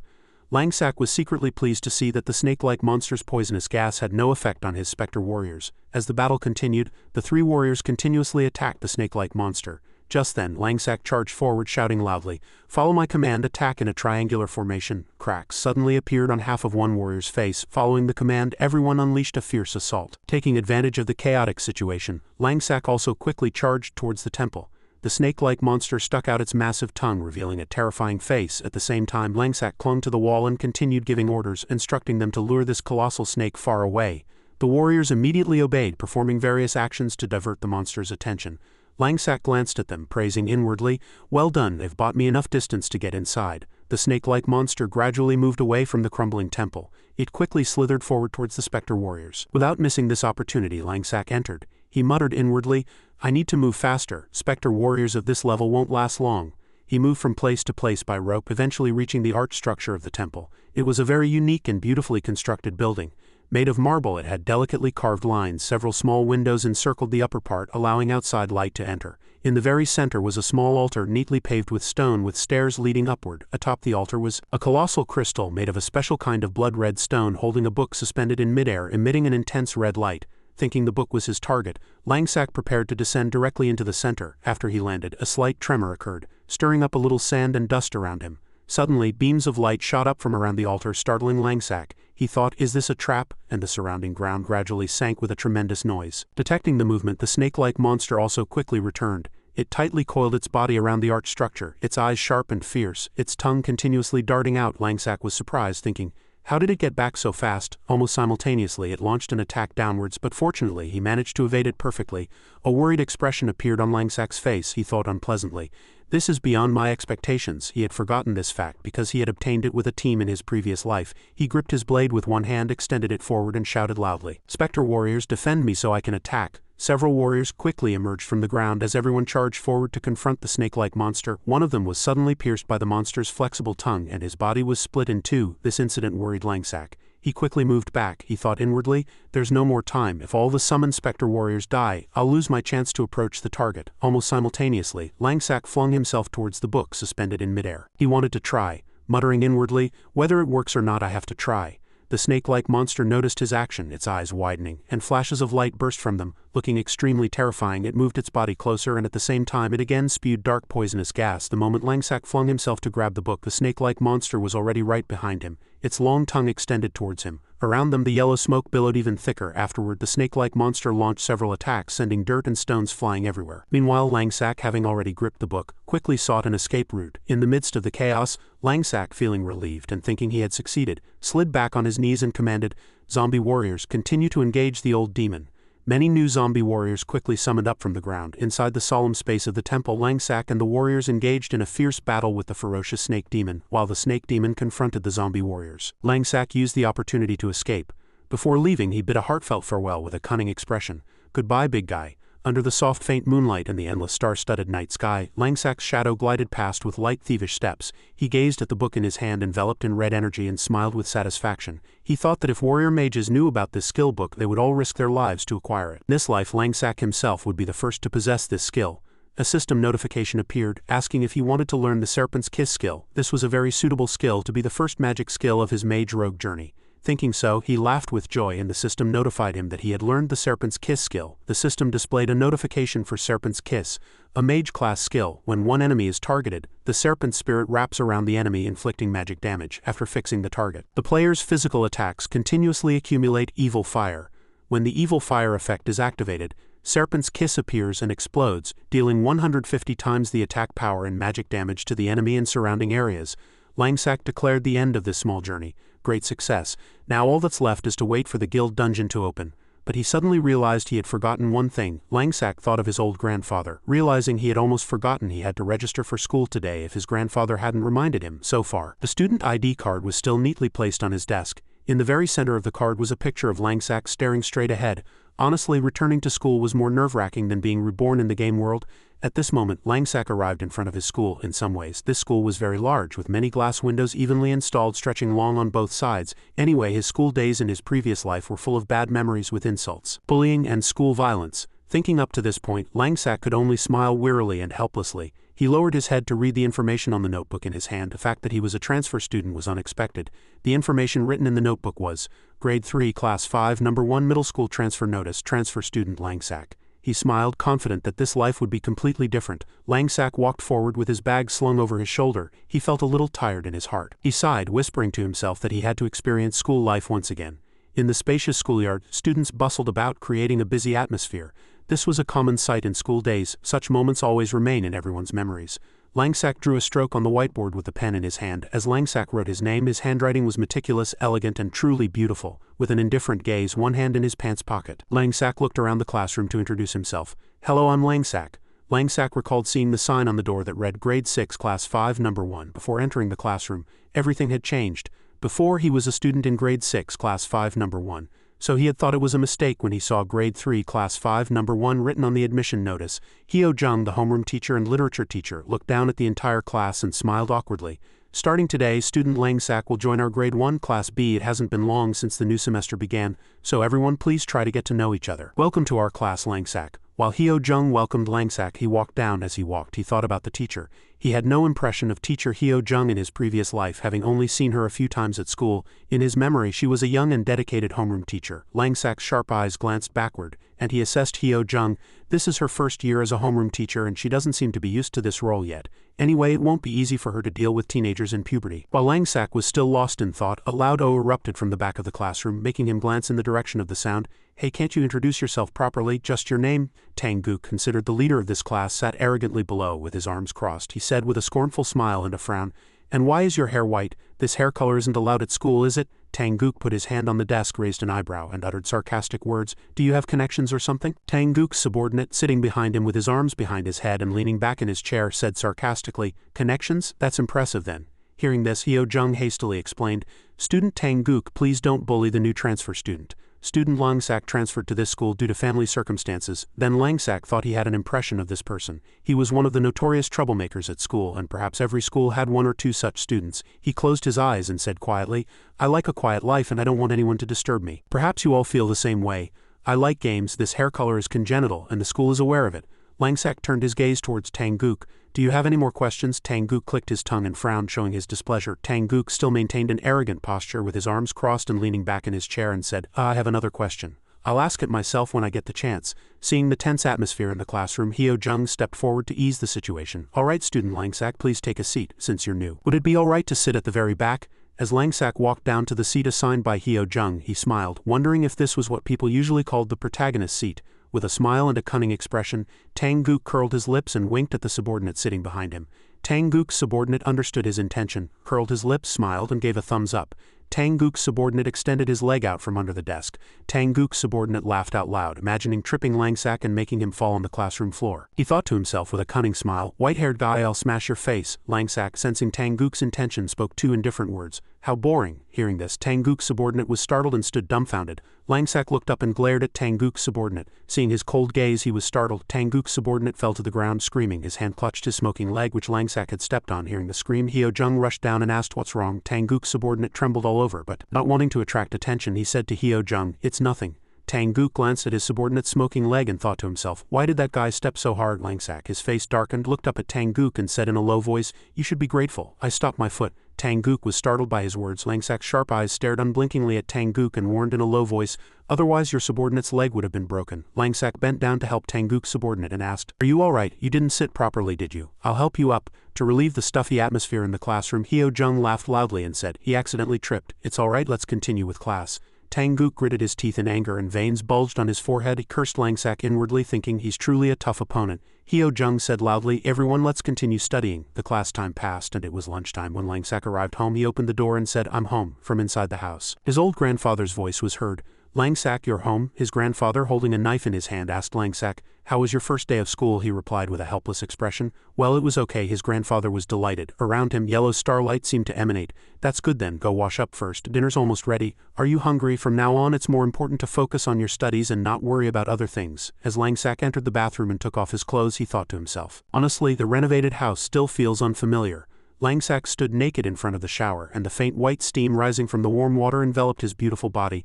Langsack was lost in deep thought. In the end, they didn't bother him until school was over. Rubbing soap on his body with one hand, Langsack closed his eyes and thought. He thought about the gazes that had been directed at him today. Even a blind person would have noticed the malice in them.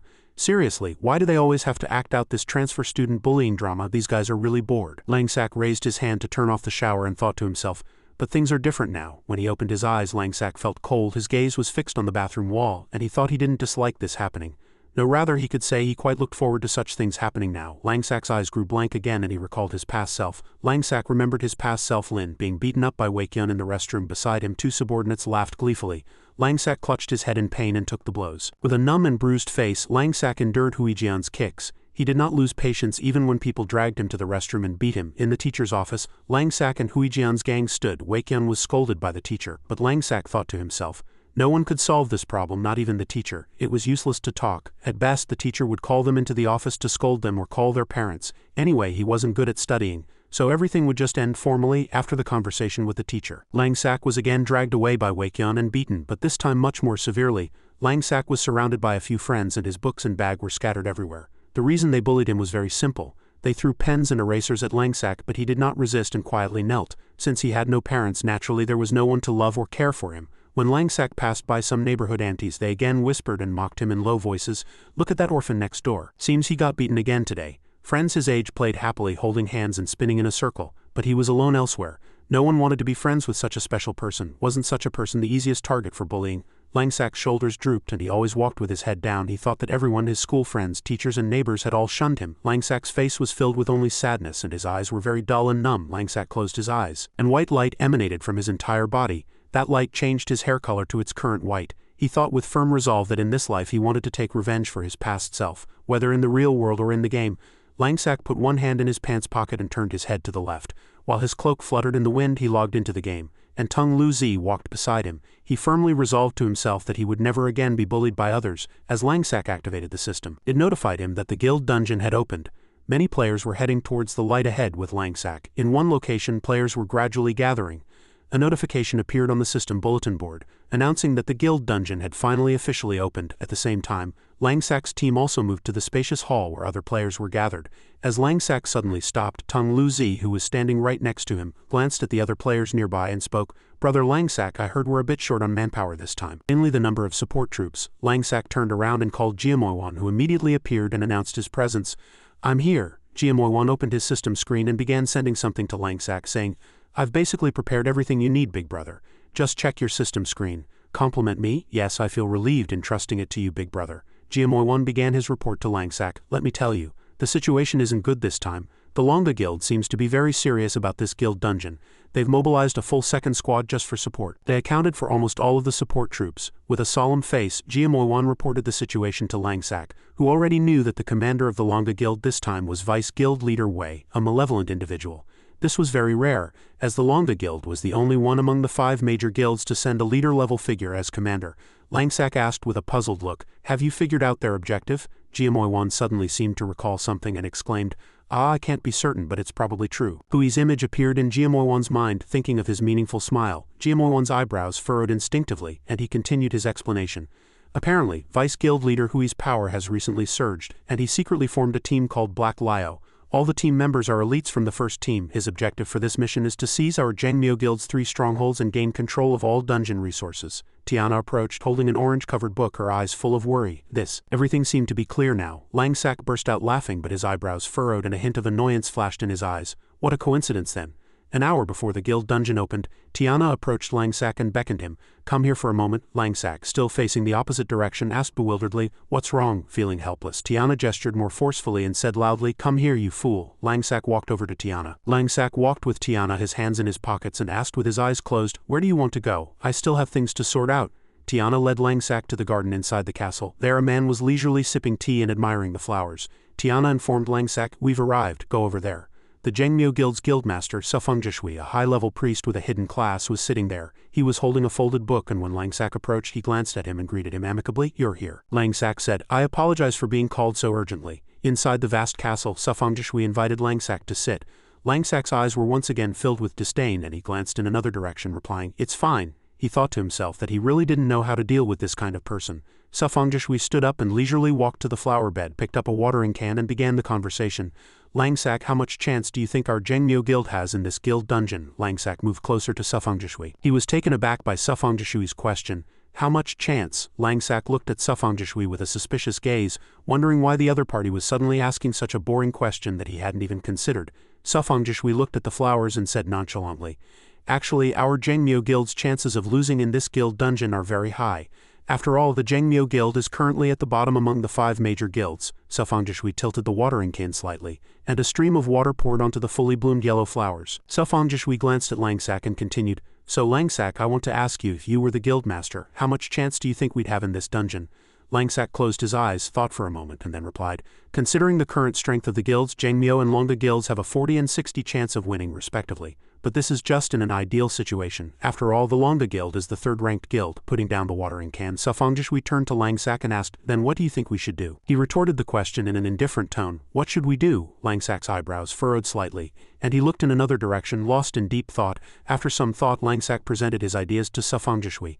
Avoid large-scale confrontations, effectively utilize elite teams to gain an advantage, complement strengths with weaknesses and build up power. Roughly speaking, that's it. Sufongishwi listened and seemed very satisfied, praising Langsak. "Langsak's analysis of the situation is truly excellent. My expectations for the Shadow Team are growing even higher." In response to the praise, Langsak simply replied gruffly, "Thank you." Sufongishwi put the watering can down on the table and said, "However, my method is very simple." Sufongishwi turned and looked directly at Langsak, saying, "It is to never compromise, never retreat, and always fight to the end."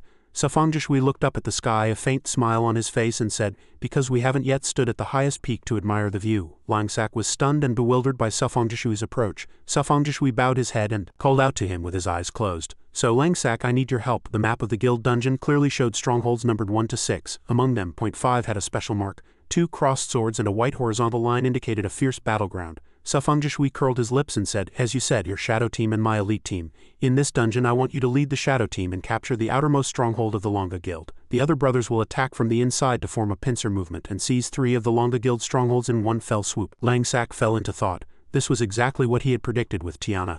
Tiana's words about seizing 3 of the Longa Guild strongholds and uniting them into one force came to mind. However, on second thought, Langsak realized it was strange that Sufongishwi had made a special request to the Shadow Team. Langsak, puzzled, asked Sufongishwi in return, "Guildmaster, as far as I know, besides free-range shadows like me who aren't affiliated with a guild, your elite team has other teams as well. Aren't you afraid of being influenced?" As he said that, Langsak suddenly realized something and stopped his train of thought.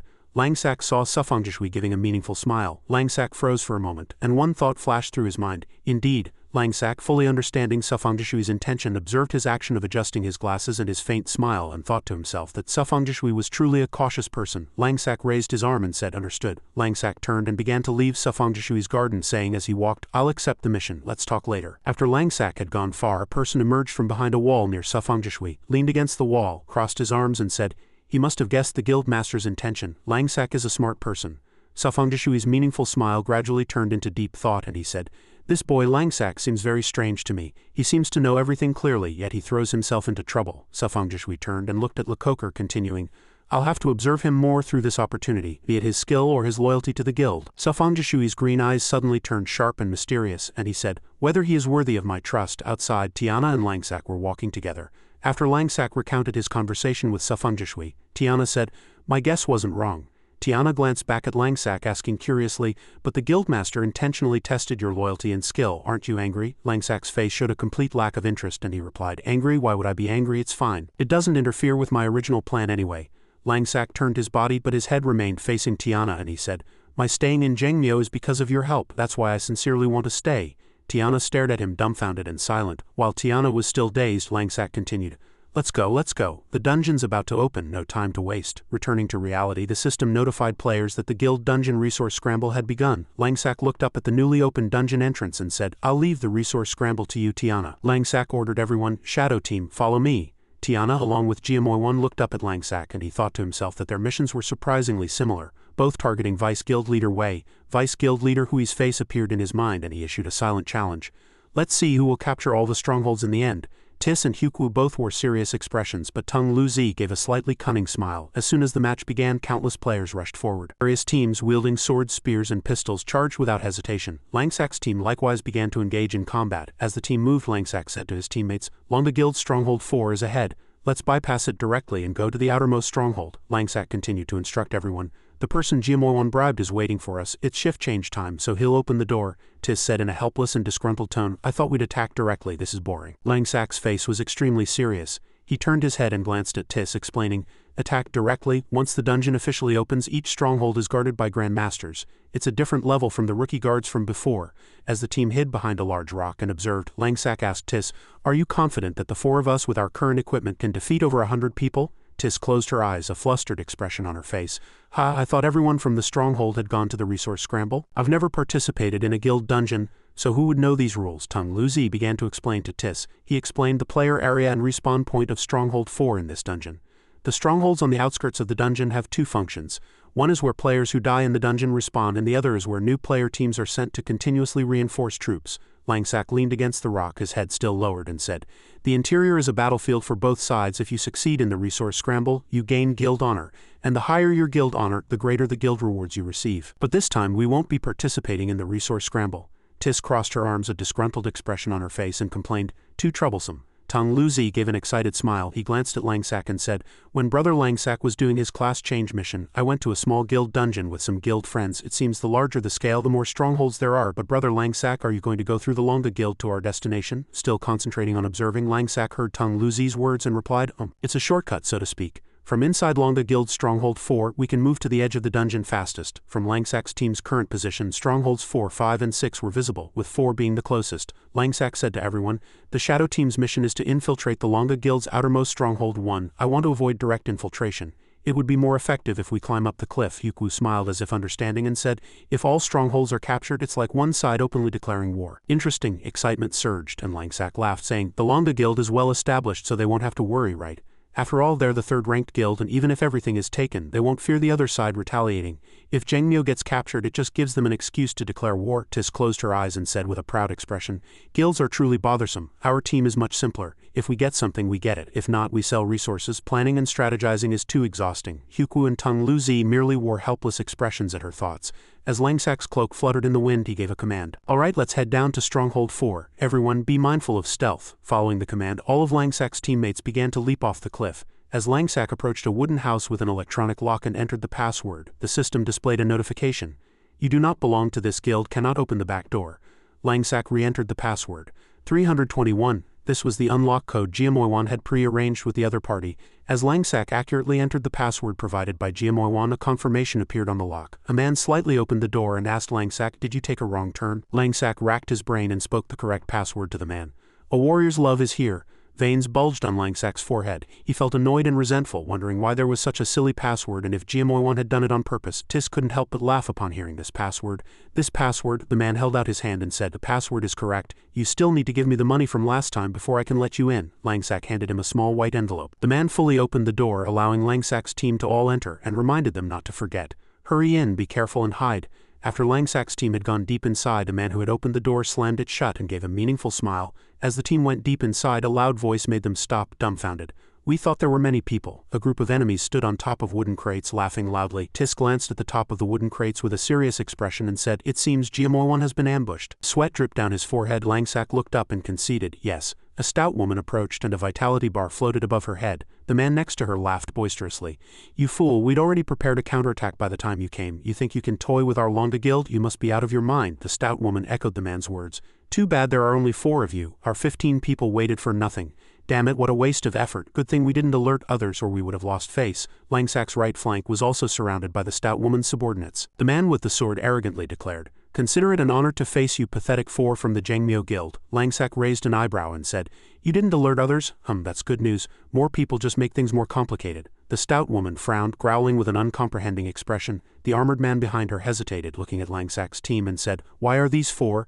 They look familiar, don't they?" Huku activated the shredding teeth skill. Purple-black energy enveloped his body as he began to disappear. Huku informed Langsack. "Then I'll get into an advantageous position." Langsack, still looking at the stout woman's group, replied, "Okay, I'll leave the ones trying to escape to you." The system bulletin board displayed a description of shredding teeth. An archer-exclusive skill. For 6 seconds, the user's body dissipates like a flock of crows, leaving no trace. If attacked during skill activation, the skill is interrupted. The stout woman, pointing at Langsack with an uncomprehending expression, demanded, "Hey, what are you whispering about? Are you planning to let someone escape? You fool, be careful not to let the cloaked one get away." The helmeted man next to the stout woman spoke again.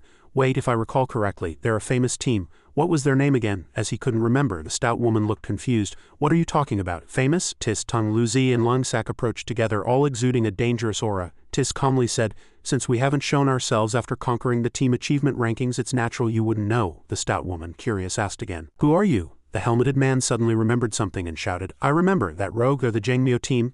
As soon as the helmeted man shouted that name, Langsak's gaze immediately sharpened.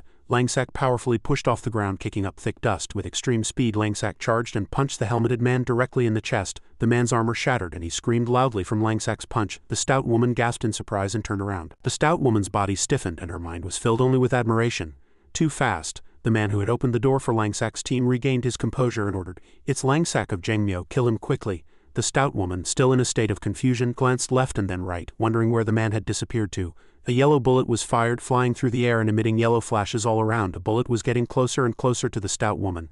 The stout woman threw her staff high and dodged the bullet with extreme speed. A black shadow stood on a tall wooden pillar. A few of the stout woman's subordinates looked up at the shadow and shouted, It's a surprise attack, that archer who disappeared earlier. Hyukwu took aim again and coldly said, GG. After accurately aiming at the target, Hyukwu pulled the trigger. The man with the dagger fell to the ground, hit by Hyukwu's bullet. At the same time, a flame flew towards the archer. That flame was created by Tis. It sent the archer flying far away, and Langsak, now a shadow, ordered, quick and decisive, leave no one behind. Receiving the order, Tung Luzi charged forward with his shield, shouting loudly, Understood. The stout woman gestured to her subordinates, ordering, Where's that sound coming from? Find that rogue quickly. Just then a black shadow appeared behind her. Langsak's voice was heard. I'm right here. The stout woman turned around in surprise. Langsak's gaze sharply fixed on the stout woman, and the red dagger in his hand pointed directly at her. The stronghold was very peaceful, as if no war existed at all, right next to the wooden wall. A loud explosion and dazzling flash of light erupted from Langsak's stronghold. It was Tis who caused the explosion. Many flames surged around her, attacking the stout woman's subordinates. Tis said with a contemptuous attitude, Too slow. Tis criticized the stout woman's mages, saying their spellcasting speed was too slow and unstable. In the midst of the battle, a sharp scream suddenly reached Tis's ears. She frowned, her expression unpleasant. The scream came from the stout woman. She was being fiercely attacked by Langsak and found it difficult to dodge the sharp blade attacks. Seeing the stout woman continuously attacked, her subordinates immediately charged forward to block Langsak's assault. They shouted in unison, Protect the captain. Priest, heal the captain. The stout woman's priest began to use powerful energy to restore half of her vitality bar. The system bulletin board displayed a description of the skill the priest used to heal the stout woman. This is a mage skill that can be cast instantly without a magic staff. After gathering magic energy in the body, it is immediately released, avoiding nearby enemies and simultaneously creating a magic shield for 5 seconds. This was a very good protective skill. Langsak lowered his gaze, his face filled with regret, and he fell into thought, Captain, I couldn't kill her, what a pity. Langsak retreated, loudly instructing the 3 others. Everyone refrain from using overly conspicuous skills. Let's avoid attracting more people. The stout woman heard Langsak's loud words and angrily shouted, You damned bastard. The stout woman with a scowling face gestured to her subordinates, ordering, How dare you launch a surprise attack? Surround him. Behind Langsak, a man with an eye patch holding a huge sword charged to ambush Langsak. Langsak swiftly turned and blocked the eye-patched man's sword with his dagger. While the eye-patched man was still surprised and bewildered, Langsak took this opportunity to swing his arm and punch him. With a single punch, the eye-patched man flew upwards from below, and Langsak added purple electric streaks all over his body, electrocuting him. A man shouted, Surround him, kill that rogue first. Langsak quickly cut down the shouting man. Behind him, 2 more men appeared. They also shouted, Die, but before they could get close to Langsak, 2 streaks of yellow light flew and hit the backs of the 2 men who were trying to ambush him. One man asked in bewilderment, What is this? The long-haired man was paralyzed all over by the chain lightning bomb. Langsak turned and looked at the pillar where Hyukwu was standing, admiringly saying in a surprised voice, Oh, you got the chain lightning bomb, that's cool.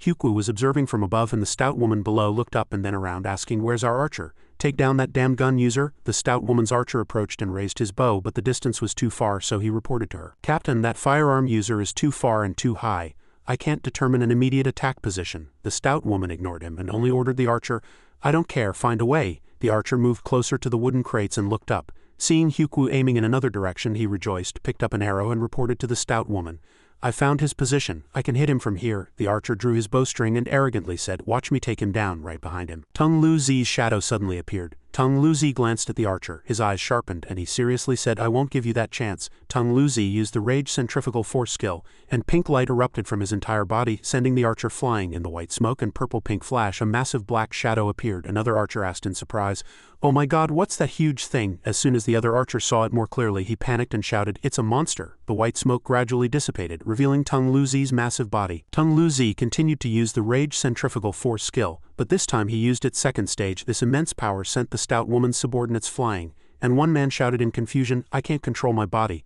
What kind of skill is this? Seeing her allies suffer damage, the stout woman immediately raised her staff, her face serious, and said, You thought your captain was just for show? Release my men. The stout woman raised her staff high and used the nullification anthem skill. Pink energy poured onto Tung Lu Zi, attempting to nullify his power. The system bulletin board displayed a description of the nullification anthem skill. This is a mage skill that summons a diamond-shaped shield, capable of nullifying all control effects. If attacked during skill activation, the shield disappears after 1 second. Langsak glanced at the stout woman, frowned, and thought, She's trying to break this. Tung Lu Zi, you have to stop her.